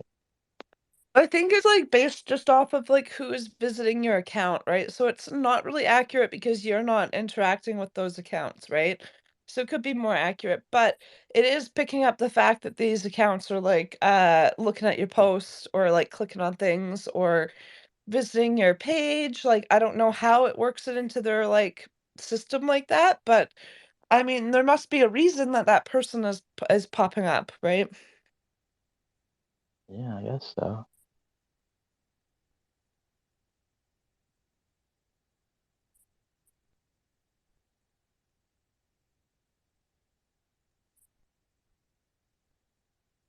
Who's John Mueller? Huh. He's my top interaction person. John Mueller? I've never even met him. I don't follow him. He doesn't follow me. How is he my top interaction? We don't even follow each other. I had a couple weird ones like that too. I was like, who the fuck are you? Huh, that's strange.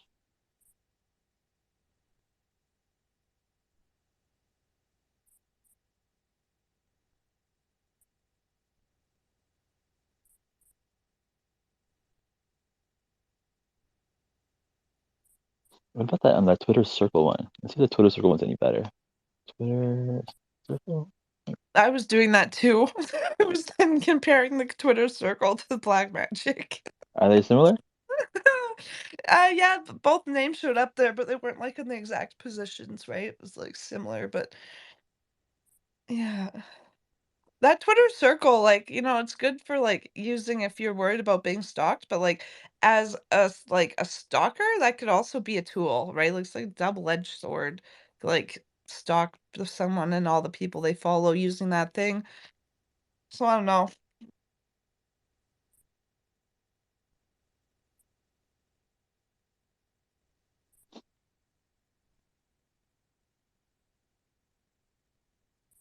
I'm trying to it says it's like the two like different Twitter circle sites are like down now.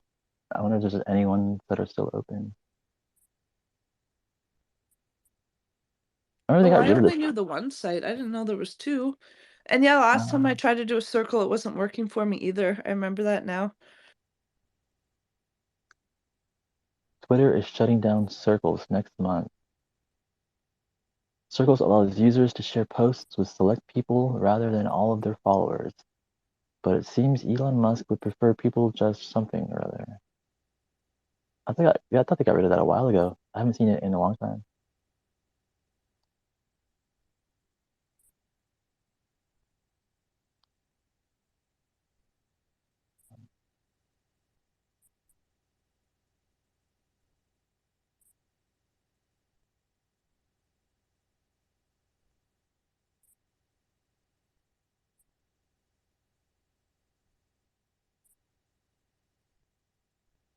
Oh, but yeah, I did want to talk to you about we can't talk about it here, but uh I'll I'll just text it to you. But yeah, what are you doing later? Well, I have an appointment one, but I'm not doing a whole lot. I can't do a whole lot. I'm pretty just chilling right now. Around.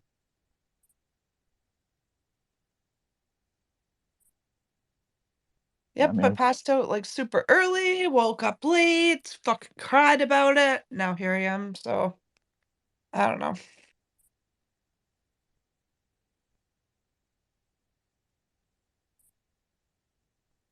Yeah, well, life's fucking hard, isn't it? It's I've just fucking been a wreck since I got that fucking report, dude. That thing's like pretty fucking just immobilizing for me right now. I don't know. I'm just trying to process it, but it's a lot to just, yeah, I don't know. yeah. Yeah, just try not to think about it.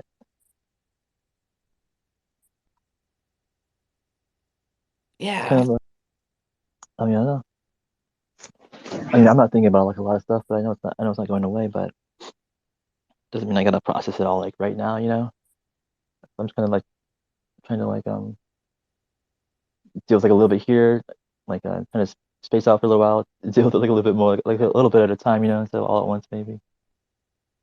Yeah, compartmentalizing is good.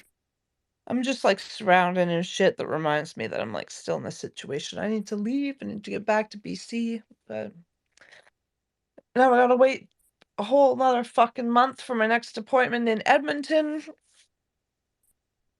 So it'll be good though. Like I'm not worried about that at all for myself. But yeah, then there's it's the whole other part of the report, right? Is it just fucking I don't know. Blah blah blah. I'm not gonna say it here.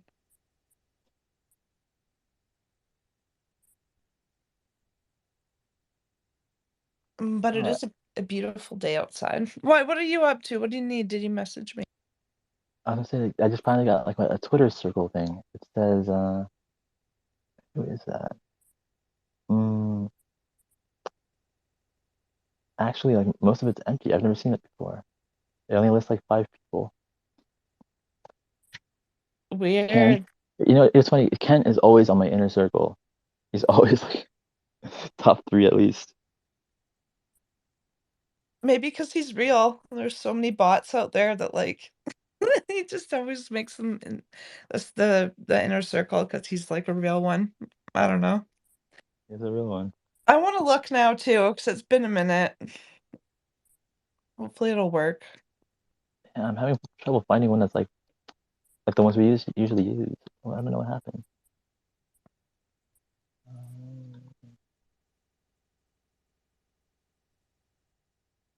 Yeah, it says invalid or an expired token. Yeah, it said the same thing to me.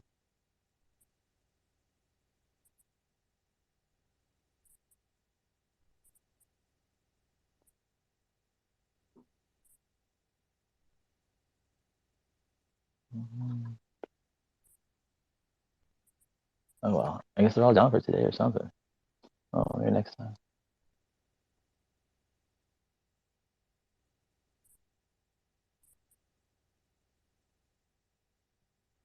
But anyways, I was looking at Super Spaces for Mellow, right?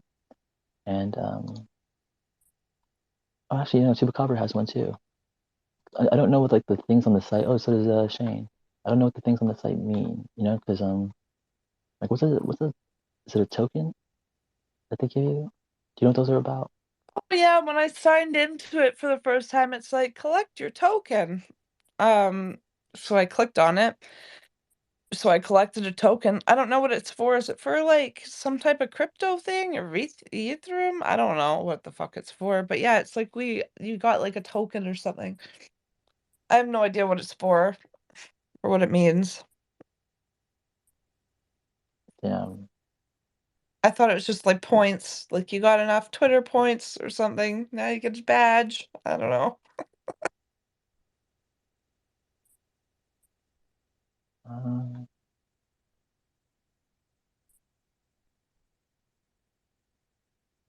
Yeah, now it's not even like letting me click on it now.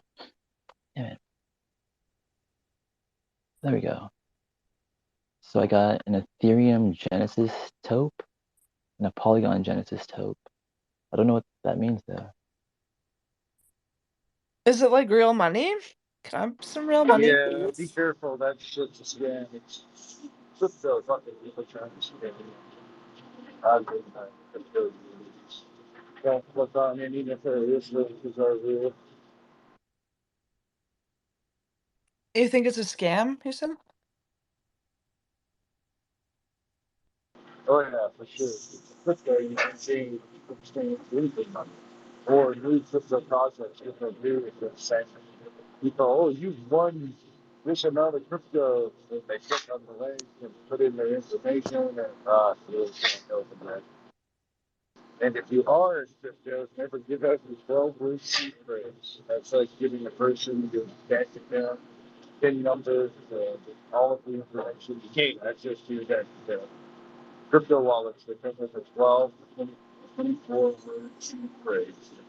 And that's like the key to your wallet. So to speak.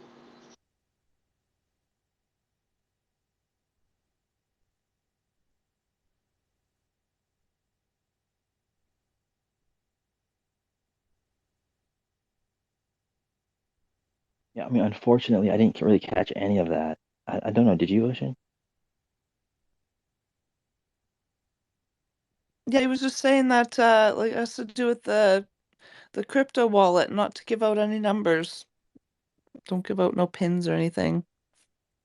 Don't give away my crypto wallet address. Yeah, I don't even know what that is, to be honest. I don't know. I'm not big on the crypto. I tried once to set up something and then I never did, but yeah, as a general rule, you shouldn't give out any banking information, right? So use like a prepaid card or whatever. I mean, what's wrong with giving out your address?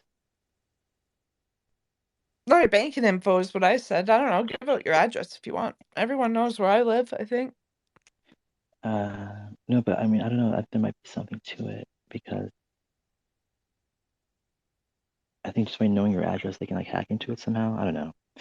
I know I've had like a lot of my crypto hacked for my wallets.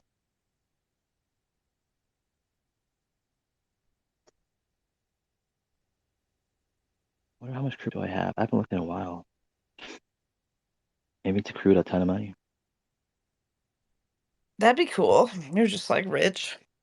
Go get like a doobie or something. I don't know. Yeah. If I All you had a gotta do wallet, is it probably would have been hacked. Do you smoke that huge blunt already? nope. Oh, you're saving it. Yeah, I haven't smoked any of it.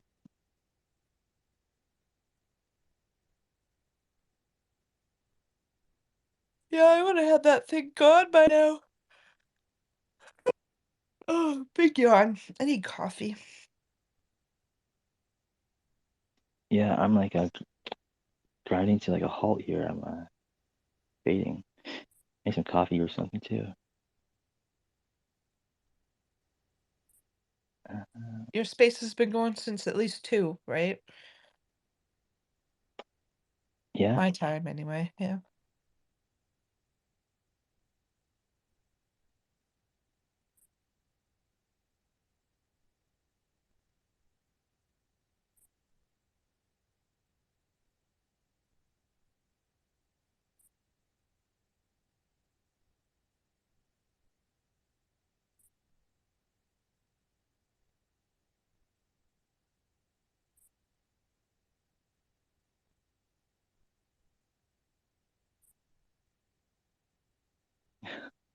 I was just looking through my Google Drive just now.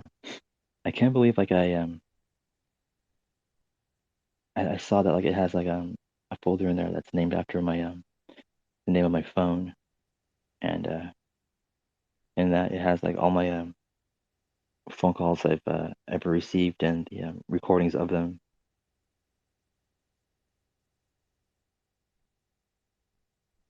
Damn, that'll be useful, maybe, if you need it. It already has been useful.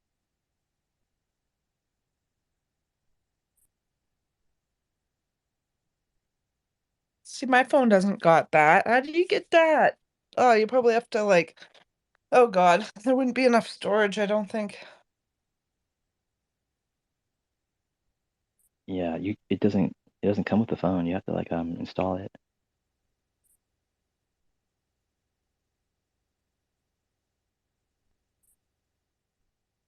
Including phone calls. Are you allowed to record someone's phone call without telling them? Like, It depends what state you're in.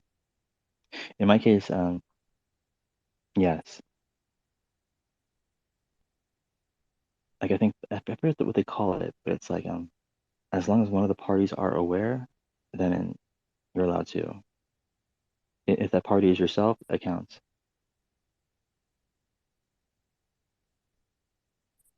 yeah, I feel like that's fair. I mean, I think like if you're talking on the phone to someone, you should just assume it's being recorded, like, if it's the government or like a store or something. But like, we don't assume our private conversations are recorded. But I mean, you should have the right to record whatever you say for sure.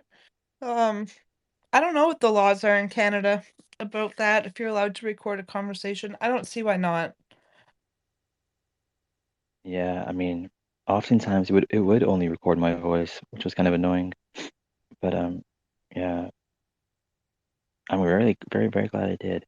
And there was only like really like one person that had my phone number, and so yeah, I wasn't too worried about like it recording a bunch of phone calls or something. There's only one person I wanted to record.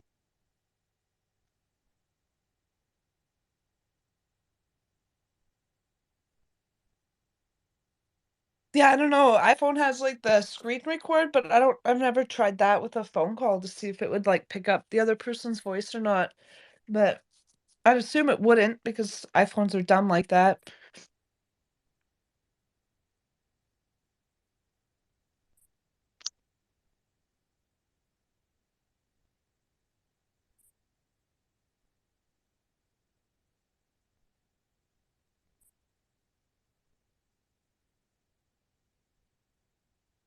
I don't know. I wonder if my because all of my messages, like my voicemails, they get send as a text, and I know my texts get saved to the cloud. So I don't know. I might have my like my voicemails in the form of like audio messages and text messages in my cloud, maybe, but that's as far as I got for recording my conversations. I don't unless it's something I've intentionally tried to record.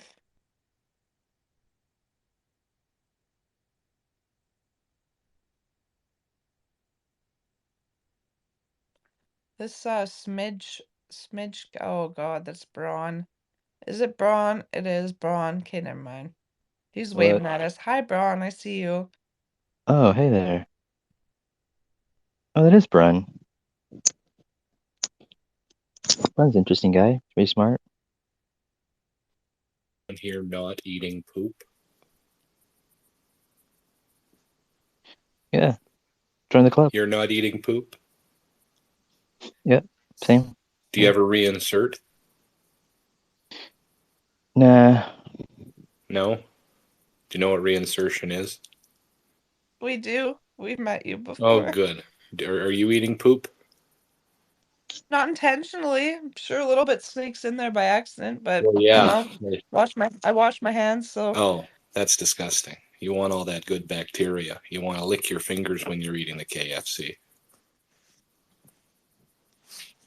I actually made a healing salve last night. No poop in it, but with like onion and honey and garlic and a bunch of yummy stuff, and I put it in a jar, and now it's just soaking in the honey. It's gonna be like meant for colds. Well, there's a little bit of poop in everything. I mean, there's nothing that doesn't have poop in it, right? Everything is full of just a little bit of poop. I mean, the aliens, if they exist, they'll have poop, you know? Apparently they sweat out all of their poop, so they have slimy, porous poop from their sweat glands. But yeah, I don't know. It's like that's the thing is dirt isn't actually dirty. Like dirt is actually clean, right? Like the whole like Yeah. being worried about being dirty. It's like dirt is good for you. Poop is not No, good for poop you. is good for you. Have you ever seen Veronica Moser? Well, maybe fresh poop is good Yeah. for you, but the moment that you let it sit there, that's when it No, gets you can bad. let it ferment. You know, you put it in a jar. Like I have all of my bowel movements going back to 1973 in the garage, all cataloged, and just in case I need them for insurance purposes. Right. You don't keep them all? No, definitely not. Oh. I keep as little as possible. Yeah. Well, how do people tell you're serious about term life insurance then? I don't know. I have life insurance. They haven't asked you So for a record? not of poop, no. Wow. And if they do, I'm gonna point them your way. No, I'm gonna have to borrow some of you your can't stash. use my poop. It's mine. It's all mine. Not the whole thing, just like cut off half and will send me on my way. No, I'm sorry. You're going to have to make your own. It's the new black gold. Yeah, Texas tea. Brown gold, I mean. So you keep them all? What if you have like a bad day where you like, I don't know, ate too much cream or something? Do you just skip that day or do you do your best to like get it all in there? Oh, Get a well, lid I on it? keep it in a big Ziploc bags that I freeze. Oh, okay, right. I forgot about the freezy pop thing. Yep. Well, No, you're that's right. another thing. That's if you're going to reinsert, and that requires a bit of preparation. Yeah, we talked about that one day. I remember. Yeah, I don't know if all these people know what reinsertion is, though. Yeah, they're not awake though. So. Oh, okay. They're just sitting here. That's being generous.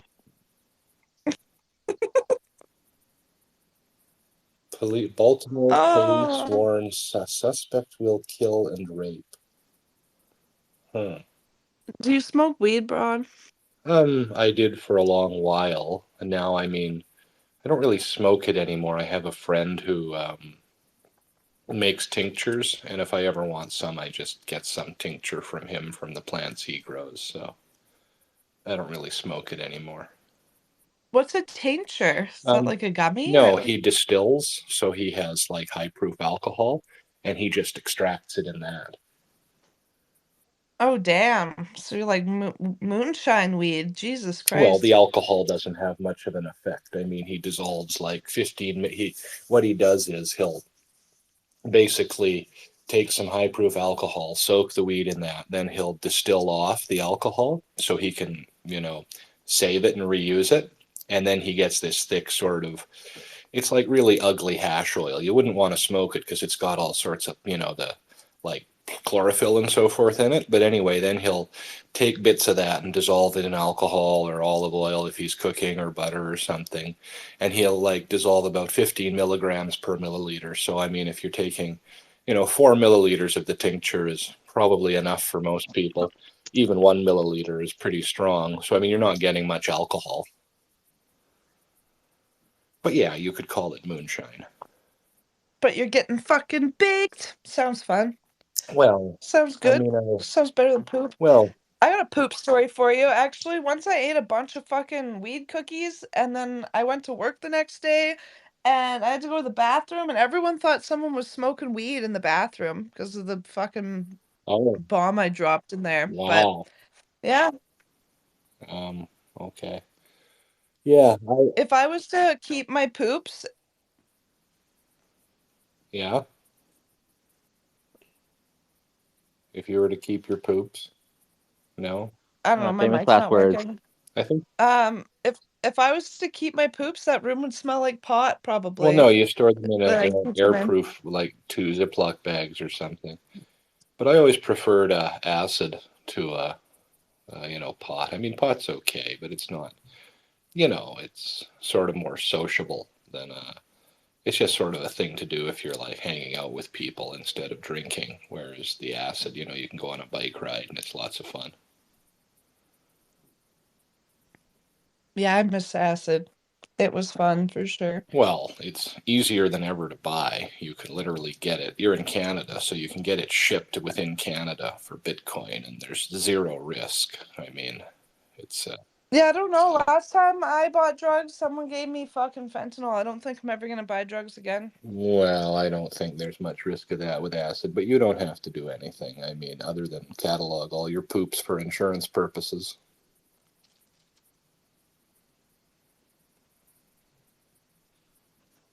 We all know that one already, though. Look, it's not a bit, okay? I'm here being my authentic self, and you're just pretending like it's an act. I really don't like you, Logan. You sound like the guy off of Blacklist. You know Red Reddington off of Blacklist, the show. Is that the one with what's his name, James Spader?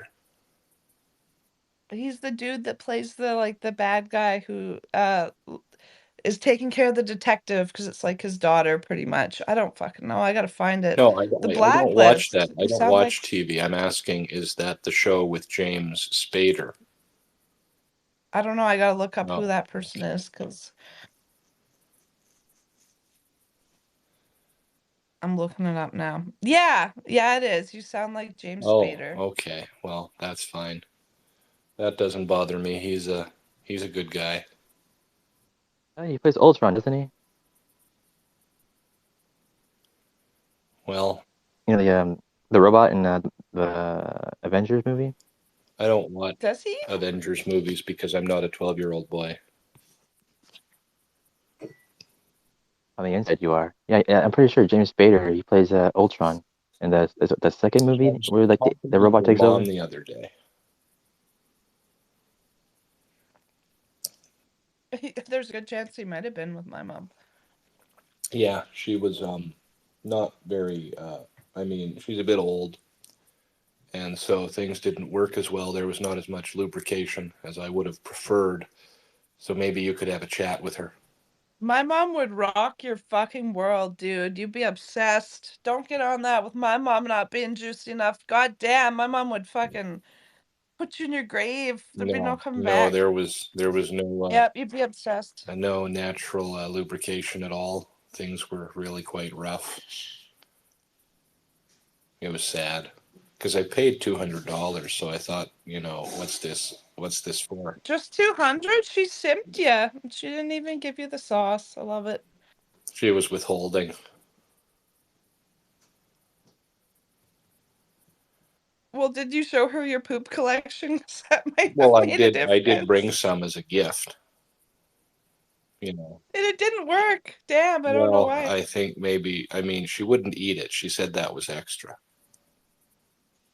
Oh, 100%. Yeah, no, we're not shit eaters over here. Well, why not? Well, yes, it was just she is a shit eater. She just said I'd have to pay extra for that, and I was, fuck that. I mean, this is quality poop. It's like you're the one getting a service here.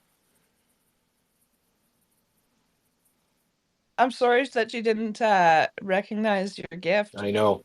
Well, I left it. I mean, she didn't. She sort of tried to politely decline, but then when I went to use her toilet, I just left it in the toilet tank, an upper decker, as they call it.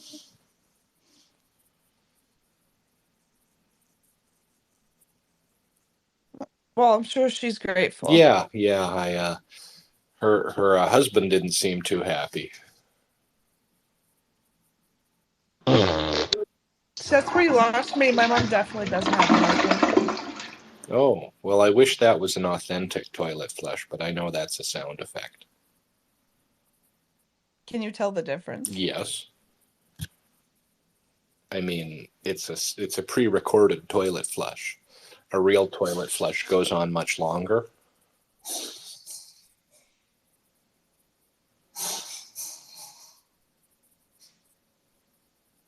Yeah.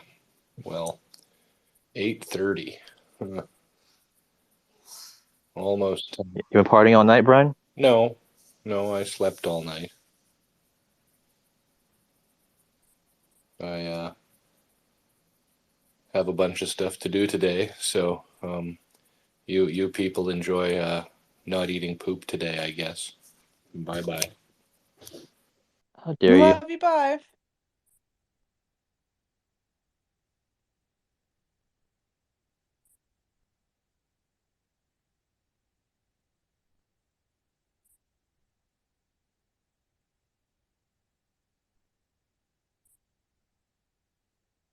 I don't know about that guy. Is he just like trying to get kicked out, or just he's just on his mission, I guess.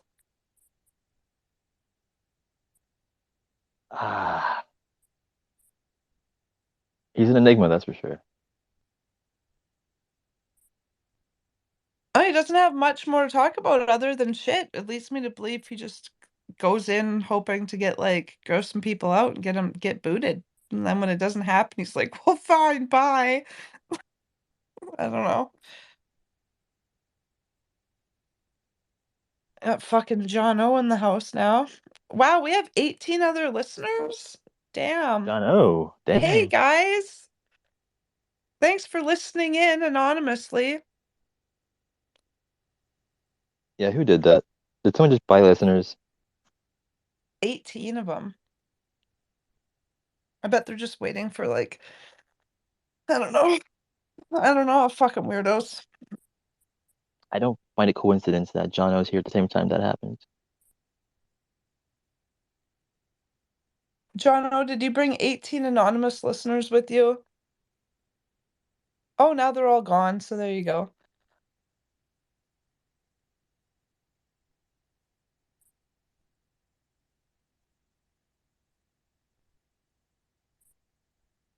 Does that happen if you like are using a computer and you have tabs open or something? Does it just like put all of your tabs as listening to the space or something? I don't know.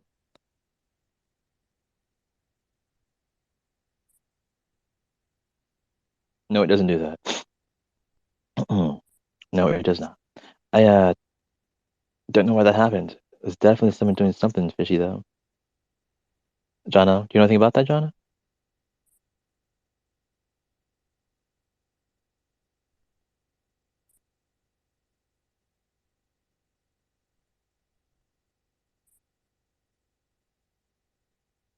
Oh damn, I forgot to ask him. Like I wanted to like get his take on like shit. Like a sexy alien. I'm trying to like make like a I'm not well not right now, but I asked Kimball this one time. I was like, what would be like your most attractive like alien? What would it look like? You know what I mean? But yeah. He didn't have an answer. But what about you, Ocean? What would be like your most attractive looking alien? The most attractive? Oh God, I don't like this game. You know, I think everything's fucking hot. Okay, so it depends. Totally depends. I think you should make more than one hot alien. That way, like, we can put in more than one feature. Because obviously, like, you want like this tall, like green, but not totally scaly. Because like being totally scaly would be a bit much. But say like a little bit of scales, a little bit of like skin type of thing, and like muscular. No, I don't know. See, I don't like bald guys, but I feel like an alien with hair that's like of a reptilian nature would just look fucking weird. Like I feel like you can't have hair on a reptilian. But then you could do like a like the Palladians are just fucking gorgeous and the Nordics are gorgeous. But like you could also do like the short, like you could have like a short, like stocky, like long, like beard, kind of like yeah, like you could have like a more like I don't know, you could make a hot alien in any fucking species, I swear to God. Put a little bit of muscles and a little bit of sweat and you're good to go.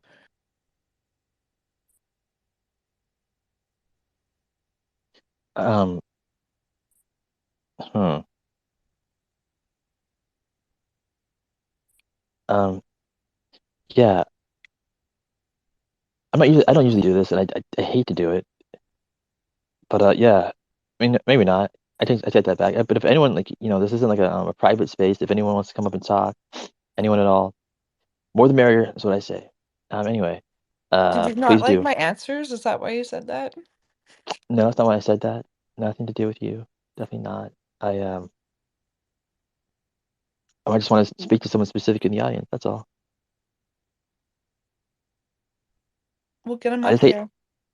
I just hate singling people out because I wouldn't want to like go visit somewhere and like you go to like a space and like you just want to like hang out and like listen and then like next thing you know like you hear your name you're like what you know what I mean like maybe you probably don't want that if you didn't want that People do that to me all the time, or they'll like, I don't know, they try to coax you up. They'll be like talking about things that they know you like talking about once you come in the room. It's like, God damn, I see you.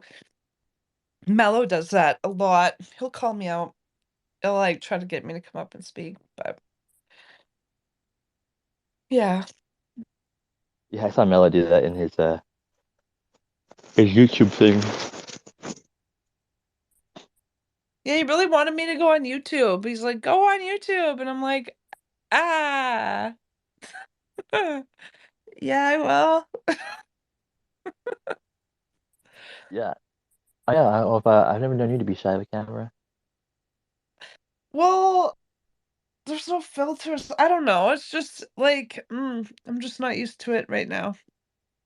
Yeah. And they're like people that I talk to and care about. It's not just like random people that I don't know. I'm not gonna go there. But like, yeah, it's like just my friends. And like I now I have to be perfect. Like that's just how I am in my mind as me. I'm just like, no, I have to be perfect if I go on YouTube. But I don't know. It's just like my face doesn't lie. So the reason I don't like going on camera is like my face doesn't fucking lie, man. Like if But why does someone it need says, to? well, because like if someone says something silly, especially in these spaces where it can get kind of serious, people are sharing, and like if like I think it's silly or if I have a difference of opinion, like I my face is going to show that very obviously before my mouth has time to explain what my face is trying to say. So I don't know. It's just my face doesn't lie, and it's going to be funny if I ever go on YouTube.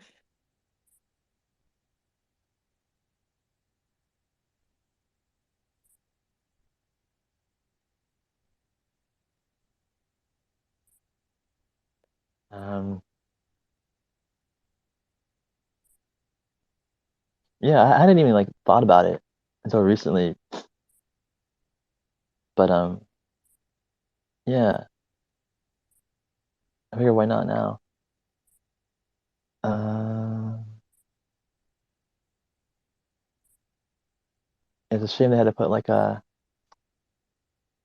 if you're ever gonna like see like a picture of someone, a picture of someone you've never seen before, you'd really hope the first one wasn't a mugshot. You know what I mean?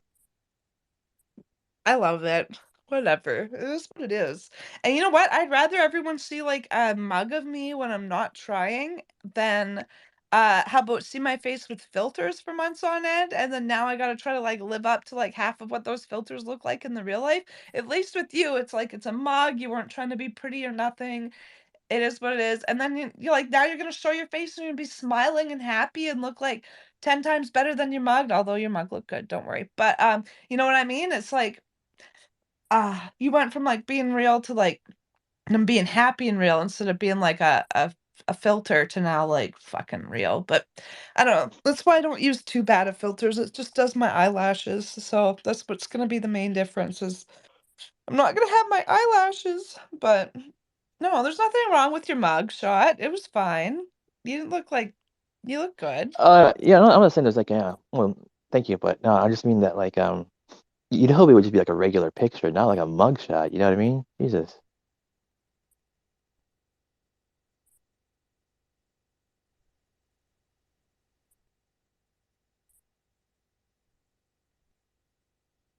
So yeah, it's basically like, it's only up from there, really. Is that what you're saying? I'm saying that you already have a mugshot out, which is fine. So when you go up on YouTube, people are already gonna know what your face looks like, and you're gonna look better because you're not gonna be all like, in a mugshot. So it's gonna be good, and you should totally go on YouTube and do it, and it's gonna be fine. And then I'll go on YouTube too, and yeah, it should be fine. It'll be great. Since like everyone here is probably asleep, like I don't know, most people anyway. Like, I never saw like besides like that one post that Darren made that I interacted with, or I think he actually posted it twice in the same fucking thread for some reason, but whatever. Uh, I haven't seen anything about it. I mean, but I was talking to DeLove last night, and he said that like he saw that shit like everywhere. I was like, really? I didn't see that shit anywhere actually, besides that one conversation with Darren. But I mean, I'm sure there's more obviously. But did you see like a lot of posts about it? Oh, I blocked Darren. I could unblock him. Give me a minute. Let me No, unblock. don't unblock Darren. Don't unblock Darren. Leave him blocked. Okay. I'm about to block him myself. He's stalking me now. But yeah. I mean, like from other people. No, so I told you what I saw. Like I screenshotted what I saw um out in the wild. Besides like on your one post, right? So I didn't screenshot anything off of your post because obviously you see that, but it was just the three that I saw dox you. That was Oh, what I that's saw. it. Yeah. That's it. Just you only saw 3 people. Oh, okay. But I have a lot of people blocked as well, right? So you kind of need someone that doesn't have anybody blocked or like a ghost account or sock account to kind of like just roam around and see what's out there because yeah, I'm not going to see a lot of it because I got all those fuckers blocked by now. Yeah. Ugh.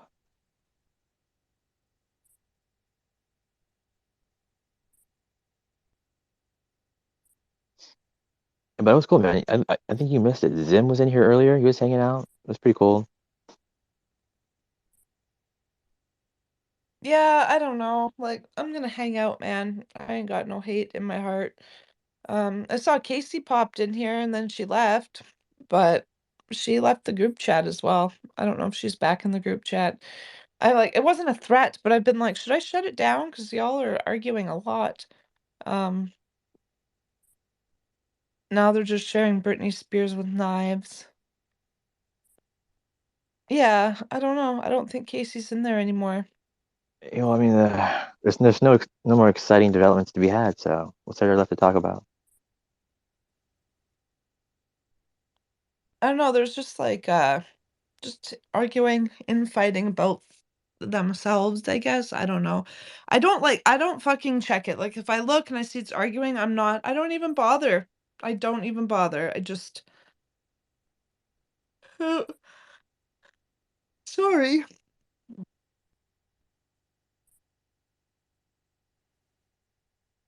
I like be supportive if someone messages me, but I'm not gonna get involved in other people's fights, right? Especially when it's about silly stuff. Like I don't even know what they're talking about. Yeah, did you hear this whole thing about Miss Morpho? No, what about Miss Morpho?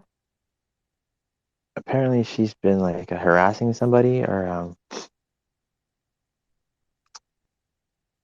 it's weird.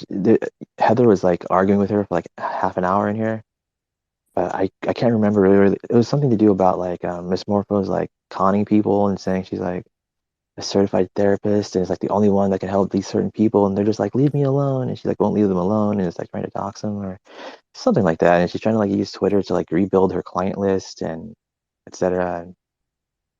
Not great things. Weird. See, I had heard Miss Morpho talk about doing erotic hypnotherapy. But she never seemed as though she was using the platform to try to but like boost that, right? Like it could be like, I'm a dog trainer, but I'm not out here trying to be like, let me train your dog, right? So I don't know. I just like she'd mentioned that that's what she did, but she never, at least around me, she was never trying to like I guess grift or whatever, right? I didn't notice that.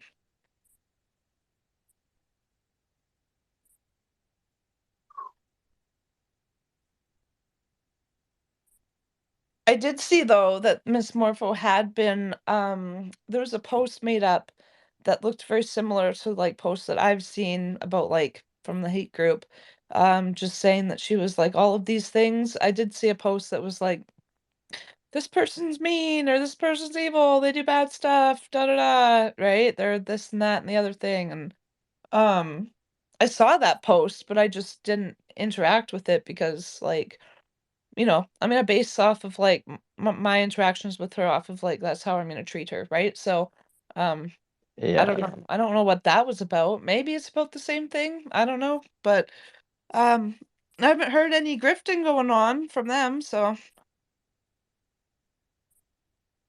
Well, Heather posted something about it in the nest. I didn't look at it, but that's I guess where you'd find more info about it if you wanted to.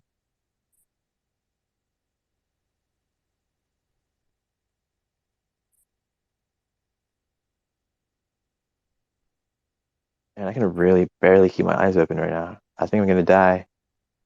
I think I need to like go out and smoke a cigarette or something. yeah, or have a nap. You just gotta put on some. I was re-listening to this space, and I think you were trying to sleep. I don't know what was happening, but Linda Moulton Howe kept. Who was it? Detest. It was Detest and Linda Moulton Howe in the middle of the night. And it was like, fuck off, Detest. Fuck off, Detest. In Linda Moulton Howe's voice. I'm trying to sleep. Wait, while you were trying to sleep? Like you were trying, like you, Logan, were trying to sleep, I think. And Detest came in. And you were just like using Linda Moulton Howe to be like, fuck you, Detest. Oh yeah, I remember that. Fuck you, Detest. I'm trying to sleep.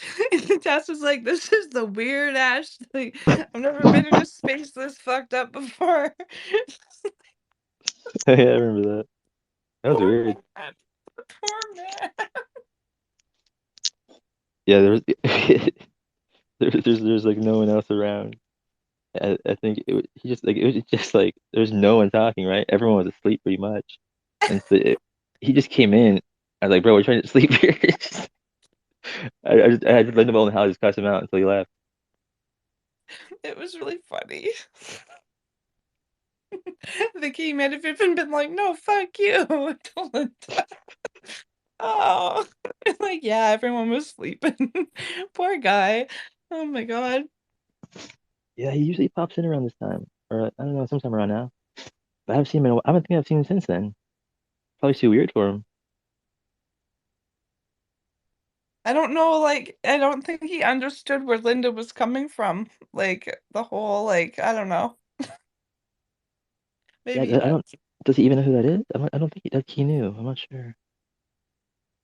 He's just like, some random lady is yelling at me through Logan's account.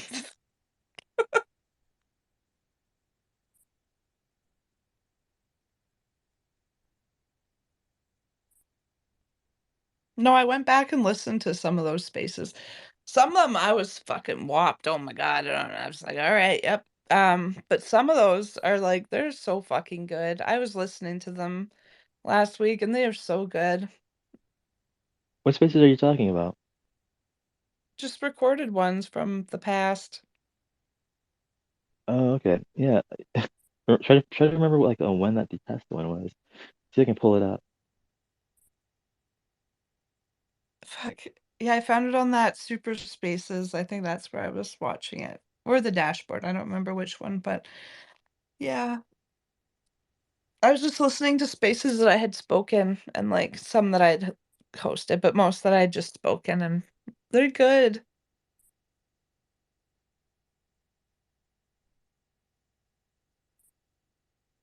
I don't know. I'm sure some of them will make me fucking cry now. We went back and like listened to like the whole gang together.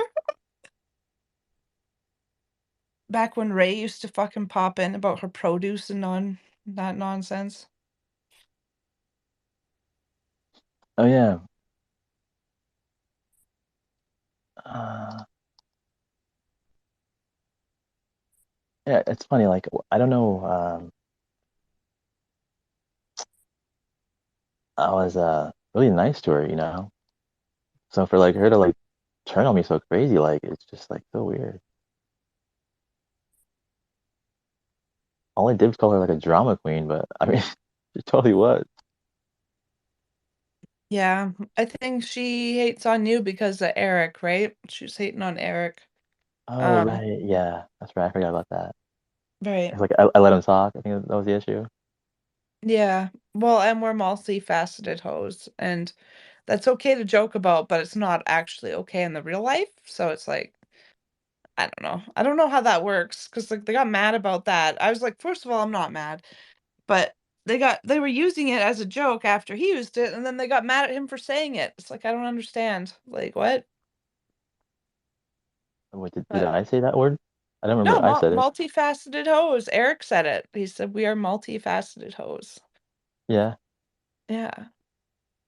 I took it as a compliment. I don't know. You're getting all mad about it. People got mad, I guess. I don't know. Whatever. Yeah, people like to throw like little rage parties and get all excited. I just got the energy for it. Wait, what is this? I see a space here called The Truth About Logan. What? Where? Um, who did it? Who is a good doggy? I don't know that account. And I never saw that one because I'm looking at the spaces that the test has been in, and I just saw this one pop up. The Truth About Logan. I wonder what that one was What the about. fuck? You should listen to it. Uh, yeah, let's play it if they recorded it. Let's see. View it on Twitter. Um, I mean, you think it's about me? I mean, I got, maybe it's a different Logan. Maybe, but I think it's worth investigating.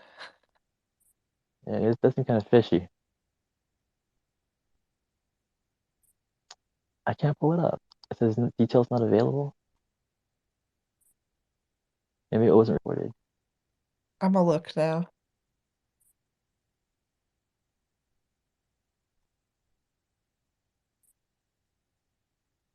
Hmm. I would love it if they actually had some like cool like shit to say about me. Like well not cool, but like shit I've never heard. Uh-huh. Yeah, I don't know any of the people in that space. Weird.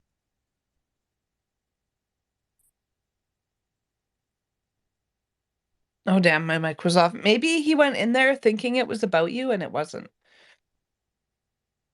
Yeah, maybe.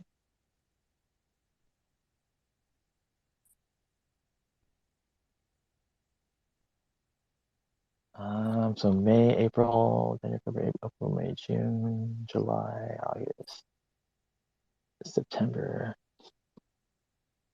It wasn't that long ago, was it? It was like in September, so it couldn't have been longer than like a month or two ago, 2 months ago maybe. Tops. Oh, it had to have been about you then. If it's right around that like time, I don't know. Maybe not. Mm. Oh wait, no, I mean the space where he popped in and when like everyone was asleep. When was that? That was like It was so good. It was I was dying laughing.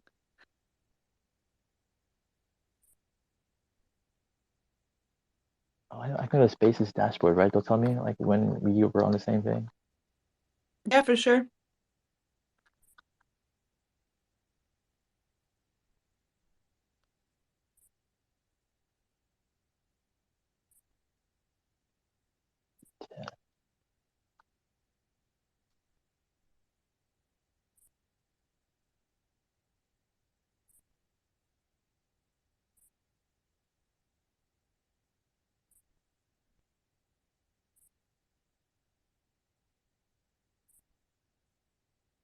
It's so weird on Space's dashboard. It still lists like Lacey as like my top like my top like regular speaker and like co-host even.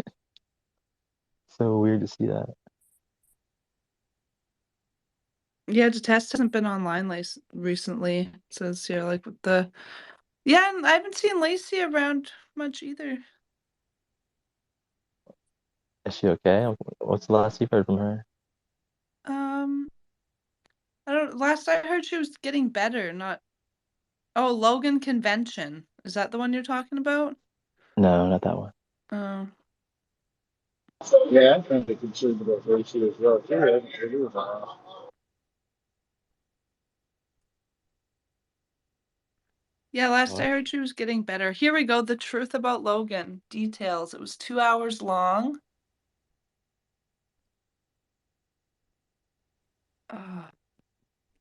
Yeah, it doesn't want to load for me. It's getting mad. It's getting mad. Application error. A client-side exception has occurred. See the browser console for more information.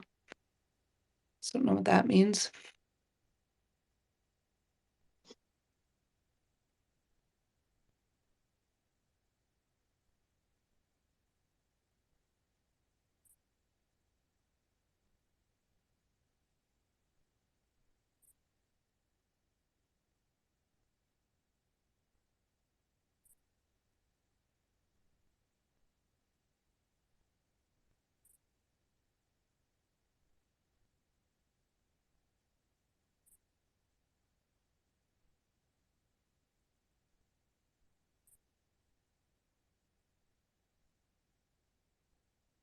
Yeah, I have no idea how I'm gonna figure this out.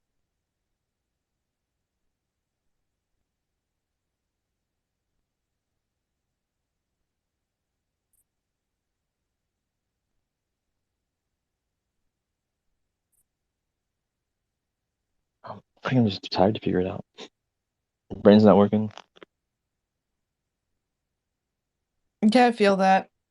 I don't know. I keep getting like errors popping up, so I don't know if I need to like change my settings or something. But oh god, it was a good space. What a test. I think he even said "fuck you" back to Linda at one point. It was just golden. Can't you just go through your internet history and see like what space that was?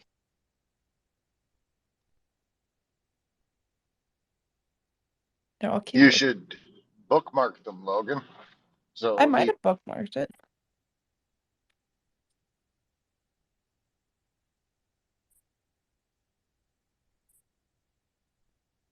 It shouldn't be too hard to find because it's one I was in and D-Test was in, so it's like kind of limits it down. There's very few that both of us have been in. So Yeah, but how do you limit it down that way? um so I'm gonna go to like my so I'm gonna try to use this website without actually loading the space. But if I go to like if I go to D-Test and then find the space that he was in that I was in, then that should be the last. Like, oh fuck, it's asking me to sign in. Yeah, the last space that me and D-Test were in together. That should be it.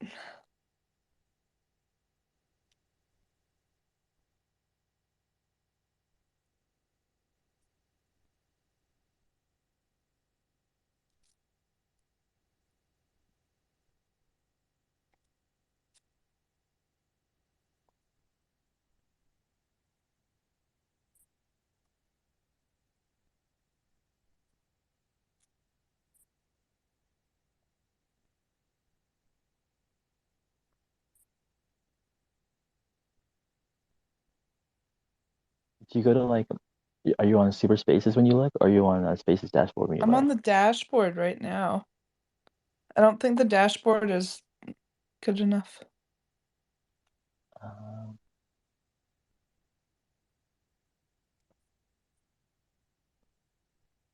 Let's see.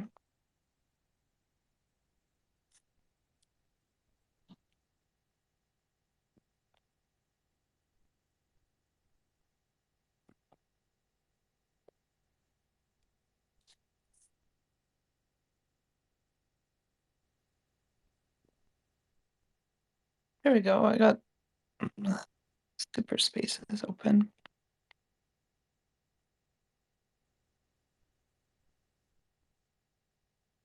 I can search detest.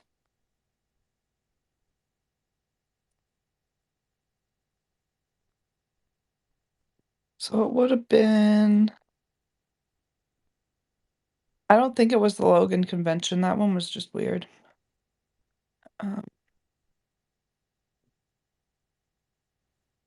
Would it have been this bloodlines of reptilians?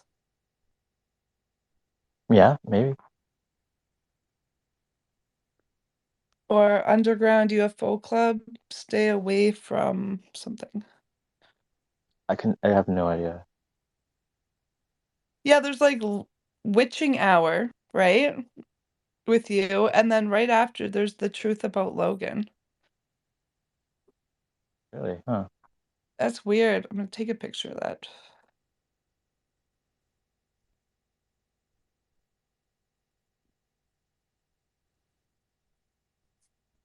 I want to know what that space says now. What the fuck? Who is a good doggy? I have no idea.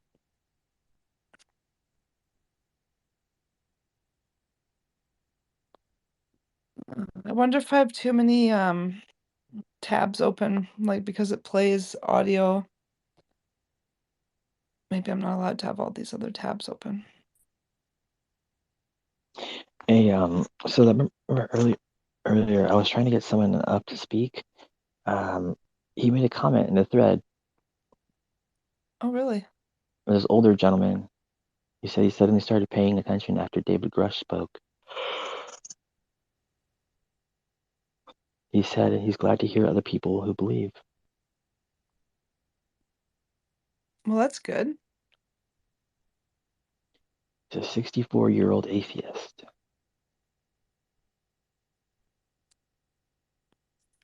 But he believes in aliens, probably. And I guess now he does.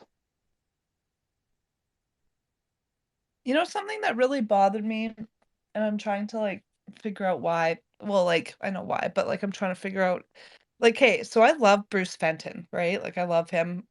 Um and like he's allowed to have a different opinion on the mummies, right? I'm still gonna love him even if he thinks the mummies are shit. But something that he said was he doesn't even think it's worth investigating. And that like really kind of like, I don't know, just made me wonder why. Like, as a scientist, you'd think that like everyone should study everything, and if it comes back 100 times that it's a human, then there we have 100 times more proof that it's a human, right? I don't know why anyone that's like scientifically driven would say, oh, don't even bother investigating any evidence to do with any mummies. You know what I mean? Like it just it doesn't make sense from like a practical mindset that like you wouldn't even investigate it. In my opinion, I don't know, maybe I'm wrong and he is right, but um just made me sad. It's like, come on, Bruce, it's worth like checking into, and if it comes back human, then I told you so type of thing, right? It just, yeah, I don't know.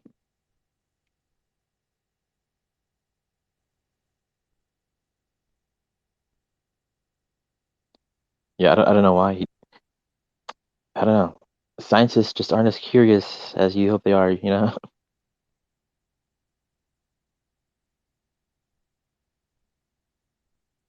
You hope that like I don't know. The scientists, you think they're like thirsty for like answers and all that, but I don't know. Maybe they've had enough. What's up, Emma? Hi guys. So Ocean, I was in a space with Bruce. I don't know if I think he recorded it actually when he was talking about those things, and he said the same thing. He said something about how it might not be worth investigating, which I wholeheartedly disagree with. So I had asked him, don't you think with, the way that incorrect information can flourish in certain communities and stuff, and if we don't continue testing further investigation of the mummies, that this lore will live on forever, right? People are going to argue about it forever, what have you.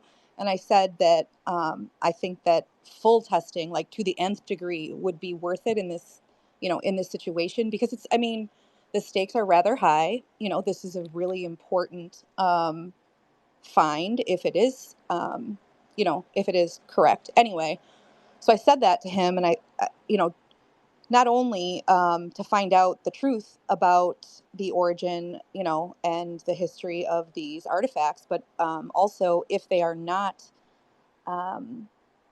if they're actually pieced together bones from multiple indigenous people from Peru, that's terrible, and we should be, laying them to rest respectfully and not mixing their bones in with animals, etc. So I said all that to him, and he did say he kind of, he agreed, but he thinks that in reality, that's not likely to happen because of all of, because the bones and the artifacts having left Peru illegally, and then they're being in Mexico, and we would need to get them back to Peru, and the governments would need to communicate, and he just said it's very complicated. So, but he did say that, and I disagreed as well. Right? Like, is it a money thing? Is it like he doesn't want government funding to go towards something that he knows is a scam, and he's worried like, no, we can't test them because if we agree to testing them, we're going to give $1 billion that's going to go to something that's obviously nonsense and it's a grift, right? Like if it is a grift. So like I could see that worry about like unnecessarily like splurging funds where they're literally going down the drain, but like I agree with you, like it is gonna go on forever, and like if it is real, then like everyone should, and if it's fake, then like we just announced, like Mexico just announced to the world some fake ass shit and told everybody it was real, which is bad. So like it's like either way, I feel like it needs to be investigated now, but yeah, no, I'm with you. Like, it's just like I could see maybe how he could be worried about like funding going there where it could go to other things that he believes in, right? That he thinks would be better. But it really just dumbfounded me. I'm like, come on, Mr. Scientist Man. I expected you to want to at least investigate. But yeah, it's just strange. I didn't expect it from him. Yeah. I enjoy listening to Bruce's takes, and he's a smart guy, and he's been like around the way for a while now. But yeah, I completely agree. And I think he said something about like climate change as well that I kind of fundamentally disagreed with. Um, you know, pretty much that it was like on the corporations, and that most of the damage being done to the environment is on corporations, and that there's nothing that essentially we the people can do about it, which is correct, but I just disagreed on the point that there's nothing that we can do to help it, because that's just kind of a diffusion of responsibility, I think. But I like Mr. Fenton. He's cool. Me too. Him and like the drone wars, like he knows a lot about drones and that type of stuff, and he's like really knowledgeable. With the climate change, I was watching a video, and apparently when people talk about climate change, you're supposed to say since when, because back in the 50s was the end of our little ice age, and since the 50s, it's been warming. But if you go back to like what is it, the medieval era, like we had another cooling period. So if you like look over a grand like the past like 1,000 years, you can see it goes up and then it drops lower than it was before, and then it goes up and then it drops lower than it was before, and then it goes up again, and then so like yes, we're going up down up down up down Yeah, over. and then that changes the fact that humans are still polluting our planet. Yes, we are polluting. I'm not saying that we're definitely not helping with the climate change, but I'm saying if you look at it over a bigger scale Yeah, of we get time. that. I'm tired of that dumb argument. Everyone's okay with just polluting the earth. The only planet we have, let's just pollute it.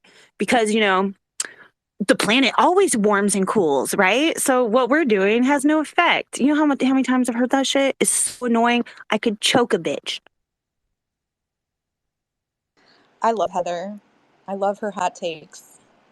See, I'm more concerned about like the pollution that's in the oceans than like the heat, the world like heating and cooling, like the Oh, and big who put the mountains of pollution in the oceans?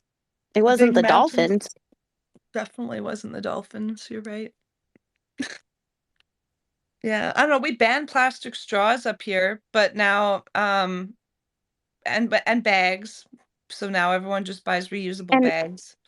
And that's cool. I appreciate initiatives like that. But then you have places elsewhere who are doing the exact opposite, right? Like I heard about the plastic straw bans in other places around the country. But in Jacksonville, Florida, you walk through the Walmart, guess what? Even in the electronics department, you know, those little tags have random things hanging on them that have nothing to do with the aisle that you're in. Tell me why plastic straws are in the electronics department.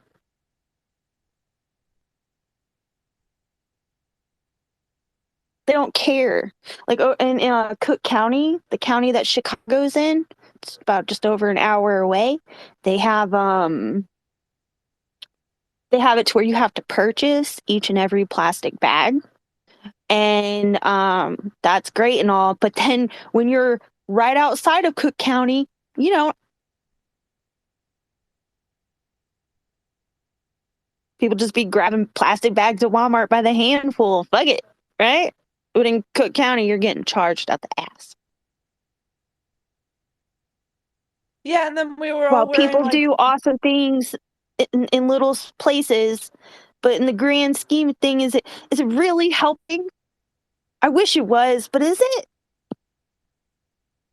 well, and then the whole like masks thing, right? We just got rid of straws, and then like everywhere you look, there's reusable fucking or the one-time use masks laying all over the ground, and like fucking gloves too. Like the whole pandemic totally undid anything we did with straws. Just 10 times worse with masks and gloves, I swear. I didn't really like those disposable masks, so I would just go out of my way to buy like my own little designer one with the design on it that I liked. Like I had a blue one that said "The Office" on it for the longest.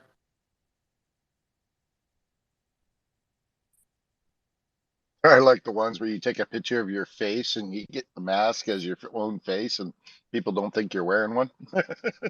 Yes, that's great. I actually did have a mask that I still own it. It has a really important message. Not a lot of people, unless you're from the area, may have heard of him. His name is Ahmaud Arbery. He was chased down in Georgia and murdered by two men who thought he was breaking and entering into homes under construction. And these men chased him down in their truck and then shot him dead in the street. And then it wasn't until months later that the video came out, and then we found out that these people had been, being protected by the local police there. And so, like, his story really fucking hurt me. Right. So I went out of my way. I found an Ahmaud Arbery face mask. Somebody painted him, like drew him, the picture of him, drew him and everything. And it says, "My name is Ahmaud Arbery." And just something about his story breaks my heart, dude. Like, I don't know. Like all the other ones, yeah, those hurt, those are sad. Maybe it's because that one was just like so close to home, right? I don't know. But yeah, that's my favorite mask is Ahmaud Arbery. I think that in a lot of those cases where it's like unarmed people being attacked or, police brutality or, stuff like that, I think everybody has a couple that trigger them. Hearing George Floyd scream out for his mother was particularly gut wrenching. Yeah. But yeah, that story is very sad, Heather. It's fucked up. And I'm really glad, like, thank God they found out the details of the cover up. And I can't remember, did that government lady end up doing time or what happened with her? That I don't know if she ever got in trouble. She was supposed to. But those other guys, they did. And they've tried to appeal and shit. And they're like, nah, you're caught. It was really gross. I don't know. I'm a civil rights activist, whether people like it or not. I go out and I protest against atrocities committed against our fellow human beings because I think it's fucked up. Just like, people can sit here and disagree about George Floyd all day long. Like Emma said, that poor man cried out for his mother. while he was being brutally murdered in the street in front of people. So, whether you think he was a bad person before that, I don't think anybody deserves to die like that. The one that really fucks me up is Tamir Rice. I don't know. He was like 12 years old. He would be like 18 or 19 by now. And he looks exactly like my nephew. And his image is just like emblazoned in my head and heart because he was, I believe, at a park, and he had a toy gun. And he was shot within like 10 seconds of the police arriving because I think they thought it was real. Immediately shot him. The video is so disgusting to watch. I can't watch it. And it's just, his story is just that little boy. Anytime I see anything about it, I stop to read it. I feel so bad for his heartbroken mother. And yeah, it just struck me.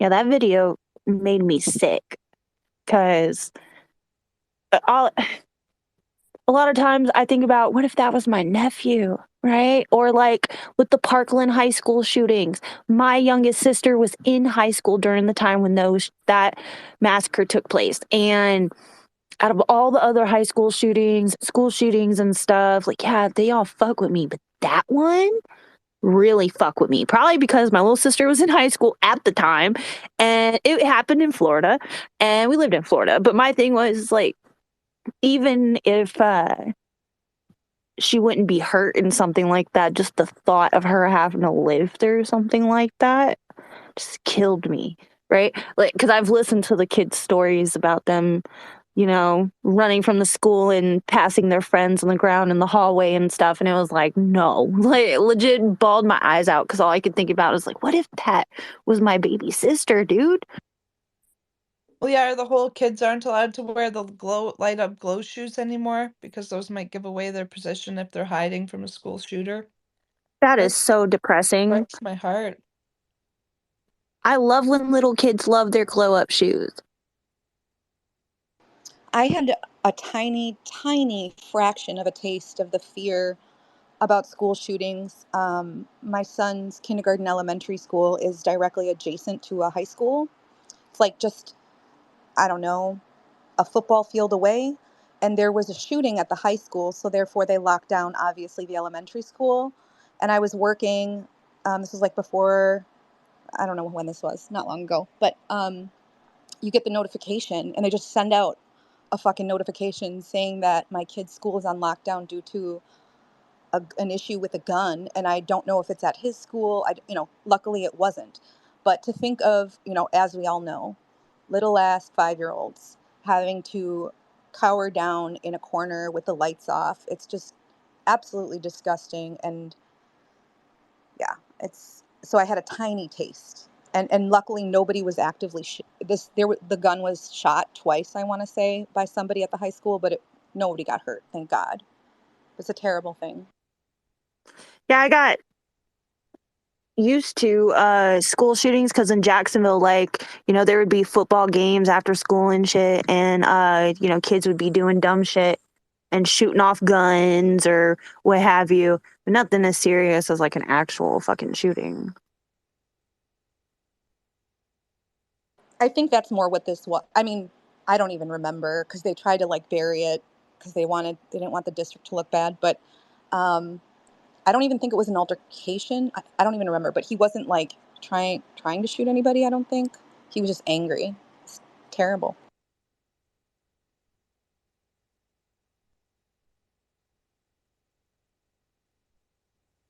Sorry, my cousin walked in to show me a video of some very pretty marijuana plants that his friend has grown.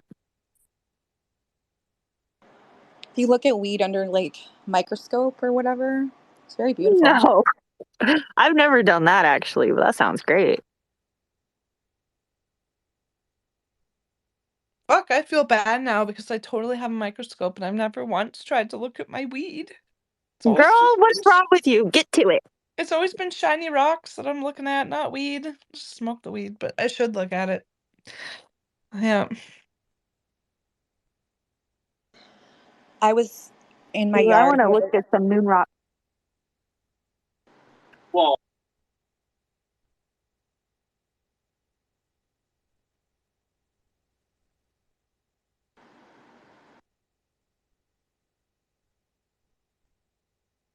Go ahead, MS. I'm sorry. Fuck, I'm sorry. Okay. Anyway, I was in my yard and with my boys, like playing around or whatever. And that night when we were like, when I was putting them to sleep, they're like, yeah, we got some rocks, whatever. And I was like, well, show me what rocks you got. And they pull out a very strange, I've never seen one like this before in my yard or anywhere. It's in the shape of a triangle. It looks like it's possibly like worked or something like that, and it's all black. It looks like a river rock, but it's a triangle. And I'm like, where the fuck did you find, I didn't swear, but I was like, where did you find this? And they just claimed that they found it in the yard.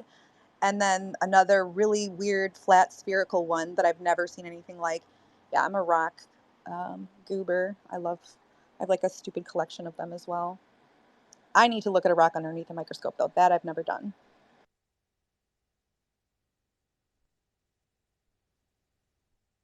Good old rock hound. Yeah. No, like you can if they got like crystalline structure. I like the sandstone, so I'll take like essentially old beach, and then I'll look at that under a microscope and try to see how many different types of stuff are in there. I don't know, when I feel like nerding out. I haven't in a while. I've just been like too sad lately. But yeah, no, next is looking at weed and then trying to take a picture through the microscope with my phone. Yeah. Have you ever broken any rocks and found anything interesting? Because I have a extremely round rock that everybody argues about where it is or how it was made or if it's what it is, and they're telling me to crack it open, and I don't want to because I've had it for like 20 years. It's perfectly round.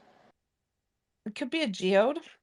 Could be something in there. Usually geodes come out round, right? Like they form around something and then that forms like a rock and then on the inside there'll be crystal, but it's hard to say. Like I cracked open a rock that was like a young geode. It would have became a geode if I left it, but I didn't fucking leave it for long enough. And yeah, I cracked it open and it just kind of looked like an egg right on the inside. But yeah, no, you should bust it open, see what's in there. Just go slow, right? Just like crack it open slowly so it doesn't become smithereens.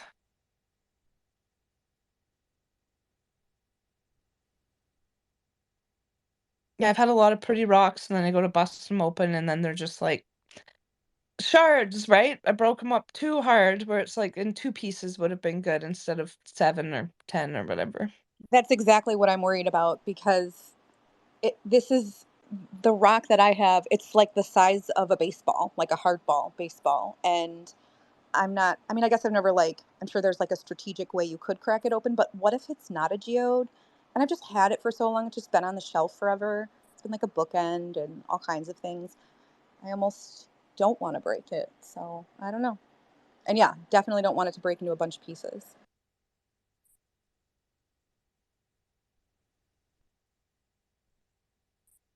You should post a picture of it so I can look at it. I want to know what it looks like now.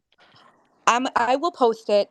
I just want to say I have posted it before to a group of like rock people, like geologists, and a lot of idiots tried to say that it was a lot of people try and say that like it's actually like the inside of a softball. It's fucking not. This is a rock. This rock was found in 1980 by my dad. It was found, I know exactly where it was located. It's really close to my house. And people are trying to tell me that it's like not an actual rock, and it fucking is. So I will post it, and I just want to say this is 100% a rock. Had it for a long time, and I know where it's from.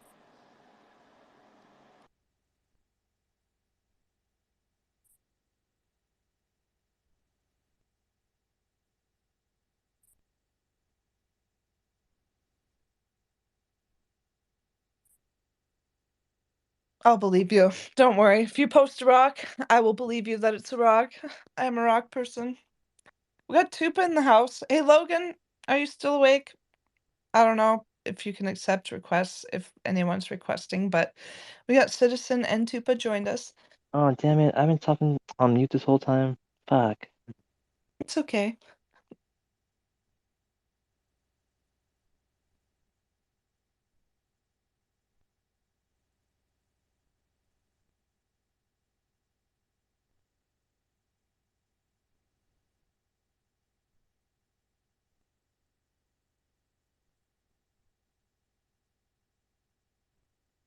Or should I just did it again? Did you guys hear me talking just now? No, no, it was quiet. Oh shit. Damn it. No, I was saying maybe that was like a good thing. Maybe like I was talking to like I think I was like almost half dreaming. I was supposed to like start. I don't know. I'll talk about it later maybe.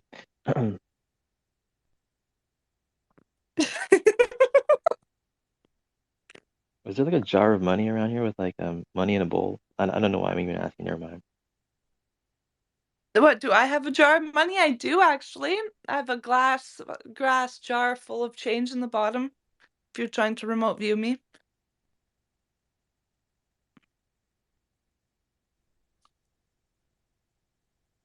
There's other things in the jar though too, not just money.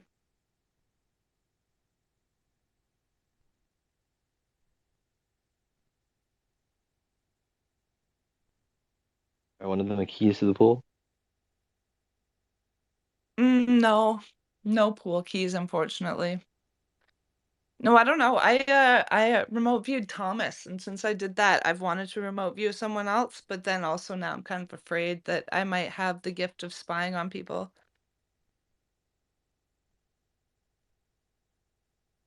Why? What happened? You weren't there for that. 'Cause Thomas was just like in astral space, and he's like, "Yeah, I wonder if anyone could remote view my room right now." And like as he said it, I was just like, I messaged him like as he was saying it, and I was just like, "Yeah, you have a bookshelf in the right corner of your room." Um, and I was right about that, and then I was right about one of his little knickknacks. He's like, "Well, what about my knickknacks?" I'm like, "You have a jar with like sand in it, but there's no boat. Like it's like one of those things that would have a boat in it, but there's no boat." And he had like a shelf in the right corner of his room, and he had a jar with sand with no boat. And then he's like, "You can get out now." Yeah, right. I'm serious. He even sent me a picture of the shelf that I saw apparently. No, I mean I meant about him kicking you out. Oh yeah, no, probably not.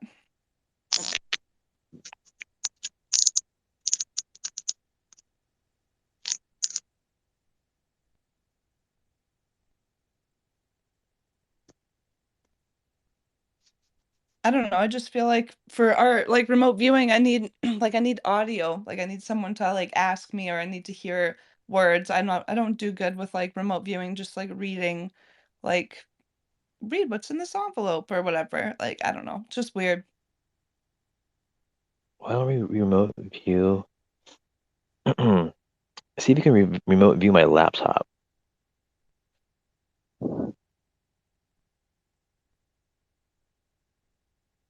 Where your laptop is right now? Yeah. Do you see red and blue lights? No, I just saw darkness and heavy, like something's on top of it.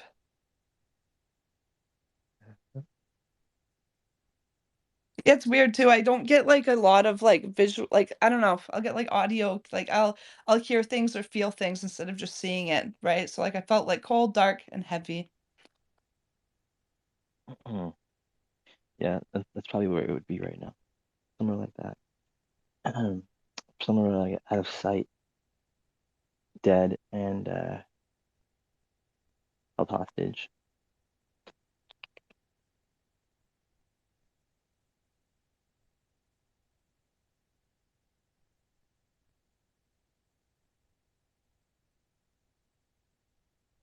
Yeah, do you have any other like magical powers? I don't know. Probably. Yeah, I mean like it's because like if you can do that one, then you can like do all oh my face. You can probably do like all of them, right? So if like he started to like he wants to go for a walk. If because that's what like Buddy says, right? I asked him like which one does he like specialize, and he says that you can do all of them. Because you can do all of them if you can do like any of them or whatever, right? So like, I don't know, maybe you can like see like where it's at. You know what I mean? Maybe that's I don't know, or maybe you could like float towards. I don't. You know, is there any way to like I don't know, any other way to like sense where it might be? You know, if like remote viewing is like gives you like a sense of like darkness or whatever. What if you like astral traveled and that gave you like another picture or sense, or like he did like another psychic technique and like gave you like another piece of that puzzle. He did it, and he did like all the different things, and like each one gave you like a different aspect of it. Maybe he like paint a better picture of where it was. Yeah, I don't know if it's like under a bunch of clothes and stuff in the very bottom back corner of a closet somewhere, or if it's in a evidence locker. I can't tell, but I feel like it's definitely hidden or like concealed or not in the open. I didn't get any open vibes. You know, wherever it's at, it's 100% dead, and they know it. So they would have stashed it somewhere to keep for storage or yeah. Tupa. What's up, guys? I'm getting a strong reading here on your laptop, Logan. I'm seeing that it's centered around some type of machinery. I think it's a mill. Yes, it's a rumor mill, and you're gonna want to find it, and then you're gonna want to take it out. Thank you, Sam. I agree. Go fishing. Whoop, whoop. You know, it's funny. I got like investigators and like lawyers on the case, and they can't locate it either. How fucking weird is that? So I'm guessing they called where you think it might be, and they couldn't tell you. That's what that tells me. Yeah.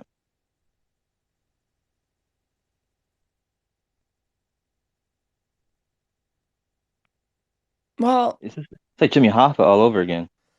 Yeah. There's have you noticed any kind of strange connections between Hunter Biden's laptop mystery? Like, there's so many laptops. It's like a too many kind of thing going on. Very bizarre. Hope everybody's having a good morning. I don't know who stayed up all night, but What's up, Tupacabra? what's up, citizen? Dude, I was intrigued by your comment in Mellow Space the other day, the David Bowie space. Uh-oh. And your possession of David Bowie's artwork. Yes. How you have it in the future. I have it in the future. I wrote his entire catalog in the future. And through love and light, I sent it back in time to him. And instead of giving me credit for it, like we agreed, he went ahead and said he wrote it all. He became the Diamond Dog, all this stuff. It's very, very difficult to deal with legally because there are no, at the time, there's no current like temporal lawyers, and time law hasn't been written yet. So maybe that's the gift I get to bring the world. You know, the first nonlinear lawsuit. Are you kidding? The Canadian government has mastered time travel. I don't know if you saw, but they went back in time and they changed a Nazi to now no longer being a Nazi. In fact, he actually killed Russians. I didn't know they had that magical time altering power. But Oh, it's crazy. It's crazy. Yeah, they the Canadian are very interesting people. They called truck drivers Nazis and then took their money out of their bank accounts, but then on camera applauded a real Nazi. Very bizarre. that's not Canadian. That is not Canadian. Just to let you know, though, the Nazis were killing Russians as well as British and American and everyone else that were killing Russians too. Well, the Nazis killed like 20 million Russians. They killed more Russians than anybody. And that one particular Russian was one of the really bad ones that even the other like Nazis were afraid of. Like he was a part of the fucking, I forget the name now. It starts with a W, but he was one of the scary ones. Actually, they were talking about Poland might extradite him. I don't know if that's true or not, but I saw a post that Poland might ask for him back now. Yeah, I actually was curious because they said that the community notes on Twitter said not only was he a Nazi, it wasn't because it's like rumored Nazi or reported Nazi. He like is confirmed, and he was part of a group, a specific squadron that was considered out of this world illegal. And I guess then it was one of the Nuremberg cases or something like that. They're considered like war criminals for human rights violations and stuff that they were doing. So it wasn't like he was a water boy, you know what I mean, for the medics or something. He was part of like a group that was out there doing it. I thought those guys had all been locked up. That's weird that not only are they out and about, but they get invited to the Canadian Parliament and then applauded. And then they walk out like nothing happened. I saw this movie called Apt Pupil, where this neighbor kid befriended an old guy that was living next door. And the old guy ended up being a Nazi. And his biggest fear was being turned in. And then this young kid had like something over him. You know what I mean? And then it was now they can just not only walk free, but like be applauded on television and the news by the leaders of certain countries. Very, very weird. And then well, Chupacabra, I'm somewhat sensitive about the N-word, and only because I feel sympathetic to the plight of the Germans at the time, what they had to go through to try to maintain their culture in the face of some dramatic changes, you might say. You mean like starting 2 world wars and trying to genocide an entire race of people out of their country? Like, yeah, that they really had it hard. They were really struggling over there. I wish they got more sympathy, honestly. I don't know what you're saying, citizen. But it's he was talking about the rapes. That's what he was talking about. The rapes? Well, I do know, like, my sister's grandma, so my sister, she's my half-sister, her grandma was, like, the first bookbinder in Germany, and they fled Germany before the Second World War because they could tell where it was going, and they said, "We don't wanna raise our children in this communist, like, government," so they left before Second World War. But, yeah, I think, like, this one Nazi dude, I don't think he ever once killed a Russian, but I think maybe after the war, he came and gave, like, technology to the West, maybe? Maybe that was his, like, gift or whatever, but I don't fucking know. But all I know is he was one of the really bad ones, so I don't know why we're applauding him. And that Krista Freeland, her grandfather was the head of propaganda for Hitler. So like, full on Nazi. Her family was, You know yeah. who has the best propaganda? The Nazis. I don't know what they did, but their little filmmakers and stuff were like cracking people's heads open visually and implanting whatever they wanted to. Very interesting stuff. Well, the thing is, it's like, I found in my investigations, because I'm somewhat of a time traveler myself, Chupacabra, a lot of the people who were prosecuted in the Nuremberg trials were actually like run-of-the-mill type of Germans who were Nazis, of course, National Socialists, part of the Nazi Party, and didn't really commit war crimes, but they were just Nazis or that kind of thing. While a lot of the other Nazis, people in the party, who may, like Aoshin was saying, who may have been a little bit more egregious with how they conducted themselves in the war, went off scot-free and, maybe even lauded over in other areas like Ukraine, Them's the fucking breaks, is what I say. Yeah, I don't know. The Nuremberg trials are clearly a show trial. It was televised. It was meant to accomplish a certain metaphysical, psychological goal in ridding and punishing the people who had done this to other people.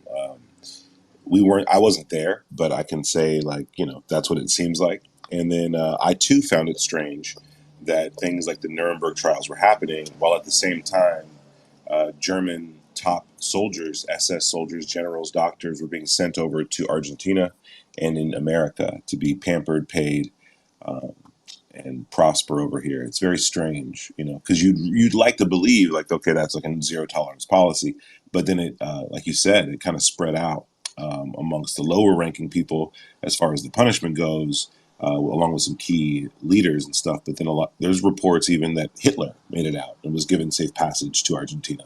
Well, a lot, and I'm not talking conspiracy theories stuff. I'm talking well researched documentaries even.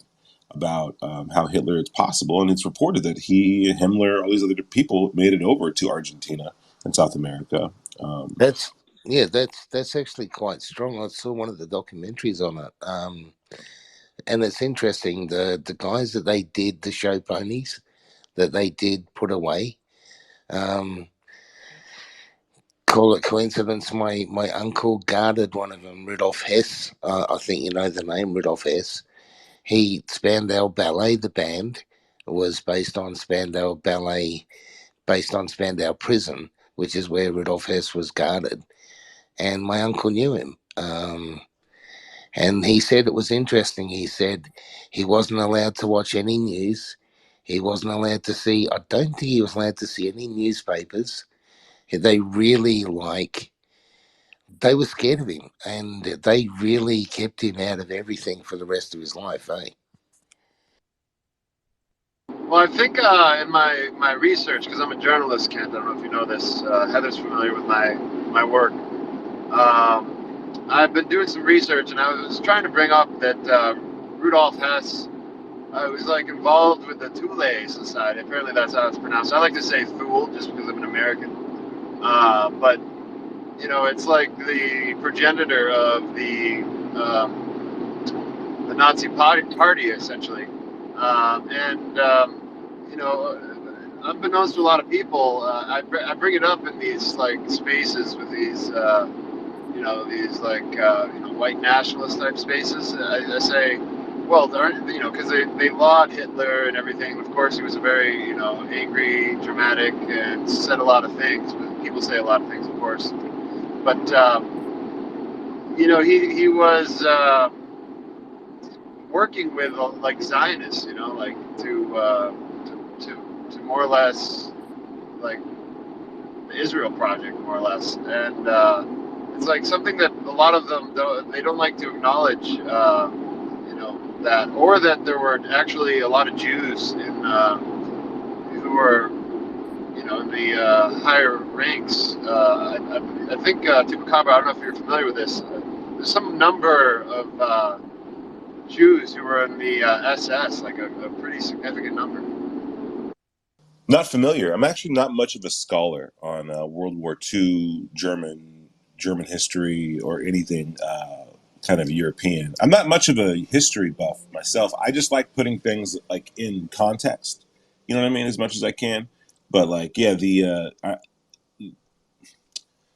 what I do know about the World War II, like propaganda, the truth, what we're given versus what we can find out and stuff, is that like one of the strangest aspects to me, in my opinion, is the propaganda centered around Hitler. So Hitler had a filmmaker by the name of Leni Riefenstahl.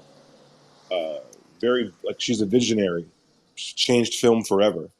She just so happened to do it while creating propaganda for Hitler. So all the films we've ever seen of Hitler in those marches, on those parades, all those big banners and all those big crowds and all those airplanes flying over with the camera on the airplane, the cameras down in the crowd, and the cameras on Hitler, all that stuff, those editing techniques, those editing choices, those shot styles, those ideas, those are all created then in that film. Certainly there's some gradients here and there, but this propaganda was very effective, and it was made. The parades were structured and made specifically for this film. All those huge crowds and all that art and all that stuff, that's all a movie. It's a show.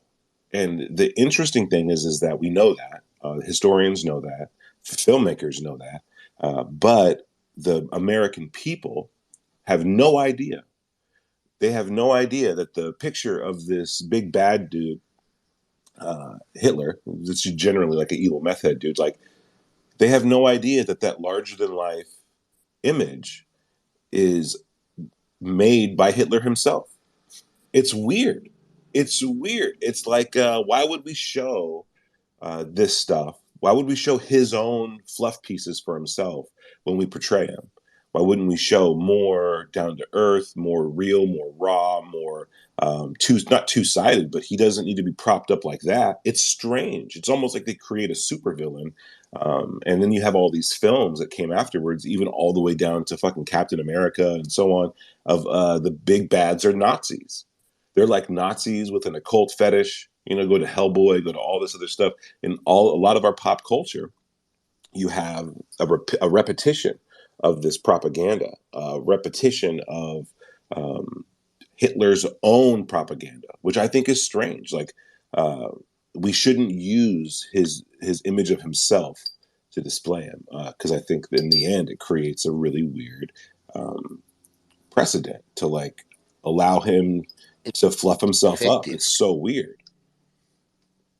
It's effective, Sam. It's, if you think about it, it's a really good. I mean, look, take all the Hitler bit aside. Having someone that's charismatic that can be utilized, because if you think about it, he had his vision, and his vision in his mind, he thought he was brilliant and was creating this perfect system. Despite all of his faults, that's what he thought. But at the same time, the guys at the back of him, the Hesses and the, we know all the names, the bad guys, they were manipulating his power to get what they wanted at the same time.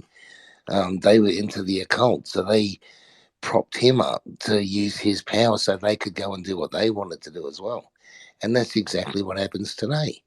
They prop up a hero or a villain, and they play everyone off the heroes and the villains, so that in the background they can get us, or people in groups can be manipulated to do what they want, so they can achieve their agendas and blame it on the heroes or the villains.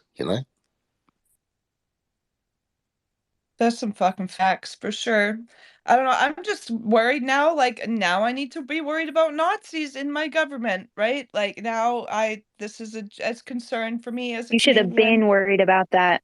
Well, you know what? I wasn't, because I didn't think that it was a thing, but now I'm thinking it's a thing, and we need to be worried about Nazis in our fucking government. We just applauded one, and nobody stopped and said, "Hey, this isn't okay," before it happened. So someone has to start doing that, right? Unfortunately, but here we are. We can't pretend it didn't happen. Strange the way it did, though. Oh, my bad, Emus, go ahead. Yeah, I just wanted to say what you were saying, Tupa, about how strange it all is, like the images that we see of Hitler showing his own portrayal of him. I just see a lot of it as like, I mean, maybe this is naive, but a cautionary tale, because the images we see of him now reflect, I mean, those are historically accurate images for the most part. And when I look at those types of images, what I think inside myself is unchecked power, without, with zero conscience most of the time. And that's kind of just, I see it as a cautionary tale when we see images of Hitler being successful doing what he's doing and not showing the atrocities, although we do see those as well. But I agree, not as often, if that makes sense. Real quick before Kent goes, have any of you guys watched the official reports that they played at Nuremberg for what Hitler did, like when they went and liberated the camps and they took videos of the piles of bodies? I think it was on Netflix. It's like World War II in color. You can watch it for yourself. Whenever I see Hitler, that's where my mind goes. Like, I might see him for a second up there with his arms up, but once you watch that footage of what they found, what he did, that's what comes to my mind now, right? I think about him messed up, hiding in a hole.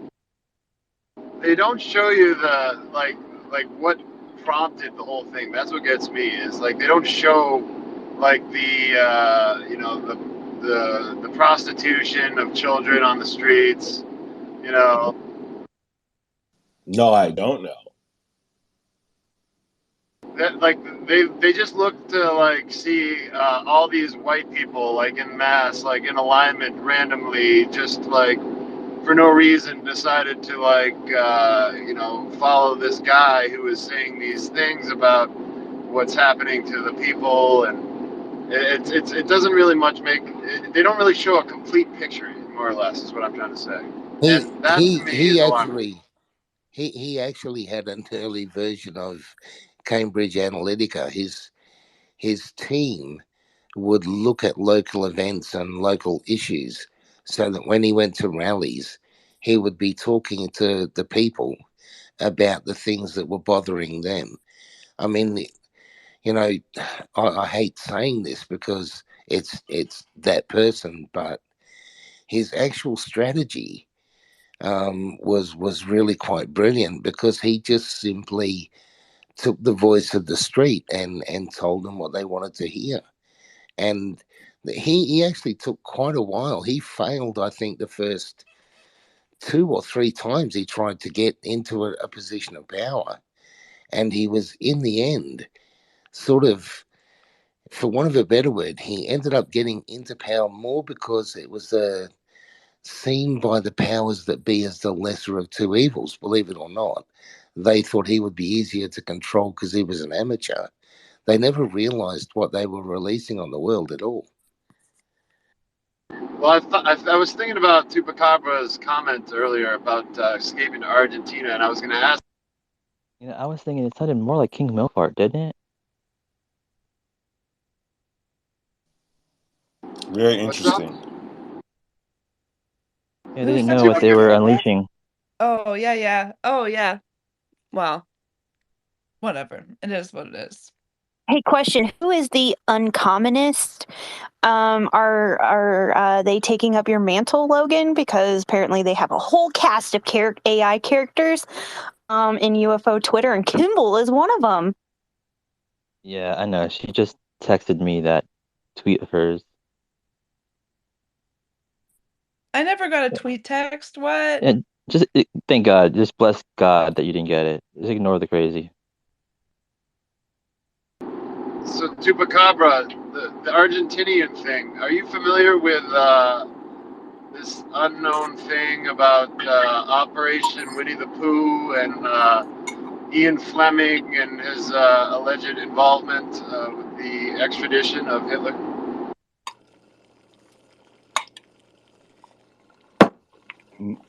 No, I don't Well, know. I'm going to tell interestingly, you. Like, I just know that he got sent to Argentina, and he like probably lived out his full life.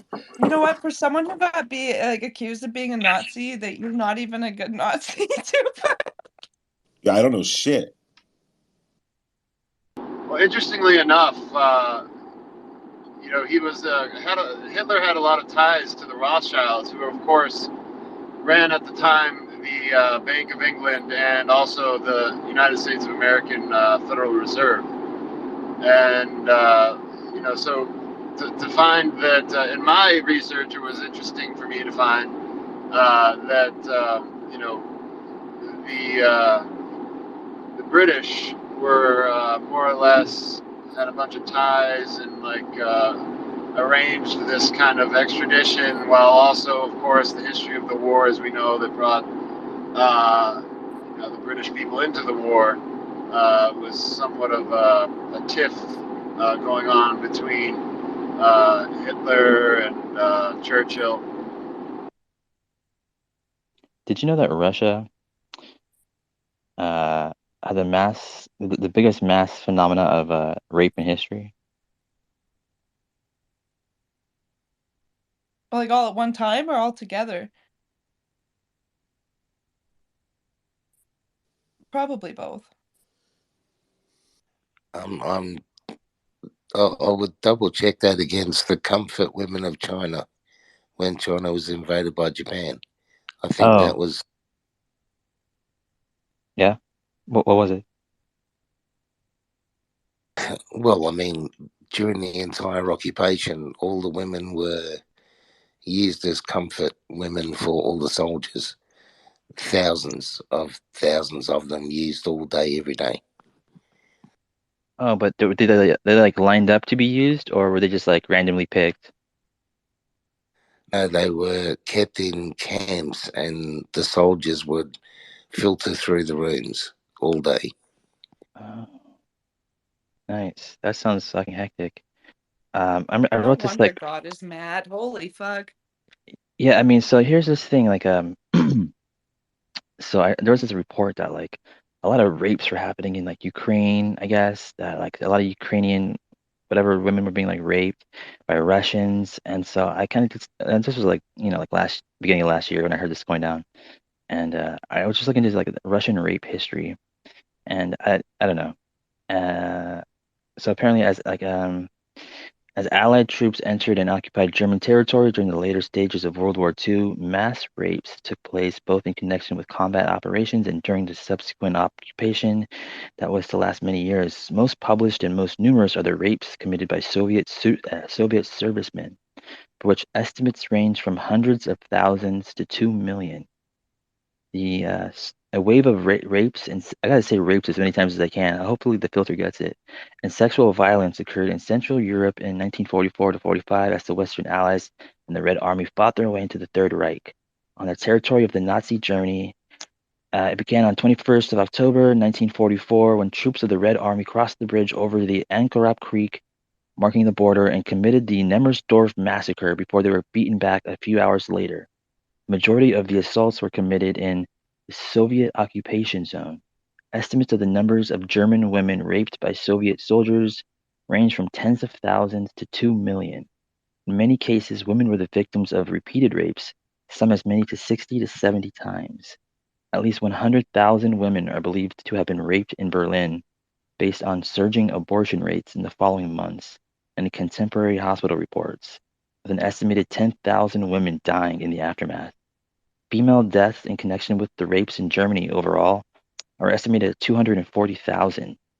Antony Beaver describes it as the greatest phenomena of mass rape in history and has concluded that at least 1.4 million women were raped in East Prussia, Pomerania, and Silesia alone.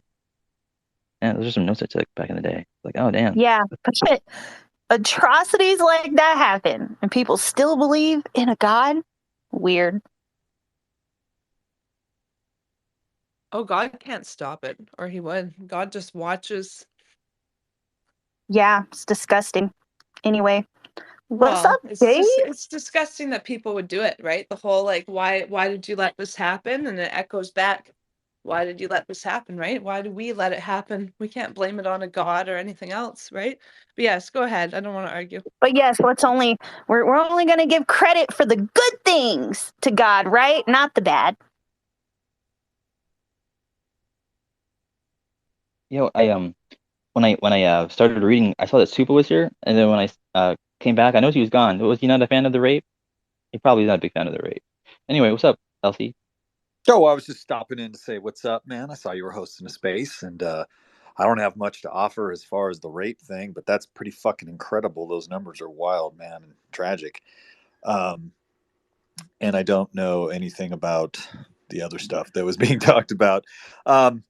I was gonna say, yeah, we don't blame God for the good stuff. That's why we made up the devil. But, dude, I don't know what the fuck is up, man. I swear to God, Logan, I live on like a hot spot, dude. Since I moved to Southeast Idaho, there is so much fucking shit happening up in the sky, like over my house. And last night was another one of those nights where, okay, so I didn't have like The I'm gonna woman sit out. admitted she kept your laptop. She's fucked. Anyways, No, continue. hold on. Yeah, please. Yeah, go on. Oh, I was just gonna say, no, I don't want to. If there's another conversation happening, man, I don't want to like derail. No, there's no other. This is the conversation. Let's have it. All right, so, man, listen, you guys. I've always been a UFO buff, whatever you want to call it. Not like some of the folks in these spaces. You guys know that. I'm just kind of learning, and I popped into this community about maybe 8 months ago, and I shared a couple stories. I'd seen some things in my life, and very recently, like, it's been increasing. It's been happening like more. If you go over like the last 10 years, like they just seem, out of like the 5 times that I saw them, it happened more and more often, or in shorter intervals of time without passing. Right. So lately it's been happening more and more and more. And it's turned into this thing now where we go out and we sit out just even in our front yard, and the boy will come over and we are seeing shit, dude. We are seeing fucking, and I'm going to inthesky.org. I have all these tools to like track satellites, space junk, all kinds of shit to try and figure out like what I'm seeing to disprove. Dude, I don't know what it is, but without getting into like the last couple of weeks and everything that we've seen, like last night was one of those weird nights. We built a catio deck on our front deck, okay, for our cats. So the cats, I let the cats outside at night, and they were kind of just hanging out doing their thing. And I and in the living room, right where the deck is in front of the living room, my girlfriend and her cousin, her cousin's an ex-military pilot, okay, or she was a navigation specialist or whatever, but she was in the planes all the time. Anyway, she's sitting in. We've been talking about having her come out and do like a skywatch party with us because we're starting to like joke around. They're like, Dave can bring these things, and I've talked about this before. I'm like, it sounds crazy to say that, and I don't think it's true, but we just joke about it, you know. And they were sitting in the living room last night, and it was like I went outside. I was messing with the cats. I was going to maybe bring them in from the deck, and I looked up at the sky, and there's this fucking silver orb, silver light. Okay, it's about maybe 3 times as luminous as what Venus would be on a clear night, and it was, the moon is not full, but it was, you know, a waxing and fairly large. So, but it wasn't in the direction I was staring off to, whatever direction that was, towards Ursa Major, towards like Polaris and all that. And this thing comes flying over, and it didn't look as high as the other things that I've been seeing. It looked lower, and the velocity was such that, being as low as it was, it wasn't traveling terribly fast. But I'm sitting there and I'm watching it, and it, you know, it doesn't have a shape or anything. It's just like a really bright star moving. And I'm staring up at it, and the screen's open behind me into the living room. And I can hear the ladies. I had made them a couple cocktails, and they're talking and joking. And I was gonna call them out, because now, like, you know, Erin's starting to become a believer, because she's like, I can't, what the fuck is this? Anyway, I didn't, because I didn't want to sound like I was fucking crazy, have them come outside and then be like, oh yeah, it's just an airplane, and then people be like, yeah, you're just seeing like jets and shit. You know, I wasn't fully convinced. So this thing was in a strange flight pattern compared to like the airport, and it didn't have any FAA lights, and I'm sitting there staring up at it, and I'm like trying to squint my eyes to see if I can, you know, get to see like the flashing lights of an airplane or anything from it, and it's not happening. And so it happens so fast, all of a sudden it gets a little bit brighter, and then it starts to slow its velocity down, and I'm like, that is definitely not a plane. And so then I call to the ladies in the room, and I'm like, you guys, get out here now. And they know, you know, I'm up there looking at the sky, and they come outside, and just as they start to come out the door, this thing just starts to fade, and then it just turns itself off, gone, you know. But it was just like, you know, rando. So I sat out for another hour, like outside, just kind of staring. And I've been doing this thing, man. I don't know if it's the right thing to do or whatever, but I'm like talking to these things in my head. You know, I'm just like, you guys come out, you know, you guys want to play games with me, like, just show yourselves. And I've been doing like my girlfriend's boy, he comes over, he's 22. And I've gotten him into this because he's been out, and he's like, what the fuck? He's the one who made the joke up about like, can you bring these things? And so I've got him now, and we'll go out there, and he's like with me, and we're just seriously like talking to the sky, dude. Like, come on, like, we know you guys know that we know you're there. Like, it's the craziest thing, man. And I swear to God, like, they just show up. They just fucking show up. So the ladies, we go back inside. I go back inside, and I'm talking with the ladies, and they're you know, she's military. One of them's military and everything, ex-military, retired. And she's just like, you know, I really wish I want to see these things, you know. And I don't know, man. I just said, if you saw what I saw, like, I know that you will straight up be like, that's not military. Like, what the fuck was that? But I don't know. I'm just sharing because you guys are some of the only people who understand. But I asked, I was like, I said, what do you guys think it is? I was like, there's been an increase in like my sightings in the last, you know, year or two, like dramatically now in the last few months. And I said, since we've been here, I said, why is there so much activity up here? And then both of them said INL. And it didn't even occur to me. I was like, oh my God, the INL. That's the Idaho Nuclear Laboratory. I'm right next to that fucking thing. Aren't these things attracted to like nuclear sites? like nuclear testing sites. Yeah, I have You a know? theory that there might be something in the Well, atmosphere. yeah. I Either mean, they don't you have like like a ton it, of the vaccine in you? or maybe that nuclear or like things in the environment change their cloaking abilities. That's kind of like what I've come to. So maybe they're everywhere, but in certain hot spots, what we call them, the atmosphere is just right that like it's harder for them to cloak, or it doesn't work in all environments or something. I don't know. But Yeah, my this question is is, so hot. did you Go. feel any different after? Like, because Screen talks about like you sometimes people have symptoms of like being exposed to like radiation. So like, I don't know, did you have like were you thirsty after? Did you have a headache? Did you feel Okay. energized? Like, No. I felt empty after they were gone. If that's like, I can tell. I swear to God, you guys. You guys have heard me talk before. I'm pretty science grounded, man. I'm pretty like, I know that these things are out there, but I don't get out into the woo or anything like that. And I don't have any doubts that they use telepathy at all, because I experienced something about 10 years ago with some friends, and we're all convinced, they were talking to us. But I do get this weird feeling of like they're here and then they're not here. And then when I feel like they're gone, they're actually gone. Like I don't see anymore. They're just done. So I have that weird sense.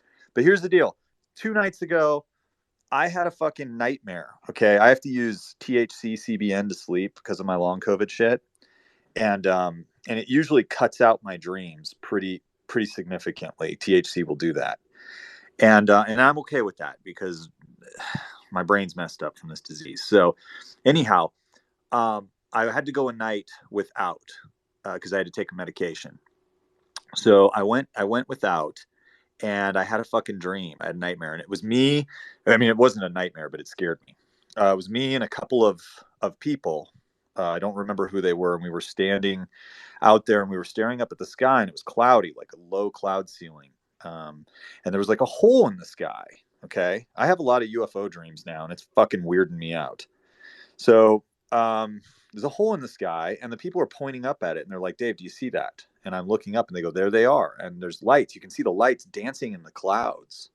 Okay. Anyway, like this hole forms in the cloud, and this light starts to get really bright, and everybody gets excited, and I'm like, "What the fuck?" And they're like, "It's coming. They're coming." And all of a sudden, this like light, this star looking thing just comes down through the clouds, and it comes and it just gets closer and closer until it feels really real. And then it scared me, and I woke up. I mean, I woke up like panicked. It was weird. But I don't know what that was. It might have been related to just like a week and a half ago when I had the boy was visiting, and we were sitting out and we were kind of sky watching, and we had a hell of a light show above us. And there was one point, and this is when Aaron came out, because I looked up, we're looking up, and he goes, "Dave, you see it?" And I go, "Yep." It was not there. It just went boop, just turned itself on. It was completely stationary in the sky, just a silver, like maybe, like I said, around the same luminosity, 3 times brighter than Venus. And it was almost directly overhead, and slightly off towards I don't even know my directions yet here. I'm still new, but out towards Polaris. So maybe to the north would be northwest. So it's sitting there, and I'm looking at it, and he's looking at it, and I'm like, "Did you just see it appear?" He goes, "Yep." And it's not moving. And I'm like, "Well, that's definitely not space junk. It's not a reflection of it's not like a flare from a satellite or anything. Like, what is that?" And then it starts moving to the northwest. And we're like, "Whoa." And it's just like moving. It's slowly moving. Right. And I'm like, satellite, definitely not a satellite. And then it stops. And that's when I call Aaron, and I'm like, "Aaron, get out here." And her son's like, "Get out here, mom. Get out here, mom." So she comes outside, and she's a total, like, we've seen things with her, and she is like, she can't wrap her head around it. She always is just like, "I don't know, probably this, probably that." And it's clearly not. But she's a non-believer, even when it's right in front of her face. So she comes out this time, and she's like, "Yep, I see it." And she's like, "What is that?" And we go, "That's what we're watching. That we asked it to come out here. We said we were going inside. We were both like talking in our heads to this thing, and saying we were going to go inside, but we were just begging basically for one more show." And this thing is just like, it starts moving a little bit faster. And then it kind of flickers for a second, and then it keeps moving, and then it turns itself off right in front of her, right in front of my girl. She's just like, what was that? She's like, that's not a plane. That's not. And we're like, no, this is what we're fucking watching. We don't know why they keep showing up. I have no fucking idea, but it's like they're responding to us, and I can't figure it out. I fucking can't. Barbarian, I know you're a science-minded guy and you're grounded in reality and everything. And I hate to tie it back to Hitler, but I love it. Are you familiar with the fact that the Nazis like designed these flying saucer type crafts? Yeah, I've heard about bells and stuff like that. I mean, it's one hell of a dot connection to take the experience I'm having with and connect it to that. But yeah, I'm familiar with some of the stuff, just not heavily. We were just talking about Nazis in the previous. We can rename the space if we're going to go back to talking about UFOs, which is cool. But yeah, no, No, that's we can move cool, to and I Nazis. love that you I was showed just sharing. someone new. It's always the best when you take someone who like doesn't really take it seriously or is just like whatever, and then they get it, and it's like thank you. But now they're going to be like thinking everything in the sky is UFO for a little bit. That's like stage 2. It's like you don't believe, and then next thing everything is a UFO. But yeah, no, that's so fun. And that you have like multiple people seeing it too. That's always like really nice, just confirmation for yourself. And who knows, it could make it stronger too if you got more people like asking to see it. Putting that intention out there. Getting a stronger response Ocean. makes sense. So I had a scary moment a couple of weeks ago when we first started kind of going out. I went out, so I always have people with me. The exception of last night, I kind of get caught up, but I was only like 6 feet away from somebody with a screen open. But about a couple of weeks ago, this was the night after we saw a few things, and he was in bed. He was in bed, and Erin, my girlfriend, was in bed. And fuck, man, I was out there, and I was like, I'm just gonna do this alone, And I really started to go into almost like a meditative, almost like I hit like almost like a trance kind of a thing. And I started imagining, I don't know why I'm doing this, but I'm just like, feel like this is how I do it. Right. So I'm imagining that I'm there, and I imagine myself and then the whole universe, this vast whole thing. And then I start thinking, okay, the universe and me are one. Okay, it's like a meditation thing, and I start to expand myself and shrink the universe at the same time until I feel like I'm touching every point in the entire universe. We're all connected. All points, everything is all connected by this oneness. Okay, and when I hit that point, I feel like I can reach up, and it's like I could touch the sky. It's not 10,000, 100,000, 30,000, whatever feet above me. It's literally right there. And I've only attained like this state maybe twice. And that night was one of the nights. And so I had this weird thing where I was talking to these things in my head, right? I was just like, kind of show yourself, whatever. And I kept saying, I'm not afraid. I'm not, I'm here, and we're all connected, and I know you're here with me. And so I won't get into like the details. Like I got up, I was going to go inside, and then something clicked in my head, and it said, look to the east. And I was like, whoa. So I looked to the east, and I don't see anything. And I'm like, in my head, I'm like, did I just make that up? In my head, am I just crazy? So something told me like, we're not done here. And I was getting ready because I stood up to look to the east over the rooftop.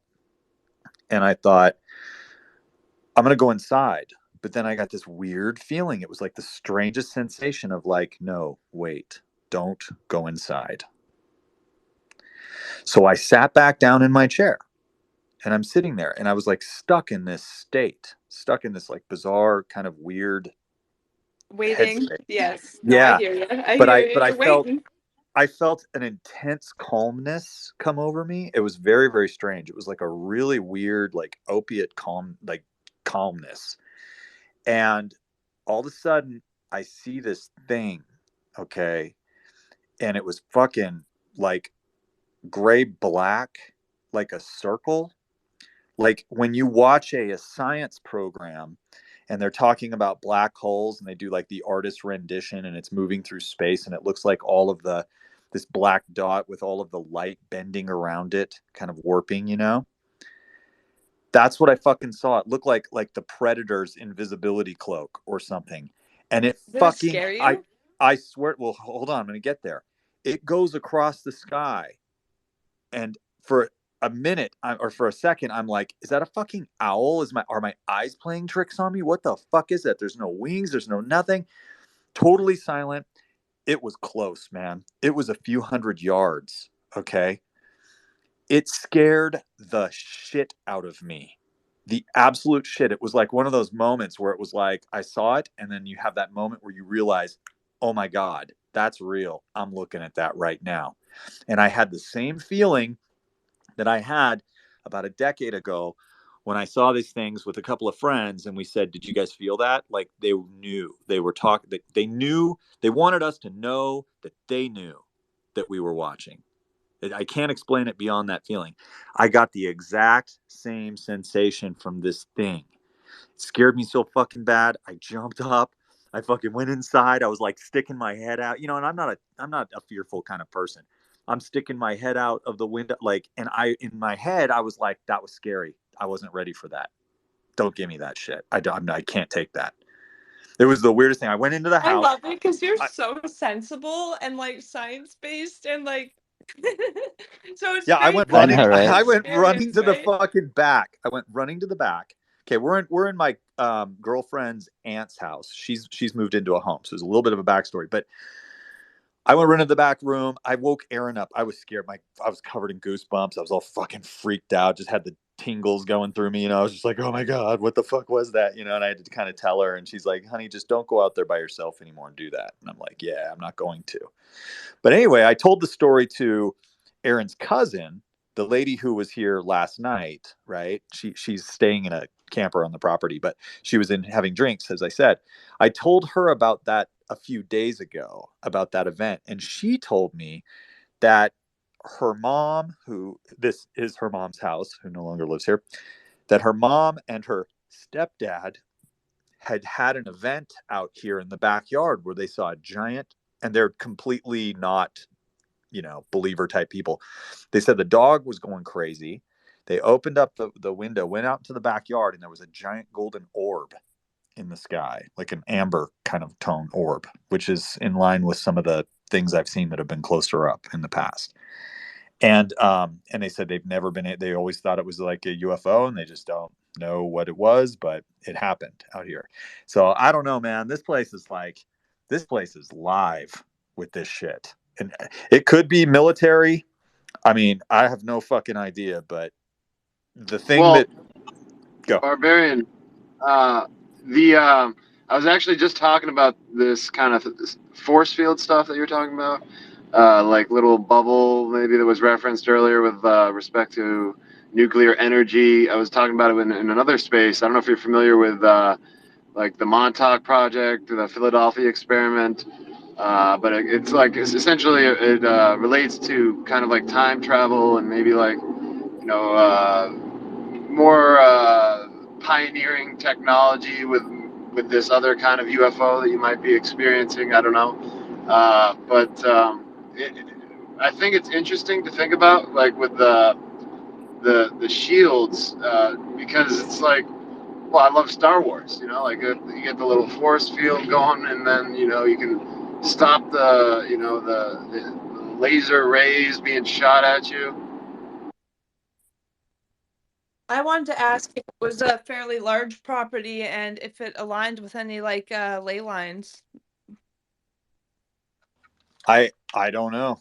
What do you mean property? Like the property I'm on? Yeah, like is it like a big kind of like Oh yeah. acreagey type property? Okay, and then Oh also yeah. would align with any like ley lines, right? So like around the earth there's like these Yep. ley lines you can search. I wonder if it would be in correlation with any of those. Yeah, I don't know. All I can say is that it's pretty much, I'm at about 50% for if I go out there, they're going to be there. And last night was so weird because it was like I saw nothing else. I was out there for another hour and a half. There was absolutely zero activity, but it fucking showed up when I went outside, and that was just so weird. I don't know what it is. It could be ley lines. It could be some. I have no idea. I just know that I realized last night I'm right next to a giant nuclear laboratory. Yeah, that could do it. Just for like bringing that up right now. Now you just feel like mentioning that. No, I brought it up earlier. The INL. It's the Idaho Nuclear Laboratory. They do all kinds of like nuclear tests and stuff like that. So not like, atomic bombs or anything, but It doesn't matter. Every single one of those places has had visitors. I think it's been noted that every single one of them. Yeah. Yeah. Do you think they're like using that energy to power their craft? My guess would be that when we play around with those kinds of things, that it probably sends a signal through some medium we're not familiar with at this point, or and that they're sensitive to. So it's like a beacon. That's my guess.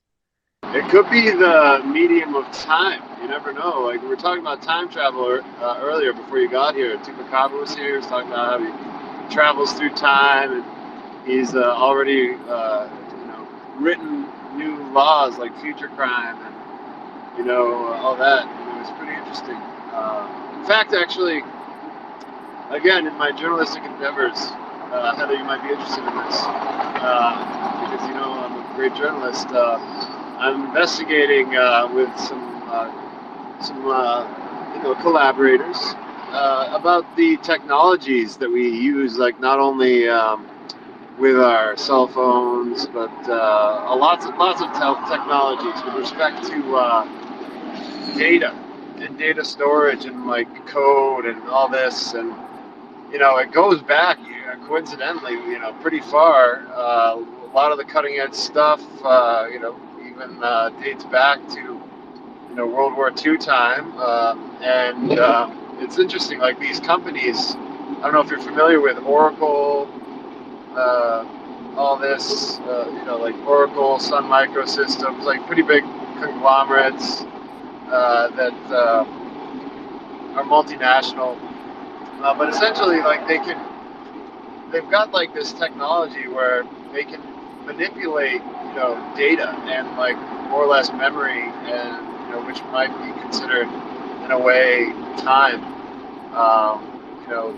Then they can more or less alter, the future. They can program the future more or less, and a lot of this has to do with Wikipedia. If you think about it like that, like the Wikipedia design of kind of going in and like reassessing, doing a little, again, collaboration, a little cross examination. And but there's like things that I guess, this is my research, that people have already like written for the future. It's weird. It's like insider trading.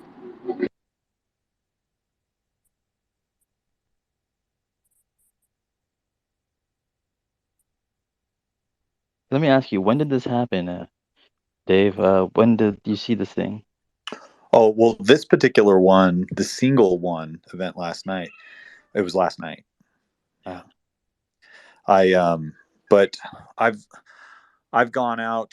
We went out to the lava fields. I talked about this during the Perseid meteor shower, and we had an interesting kind of light show that night.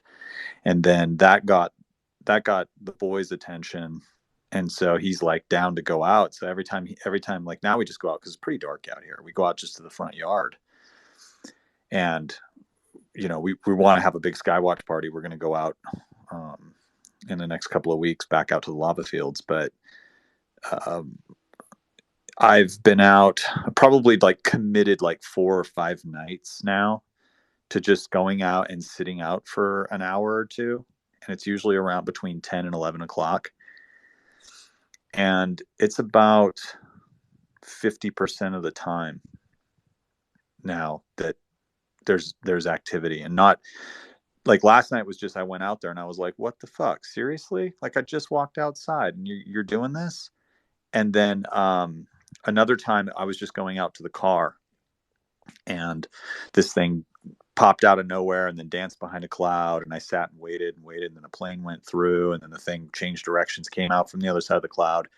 I called the kid out, and he came out, and then he started seeing the thing. It reappeared in another part of the sky. And but then like I said, we've gone out like intentionally just to like sit on the deck and like, hey, you want to go out and just watch for a while?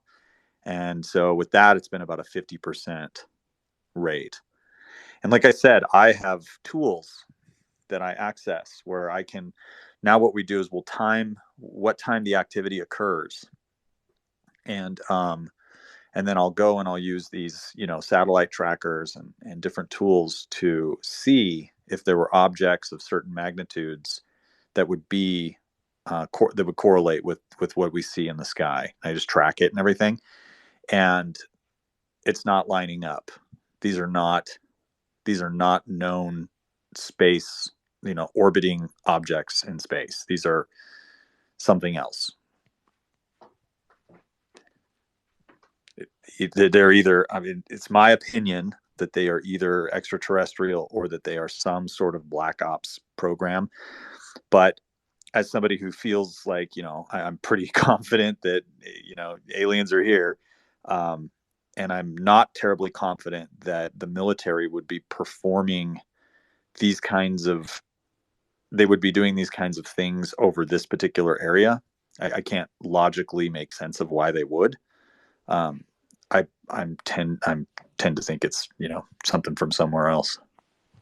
So would you say that you feel you see mostly like orbs, like non-physical, like light structures, or do you think it's like a physical craft wrapped in light, or is it plasma, or like do not know? Like, because for me, I had like a metally sound, like I heard like this very strange, like high resonant, like sound. So I feel like there must have been something like physical there, but like it could have been like fully like light as well. Like I'm not sure, right? The only signal that I'm getting is light. There's no sound involved. It's like a full spectrum. It's not an amber tone for the things that I'm seeing. It's a bright silver light. My guess is that they're craft and that they use probably some sort of energy that is going to, excite photons. So it's putting off light. The question is, why do they turn themselves off? Why do they light up the way that they do? Why do they light when they change directions? Why do they reach the luminosity that they do? I mean, they are definitely, a different magnitude than the stars in the sky when they appear. And I don't know, man. Do you think they're like trading like beings and like timelines and all that, like they're like hopping dimensions that's all. The only thing that I know is that I see them, right? Everything else is just like guesswork. So I have no fucking idea. All I know is that they're here. I don't know what they are. And I'm starting to get a little creeped out, and I'm starting to feel like I'm seeing more of them than I should. Yeah, you Because open the door, right? Sorry, if go you ahead, see Bob. them, like why doesn't like more people see them? Do you wonder that? That's the thing, Logan, is that this is not an experience that I have alone. I mean, last night, yeah, I couldn't get them out fast enough to come see it. But I've got, like our boy he loves this shit, and he's going out there and he's seeing it too. And Erin's been out there with me and she's seeing it too.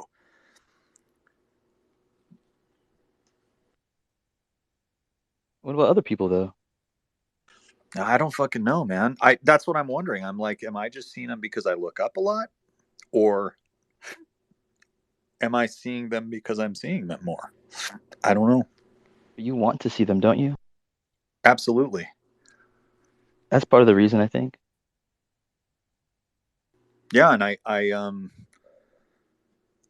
yeah, I mean, I really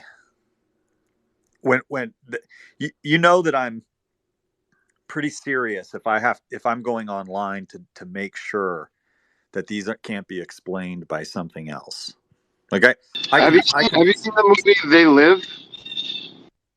nah. It's like these guys, they get these special sunglasses, and like all of a sudden they can like see all these like other things in reality that people aren't aware of. Hold on a second. Okay, if I can have it, dude. What's in your background, Citizen? Before it was like a toilet or something like jet engine. Now it's like you like in the Himalayas. There's eagles up there. What's going on? I'm traveling through space and time, Logan. I was gonna also say when I was in the bathroom earlier, I was listening to your conversation about your laptop, and I'm familiar with a method of remote viewing, and it has to do kind of like with what we're talking about right now, right here.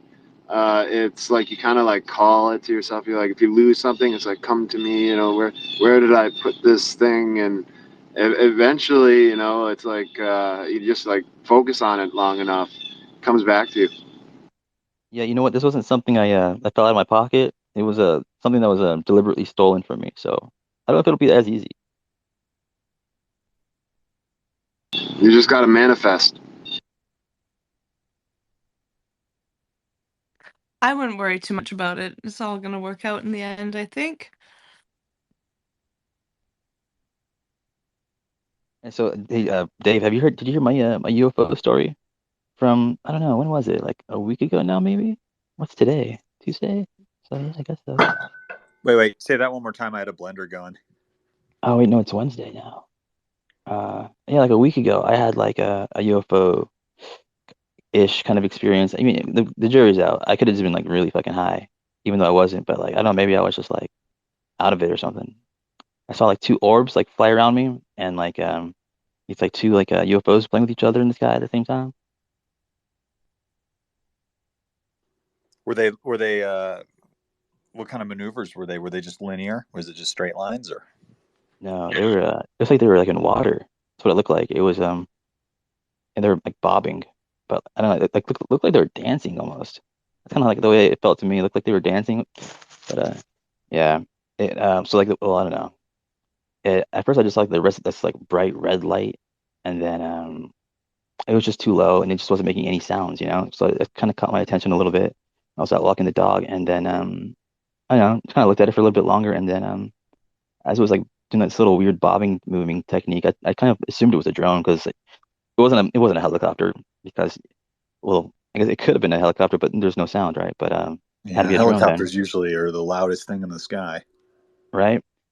Uh, but this drone was Drones, like massive. yeah, drones are like the big monkey wrench in this, right? Because there's so many different drones now, and that's always a challenge, right? To, I mean, I know what I can say with 99% certainty that what I'm seeing is not a drone, but I can't throw military craft out of the equation, I suppose. But drones are, I mean, how do you, if it's just like a light in the sky dancing around, it just depends on how high did they look like they were? Um, how high? Hmm. Well, that's the thing because it was, it's nighttime, right? So I was having a hard time like gauging like how far away and like how high they were. All I could see was this bright red light, so I couldn't even make out like the outline of like whatever the light was attached to, right? So it was just listen. So, anyways, as this thing is like moving around doing its thing, going from like left to right, the moon was like low that night and it was really big. And as it passed in front of the moon, I saw that the shape of it, and it looked like a Santa's sleigh kind of. But I saw like this more recent picture of like uh what's his name? Flash Gordon. I guess he had like a ship that looked kind of like a penis. It kind of looked like that too, like more like that kind of. But anyway, so I'm looking at this like ship, right? Or light in the sky doing that, and then it goes in front of the moon. I see its like outline's actually like a lot bigger than I thought it was. And then as it's doing that, another like light comes from the opposite direction coming towards it, and then they kind of meet each other and start like moving around each other, like dancing together. And then yeah, I was just kind of like stunned there because I mean I was assuming they were just drones, but then I saw how big it was, and then this other one came out of nowhere and started dancing with it. And I was just kind of debating like yeah, this is a drone. I guess I don't know. Yeah, it's I still hard when you're in the moment. You're looking at it because your brain's trying to figure out what you're looking at. yeah, I was kind of like my brain was scrambled at the moment. I wasn't sure like what to I don't know. I was kind of stunned for a second, but I really should just next time pull up my phone right away. But anyways, I was staring at it, and these things are out of order by the way, because I don't know, it happened kind of fast, and my adrenaline was up. But I at a certain point, like I remember, like I started running like out of sight, um, and I saw like this like, glowing like golf ball. It was like golf ball size, really, and it flew like a circle around me, and Like a golf ball about what? Like how? Like if a golf ball was like an arm's length away from you, or like when you uh, talk about size. well, yeah, it was like only like I don't think I could have reached out and grabbed it. It probably would have been like 2 arms length away from me. So It like yeah, the size of a golf ball, 2 arms lengths away. Okay. yeah. Okay.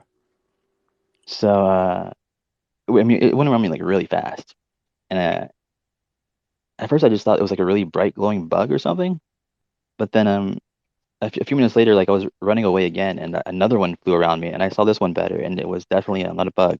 I don't know what it was, but I kind of connected to like this these things I saw in the sky. I'm thinking there must be like orbs right then because this was going on at the same moment, right? So it's probably connected to that. But I don't know. But I ran because as I was looking at these things, right? I was as the two were dancing with each other, I was just kind of staring at them like really intensely, kind of like figure out like what the fuck is that, you know? And they kind of like turned like my direction, and all I can see are like these two like glowing red like orbs like and dancing around each other. But then as they like turned, and I don't know like how I could see them turning, but like they like maneuvered like as if they were like looking at my direction all of a sudden, and all I could see was just like two like big like glowing red orb looking like eyes staring at me, kind of now moving towards me. And I just like started like running to like the side of this other house, like out of sight. That And freaked you the fuck out, or what? yeah, I was fucking yeah. That's when I ran like one of the times when I saw the orbs go around me. But anyways, so I was inside of this house till like get out of sight, right? And I kind of stood there for like I don't know how long, not too long, maybe like 20, 30 seconds, maybe something like that. And like I peeked around the corner to see if it had like started to like come above me yet, but it was actually back where it was before, just kind of dancing with the other thing still.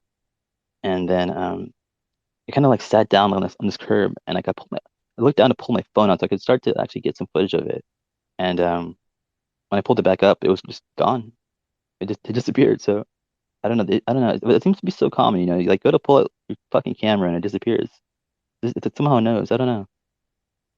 Yeah, I would, I would pull out a camera. I've got a lot of camera. Well, I got some camera equipment left, but um, I feel like there's nothing that I could do where it would be so definitive, right? It would just look like moving lights in the sky. I don't think that I can add too much to, the pool of great evidence with what I'm seeing. No, But no, you wouldn't have cared about this video probably. I mean, you probably would want yeah, to see it based on what I said, but like, yeah, just your normal person would be like, just cares about this video. exactly. And I know that, so I don't bother, and I don't want to. If there is some connection, I don't want to break it with like any sort of intent. I just want to connect, So, and I just want to see. I don't care about anything else. Uh, Red is not a color that I hear a lot of when people report UFOs, and it's not a color that I see a lot of when I look at footage.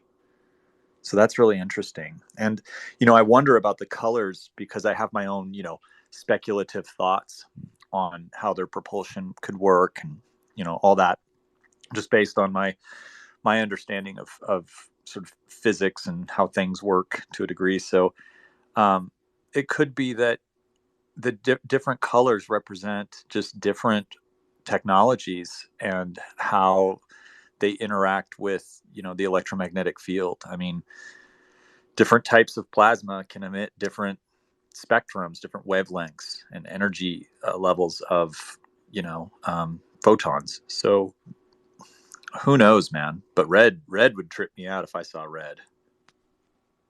Yeah, man, it looks like and when it's definitely when it's like all of a sudden coming at you like in the sky, like bobbing up and down like two crazy looking eyes.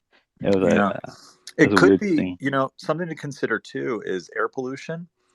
And I know that most of the things that I see right now are like a full spectrum. They're like silver um, or white light. But the thing that I've seen that was really close, and the other one that went over my lake a couple years ago, those were both exactly the same amber tone. They were like a gold, like sunset gold color. And the one that in Vegas, especially, that one appeared. I mean, that was right over our heads. That was fucking wild. I mean, I could see the shape of it. It was bizarre. And that was daylight, twilight. But if you had an orange color and you had enough particulate matter to sort of scatter the shorter length wavelengths, then you could assume that if it was low to the horizon and there was enough atmosphere that the light had to travel through, it would start to take on a red tone. So I wonder if that's a possibility. Just the same way that a low moon in the sky with a lot of haze or pollution will look like a deep orange or almost like a reddish color. Yeah, that's what it was like that night. That night, like the moon was low and like it had like a weird glow about it. Like you know like how the moon kind of looks like a discolored, like you're just saying sometimes. That's how it looked. It was real low and like kind of weird colors that night. Maybe that's why it was red. You think? It's possible. I feel like there's something with that amber color. I recognize that if I see that amber color in the sky, which I've seen it twice now, it is instant. The second time that I saw it, it was instant. There was almost 20 years between that time and the first time I saw it, and my brain recognized that color immediately. It is not a color that you see on craft, on our craft. And it was so bright, so intense, and there were no other light or colors involved. I mean, it's like my brain knew immediately. I was so sick. I couldn't even get out of the fucking couch. Like, I was just staring out the window when I saw it. And I thought at first it was a weird jet coming toward me because their headlights are really bright. But it was an amber color. And so like my brain just went click and I fucking forced myself up. I got up and I walked over with my walker to the back window. And I was just like, honey, come here. Once I realized, I opened the back window and I stepped out on the deck and I was watching this thing go over our lake. And it was just this glowing amber star just moving, just a crosswind, slightly turning, making no sound. It goes behind the trees. She comes outside. She goes, that's a plane. I go, no, watch it. It's going to come out on the other side of that tree. We're watching it through the tree. And I go, there's no other lights on it, honey. Look at that. What the fuck is that? And she's like, I don't know what that is. And then boom, just turns itself off. And she's like, whoa. We ended up calling, what's his name? The UFO report guy. I forget his name. And reported the sighting. But that color, it could be a red if there was enough particulate matter in the sky, for sure. I don't know. Like I say, these things are pretty low. Like they're like the height you would fly like an RC helicopter or something like that. You know what I mean? Yeah. See, that's the thing about it. Could be a drone. Like it's so hard to. I mean, No, the size of these things was way too big. Okay. I mean, yeah, I wasn't there, so you know what a drone looks like. You know how a drone behaves. Yeah, you know what's weird? I saw like I think it was the following a few nights later. I was at a McDonald's, right? and I saw like this weird fucking craft making like similar kind of maneuvers actually, like the other craft. It looked like it was almost like maneuvering through water, but it was just like a police, I think, like a police drone that they have like some nights apparently, like some areas like the sky's cleared, so like only drones can go up, and they do it for like going over areas where there might be crimes and stuff, so they can get better looks at stuff and or whatever, get Right. cameras on stuff. This fucking drone was like blowing my mind. I was on the phone. I was like, "What the fuck is that?" I'd never seen a drone like this before. It was just pretty big too, but it was it looked like it was swimming through the air. The maneuvers it was making. It I don't know how to describe it, but well, not your typical drone either. But definitely wasn't like the one I saw, but it definitely kind of maneuvered like it a little bit. Yeah, it's hard to say. You know, if you go out and you see the same things often on a regular basis, you know, you can start to make some assumptions that it could be somebody playing with their drone around the same time every night. It could also mean something totally different, but you know, I'm always looking for reasons. I'm not debunking, but basically trying to look for explanations. That way, because I like to go through the list of what this thing could be, so that I can whittle it down and go, now I know. Now I know this could not have been anything else. And with what I've been seeing lately, I've whittled it all down, man. I mean, I'm really familiar with things in the sky, and I'm pretty familiar with what, you know, what things are capable of doing. But that's of course outside of black ops programs and things like that. So I can't say with certainty that what I see is not some sort of military project or something that we're not supposed to know about. I can only say that if it is, it's happening in a strange place over a city.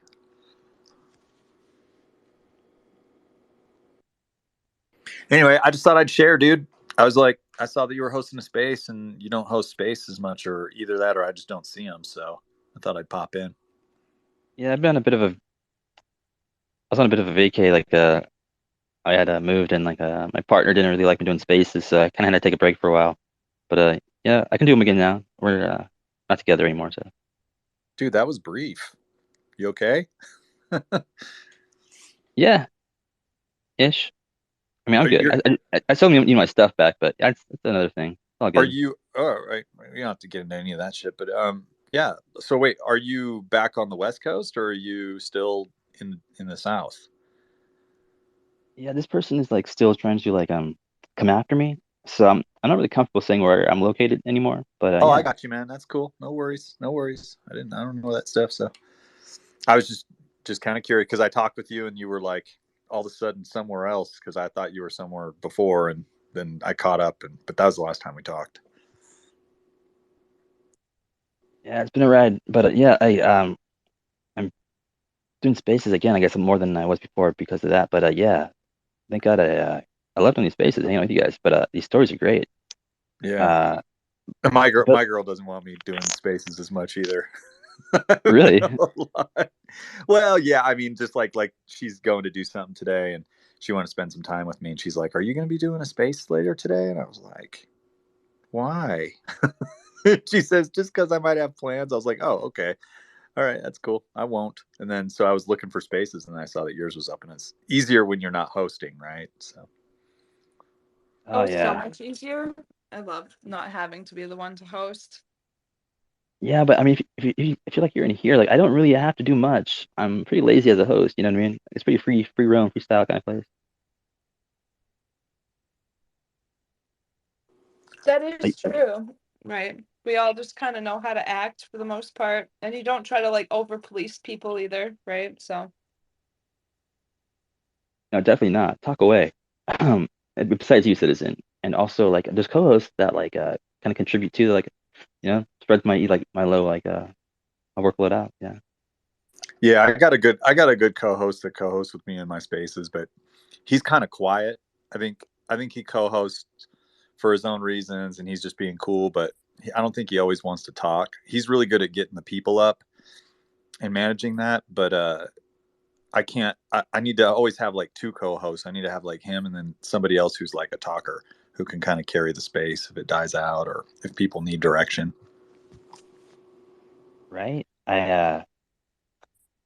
It's hard because to find like the right co-host. I mean, for me it's pretty easy, but I don't. Sometimes you can have like a co-host that's like really talkative, and then like you find out like you can't even like get a word in like on your own space. You're like, damn, this sucks, and it gets kind of frustrating. But then yeah, that's Yeah. I dude, sometimes I host and I'm like, I really don't feel like this was yesterday. I was like, I really don't feel like hosting. Like I saw that there were no spaces for my community, you know, the long COVID community.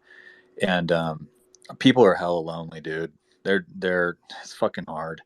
So I was like, I'm just gonna host a space because there ain't no spaces going.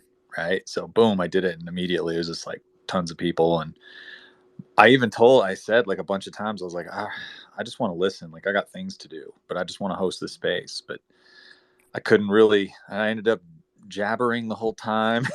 Completely didn't get any of the things done I needed. We went for like 5 or 6 hours. yeah. I feel like it's weird because like I feel like I might be like the person who like talks like one of the least like in these spaces sometimes. I don't know. Maybe that's just something that's in my head. You feel like I'm a pretty quiet person Yeah, as a host? I do. And I think it's good. I think it's great. Honestly, that's what I try to emulate. I mean, I modeled the way I do my spaces in my community, the way that you did yours. So it's just, I don't know, man. Sometimes I get involved. I think what it is too is that a lot of people come to my space and they'll communicate with me directly or they'll ask a question or whatever. And like I said, if I don't have co-hosts or people that are really talkative on the mic, it's kind of up to me to hold that conversation up. And I'm somewhere between, you know, talking just enough to keep it going and talking too fucking much. But yesterday was like one of those situations where I didn't want to, but I ended up engaging a lot. I feel like I'm less excited these days than I used to be being co-host. Like before, I used to be much more chattering away and like trying to like control, like especially in the beginning, I was very much just like hands gave me so much anxiety. But now I just kind of don't give a fuck anymore. You know, it's like I don't know, we're all just chatting. You don't need like a mom or something. But no, I don't think Logan's too quiet. Like I think he needs to fucking sleep sometimes, right?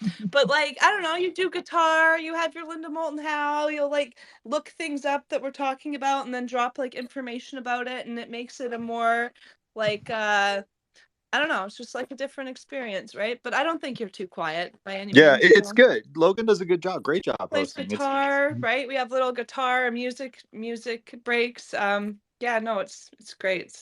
Love it. Or just, you know, one thing too is just kind of creating the topics of discussion. Like I think you're really good at that, Logan, where you have a different audience than I do. It's a different community altogether on that side of things. So there's some stuff that you do that I can't get away with in my spaces. It and you know how fucking easy it is to spark drama in these spaces. And so there's taboos and stuff that I can't do, but I like the way that you can just shift a topic. You're like, you know, we're done talking about this or whatever. Just like move on. Something different. Yeah, dude. I've noticed that people are like so easily I hate to make the connection, but like sheep, like they very easily herded like sheep when it comes to like changing topics or like changing the direction of a conversation. Like it's kind of like ADD-ish. Like we're talking about this thing over here for a second, but somebody will start talking about something else, and all of a sudden we're not talking about that. You know, it's very easy to change the discussion. Well, yeah, you've got in this sort of realm, right? UFO Twitter. There's a lot of things that you can discuss, and a lot of people have a lot of different interests in different aspects of it. But with what I do, it's not exactly like that at all. I mean, it's one fucking thing, and it's really difficult to steer away from that because it's such a dominating thing in everybody's life, you know? I just don't. The drama, dude. That's like I saw it started happening here in the UFO Twitter community, and it's happening in mine, and that's what I try to avoid now. It's just like so hard to dance around everybody's lived experiences. You're a no drama baby mama. Oh yeah, man. Did you see there's something I don't know. Does the drama really ever stop? I mean, if I there's don't. no drama, then they're not doing their jobs. Apparently, I don't know how those people operate, but there's always constant drama. That's gotta be like by design, I'm sure. But I think it was doxxed like a week ago. Did you see that drama? No, well, I've seen a few of your things pop up here and there. It's been a wacky like fucking 6 months, I think, following you and some others. So Hey, wait, hold on, what's up, Raph? Yo, what's up, guys? Yeah, no, like I don't want to. This is a good conversation. I don't want to get into any of the drama, but I wanted to post a song to the Nest because I was in a great mood, and I just wanted to share it with you guys. Oh hell yeah, always down for that. And also, also I forgot I posted something in the nest too. I forgot to mention it. Did you guys know about this thing? This is it a LARP or is it not? You seen this, Dave? This NSA document about the social media infiltration and disinformation operational manual for UFO related online communities. It's called the Poltergeist Initiative. Yeah, the airplane guy shared that. I saw that last week when he shared that. oh yeah, dude, they got ops in everything that they have an interest in, kind of shutting up. It's fucked. That doesn't shock me at all. They got ops for ops. Yeah, it's weird too because like depending on who you talk to about these kinds of things, you either sound like somebody who's enlightened, right, or aware, or you sound like a fucking crazy person and a conspiracy theorist. So it's like you got to kind of watch your audience when you talk about that sort of thing. But yeah, man, I probably a year ago I would have said, "Ah, man, y'all are fucking crazy for thinking the government's doing this on Twitter and social media." And I would have said that. Now, absolutely not. Absolutely not, man. It's crazy if they aren't doing it. Someone's not like one of those guys up there aren't doing their jobs if there's not some kind of psyop going on right now. Right, Okay. exactly. I don't want to interrupt. But I gotta go. But thanks for holding space. And I posted the song. It's "Die Without You" PM Dawn. And yeah, now I got Dude, what? Die Without You, PM Dawn? That's fucking awesome, man. What's the other one that they did? Something Bliss, drift away. Yeah, Set Adrift on a Memory Bliss. Yeah, man, dude, you're like the first person besides anybody I grew up with that ever brought up PM Dawn. Oh shit. Hell yeah, thank you. But yeah, now I have to go. I got a introduction to optics right now, so I'm looking forward to that. But thanks again. Have a good class. Thanks for the tunes. Thanks for the tune. Never heard of them before. Oh, dude, we used to joke when we were kids. We used to say that it sounded like they were saying "Die Without Shoes" in that song. Die Without Shoes. Yeah. That's great. Yeah. Oh yeah. All right, guys. Thanks a lot. I'm so gonna We gotta hear the listen to some song. PM Dawn now. Yeah, I'm playing it. Hold on. Let's see. Where are you? Here you are. It's a great piano riff. I hope I die without shoes. Just saying. Hope I'm like comfy. Die without shoes. Shoes aren't comfy. Oh. It's a sappy song. It's sappy. Don't break up with a girl if you're a dude. Don't break up with a girl and listen to that song. If you're gonna play it, I'm gonna pick it out.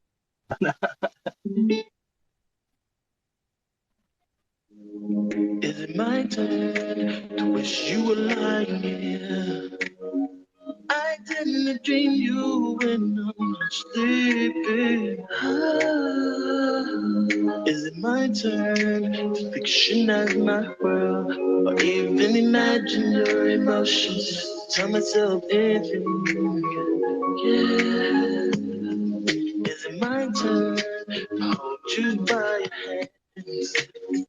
Tell you I love you and you hear me. Oh. Is it my turn to totally understand? Watch you walk out of my life I do everything. Oh, yeah. Feeling that I feel, yeah. Oh, whatever, baby, whatever, baby. Oh, that I have, anything that I would not do. Die Without Shoes. Die without you. Yeah, baby. Hey, does it come through okay, or is it It okay? started breaking up a little bit, man. But oh man, that brings back memories. Wow. When did that come out? Fuck, man. I don't know. When I discovered women, so a long fucking time ago. Yeah. It's got to be early 90s. It's got to be early 90s. 90, Yeah. 91 or something like 92. that. Yeah. See, it's all like, is it my turn? And it just reminded me of the rap songs like, it's my turn, my turn, my turn. I don't know, just remix that. Yeah, they got another one that was pretty good. Set Adrift. That was a good one. It was those two, I think, that I remember. I wasn't like a huge PM Dawn fan or anything, but they had their couple of hits. Yeah, there's like 2 or 3.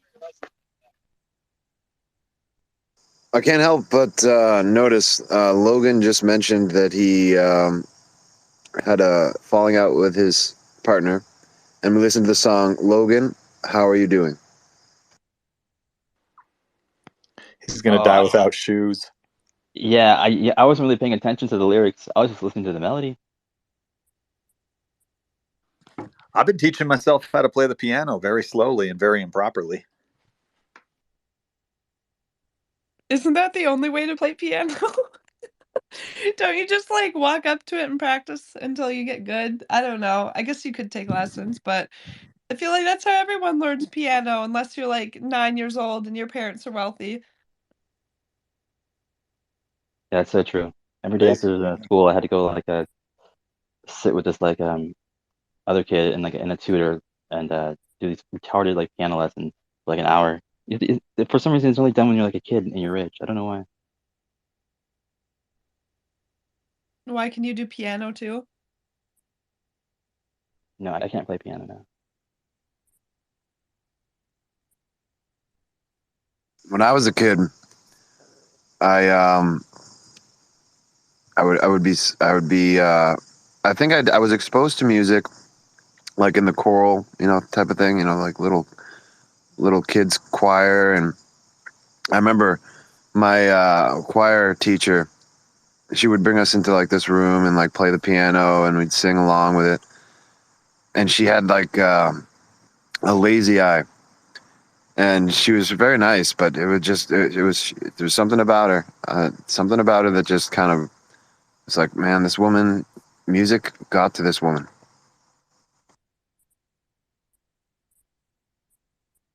My son has a keyboard, like piano, this big like keyboard thing in his room. But all he does is go to the soundboard and he wears the headset and then uses the soundboard for his videos that he makes for YouTube. So that's how he's using that instrument. It's trippy, I'm telling you. And any kind of music, sometimes, I get in a Logan, you play the guitar. Like I get into like music mode sometimes, and it's like very intense. And I've done it like also like electronically a little bit, dabbled. But it can be very intense, especially when you got the headphones on. If you're doing that electronic thing, it's like, especially if you feel like you're being in a different world.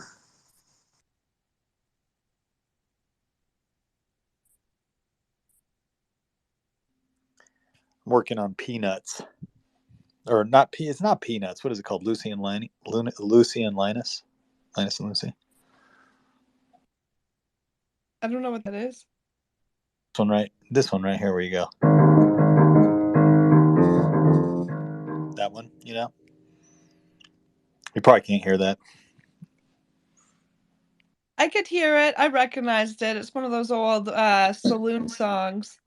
No, it's like the that one. That one.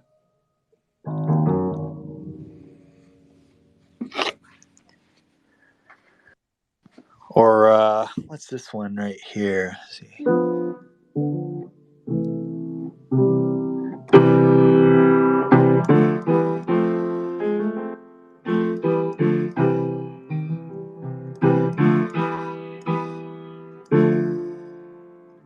Just lean on me.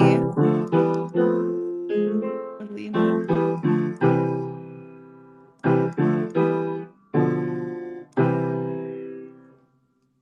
It's a fun one.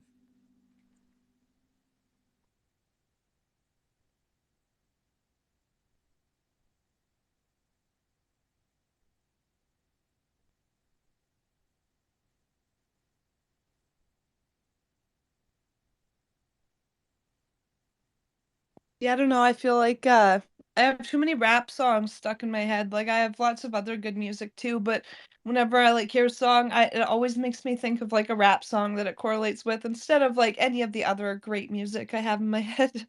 It's always the rap.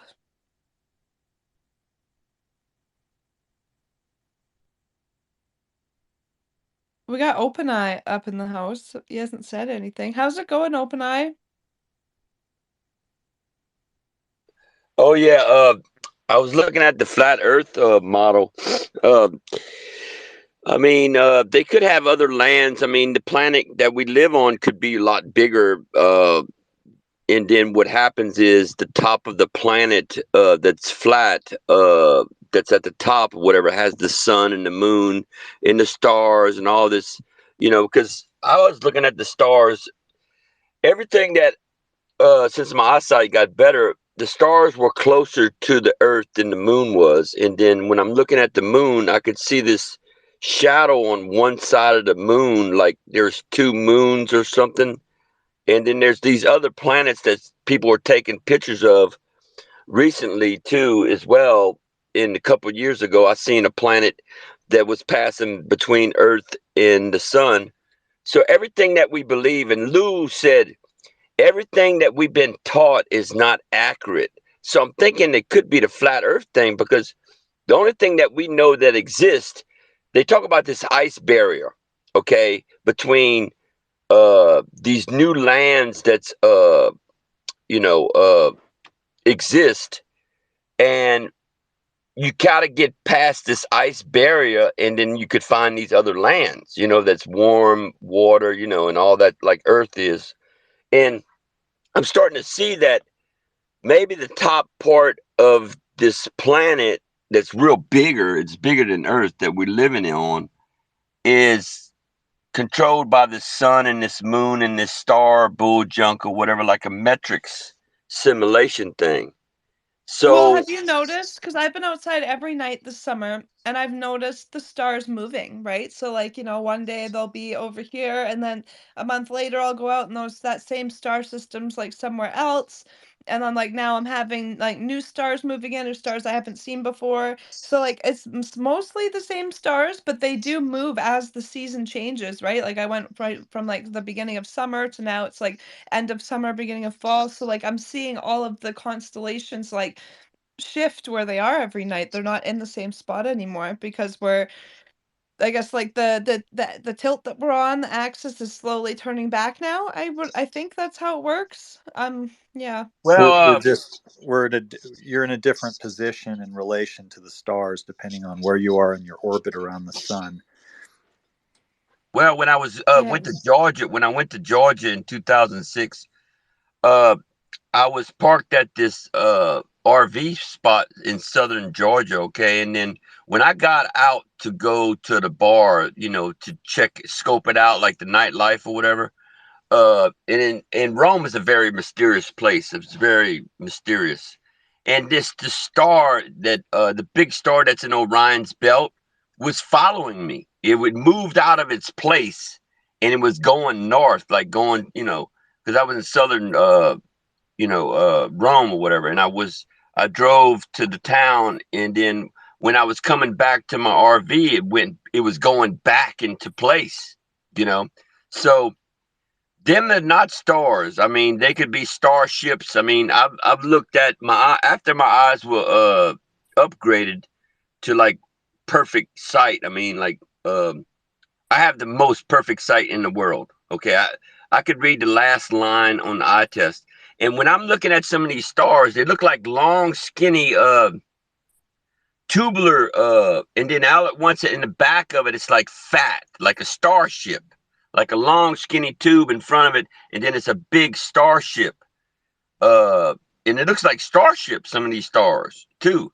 And another thing is, I found a report, a dude was starting to film these, get photographs of these stars, and as he was zooming in on them, they looked like starships. And it was like, damn, man, that's the fucking proof. That's the proof. And all these stars are fucking starships, you know? So, I mean, all the evidence that I've been finding out by my eyesight, it's not what we think it is. It's different. I mean, and then when I started looking at the model of the flat Earth thing, it looks like that could be true, because once you go past the ice barrier, the planet is bigger.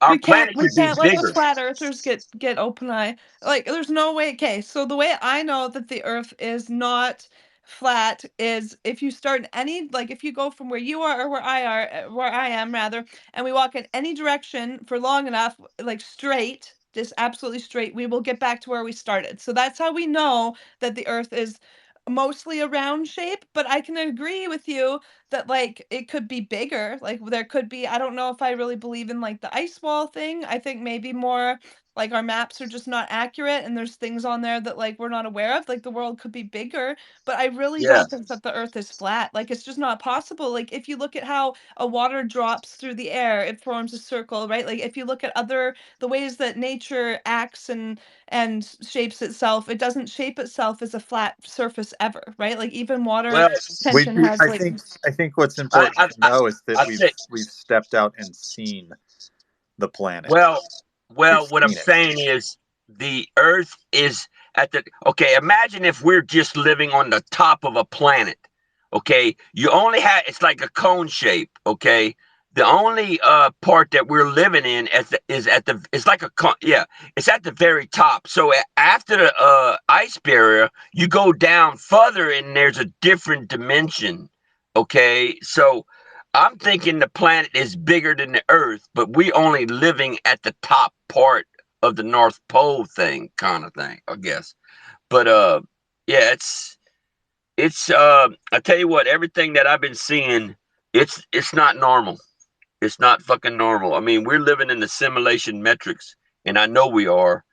And see, when people it's kind fly, of okay, when confusing too, because open eye, like if you look at a map, you look at like Greenland and Iceland, you look at the size of Africa based like the size of South America, like they're not shaped proper, right? Like they're not actually representing their actual yeah, size. So it does make Yeah, it confusing when people try to look into like how big everything is, and we don't have proper representation, right? So it does make it it's confusing. That's all. when you unroll a sphere and you put it onto a flat map, in order to keep some things accurate, there's a distortion that happens. There's a name for that, and that's why things like Greenland look so gigantic on flat maps. yeah. I mean, it's distorted. I don't know why they distort this stuff. But I mean, the thing is, the only way I'm gonna know if it's the Earth is round is to fly out of space between the moon and Earth and look at it. You know.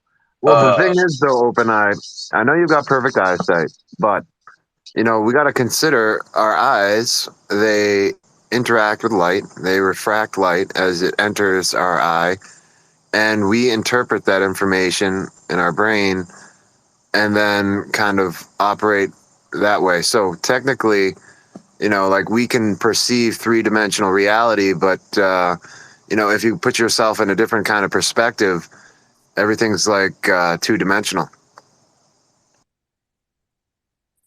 Yeah. And the weird thing is, I could see invisible dimensions. I could see spirits behind the moon, and I actually could throw them off the moon and throw them in the ocean. And the weird thing is, these spirits look big, giants, some of them. But when I throw them down on the ground right where I'm at, they're small. So it's like a distortion, okay? it's like a weird distortion. So everything that's above in the stars look bigger, but when you throw it down to the earth, they're smaller. So that's what I've been seeing. And I mean, Yahshua told Nicodemus, he said, we only tell y'all what we see. You know, I could tell you about the earth, you're not going to believe me. I could tell you about the heavens, you're not going to believe me. So what I'm saying is, I'm kind of like the Yahshua dude now, okay? I'm seeing things that, and I was born by fire too. I was actually born again.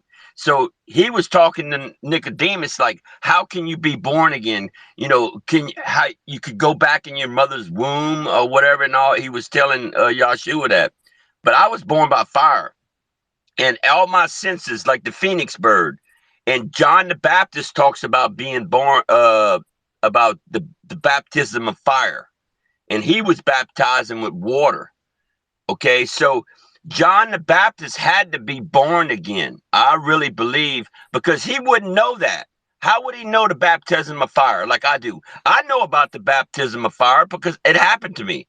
And when I was talking to a fisherman that died with a swordfish in Florida, me and him was talking about, you know, what happened to me and what happened to him. And this dude caught on fire, dude. He was sweating.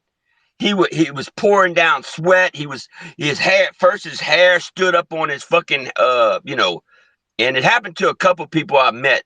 His hair stands up, okay, and he's freaking out, you know. It's like, whoa, look, and he said, feel my hand, dude. I'm burning up. And he says, dude, you must be getting born by fire too, you know.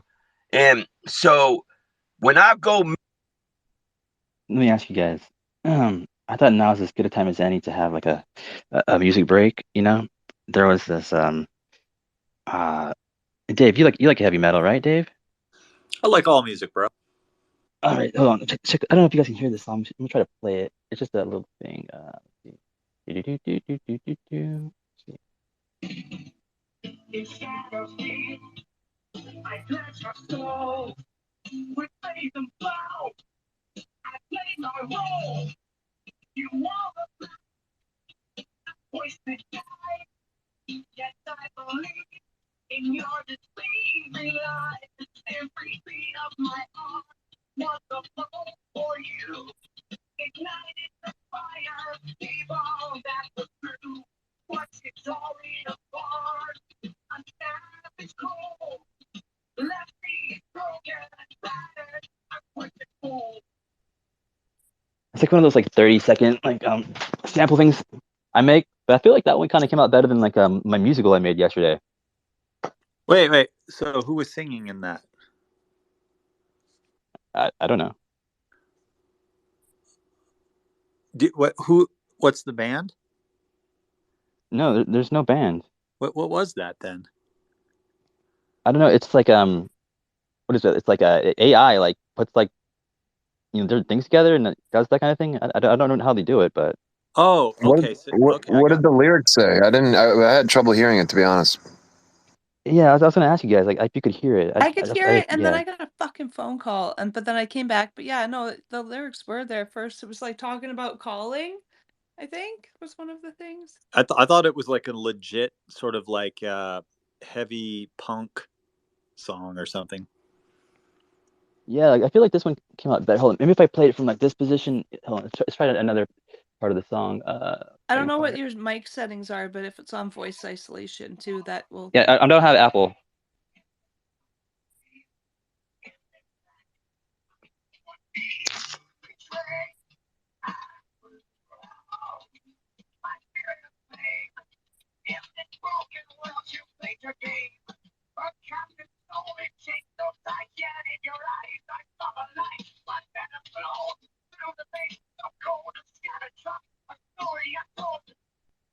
Yeah, that one maybe not as good. I feel like that one probably was even harder to hear actually, because I could barely understand it too. Someone was rocking out somewhere though. You think so? Maybe like an AI heaven.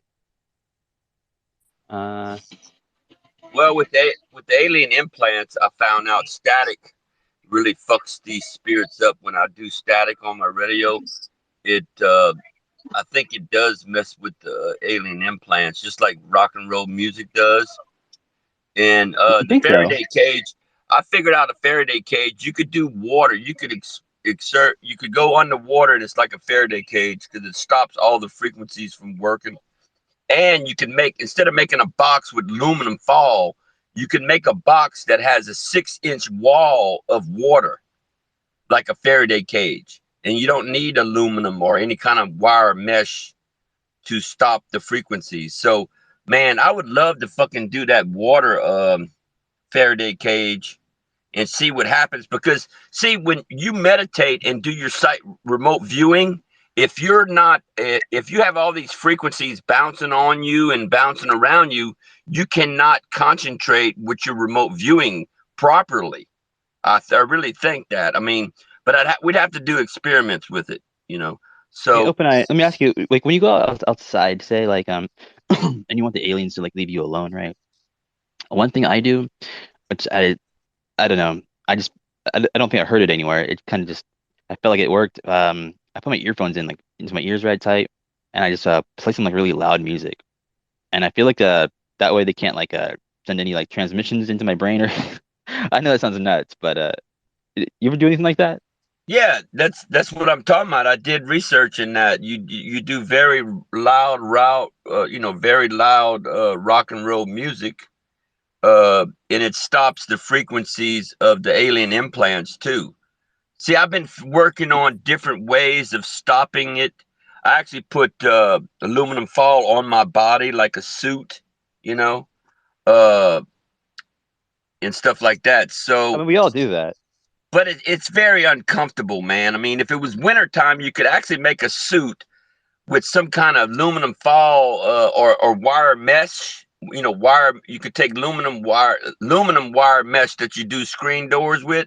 You could actually make a jacket like that during the winter, where you could put it inside the lining of the jacket, where it's inside like a sandwich, and you could wear stuff like that. Or Yeah, I don't know, uh, like, if wearing all this shit's gonna work. I think that, like, energies get in when you are busy and distracted and easily suggestible or unsure what to do, and I think, like, that is when something if spirits are real and they can affect you in negative or positive ways. I think, like, if you're not being sure in yourself or like confident and like present in the moment, and you're kind of letting your mind wander or doing things like spur of the moment, I think that's when they can get in, right? Like, if you stay grounded and you meditate and try to stay like level headed and think through like your actions and stuff, it's going to be really hard for anything, whether they're physical, like a person in your life trying to convince you what to do, or a spirit, right? Like, I think, you could cover yourself in tinfoil, but like, um, well, that, you could use a robe with a hood on. Okay, what you do is instead it have arms, but it'd be like a long dress, like a robe, going all the way down to your feet, and that would be more easier to wear. Walking around, uh, and it would have a wire mesh and everything. And instead of having pants, made pants out of it, it's better to just have a robe. It's just like having a Faraday cage. It's just like walking into a Faraday cage. If you put that on and you could see your face, that's all you could see your face in a hoodie. I mean, that's good enough for a Faraday cage, and that would Well, be a lot cheaper. traditionally, Open Eye, a lot of people, like you were saying, meditation and everything. A lot of people would use, things like mantras or prayers to kind of do the same thing. And then more or less, if you sing a song in your head, you don't necessarily have to plug in the headphones. You can just, play the music and, have the same kind of effect. Also, I think there was like a tradition people would use in the past to like wear, like what they would wear. Maybe not necessarily aluminum foil, but like more natural things like wool. People would wear wool often, obviously because it's functional. But I mean, it's said that wool is like some kind of like spiritual thing that does kind of like Well, you got acts as a wool. retardant. you got certain they'd had some scientists did some research on wool, polyester, anything that has polyester or plastic, it stops your aura from working, the energy factor. But wool and I think cotton, pure cotton makes you know um your aura work. And another thing is the vibration of colors too. If you're wearing black, it has a certain vibration, just like sound. You know how they do the sound thing with the flat thing, and they put salt or metal shavings on it, and then they make a sound, and it makes a shape. Well, colors are like that too. Each color has its own vibration, has its own frequency, whatever. Okay, just like talismans do. Talismans is the same thing as the sound. You know, you do the now. I would love to do like A, B, C, the alphabet, all the sounds, and just vibrate and see what shape each letter makes, because each letter has a vibration too. If you have it on a speaker and you put a flat piece of metal on top of speaker and then crank it up, and someone's saying A, the A word, or B, it would have it would make a talisman on it, Well, yeah, I often wonder if like language was actually formed around the sound they make instead of like we say the sound because of the word. Like if you look at the word love, right? Like how it's got like the big O in it, right? Hello is another one that has like the O sound.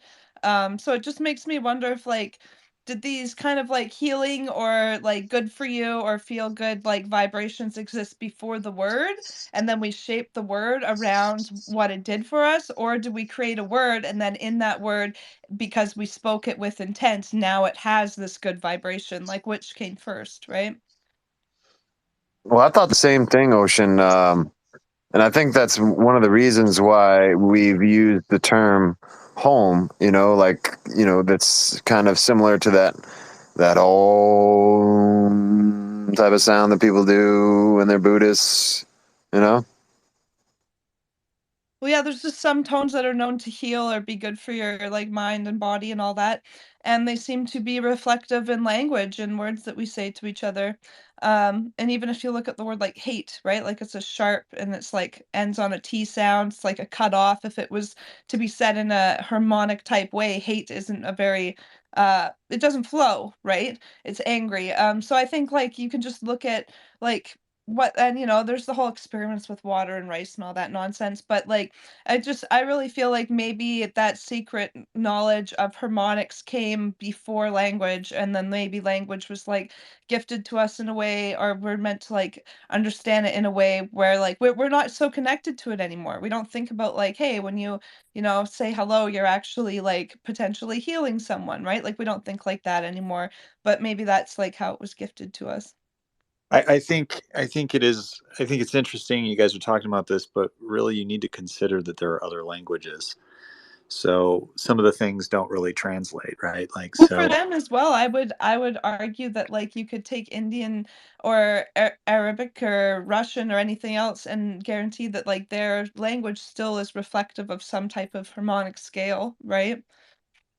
Yeah. I'm just saying, you're saying home and all that. I mean, in Espanol, I hate is yo odio, so that's the O sound, right?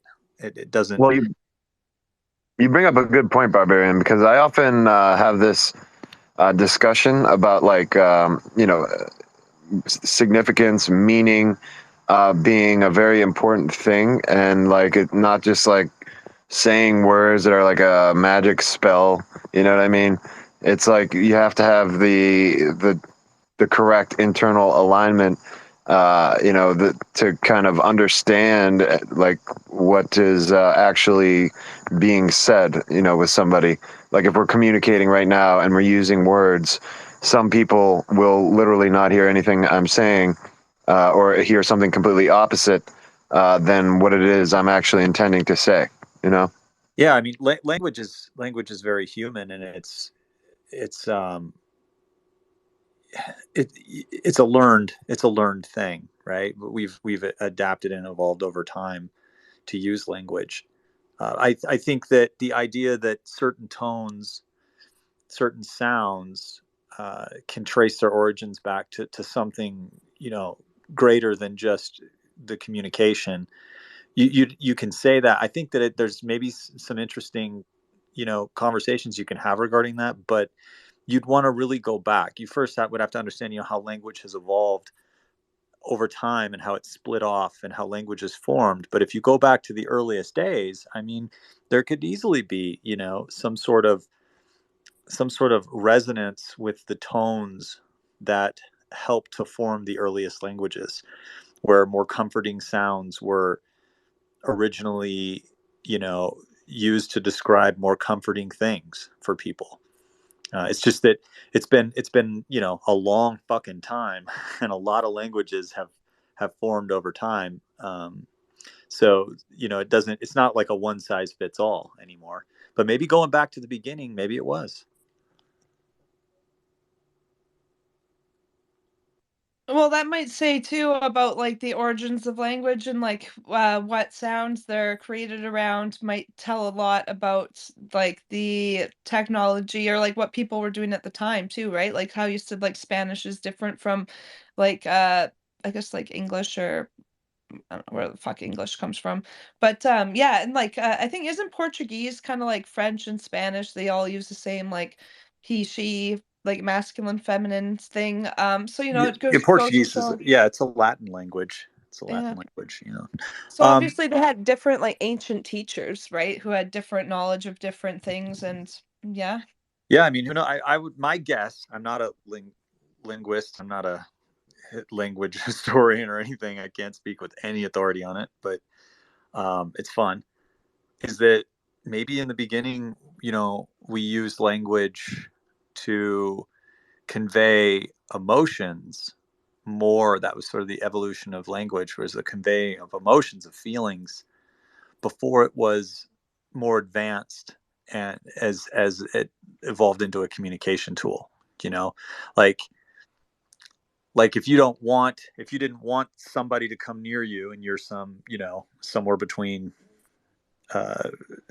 something else and human, and you don't have language yet, but you're making noises, and it's like somebody's coming to take the food that you have. Maybe you're cooking your food over the fire or something, and you just make a loud noise in a certain tone or whatever, and it keeps the people away.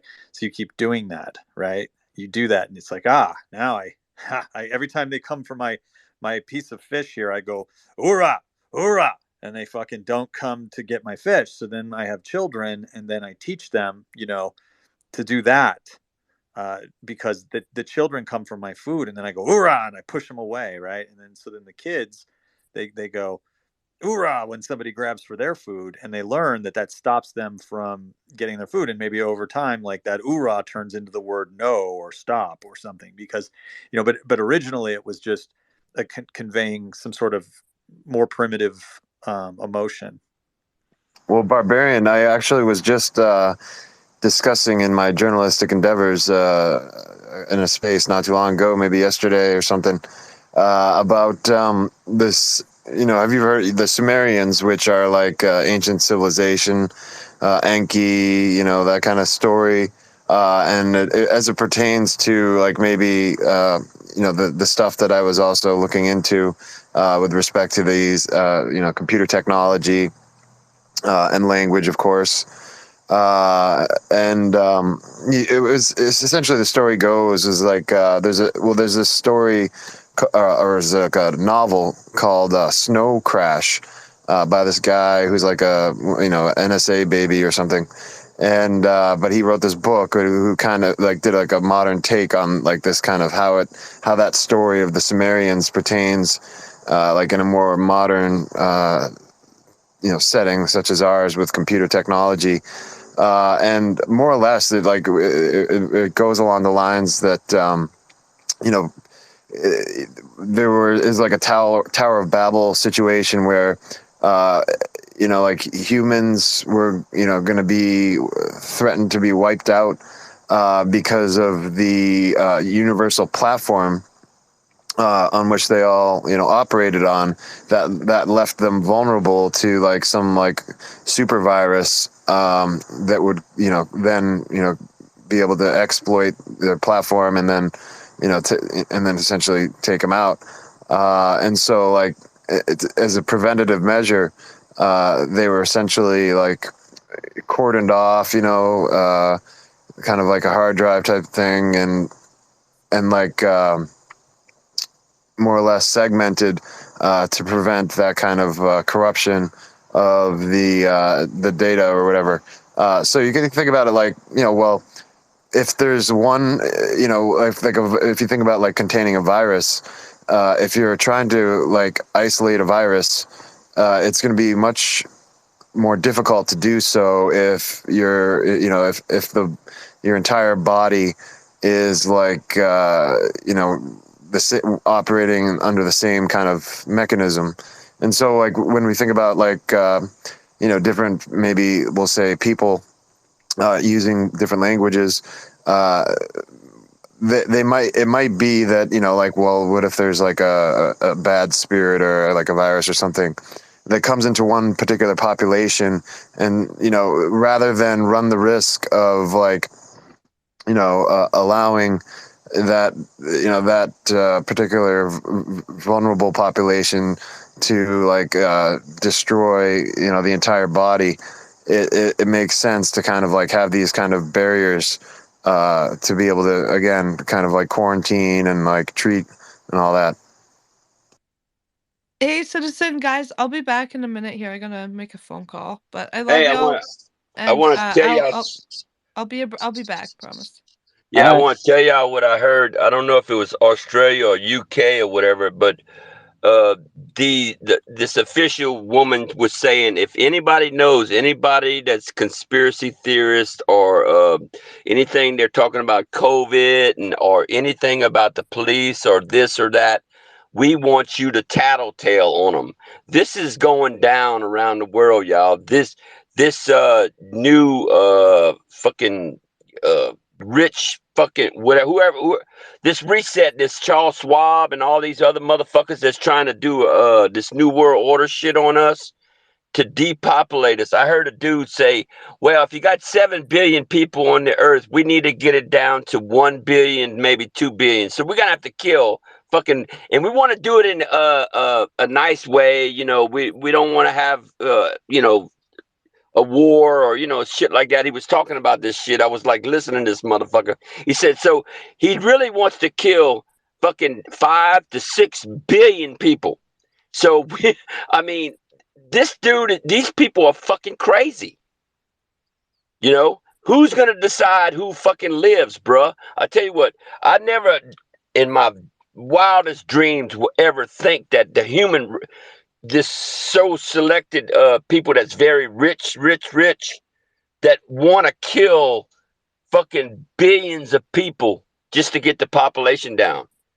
I mean, this is fucking crazy shit that's going on right now, y'all. I mean, and it's really happening. All that stuff, all that conspiracy theorist things that everybody was talking about, it's all becoming true now. They're trying to kill us with vaccines and shit like that. And well, the thing is, it's kind of like Barbarian was talking about earlier, like us when we're sitting here talking about pretty reasonable things, I would say, given our audience. But like if somebody were to go out and start speaking openly, and this is obviously the Orwellian type of setup, which is like the kids kind of like tattling on their parents, and it's like, well, they might just say you're crazy and like lock you up or throw away the key. If you start talking about the different things that this kind of like the mechanisms by which this entire thing is coming into play. In fact, OpenEye, I was thinking about what you said earlier about like flat Earth, which would obviously be something that would be something. Oh well, this guy is like crazy. Lock that guy up. But it was funny. I recently saw a video of Norm Macdonald, who he came out and was like talking about like flat Earth actually, and like somebody was questioning him about it, and was like, well, you know, like when Galileo came out with the globe model, everybody thought he was crazy and locked him up or whatever. You know, it's funny to see like it's come full circle. Yeah, well, I saw the model. Look, I saw the model. Okay, it's like it's almost like it's all right. What if the Earth is really round, but we're only living on the flat part of the top of it? Like, and so I'm seeing like, so if they have Iceland, you know, all this ice barrier separating, you know, us from them, and then later on, you know, hey, look, wow, there's another you know, more land beyond the ice barrier. It's kind of like that movie, you know, you go past the barrier or whatever, and there's got other people living there. So what if this planet that we're living on is bigger and we're only living on the top part of it? And if you go past the ice barrier, they got more lands, you see, and the Earth is probably bigger than what we really think it is. And we're only living on 1/4 of it, you know? So, OpenEye, I gotta ask you, man. Like, what is it about the conventional picture of us being on a round planet that orbits a round star that it's so unsatisfying that we feel that there needs to be another explanation? Well, the way I see it, I mean, the stars are not, they're not stars, okay? And with me being born again, I've been observing things. You know, I observed the moon. You know, how you know the moon ain't no flying like a flat pancake and you're only seeing one side of it? What if it turns flat like this and takes off like a flying saucer? You know, we don't even know what's on the back. You know, maybe the moon is only like 100 miles thick and it's flat, like a flat surface, and we're only seeing one side of it all the time. But I mean, You know, I know, but you're asking like, what if? Let me just say, like, you're speaking on a phone to me that utilizes the proven state of things and the science that goes with it, but you're at the same time you're challenging that that's even a reality, and you're creating scenarios that require a lot of sort of other things in order to be true. And I'm just curious, like, I get that you have your worldview and you believe this, or you're thinking of things like maybe this, maybe that, but we have like proof that it is this way. And I'm wondering what it is that's so unsatisfying that would drive no. somebody to search for other answers.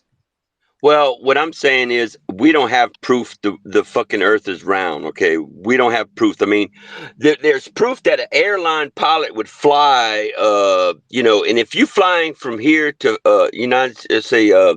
California all the way to, you know, all on the other side of the world, okay, and the pilot doesn't have to dip down because the Earth is curvatured, okay?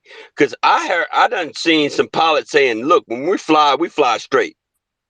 We fly there, we get up there at a certain altitude and we fly straight, and then we go down where we're gonna go, okay? So that pretty much proves that the fucking planet's flat, okay? So, but what I'm saying is the more lies that I'm finding out about this universe, you know, the stars ain't stars no more to me. It's something different. You know, like Stargates. I seen the Stargate coming down on Fort Bragg, okay? I'm on a beach. Okay, and I've seen a lot of other things, and this is real shit. This is a Stargate. What if OpenEye? What if postulate this one? What if we're like the remnant of that cataclysm? You know, the Sumerian cataclysm, and like we're just being quarantined here. You know, because we have to make sure we isolate the virus, and then before we can move to that other world. How about that? Isn't that a fun little sci-fi novel we should drum up? Well, I could make a lot of movies about the situation we're in. You know, And the weird thing is, one day they're going to make a movie about me because 99.9% of the human race is blind. Only 0.1% can see like me.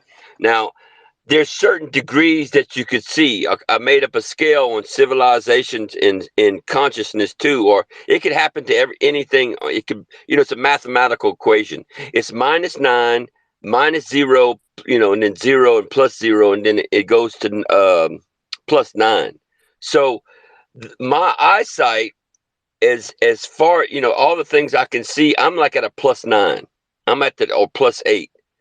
The human race is at -0. We're kind of in the middle, like Lou said. Lou said, "Look," he said, "we're not at the top of the food chain. We're kind of in the middle, so that's 0." Okay, and everything that I've been telling people is kind of weird. Lou has been saying exactly what I've been saying, and then he says everything that we've been taught is not accurate. About the earth and about the moon and all that. But what I'm saying is they don't have proof the moon is round. Okay, we only see one side. So if you take a pancake and you lift it up and you look at you're looking at a mirror and you put the pancake and it's going around the earth, okay, and that's all you see is one side. You cannot have proof. You don't have no proof that it's round. Yeah, it's round like a flying saucer, but it could be flat, like a flying saucer, like a big giant flying saucer. So it could be open eye. What about this? What if it's the Death Star that's been destroyed, and it's like this, it's like half there, and like kind of crescent like, and it's like spinning around and it's reflecting, it's disguised as the moon, and it's in the process of being rebuilt or something. And that, because I think I've seen videos of the moon, like in the flat Earth type of sphere, the flat Earth circles where you can see through the moon when it's like crescent shaped.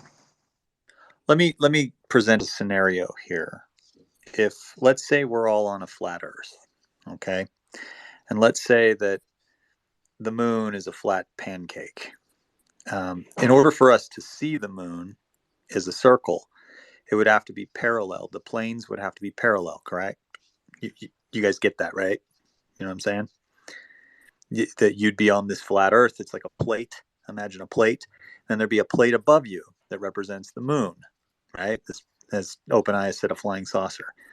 Now, how do you explain the phases of the moon, and how do you explain somebody's perspective of the moon when they are standing, let's say, 100 miles in one direction, and then another person is 100 miles in another direction, then you put another person 100 miles in another direction. If you were imagining being on a plate, staring up at a smaller plate, each one of your perspectives would give you a different shape for that moon. Yes. They would look, listen, yeah, they wouldn't look like crescents, my friend. They would look like dishes that were sort of tilted on the side. So how can you explain the moon being the shared perspective of people? How can you explain it looking the same during specific phases? And how can you explain the different phases of the moon using your sort of saucer theory?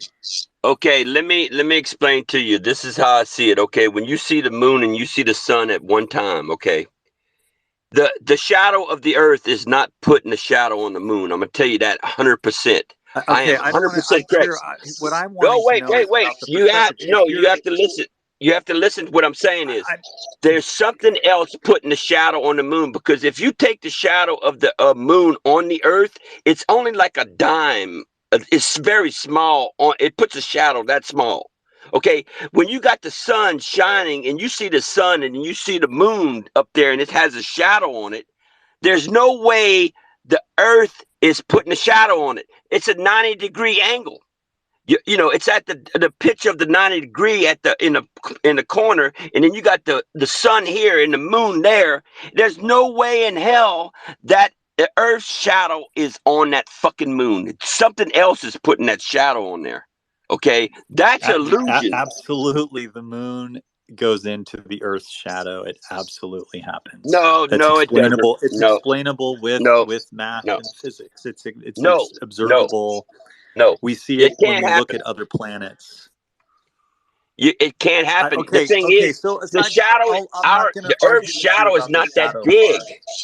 I'm going to ask you how somebody in California and somebody where, let's say Alaska, if they were both looking at a full moon, how their perspective of that plate would look the same. If it were a plate and it were facing you on its wide plane face.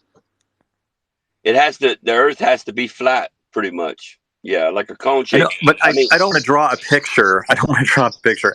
If you were standing on one end of this giant flat Earth and another person was standing on the other end or whatever, and it was both night where they were, okay, they were both on as far as you could get apart.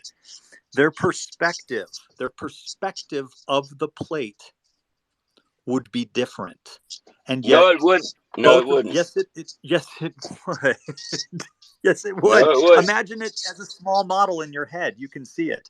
You'd be like looking at the plate from one angle, and then a person would be looking at the plate from another angle, and it would reveal itself as being a plate.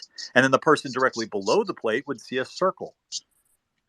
Yeah, but it's at a far enough distance where it looks the same, Okay, and then and when the moon gets closer, it gets bigger, and I could see clouds around the moon. When the moon gets full and it's really close to the Earth, there's clouds around the backside of the moon. I mean, it's in our atmosphere. Well, okay? You just said it had to be really far away. I mean, now you're saying when it gets close. Look, I'm not going to argue with you.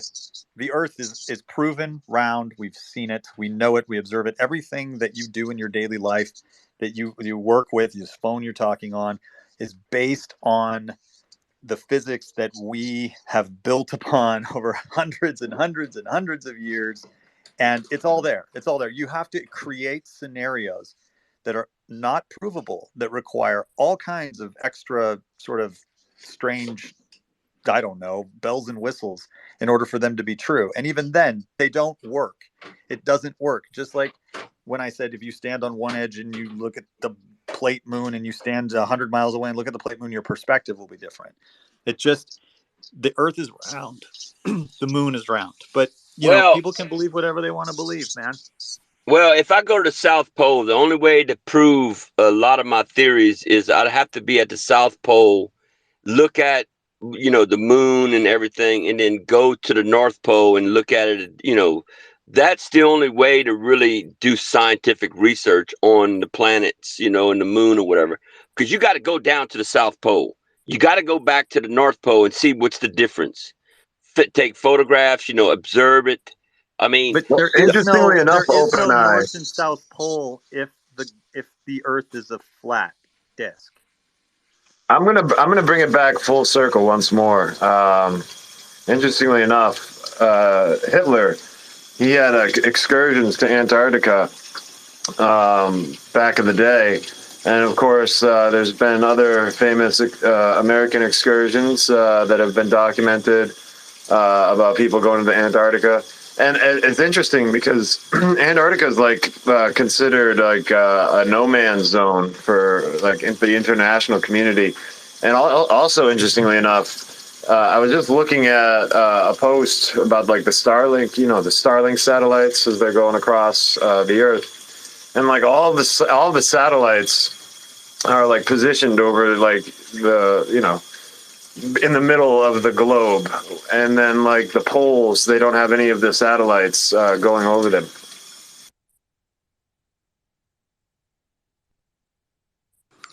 Hey, always a pleasure talking with you guys. Open Eye, I enjoy speaking with you. Citizen, thanks for the conversation. Logan, thanks for hosting. You guys all have a great rest of your day, okay? Well, I would love to go to the South Pole, Oh shit, let's do it. Fuck yeah. To the South Pole it is. My god, goddamn. I think I might have dozed off for a second. It's already noon? Jesus Christ. Holy hell.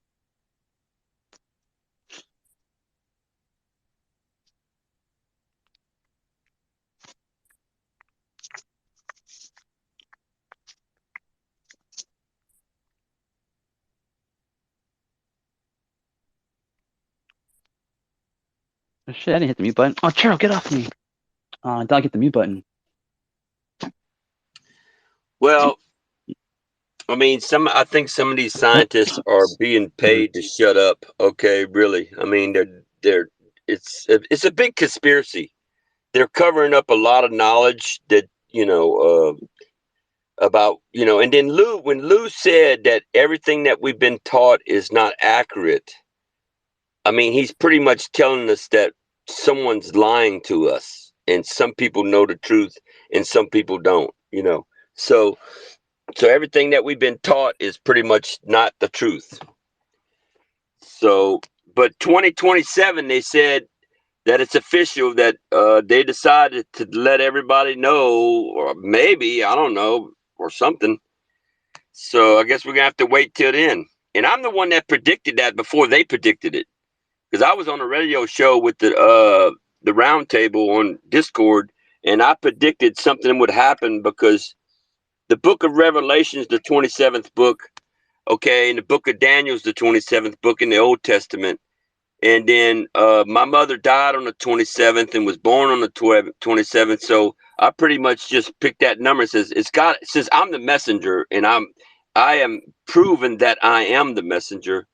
I said 2027 would be the year, hopefully, that, we're going to find out stuff. So, and then now the government's saying the same thing. So that's pretty fucking cool, that every time I say, and then I said something about the chemical warfare, that happened, a year before it happened, and I could feel it.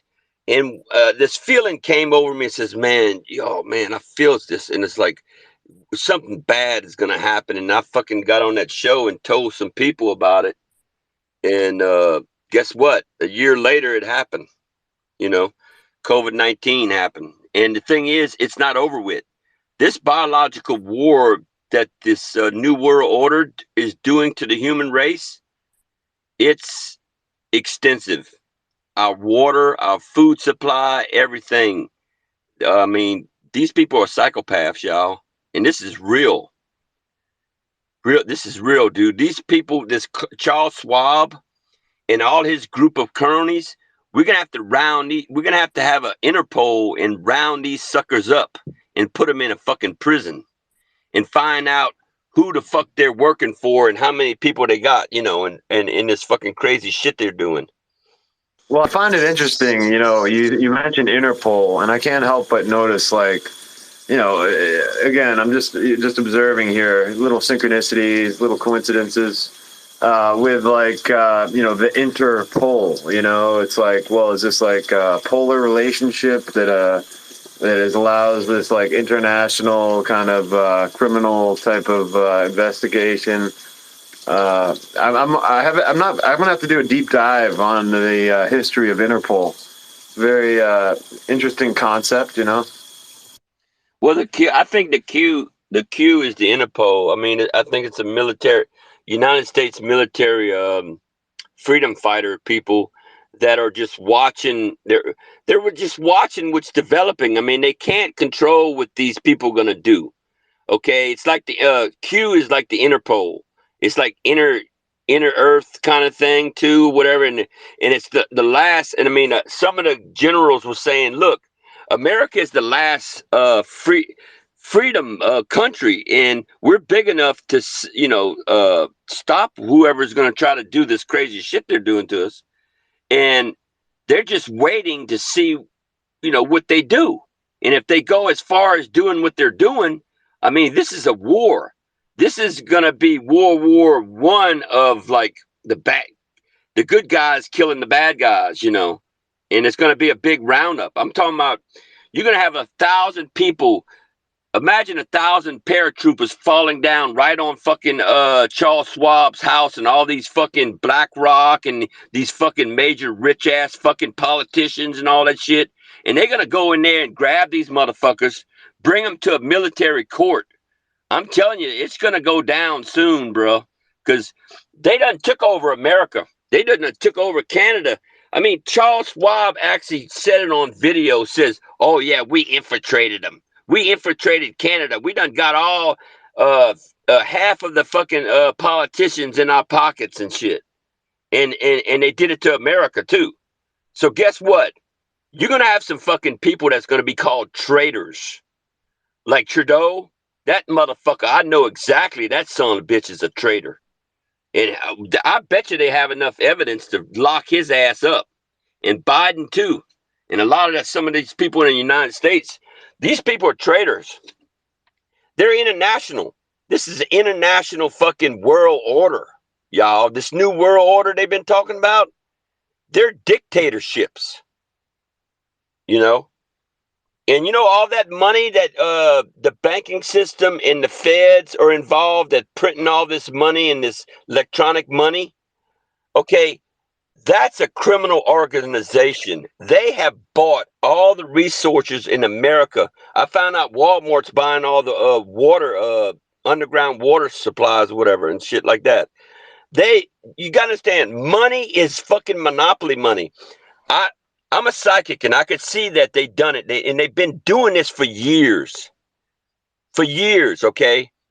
They have fucking robbed the earth of all the resources with electronic money and cash money.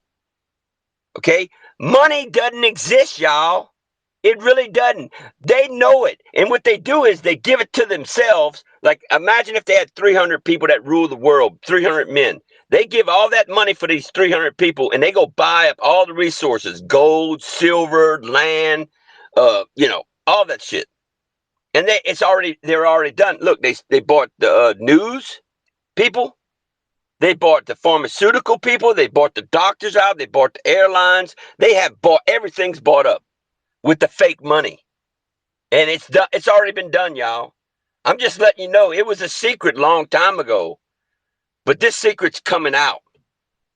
You know, it's already out now. I mean, I might be number one person that they're going to kill because I'm a psychic. I could see what they've done. And it was so easy.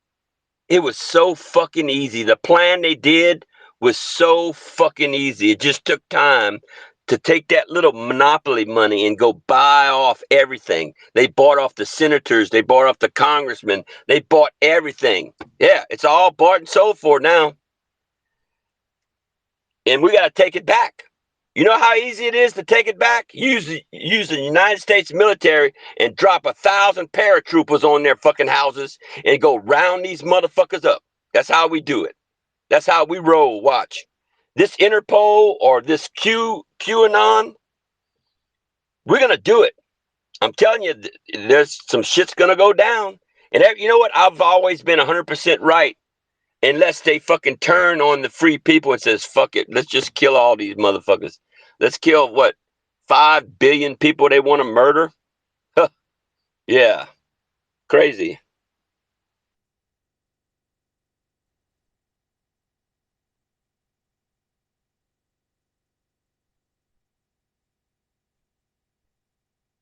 What do you think, Logan? The paratroopers going to do it? Well, they're gonna need somebody. I mean, the best guys I can think of.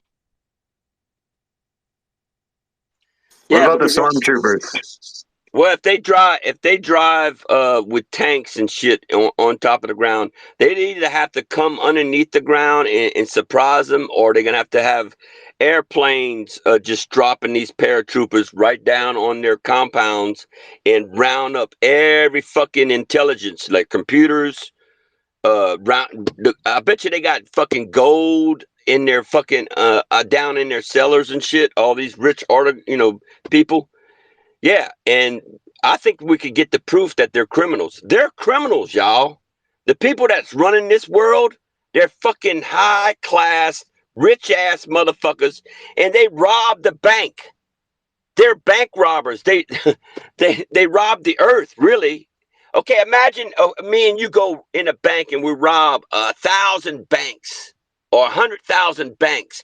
That's what they did to the world, to us. These motherfuckers are criminals. Simple as that. And you know what? I could prove it in court. I know we could prove it in court that they did it. Because the money trail. You can't get rid of the money trail, bro. Money, you know what? Money It's an illusion. And this new world order, this great reset, they're fucking criminals. And that's what and I tell you what, y'all gonna find out that it's not no bullshit that I'm telling you. I'm telling you it's real. Everything that y'all believe in or was taught is a lie about the money thing too. Just like Lou said, everything that we have been taught about, everything is not accurate. Okay? Lou said it. Now I'm trying to explain to y'all what he said, because some of y'all can't see what I'm seeing. That's why they call us seers. I'm not a prophet. I see things, and I see things the way they are, not the way it's not a make-believe conspiracy theory. Okay? So, well, I think we have hope, but they're about to do something soon. I don't know when. And it's going to happen in America and Canada. They're going to round up. It's going to be the big roundup, and we're going to round these son of bitches up. Watch.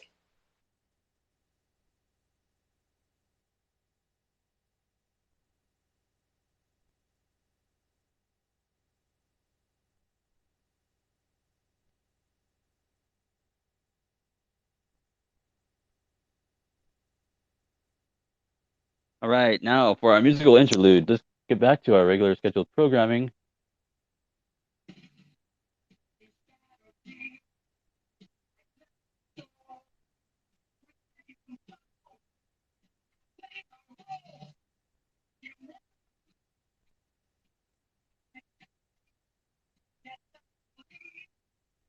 Okay, thank you.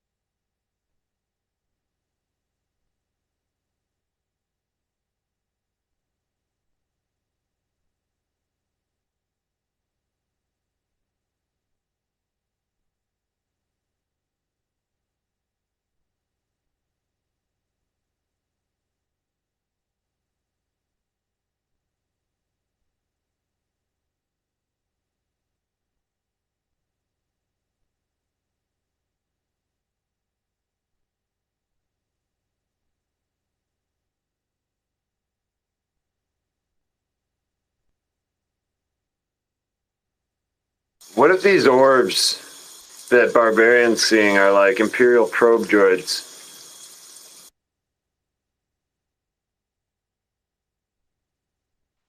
Yeah, these orbs could be U.S. military stuff gathering data.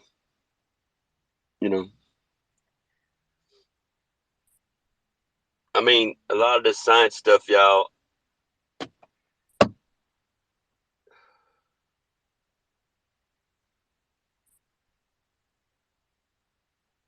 It's about to go down, though. The thing is, I'm the #1 target because I just revealed the plan, the QAnon plan. And they're probably just trying to get as much information as they can, but someone's going to have to save us, y'all, because this New World Order, dude, they're not good people at all. They're rich-ass psychopaths. They want to keep their money. See, the reason why the Great Awakening is happening, they know it's happening, and they know the United States, part of the United States and Canada and some other people, we're going to have to go after these people and stop them because they're psychopaths. They're going to do everything they can to keep that money. And they know that we know that they stole everything. It's like robbing a bank. They stole, man. Yep. Well, I'm going to go, y'all. My mind's stuck on something now. I got to get out. All right, later on.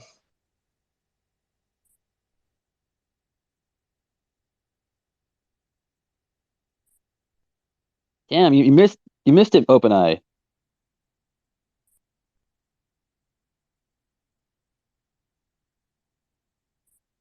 Peace, man.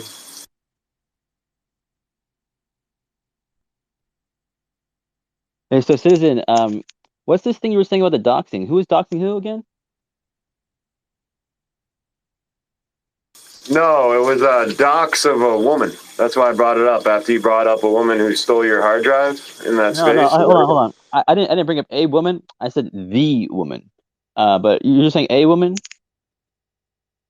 Yeah, who's the woman? Is this your love interest or your partner? No, that's just what she goes by. She goes by the woman. Please, I don't want to say it Interesting. again. I might summon her.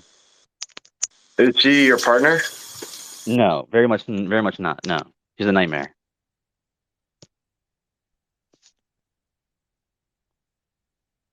Is it okay? Well, I don't want to ask you to disclose who the woman is, but no, I was just more or less saying in tandem, what I had heard from a source that I don't want to disclose again. But So what woman had? Oh, do you know what woman you're talking about? Is it a woman on here? Is it some random woman? What kind of woman? What woman? Yeah, a woman on X Spaces, going about saying that supposedly it was like a coordinated doxing effort of her identity from a few different people. Yeah, I mean, I was investigating as there was any veracity to the claims, Well, then who's and the person making the claim? well, I mean, I don't want to disclose, I don't want to put anybody out there. Well, she's the one making the claim publicly, isn't she? That's true. That's true. It's I don't know if would it be? What do you think? Ethically, what do you think? What, to say who it is? Well, I don't see why not. There's nothing against her. There's something wrong with claiming that you were doxxed if you were doxxed or whatever. I don't get it. I don't know. The sense just doesn't jive. It doesn't jive. Why not? Wait, do you think like someone might, by saying like by saying like who it is, like I might go out and like say, oh, was she doxxed, and go get her personal information now because you told me who it was? Is that what you're scared of? Yeah, I mean, I don't want to put anybody at risk, and from online harassment. Yeah, I mean, no matter who it is, I'm still not gonna give a shit. So like, no worries. I don't care where you live or anyone else. So, but yeah, I mean, I guess someone else here might. That's a good point. So.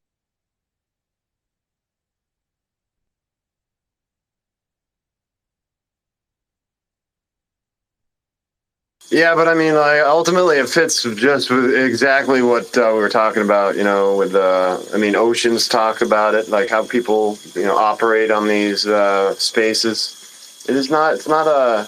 It's not very.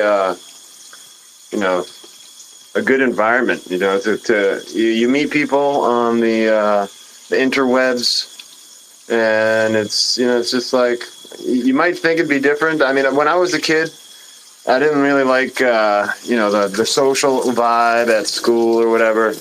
And so I would often go like play video games and like talk to people online. It was a little bit, less kind of like, you might say structured.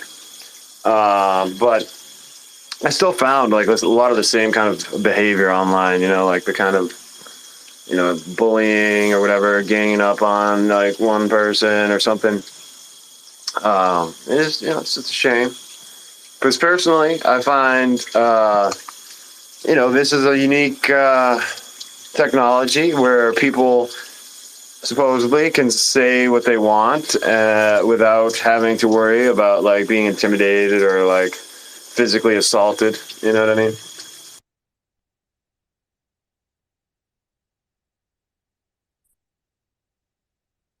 So I gotta ask, what's all that noise behind you? Are you running your hands in the sink?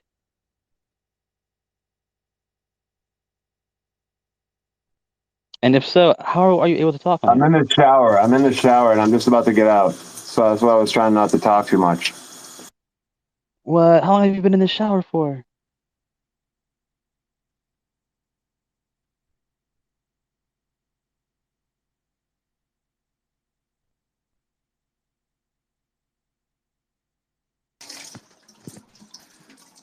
I was doing a skin treatment, sir. I have sensitive skin, so I have to treat it very nicely. Oh yeah, that makes sense. I get you. Oh, scheiße. Actually, gonna play this clip real quick, and then yeah, let's see if we can play that. Play? No, don't do that. Do okay. Let's see how that works. Da-da-da. Okay, that's very low.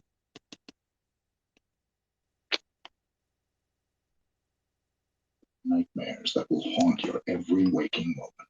The reptilian shape. Shifters. Oh, that's brilliant. Let's not do that one. Yeah.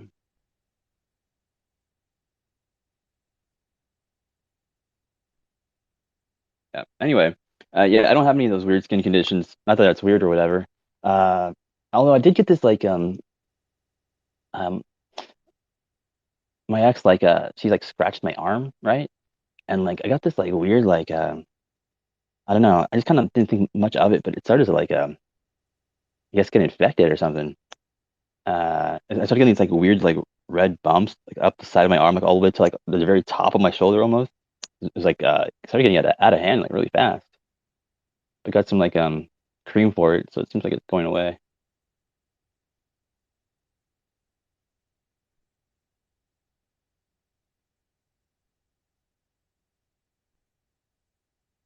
So your ex scratched you and she caused a rash? Yeah. I think every time she scratched me, I always get like some kind of rash from her. I don't know why that is. How often was she scratching you, man? This sounds like an abusive relationship. I don't really want to get into that, but a bunch of times. I don't know. Maybe I don't know.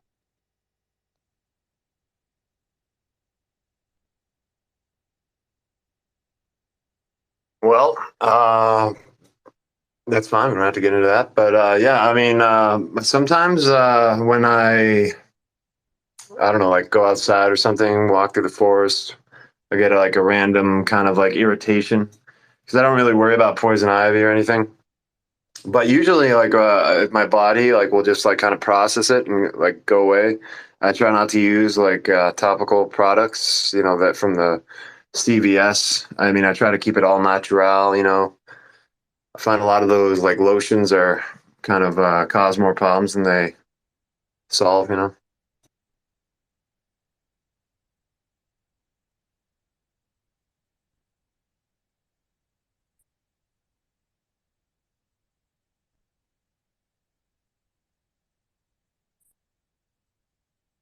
Plus, I've seen the movie Silence of the Lambs, and like ever since I saw that movie, every like anytime I see people putting on lotion, I just can't help but think like that poor soul is just, you know, following along with the programming, you know. It's like just to be cannibalized. Yeah, at the end of the day, we're nothing more than really like fish food, aren't we? We're eaten by something.